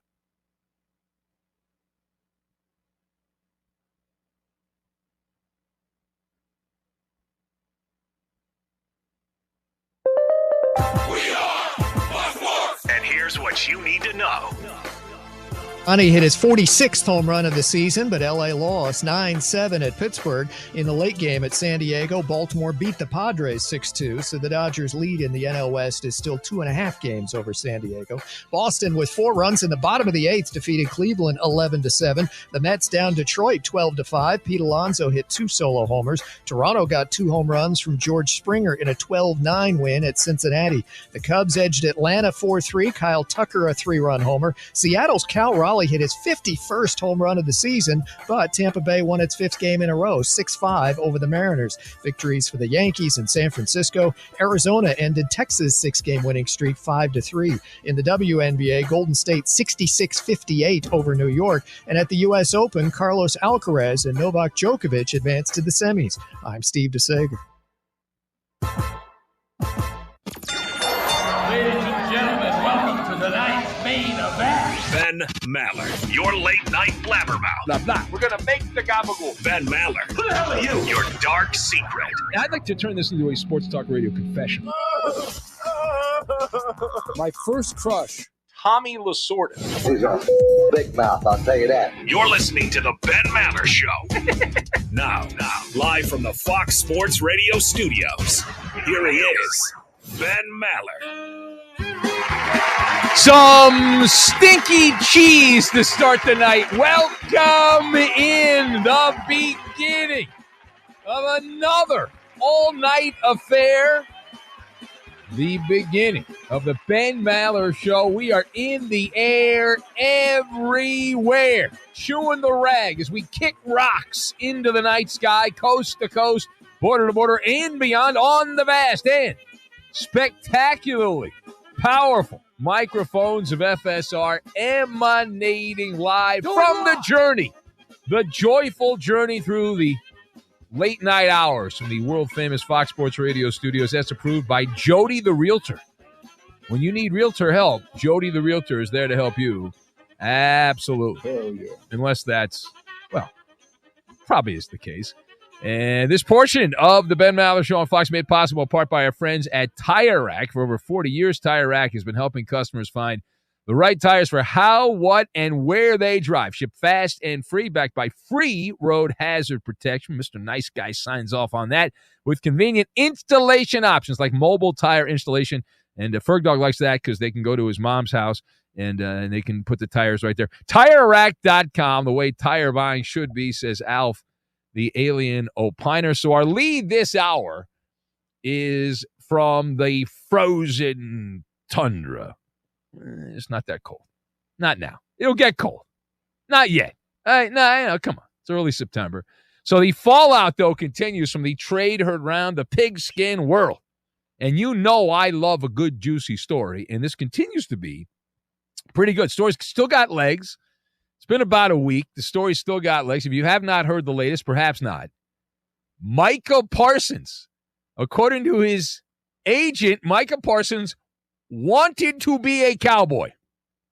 And had he not been traded to the Green Bay football team, according to the agent, Parsons would have played in the season opener, which is on Thursday night in Philadelphia. And it would not have sat out that game. That, according to the great David Mulugheta, the in-your-face agent for Micah Parsons. Now, Mulugheta contended that Parsons' first choice was always to remain in Dallas. How you feeling in Green Bay right now? You don't want to play for your team. He wants to play for the Cowboys. How's that make you feel? Quote from Mulugheta. He said, quote, "I think the most important thing is Micah wanted to be a Cowboy. He grew up cheering for the Cowboys," according to Mulugheta. He wore the blue and white at Penn State, wore it in the NFL with the Cowboys. He wanted to be a Cowboy, and we did everything we could for him to remain a Cowboy. Close quote. Cowboy up. So let us discuss the question. How does Micah Parsons' agent saying he did everything he could do to remain a Cowboy sound? How does that sound? So my thoughts on this, I've got a little doggy bag. We've got immunity and the melting pot. And we will combine all of these things together, and we are going to make some delicious shredded chicken. Barbecue shredded chickens. We're going to make outstanding. So let's begin with this. So David Mulugheta, all right, he comes out here like a whirling dervish, acting like the world's smartest man while playing the world's smallest violin. That's the vibe I got as I saw these quotes bouncing around the echo chamber, just strumming away at the world's smallest violin. It's a real sob story. It's real sad. My client, he wanted to be a cowboy. He grew up a cowboy as a little child, and he got to live his dream. And now he's been sent to Siberia in northern Wisconsin. So sad. Try to stay calm, Lorena. Try to stay calm. Of course, we know, based on years of cynical talk radio, that this is all nonsense.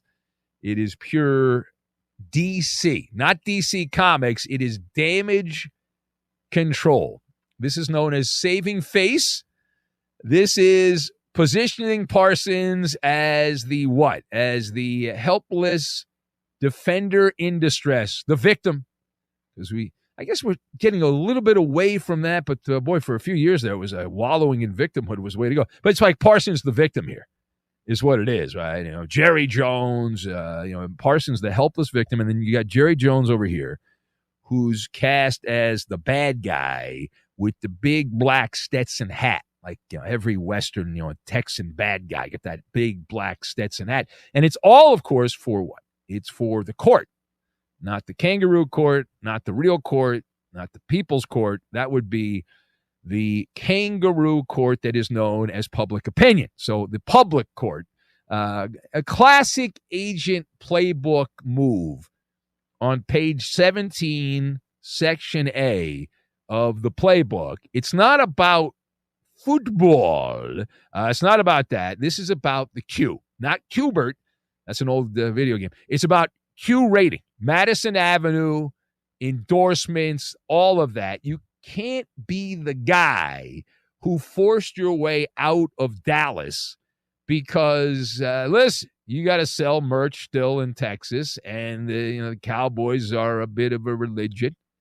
They're a bit of a religion. So it's a Friday Night Lights on steroids, and the lights usually get turned out on the Cowboys mid-season. But if you're the guy who turned your back and said, I don't want to play for the Dallas Cowboys, if you're that guy, you are Judas.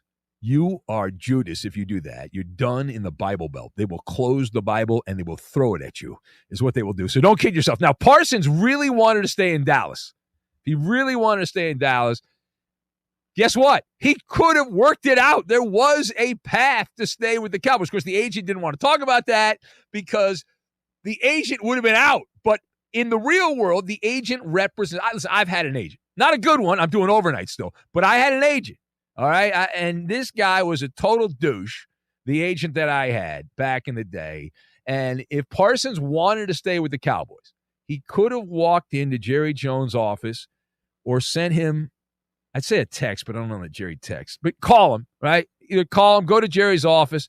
Why don't you show up to Jerry's office with a nice doggy bag filled with barbecue brisket and a handshake deal. Done. Done, done, done, done, done. That's it. You're good.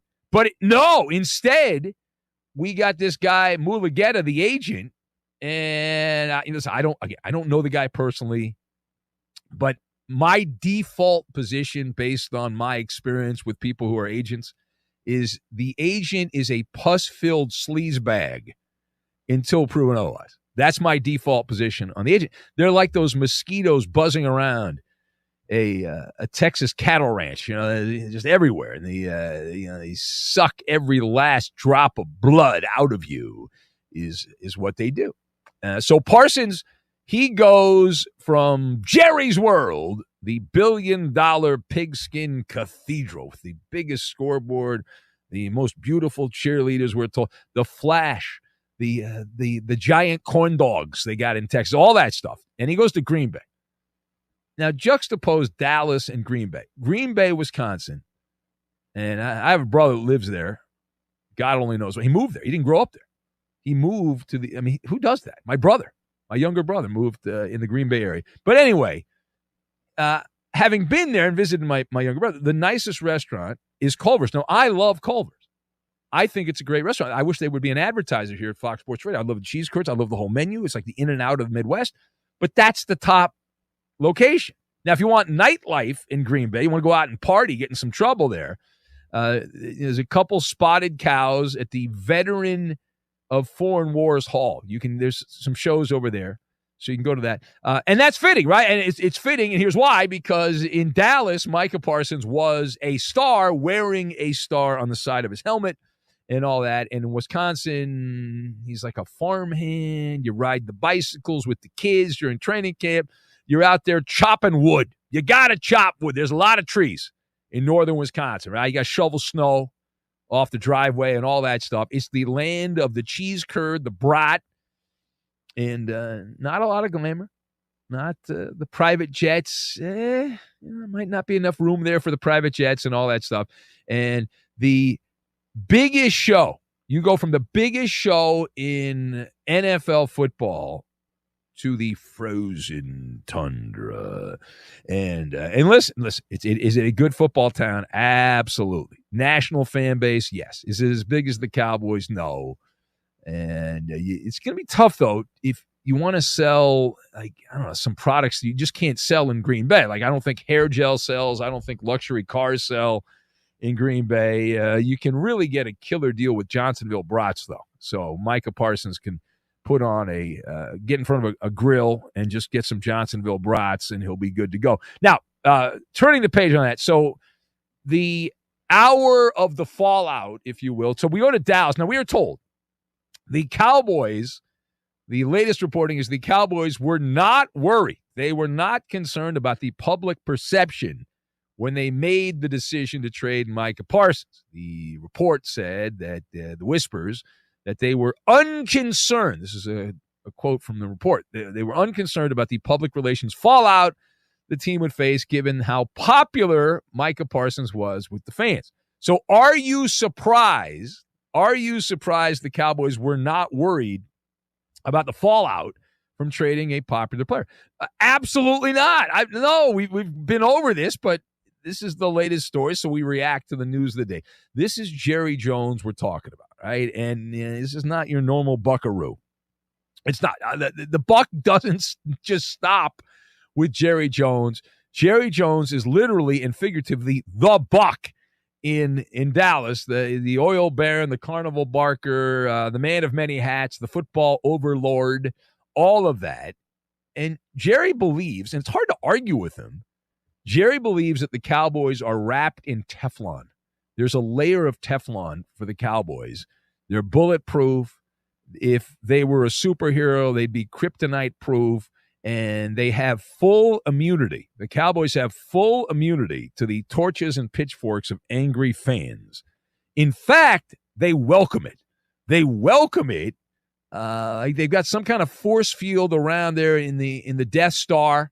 Jerry's world, they've got that. And he doesn't care if people boo or scream or throw their cowboy hats right into the dirt. I wish we used to have this guy, Cowboy Dan. I don't know if he's even still around. I hope he is, but he used to call the show if the Cowboys won. I would love Cowboy Dan to call up and say, what happened to this trick? But listen, here's the deal. Jerry's been living in his own reality for roughly 30 years. And the situation, no matter how mediocre, how low can you go? And the Cowboys have gotten pretty low at times. No matter how many years they go without hoisting up the Lombardi trophy, they're still there with a license to print. Money, money, money, right? Money, money. And they haven't sniffed a Super Bowl in a generation and a half. So to put that in some context for you, there are young adults going to college right now. Some of them call this show. I don't know why, but they do. But they go to college right now, and they were not even born the last time the Cowboys won a championship. They're in college. Okay. And some of them have already graduated from college. It's been that long, and yet they're still the most valuable franchise in the NFL. It's not even really that close because Jerry's got the tent. He's got the big tent up there, and he's got the popcorn machines going over to the left and over to the right. The cheerleaders are dancing. They're shaking their pom-poms, and the people keep lining up to buy tickets. And the Cowboys, again, we've been through this a bunch, but for those that are new to the show, welcome. The Cowboys not really a football team. They're the NFL's version. I guess Disneyland would be a good comp. Like Cowboys, Disneyland, very similar, overpriced, overhyped, always packed to the rafters. Very similar situation there. Disneyland and the Cowboys. Now, Dallas could trade. I'm telling you, they could trade Dak Prescott. They already traded Mike Martin. They could trade Dak Prescott. They could bring back Quincy Carter and a line of Coke at quarterback, and people would still tune in. They would still watch. In fact, they might watch even more to see what happens because the Cowboys are really selling an idea, right? You're selling an idea is what you're selling there. America's team, the star, the big stadium, the big scoreboard, Jerry Jones, his over-the-top personality, all that stuff. Bad decisions, doesn't matter. The brand, you ride for the brand. The code of the West, you ride for the brand. You do what has to be done. And that's it. So the way Jerry sees it, and a lot of people in sports, the ugly truth is that if we can trade anybody, we'll just spin it, and we'll still sell jerseys, and we'll still own the headlines, and as long as nobody has apathy, we're good. Now, on that note, final point. So the last part of this, and these things are all related. I mentioned the Cowboys are going to spin it. Well, part of the spin job is going on right now because there's more stories bouncing around the echo chamber that say Micah Parsons' behavior during training camp rubbed people in the Cowboy locker room, the wrong way. So how do you see this one? So you know what this is? This is what's known as low-hanging fruit. And unfortunately, I know how you make the hot dogs. So once you learn how you make the hot dogs, it changes your perspective on these type of stories. Now, you say in the locker room, Does that mean players? Does that mean maybe one of the ball boys doesn't like the fact that Micah Parsons was not very polite to him or something like that? But the reason it's low-hanging fruit is if you've got a star player and he's a little loud and big personality and all that stuff, and now you've traded him, the player is somewhat popular, suddenly everyone's brave enough after the trade to whisper, oh, yeah, that guy was a douche. That guy was a schmuck. Spoiler alert! This is what happens in every locker room. It is a melting pot. It's cheese fondue. It is a melting pot. It's not one voice. It's not one truth. And you've got guys who grew up in the backwoods in the South, city kids from the wrong part of town. Maybe there's some Ivy League guys in there, some dopes like me that went to a junior college, some international players. It's a stew.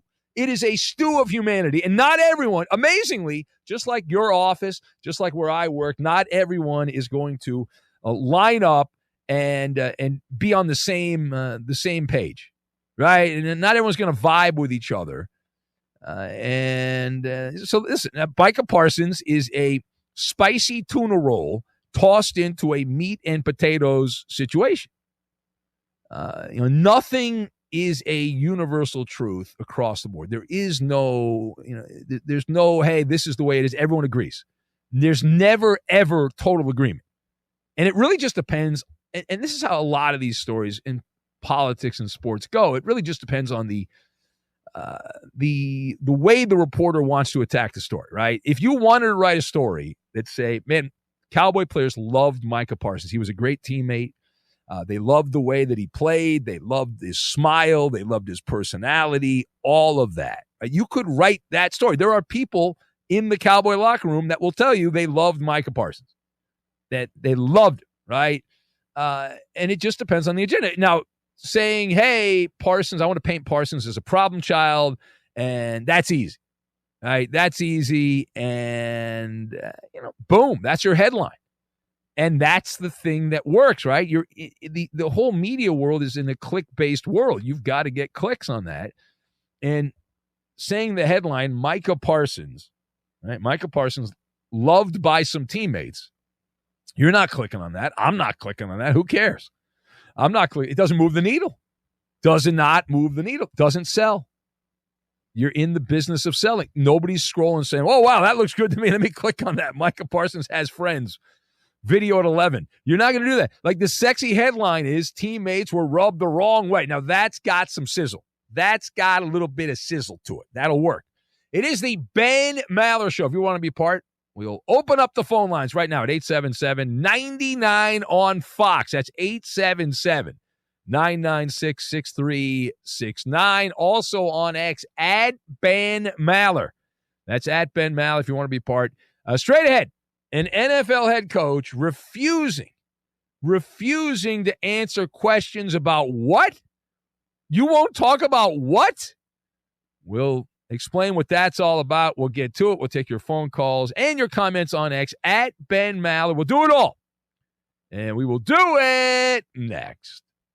But it is the A block. I believe we're here to tell you about Express Employment Professionals. And what hour is it? Let's see. It's hour number 1. If you're looking for a new way to hire and manage your workforce, Express Employment Professionals makes it easy.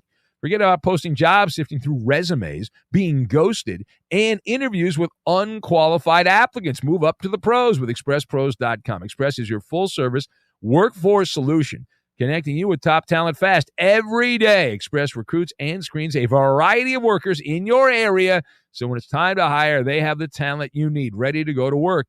A contract workforce through Express can help you manage contingent labor costs and provide the people you need to meet current demands. And if you need full-time employees, Express can recruit for you.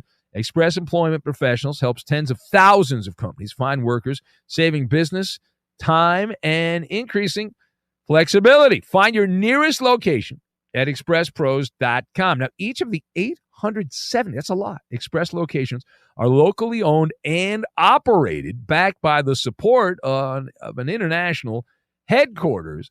Now, listen, you know hiring is stressful. Stop the hassle and partner with Express. Go to expresspros.com to find the location near you. The biggest stories. College football fans are freaking out. In the game. We have got some football to discuss. And off the field. If you're looking at Heisman, best player, it's what we're talking about. I think he's the best college football player in America. Your teams, your college football coverage. Let's lock in. On Fox Sports Radio.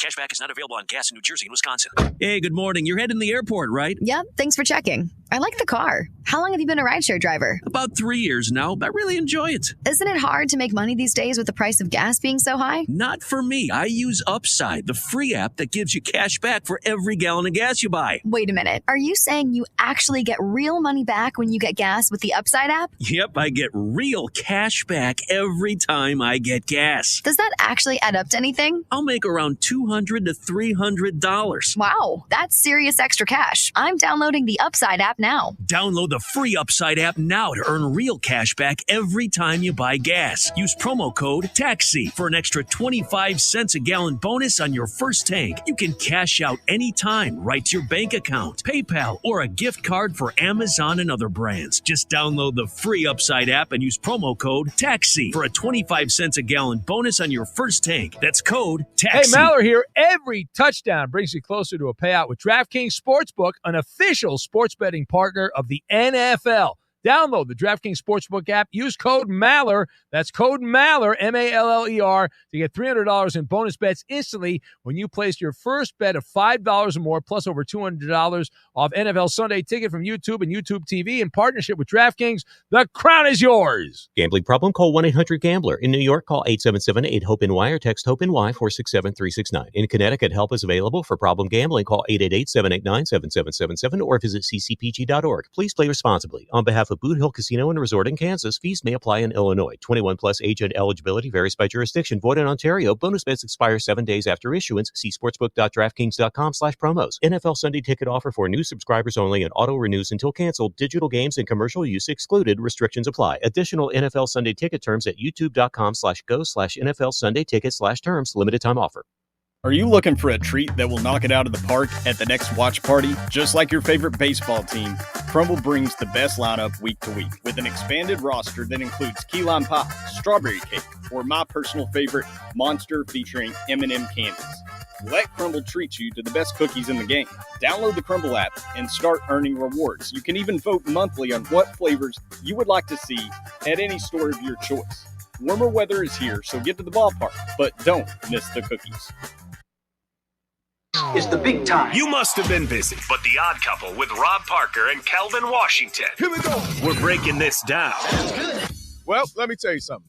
Chapel Hill Bill. It looked more like Kill Bill to me. It was a massacre. It was a beatdown. It was terrible. It was embarrassing. And I believe it's only a bit of what's to come. Now, I don't think every single game will be such a widespread in the score like this, but you elaborated. You said so many things. I'm just going to elaborate on a few things. The reason why this isn't going to work is because of multiple reasons. One, the catch-22 of it all. He needs to win fast in order for players to go, oh, shoot, look what he's doing, and maybe he can usher in an NFL factory line and get guys to the league. But in order to win fast, you got to have players, but you got to get players when you win. And you know what that takes? Time. And you know what he don't have? Time. So it's not about to happen. You think anybody who plays high school football watched that game last night and said, oh, yeah, I want to go to North Carolina? If there was a kid who was like, yo, North Carolina, Bill Belichick's got 6 Super Bowl rings, they just ripped up their letter and the intent to go play. It just got ripped. Let me tell you who's in a bunch of shredders right now. The intent to play for UNC. They might as well call it Unk. I'm not playing for the Unk. I'm not playing for him right now. Now, let me continue on why this isn't going to work. What I'm also tripping on is you can't teach an old dog new tricks. At least that's what I thought. They lied to me because this old dog told me no distractions, locked in. We're on to Cincinnati. All this. Now all I see him is just on book tours. He's got shows with his girl. He's arguing to Robert Kraft like he ain't a 70-something-year-old arguing with an 80-something-year-old. He's doing this, he's doing that. I've seen him more in the last year. To get the rest of what The Odd Couple said, podcast it by searching Odd Couple. And as always, you can listen to The Odd Couple with Rob Parker and Kelvin Washington. Weekdays at 7 p.m. Eastern, 4 p.m. Pacific, right here on Fox Sports Radio. It's Jason Smith. Oh, you're that bloke on the radio. It's Mike Harmon. Ta-da! I'm kind of a big deal. And they talk sports. The one person that this playoff is not fun for is my wife. Amongst other things. I had an incredibly long dream about Jerry Jones last night. Really? Did I mention they're best friends? You're hateful, and I'm positive. It's the Jason Smith Show with Mike Harmon. Bang. Weeknights at 10 p.m. Eastern, 7 p.m. Pacific on Fox Sports Radio. One more Dan Patrick. That sounds like he might be touchable. One more Colin Cowherd. Be honest about it. How about some more Doug Gottlieb? I want to be your guy who's here every single stinking day. More Fox Sports Radio? Any way you want this, I can make it happen. Then it's yours. All of it. We love it! Download the iHeartRadio app and indulge while you do things. Do it. That's a good thing. This is Fox Sports Radio. FS1. Looking for the one, what you looking at the one? To find FS1 on your television, go to foxsports.com for details. FS1. Looking for the one, what you looking at the one?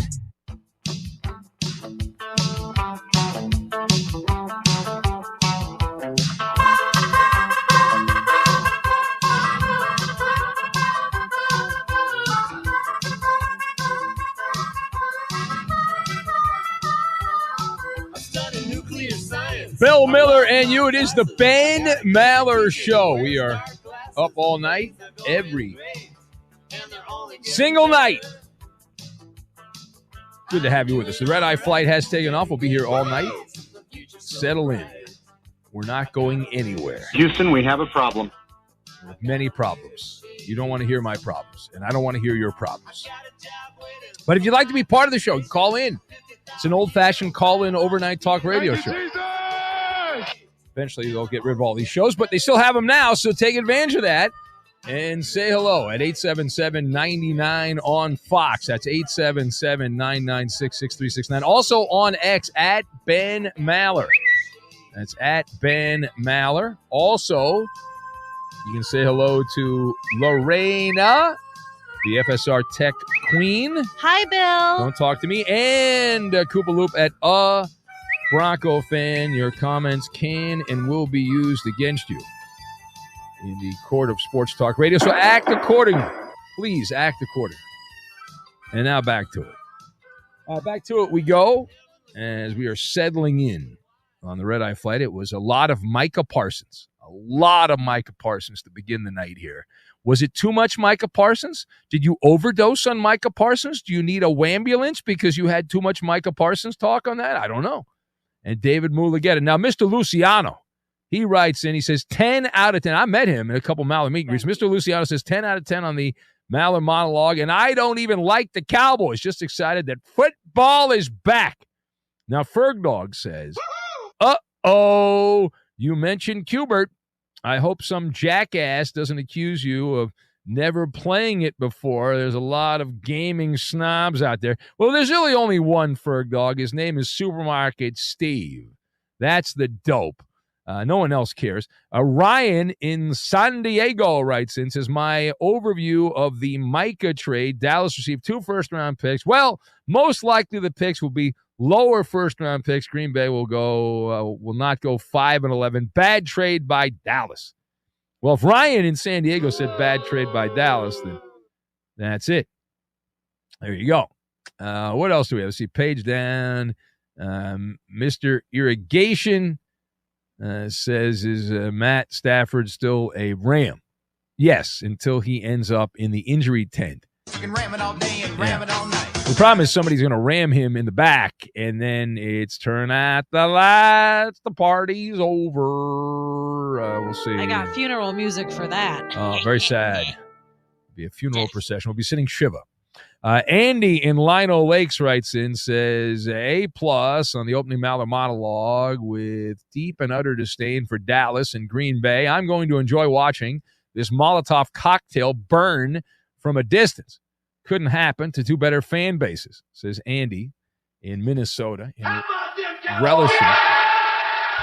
relishing this. All right, let's go to the phones. And eeny, meeny, miny, mo. Let's start out with, let's see here. Let's change it up. We'll go with Homeless Mike in Tempe. Hello, Homeless Mike. No, I'm surprised you took my call, Ben. I am too. Yes. Okay. So how I have questions. How long have you been homeless? Oh God. 3-4 years. Oh, that's a long time. Oh, I like the background drop. That was good. Thank you. Oh, you enjoy that. So you enjoy the sound. You don't. I don't have to. If you don't want to answer, you don't have. I can. We can move on. No, I will. I'll answer. All right. So anything. did you? Was it a bad stock deal? Did you? Oh no! You make me mad with the Dallas Cowboys. Oh, okay. All right. I've made a homeless guy in Tempe upset. All right. Go ahead. Unload on me. Go ahead. Unload on me, Homeless Mike. You don't know what it was like for the Buffalo Bills to completely defeat my Bills. You mean the Cowboys to defeat your Bills? Is what you? No, my Bills got defeated. Oh, you're a Bills fan? Oh, no, not really, but You're a fake Bills fan? yes, Are you- I got something better for you. Oh, you do? Well, I'll be the judge Yes. of that. You think anybody think this guy's got something better? Lorraine is shaking her head. No. I know I do. You do not let me down. I mean, Bill Mayer. Bill Mayer. Bill Mayer. I got something better. Bill Mayer. All right. You got it? Hey, how do you survive, by the way, in Tempe? It's 120 in the summer. Alcohol. Okay, perfect. Dude, there you go. What's your go-to alcohol? Because we have a guy in Vegas who's homeless, and he likes mouthwash. What's your go-to drink? Oh, I ain't got nothing on that, but You drink the real stuff? What do you drink? Bud Light? Yes, alcohol. Vodka. Vodka. Come on. Come on. You're like, who do you think I am, dude? You're like, I know not who some. you are. I am. I've been listening to you for years. Oh, is that right? Me and you, we go way back. Me and you. Prison years. Oh, you were in prison too. Oh man. Yes. Yeah, All right, hold on a second. Let's try to guess what kind of crime did Homeless Mike commit in prison. What do we think? We think it was a financial crime. We think it was a violent crime. What do we think here? We'll go around the room here. We're going to try to guess. He likes the game. He's drunk. I'm going to go with forgery. I'm going to go financial. I think he robbed a bank. Yeah, you're going to go You're forgery. all wrong. We haven't all answered yet. We have not all answered. Coop, what do you think this guy did? He was in jail. He started listening to the show. He's Homeless Mike. He loves drinking vodka and hanging out. I've been calling you for years, Ben. I don't think you have. I think you called one time. I remember talking to you one want time. me to tell you how far I can go back? Yeah, how far can you go back? At least 5 years. Okay. At least 5-10 years. Coop still At has to least. guess. Coop, go Drunk ahead. and disorderly. Drunk and disorderly conduct. Yes. No, that's not it. All right. Well, what were real answers? What is it? Aggravated assault. That's a violent crime. Aggravated assault. All right. And you were convicted in a court of law of that. You did your time, and now you're out and you're enjoying your life, enjoying vodka, and all. I enjoy your this show. Look at that. We are entertaining. Attention, advertisers. We're entertaining. Yes. Homeless Mike. I want to play a game though. You do want? Well, we don't have any games right now. That's Mallard Monday is. That's what I. Well, you got to call up for that. You didn't call up for that. That's later on. Give me What? Give me the spot for the night. No, I mean, what are we doing? We have too much or not enough. That's an hour 3. You'll be sleeping. You'll be passed out. You'll be passed out in a gutter somewhere over in Mesa by then. You are. And I'm not going to forget what you said to me. What did I say to you? Was I rude to you? I didn't say. What did I say? You're not going to forget me. Well, I won't. Now that you're going by the moniker Homeless Mike, how could I forget you? I remember the one. How many years did you do? How many years did you do in jail? Over under 3 years in jail. You guess. Over under. Oh, now we're doing another game. Was it felony aggravated assault? Aggravated assault, simple aggravated assault sent me to prison. But okay, that's prison. So that's okay. So at least 3 years. I had to dump him. He added a little flair there. That does not play in the Bible Belt what you said. But all right, well, listen, wonderful. We're very happy you're out there. You love our show. You listen every night. I won. Congratulations, Lorena. You won. You got to hit the dump button. Very exciting. Well, thank you, Mike. You're quite the character. I hope you call regularly, okay? What I was getting at was, do you have a view on my favorite Peyton? Your favorite what? Player Peyton. Is I don't Peyton. know. I don't Peyton's know. my guy. I feel like the call. I gotta move on. It was a good ending, but I don't know. You've been on the air too long. Let's go to Alex, who's in SoCal, and I don't know if he's got it. Do you have a criminal record, Alex? No, unfortunately. Oh, look at that. We actually have somebody calling who does not have a criminal record. Are you homeless, Alex?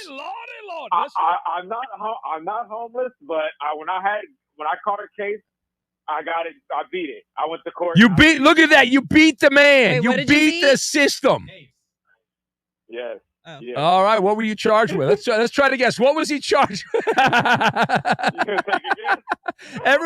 This is going to be the crime hour. Everyone that's been charged with a crime, call up right now, 877-99. All right. Alex, you're in Gardena. I'm going to say you were charged. Let's see. What do you think he was charged with? Well, we had disorderly conduct last time and assault. I'm going to go theft, petty theft. Ooh, that's a I'm good go one. petty theft. Come on. Oh, you think? Hold on, okay. Like, he's like, what am I, a wimp? What do I wimp? Go ahead, Lorraine. This one's one of my favorites. All right. Public indecency. Public indecent exposure. You put your pants down. All right, Koopaloo. What do you think over there, Coop? Possession with intent to distribute. Oh, that's a big one. That's a big one. You know Gardena. All right, what's the answer? It was possession with intent. Yeah! Oh, wow! Wow! Congratulations, Coop. You get to get the People's Court's going to hire you, and you beat them. You said, listen, I was going to do all those drugs. I wasn't going to sell those drugs. What are you talking about? It's because we had two houses on the same street. Yeah. And the police picked me up in front of the other house, but we didn't do anything bad. Ah. And they said I ran, and I didn't run. So, yeah. The cops lied. Well, that's a good thing. I can't run because I literally can't run, so I wouldn't go anywhere. All right. Well, what did you call about Alex? So congratulations on beating the system. Good job by you, Alex. Definitely sold it. Definitely beat it. But look, Micah Parsons. Oh my God! Once he started acting like a baby and eating on the camera and laying down, I'm a diehard Cowboys fan since first grade. I'm 37 now. Yeah. And once I saw that, I was like, oh God, get him out of here. Who cares about it? So you were 7. You were a little child when the Cowboys won. Do you remember? Were you old enough? You're 7. You should remember, right? When you were 7. My brother was a diehard Niners fan, and my team was playing his. And I believe my first memory was when they were playing in the playoffs, the Niners and Cowboys. Oh, That's how I okay. became a fan. All right, I got you. I got you. But you do know, like, the way the game is played, Alex. I mean, Micah Parsons was doing that because he thought that was going to get him the contract with the Cowboys. Instead, it got him traded. But he thought he was gonna get a deal based on just acting like a douche, and they would give him a contract. So. Yeah, and that's not how it worked out at all. And I wanted him to stay. I'm not gonna lie, but you know what? He's injury prone, and I've seen him get pushed around a few times. And hey, get out of here. There you go. And also in big games, you know this, Alex. Remember the playoff game against the Packers? Ironically, he did nothing in the first half of that game. They got smoked, and he did nothing to stop Jordan Love and the Green Bay offense. He was terrible. And that's what I'm saying. If we're not winning, then hey, we're gonna keep moving stuff around hopefully until we figure it out. All right. Well, listen. Thank you for calling. Congratulations. One more thing. What? Dez caught it. Dez caught it. I agree with you. That was a catch, and that was Can't against the Packers also, wasn't it? I think that was exactly. against. Yeah. All right. Yep. All right, brother. All right. Thank you. There's Alex. What big night, man! Look at that. We need bigger, better sentences. All right. Anybody else? Call up. We'll try to guess what crime you committed. Call up right now. 877-99 on Fox. You think Cowherd ever does this? Dan Patrick? You think they ever? This is what makes us the best show on radio. Is that right? Nobody those daytime shows. No one doesn't like us. No. Those daytime shows. How did you make your first $1 million? Us? How'd you get off a crack conviction? All right. Anyway, we're kidding. We're kidding. Unless we're maybe not kidding. So an NFL coach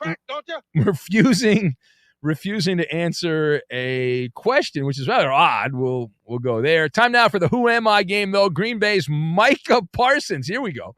Green Bay's Micah Parsons is the NFL's highest paid non-quarterback this year with the new contract. I was the last player in this category to lead the NFL in average annual pay as a non-quarterback back-to-back seasons? Who am I? Who?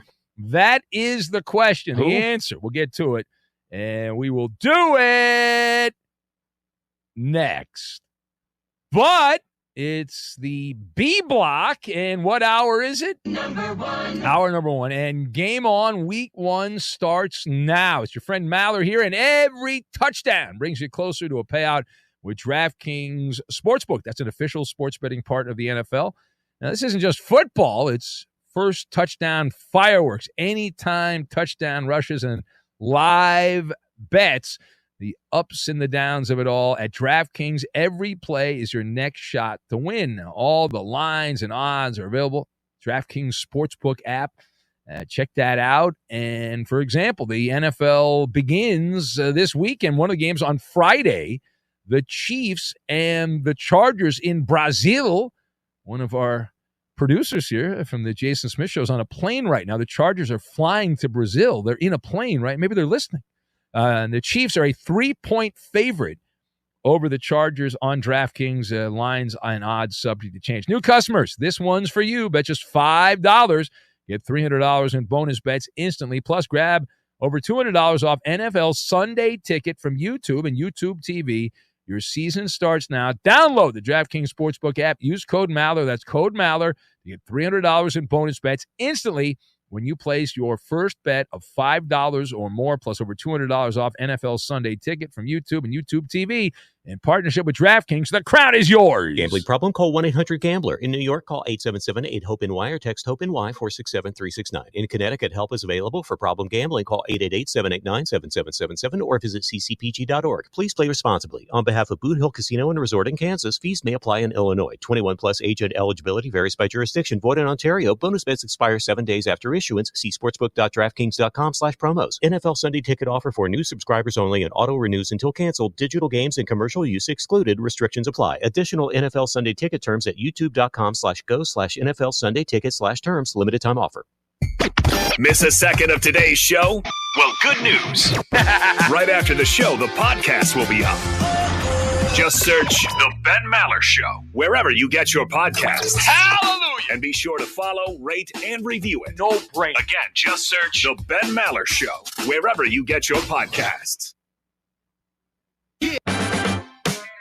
Yeah, it's another day, but what kind of day is it really? A day of doom scrolling? Laundry day? Nah, it's a White Claw day. Light and refreshing tasting, uniquely cold way filtered. There's an iconic flavor for everyone. So grab a pack, grab your friends. Make the most of each day with those who matter most. When you're together with White Claw, every day is a once-in-a-lifetime experience. You just gotta grab it. White Claw. Grab life by the claw. Please drink responsibly. Hard seltzer with flavors. White Claw Seltzer Works, Chicago, Illinois. Ready to launch your career? Axel Logistics is a leading third-party logistics company where excellence is an energy. With an award-winning culture, Axel proves that positive outcomes come from a positive environment and a work hard, play hard mentality. At Axel, the drive for success is infectious. And with an uncapped commission structure, hard work isn't just noticed, it's rewarded. For those with big goals and even bigger dreams, Axel Logistics is the place to start your career.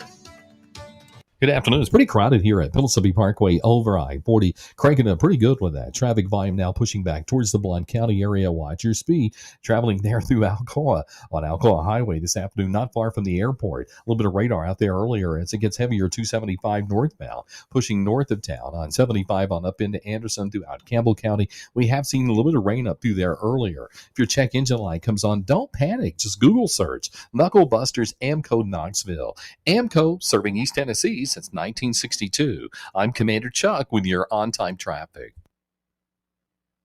Aaron, Max Crosby, maybe. You know what the price is going to be, and you know it's going up. You draft a guy. If you want to know what Dan Patrick said next, just podcast it by searching The Dan Patrick Show. And as always, you can listen to Dan Patrick live weekdays, 9 a.m. Eastern, 6 a.m. Pacific, on Fox Sports Radio.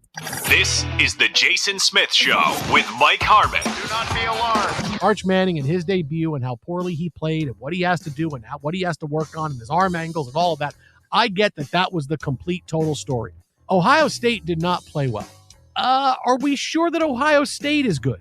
Just saying, because we don't know if Texas is good. And Ohio State, they were just sort of hanging around like they didn't do a lot offensively. Yes, defensively they played, but Arch Manning missed a lot of throws. It was not a well-played game. And I get, look, obviously Arch Manning is a story. He's the rock star of college football. But, man, Ohio State coming off the championship, I get it, but are we sure that they're good? Because they didn't look that great on Saturday. There's a couple other teams that look better, and yes, it's week 1 of the season, but all of a sudden, hey, here's Ohio State number 1. You're listening to Jason Smith with Mike Harmon. Weeknights at 10 p.m. Eastern, 7 p.m. Pacific on Fox Sports Radio. This is The Herd. Wow, wow, wow, wow, wow. With Colin Cowherd. Kevin Stefanski's a hell of a coach. Went to Penn. He knows more than you do about offense. I know, hard to believe he does, and he knows more than me. He has announced that Joe Flacco will start against the Rams, 25 to 30 plays for the starters. Dylan Gabriel is the backup. Shedeur Sanders is third. I know you've got your Shedeur/Barry Sanders jersey you're wearing. I know. And I've said before, I think Shedeur was underdrafted. I think he was.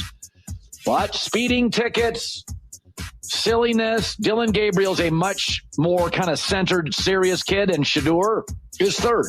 I got to trust Stefanski. This is The Herd with Colin Cowherd. Wow. Weekdays at noon Eastern, 9 a.m. Pacific. You listen at all hours of the day. We're live and local in your eardrums. Yeah. You even have your favorites. I'm always listening to the show. Some of you even like to express your love through a tweet. A tweet from Drew. Or a call. I think you guys do an incredible job. It's a great thing. You guys do a good job. Y'all are killing it on Fox Sports Radio. There are so many reasons why you listen to us. And for that, we say thank you. Thanks so much. Thank you for all the love you continue to show us. This is Fox Sports Radio. The most fearless voice in sports is on FS1. The one and only Colin Cowherd is bold, unique, and outspoken. Wow. You can see him on The Herd, weekdays at noon Eastern on FS1 in the Fox Sports app.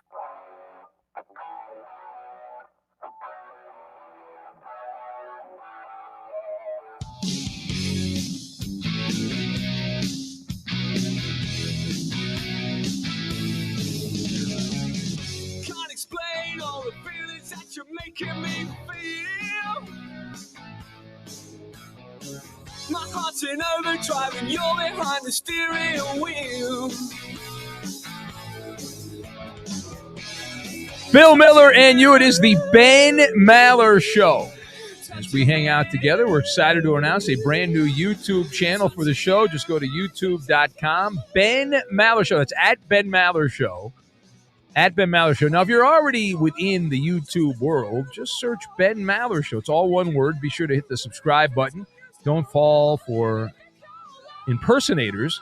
You'll have instant access to Maller monologues and our very best videos from the show. Go check out the brand new YouTube channel. It is a good vibration you're sending our way. Again, just search Ben Maller Show. I know all our homeless listeners are doing that right now. It's on YouTube, Ben Maller Show, and you can subscribe. Futures now, old man. We'll pay off the Who Am I game in a minute, but first, the play of the night. So you go to a baseball game, and, you go to a fight, and a baseball game breaks out. So let's go to a couple of teams playing out the string. The Colorado Rockies, baseball's worst team, taking on the Gigantes, the Giants, who have been pretty bad after a good start. They got together, played a little baseball, and Rafael Devers hit a home run, and then all hell broke loose. Take a listen. To win tonight, and they'll be above 500. They're 5 games out of the final wild card spot. Devers skies one to right, way up there, and gone. Another one for Rafi Devers. Uh-oh. And Kyle Freeland, the benches are clearing. Devers is trying to round the bases. Freeland was unhappy, and now we got punches being thrown. Oh my goodness. Wow. I mean, Devers still hasn't rounded the bases. Yeah. So what happened, that was on the NBC Sports Bay Area call. So The Giants and Rockies. Devers batting against veteran Kyle Freeland. And Devers, as you heard, he hit a home run there. And Devers, he wanted to enjoy his work. He would like to observe how great his performance is. Devers, one thing Devers loves more than anything is Rafael Devers. And so he was trying to celebrate. And Freeland, the unwritten rules of the game, he did not like that. And there you go. That is the Tire Rack play of the night. For over 40 years, Tire Rack has been helping customers find the right tires for how, what, and where they drive. Shipped fast and free, backed by free road hazard protection with convenient installation options like mobile tire installation. TireRack.com, the way tire buying should be. And of course, baseball keeps adding wild card teams. The Giants are not a good baseball team. They're one game over 500, but they have the illusion of contention because of the wild card. They have added enough wild card teams where even mediocre run-of-the-mill teams like the San Francisco Giants think they have a chance in early September, even though they would be the definition of a JAT, just a team. That's all they are. Nothing special, and yet they mathematically have a chance. Time now for the payoff on the Who Am I game. Green Bay's Micah Parsons, the NFL's highest-paid non-quarterback in 2025. Now, I was the last player in that category among non-quarterbacks to lead the NFL in average annual pay back-to-back seasons. Who? Well, that's the question. Who am I is the question. Let's see if anybody knows the answer. Mark in Queens / Arlington's going with Emmitt Smith as his answer. Gene Upshaw, a legend from Scrooge, who's in the younger demo and loves to brag about how he's in the younger demo. Femi's going with Aaron Donald, #1 Uber Eats driver there in Minnesota. Sling TV's Clock Boy. I don't know what that is, Osterjant. I don't know. Clock Boy? Anybody know what that is? Never heard of him. No idea what that is. Gavin Newsom, the punter from Malheur-Palooza, seat filler, the great Malheur prop guy. Wrong. Who else do we have? Kerry Underwood from Bobby in Florida. Wrong. Fergdog says the voice of the Bolts, Matt Money Smith. I think Eddie took this picture. Yeah, that must have been from his K-Rock days back in the day. Let's see, who else do we have? Mr. Luciano says Ray Ripley is the answer. Kaya Gerber, who's 24 today. That's Sidney Crawford's daughter, according to Late Night Drug Tester. Al Roker from Milkman Mike. Well, Al's looking pretty good there. So, yeah, what happened there, man? You get off the roids, you lose a lot of weight, apparently. Let's see, page down. Andy and Lionel Lake's going with Justin Jefferson.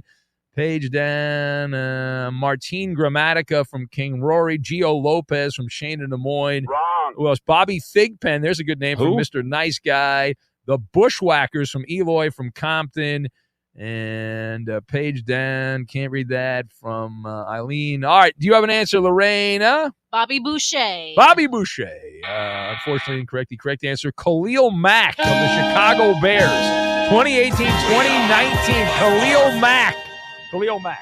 Hey, Malheur here. Every touchdown brings you closer to a payout with DraftKings Sportsbook, an official sports betting partner of the NFL. Download the DraftKings Sportsbook app. Use code MALLER. That's code MALLER, M-A-L-L-E-R, to get $300 in bonus bets instantly when you place your first bet of $5 or more, plus over $200 off NFL Sunday Ticket from YouTube and YouTube TV in partnership with DraftKings. The crown is yours. Gambling problem? Call 1-800-GAMBLER. In New York, call 877-8-HOPE-NY or text HOPE-NY 467-369. In Connecticut, help is available for problem gambling. Call 888-789-7777 or visit ccpg.org. Please play responsibly. On behalf of Boot Hill Casino and Resort in Kansas, fees may apply in Illinois. 21 plus age and eligibility varies by jurisdiction. Void in Ontario. Bonus bets expire 7 days after issuance. See sportsbook.draftkings.com/promos. NFL Sunday Ticket offer for new subscribers only and auto renews until canceled. Digital games and commercial use excluded. Restrictions apply. Additional NFL Sunday Ticket terms at youtube.com/go/NFL Sunday Ticket/terms. Limited time offer. FS1. Looking for the one, what you looking at the one? To find FS1 on your television, go to foxsports.com for details. FS1. Looking for the one, what you looking at the one? This is The Herd. When Colin Cowherd drops the info, The Herd, you need to listen. Everybody listen up! So Mike Tomlin says he's totally comfortable with Aaron Rodgers not taking a snap in the preseason. I'm comfortable with what I'm seeing out here. Obviously, if I weren't, I would be playing him. everyone else is under consideration. They're preparing as if they're going to play. There are a lot of variables in it, who's playing for Carolina and things of that nature that might provide worthy competition. But as I sit here today, all healthy outside of the four that I mentioned are preparing and scheduled to play. 41-year-old, shaky O-line, no run game, never taken live snaps in a game with the OC or DK Metcalf. And by the way, Aaron's a good-looking guy, and I have said before, the league is more interesting with Aaron Rodgers playing than not playing. I don't think Pittsburgh's a good fit. I didn't necessarily think the Jets was a good fit. Deep down, I was rooting for him to go to Minnesota or San Francisco, but the Niners like Brock Purdy, and J.J. McCarthy was drafted, so it didn't happen. But I'll say one thing. That cannot be the last helmet he wears. If you're watching me on television, you see this picture. That helmet is so outsized, I can see the shadows inside the helmet. He looks like a small plane parked in a Delta hangar. Somebody get that helmet fixed for Aaron Rodgers. That cannot be the last picture of Aaron Rodgers. Tighten it up, Steelers. You can't get the run game right. At least get the helmet right for Aaron Rodgers. If you're eager to find out what Colin said next, just podcast it by searching The Herd. And as always, you can listen live to Colin Cowherd weekdays at noon Eastern, 9 a.m. Pacific on Fox Sports Radio. Right now, The Dan Patrick Show. Dan Patrick. Jerry Jones, with a straight face, said that the team is actually better now. You're not better now. Not today. Kenny Clark is a good defensive tackle, but his best years are behind him. He went to 2 Pro Bowls. Okay, yeah, we got to stop the run. You know, you got to stop the pass as well. You had one of the worst defenses. It's not just, hey, we're stopping the run, but boy, they're putting up a lot of yards on us through the air. Micah Parsons is a game changer. He wrecks games. The only way you would be better is if Micah Parsons doesn't play for Green Bay, he's banged up, or doesn't play well. What are the odds of a guy who's 26 with a big chip on his shoulder now, and you got to live up to that contract, going to underproduce? The Dan Patrick Show. Dan and the Danettes and you. Weekdays, 9 a.m. Eastern, 6 Pacific on Fox Sports Radio. The Herd. It's Colin Cowherd. Here we go. Weird sometimes works in sports and in life. The Herd. The Herd. Yeah. It's poetry. Outline your life in pencil, not pen. Yeah. Things change. It's sports. College football fans are freaking out. Oh my God. Need I say more? Total class, understated, just does his job. Yeah. It's The Herd with Colin Cowherd. The public is always right. Listen every weekday at 12 p.m. Eastern, 9 a.m. Pacific, right here on Fox Sports Radio. To find FS1 on your television, go to foxsports.com for details. Go! Check them out. FS1. Check them out. FS1.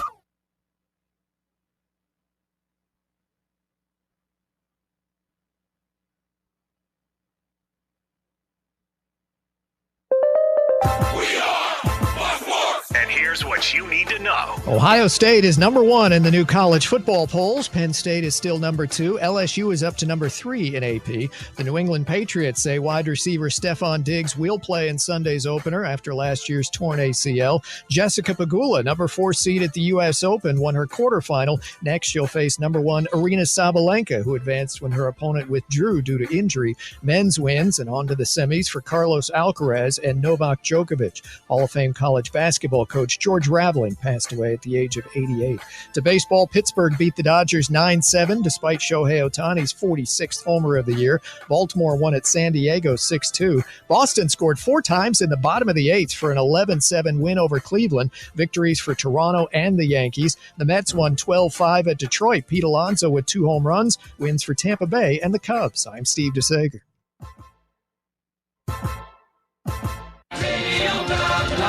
Maller Militia, are you ready? You ready for this?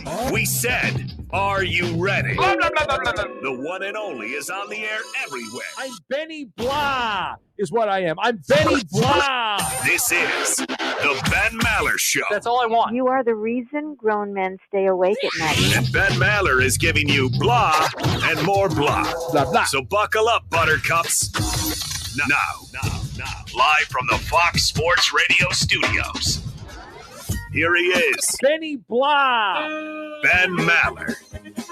the Bama Whamma. Welcome in the beginning of another hour of the Ben Maller Show. We are in the air everywhere, blathering into the abyss as well, we try to cook up some awesome sauce. We'll see if we can do that or not. Coast to coast, border to border, and beyond on the vast and ear-catchingly powerful microphones of FSR, emanating live from the seat as we are backseat driving from the world-famous Fox Sports Radio studios, as approved by Anthony in Anaheim, who used to call the show, but now he sold out for the dreaded day shift. Bad job by him. This portion of the show made possible by our friends at Tire Rack. For over 40 years, Tire Rack has been helping customers find the right tires for how, what, and where they drive. Ship fast and free, which our buddy Fry Daddy likes a lot, backed by free road hazard protection with convenient installation options like mobile tire installation. Just Josh signs off on that. TireRack.com, the way tire buying should be. So we'll get back to the spicy conversation about Micah Parsons and all that. But our lead this hour from Tuscaloosa. We go where the news of the day takes us, and coaches say the darndest things department. Update. So the embattled collegiate football coach, Kalen DeBoer, is under siege after the latest misstep. So if you didn't hear about this, perhaps not. I think we have some audio we're going to play. So Kalen DeBoer, who came to Alabama from Washington, he attempted to address the pathetic Crimson Tide performance over the weekend. You saw it against the Seminoles of Florida State. Was asked what the hell happened, because he had claimed a week prior he gave the standard coaching cliche that they had a really good week of practice at Alabama. And that's generally a dead giveaway that you're going to play well in the game. When a coach says we had a really good week of practice, that is usually an indication the coach believes the team is prepared for the game and they're going to play well. So a reporter dared bring that up, and Kalen DeBoer, well, he was surprised. Take a listen. You mentioned the great week before the game. Just how much do you self-scout the preparation before games? And are there times as a coach where maybe you notice during the week that things might not be going the way that you want them to? You said, what do you mean great week? A great week. You said a great week of preparation.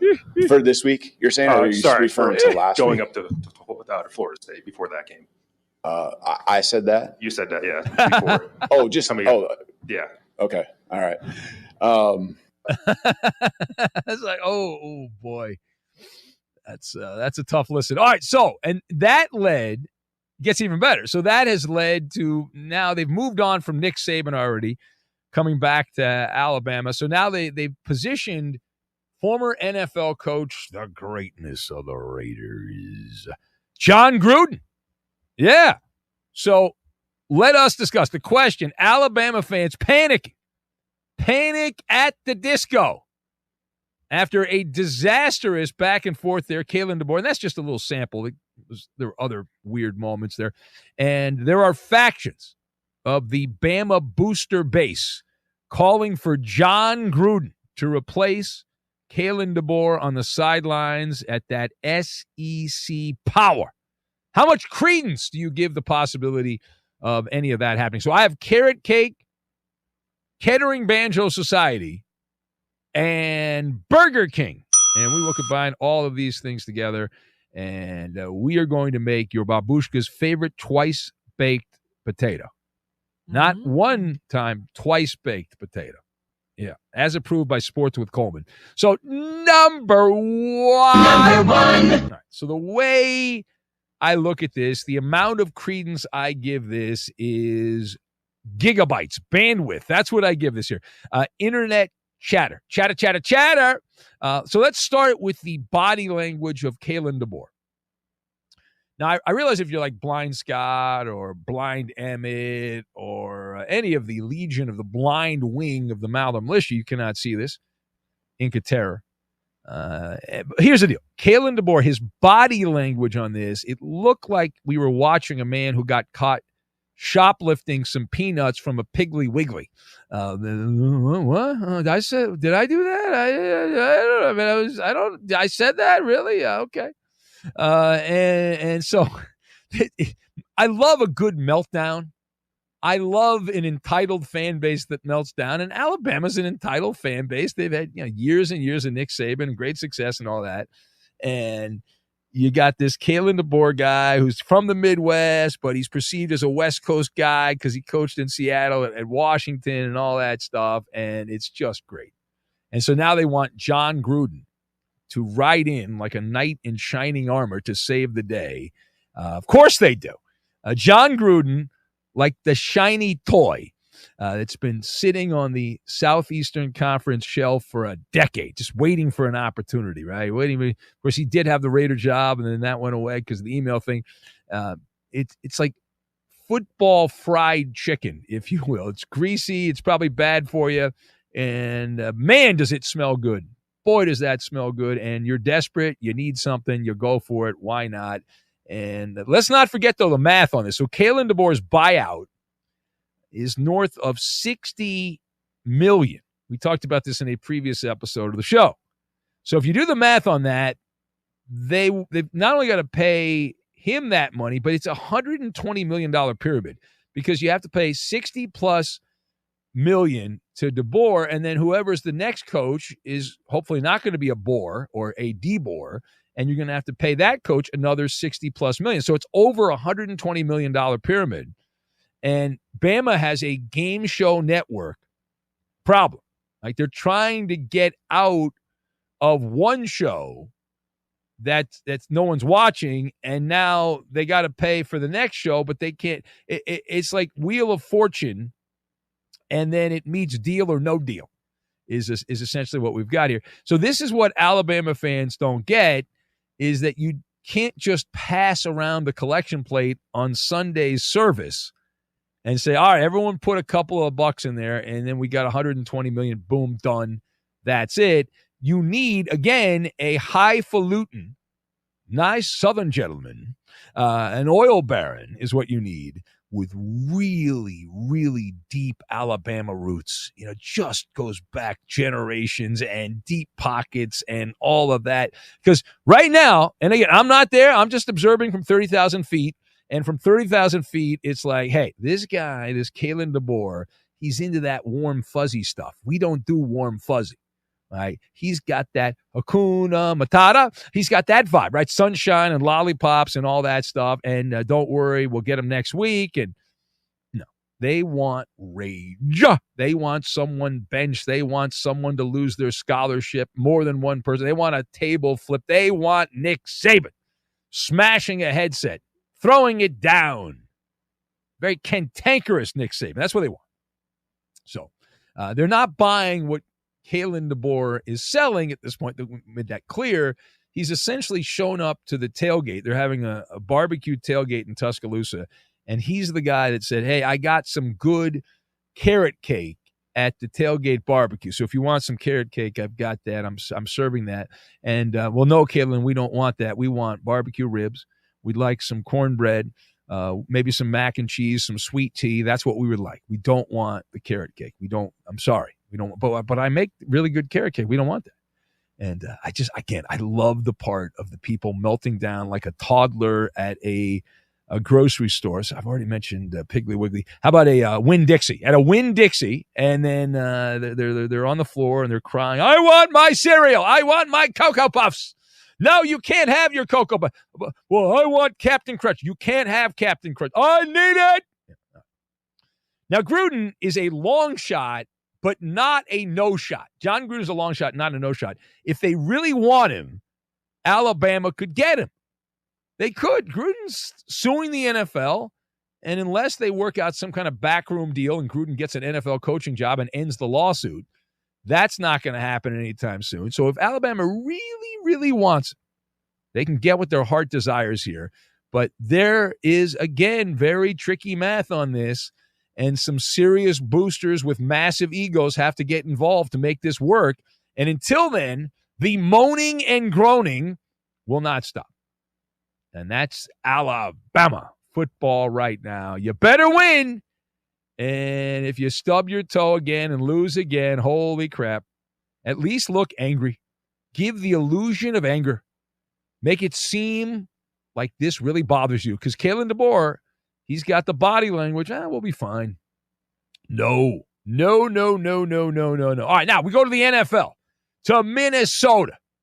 Talked last hour about the Green Bay Packers and Micah Parsons. Now we have equal time in broadcasting. We go now to Minnesota, where tight end TJ Hockenson continues to fill up the content machine as we pull apart, cannibalize a recent interview that Hockenson did.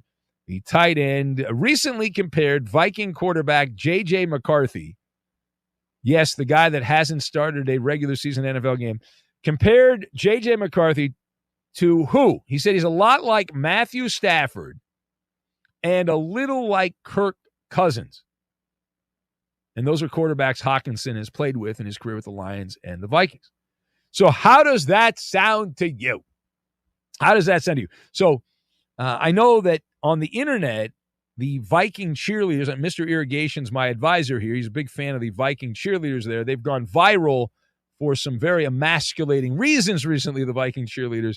But it's nice that TJ Hockenson is supporting the cheerleaders because it sounds to me like he's got some purple pom-poms for J.J. McCarthy, and that's my quarterback. That's my quarterback. And that is what these guys do. This is one of my issues with all these comps, and you're doing old man radio. Let me explain. All right, I'm going to make my elevator pitch. I want to see if you agree or disagree with me on this, because it's been a pet peeve of mine for years. This has been a pet peeve of mine. So these guys live in the bubble of optimism. They do. Bubble of optimism. It's the halo effect. And what I mean by that is that the player, the young player, spins a nice throw in practice, has one really good skill, and suddenly it's if Joe Montana and Tom Brady had a love child, if the science worked out like that, this would be the quarterback.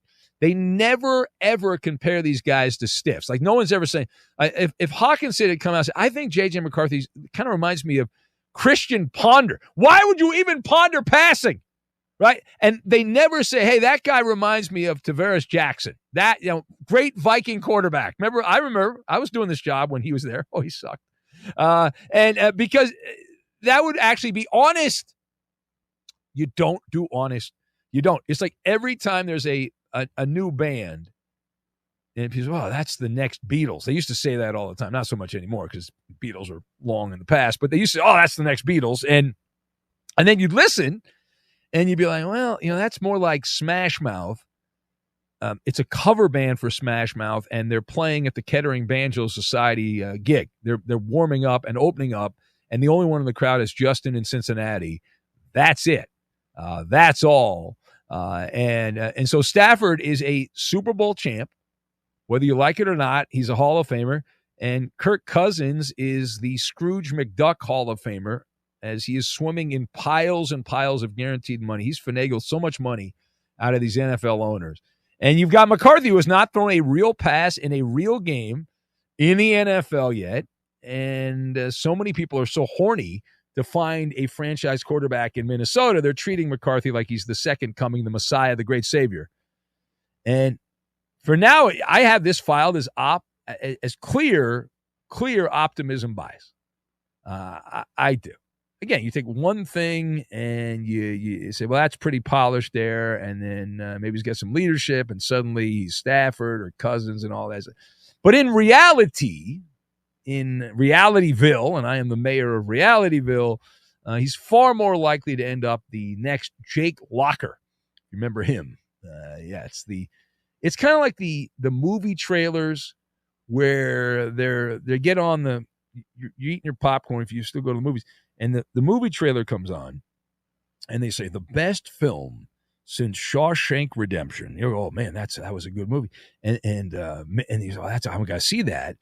And darn tootin' that it's going to be a straight-to-Netflix stinker is what it's going to be, starring Adam Sandler and all of his celebrity friends wearing wigs. That's what it's going to be, right? And you wake me up. And I'll be here. I mean, I'll be sleeping during the day, but wake me up during the day. Let me know when McCarthy actually does something of note, as Eddie used to say in the NFL. Until then, the comps are Viking fan fiction. Will this be the weekend? He goes out there and has a great opening act as the Viking quarterback in his first game after a redshirt injury season. Now, final point. To the propaganda department of the NFL we go. Quickly! No, we'll go quick. We're going to go quick. So the propaganda department of the NFL, outrage, fallout. Lucky Tony not happy, and other Chicago Bear fans like Yafimi and Tree in Chicago and FaZe, they're not happy because follow-up to the top 100 list made by Terry in England, actually made by NFL players. So 5 teams got blank, nothing. The Colts, the Titans, the Panthers, the Saints, and the Bears. Now, Chicago being completely left off the NFL's top 100 player list, that is the big talking point. How could they do that? The Bears, they won the offseason last year. I don't understand. Are you surprised? Are you surprised the Bears did not end up with one player on the top 100 list? So this thing is the annual fast food menu of a football filler because you're really just trying to fill time and you come up with a list. I don't need to go through my rant why people are, because of the lizard brain, are preconditioned to answer and respond to a list. But that aside, the Bears, if you consider this a fast food menu of football greatness, the Chicago Bears pulled up to the drive-thru at Burger King, and they got a Truth Whopper. That is 2 slices of bread, and you wish you had some meat on your roster, which is kind of like a wish sandwich. But they got an empty bag. They got what's in the bag. They got nothing. Right? Not even a packet of ketchup and a napkin and some salt. They didn't even get that. 0 for the Chicago Bears on the top 100 of the NFL. Now, we are not surprised. And the reason we're not surprised is because we're very cynical and we know the naked truth. The naked truth is you are what your record says you are. And the Chicago Bears played 17 games and lost 12 of them last season. Where I come from, in the old country, that blows. And that is a soggy French fry. Nobody I know wants a soggy French fry. They don't want that. They want the fresh, hot, a little crisp to the fry. That's what they want.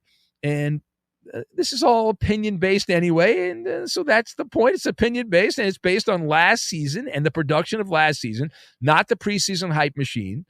And who would you even put on for Chicago? I was thinking about that. I was making my long drive in here from the North Woods. It's like, well, Caleb Williams, that was the number 1 overall pick.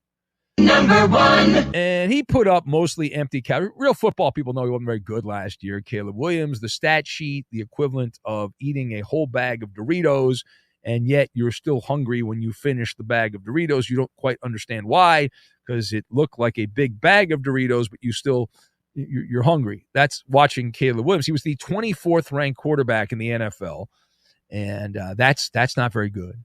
That's not very good. And the harsh reality is the Chicago Bears, they're not the Jags, but they kind of are. They got a lot of just a guy type players on that particular team. And the NFL has 740 or 704, the math. So it's 32 teams, 11 starters on offense and defense. So the math works out to 704 starters if you count every position, but don't count the special team.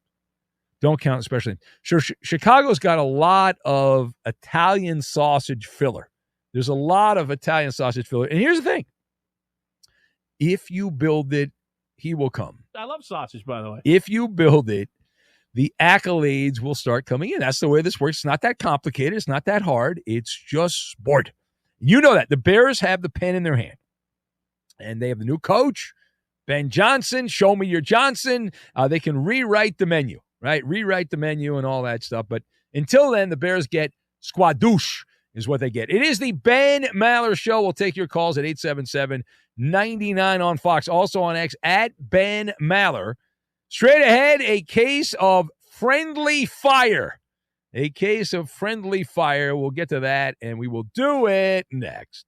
However, it's your friend Maller here with a live read for the A block. What hour is it under these bright lights here? Number 2. Hour number 2, and then right back to your calls. If you're looking for a new way to hire and manage your workforce, Express Employment Professionals makes it easy. Forget about posting jobs, sifting through resumes, and being ghosted, and interviews with unqualified applicants. Move up to the pros with ExpressPros.com. Express is your full-service workforce solution, connecting you with top talent fast every day. Express recruits and screens a variety of workers in your area, so when it's time to hire, they have the talent you need ready to go to work. A contract workforce through Express can help you manage contingent labor costs and provide the people you need to meet current demands. And if you need full-time employees, Express can recruit for you as well. Express Employment Professionals helps tens of thousands of companies find workers, saving business time and increasing flexibility. Find your nearest location at expresspros.com. Each of the 870, that's a lot. I know, Alf, that's a lot. 870 Express locations are locally owned and operated, backed by the support of international headquarters. Now listen, you know hiring is stressful. Stop the hassle. Partner with Express. Go to expresspros.com to find the location near you. Oh, boy, here we go. It's almost here. Come on, let's go. Eagles, Cowboys. Now it's getting real. What more could you want? Need I say more? In a couple days, we're going to play a real game. It's our time. And we're leading you up to kickoff. It's your NFL season opener coverage on Fox Sports Radio. Cashback is not available on gas in New Jersey and Wisconsin. Hey, good morning. You're heading to the airport, right? Yep, thanks for checking. I like the car. How long have you been a rideshare driver? About 3 years now. I really enjoy it. Isn't it hard to make money these days with the price of gas being so high? Not for me. I use Upside, the free app that gives you cash back for every gallon of gas you buy. Wait a minute. Are you saying you actually get real money back when you get gas with the Upside app? Yep, I get real cash back every time I get gas. Does that actually add up to anything? I'll make around $200 to $300. Wow, that's serious extra cash. I'm downloading the Upside app now. Download the free Upside app now to earn real cash back every time you buy gas. Use promo code TAXI for an extra 25 cents a gallon bonus on your first tank. You can cash out anytime right to your bank account, PayPal, or a gift card for Amazon and other brands. Just download the free Upside app and use promo code TAXI for a 25 cents a gallon bonus on your first tank. That's code TAXI.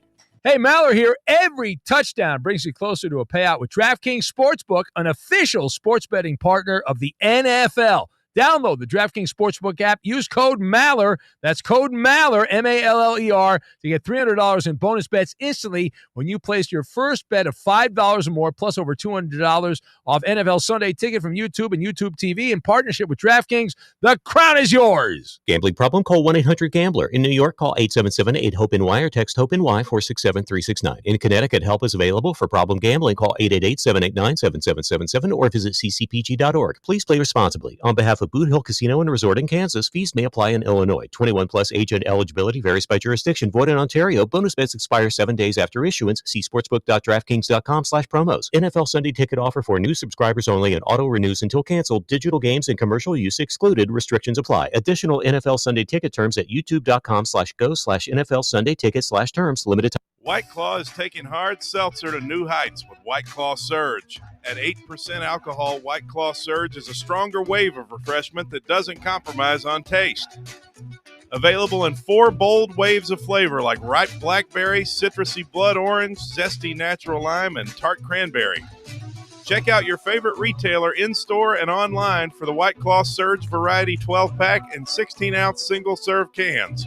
White Claw Surge. Please drink responsibly. Jason Smith and Mike Harmon are dropping knowledge like this. David Mulugeta on ESPN talked about everything that went on from his perspective and Micah Parsons' perspective with the Dallas Cowboys. Some of the things that went on, I'll tick off really fast. He said the Cowboys were never told that Parsons wouldn't play for them. Mulugeta saying, no, Micah loves the game too much. He was going to play week 1 no matter what. Mulugeta also went on to say that Parsons' first choice was always to stay in Dallas. He wanted to be a Cowboy. They did everything they could.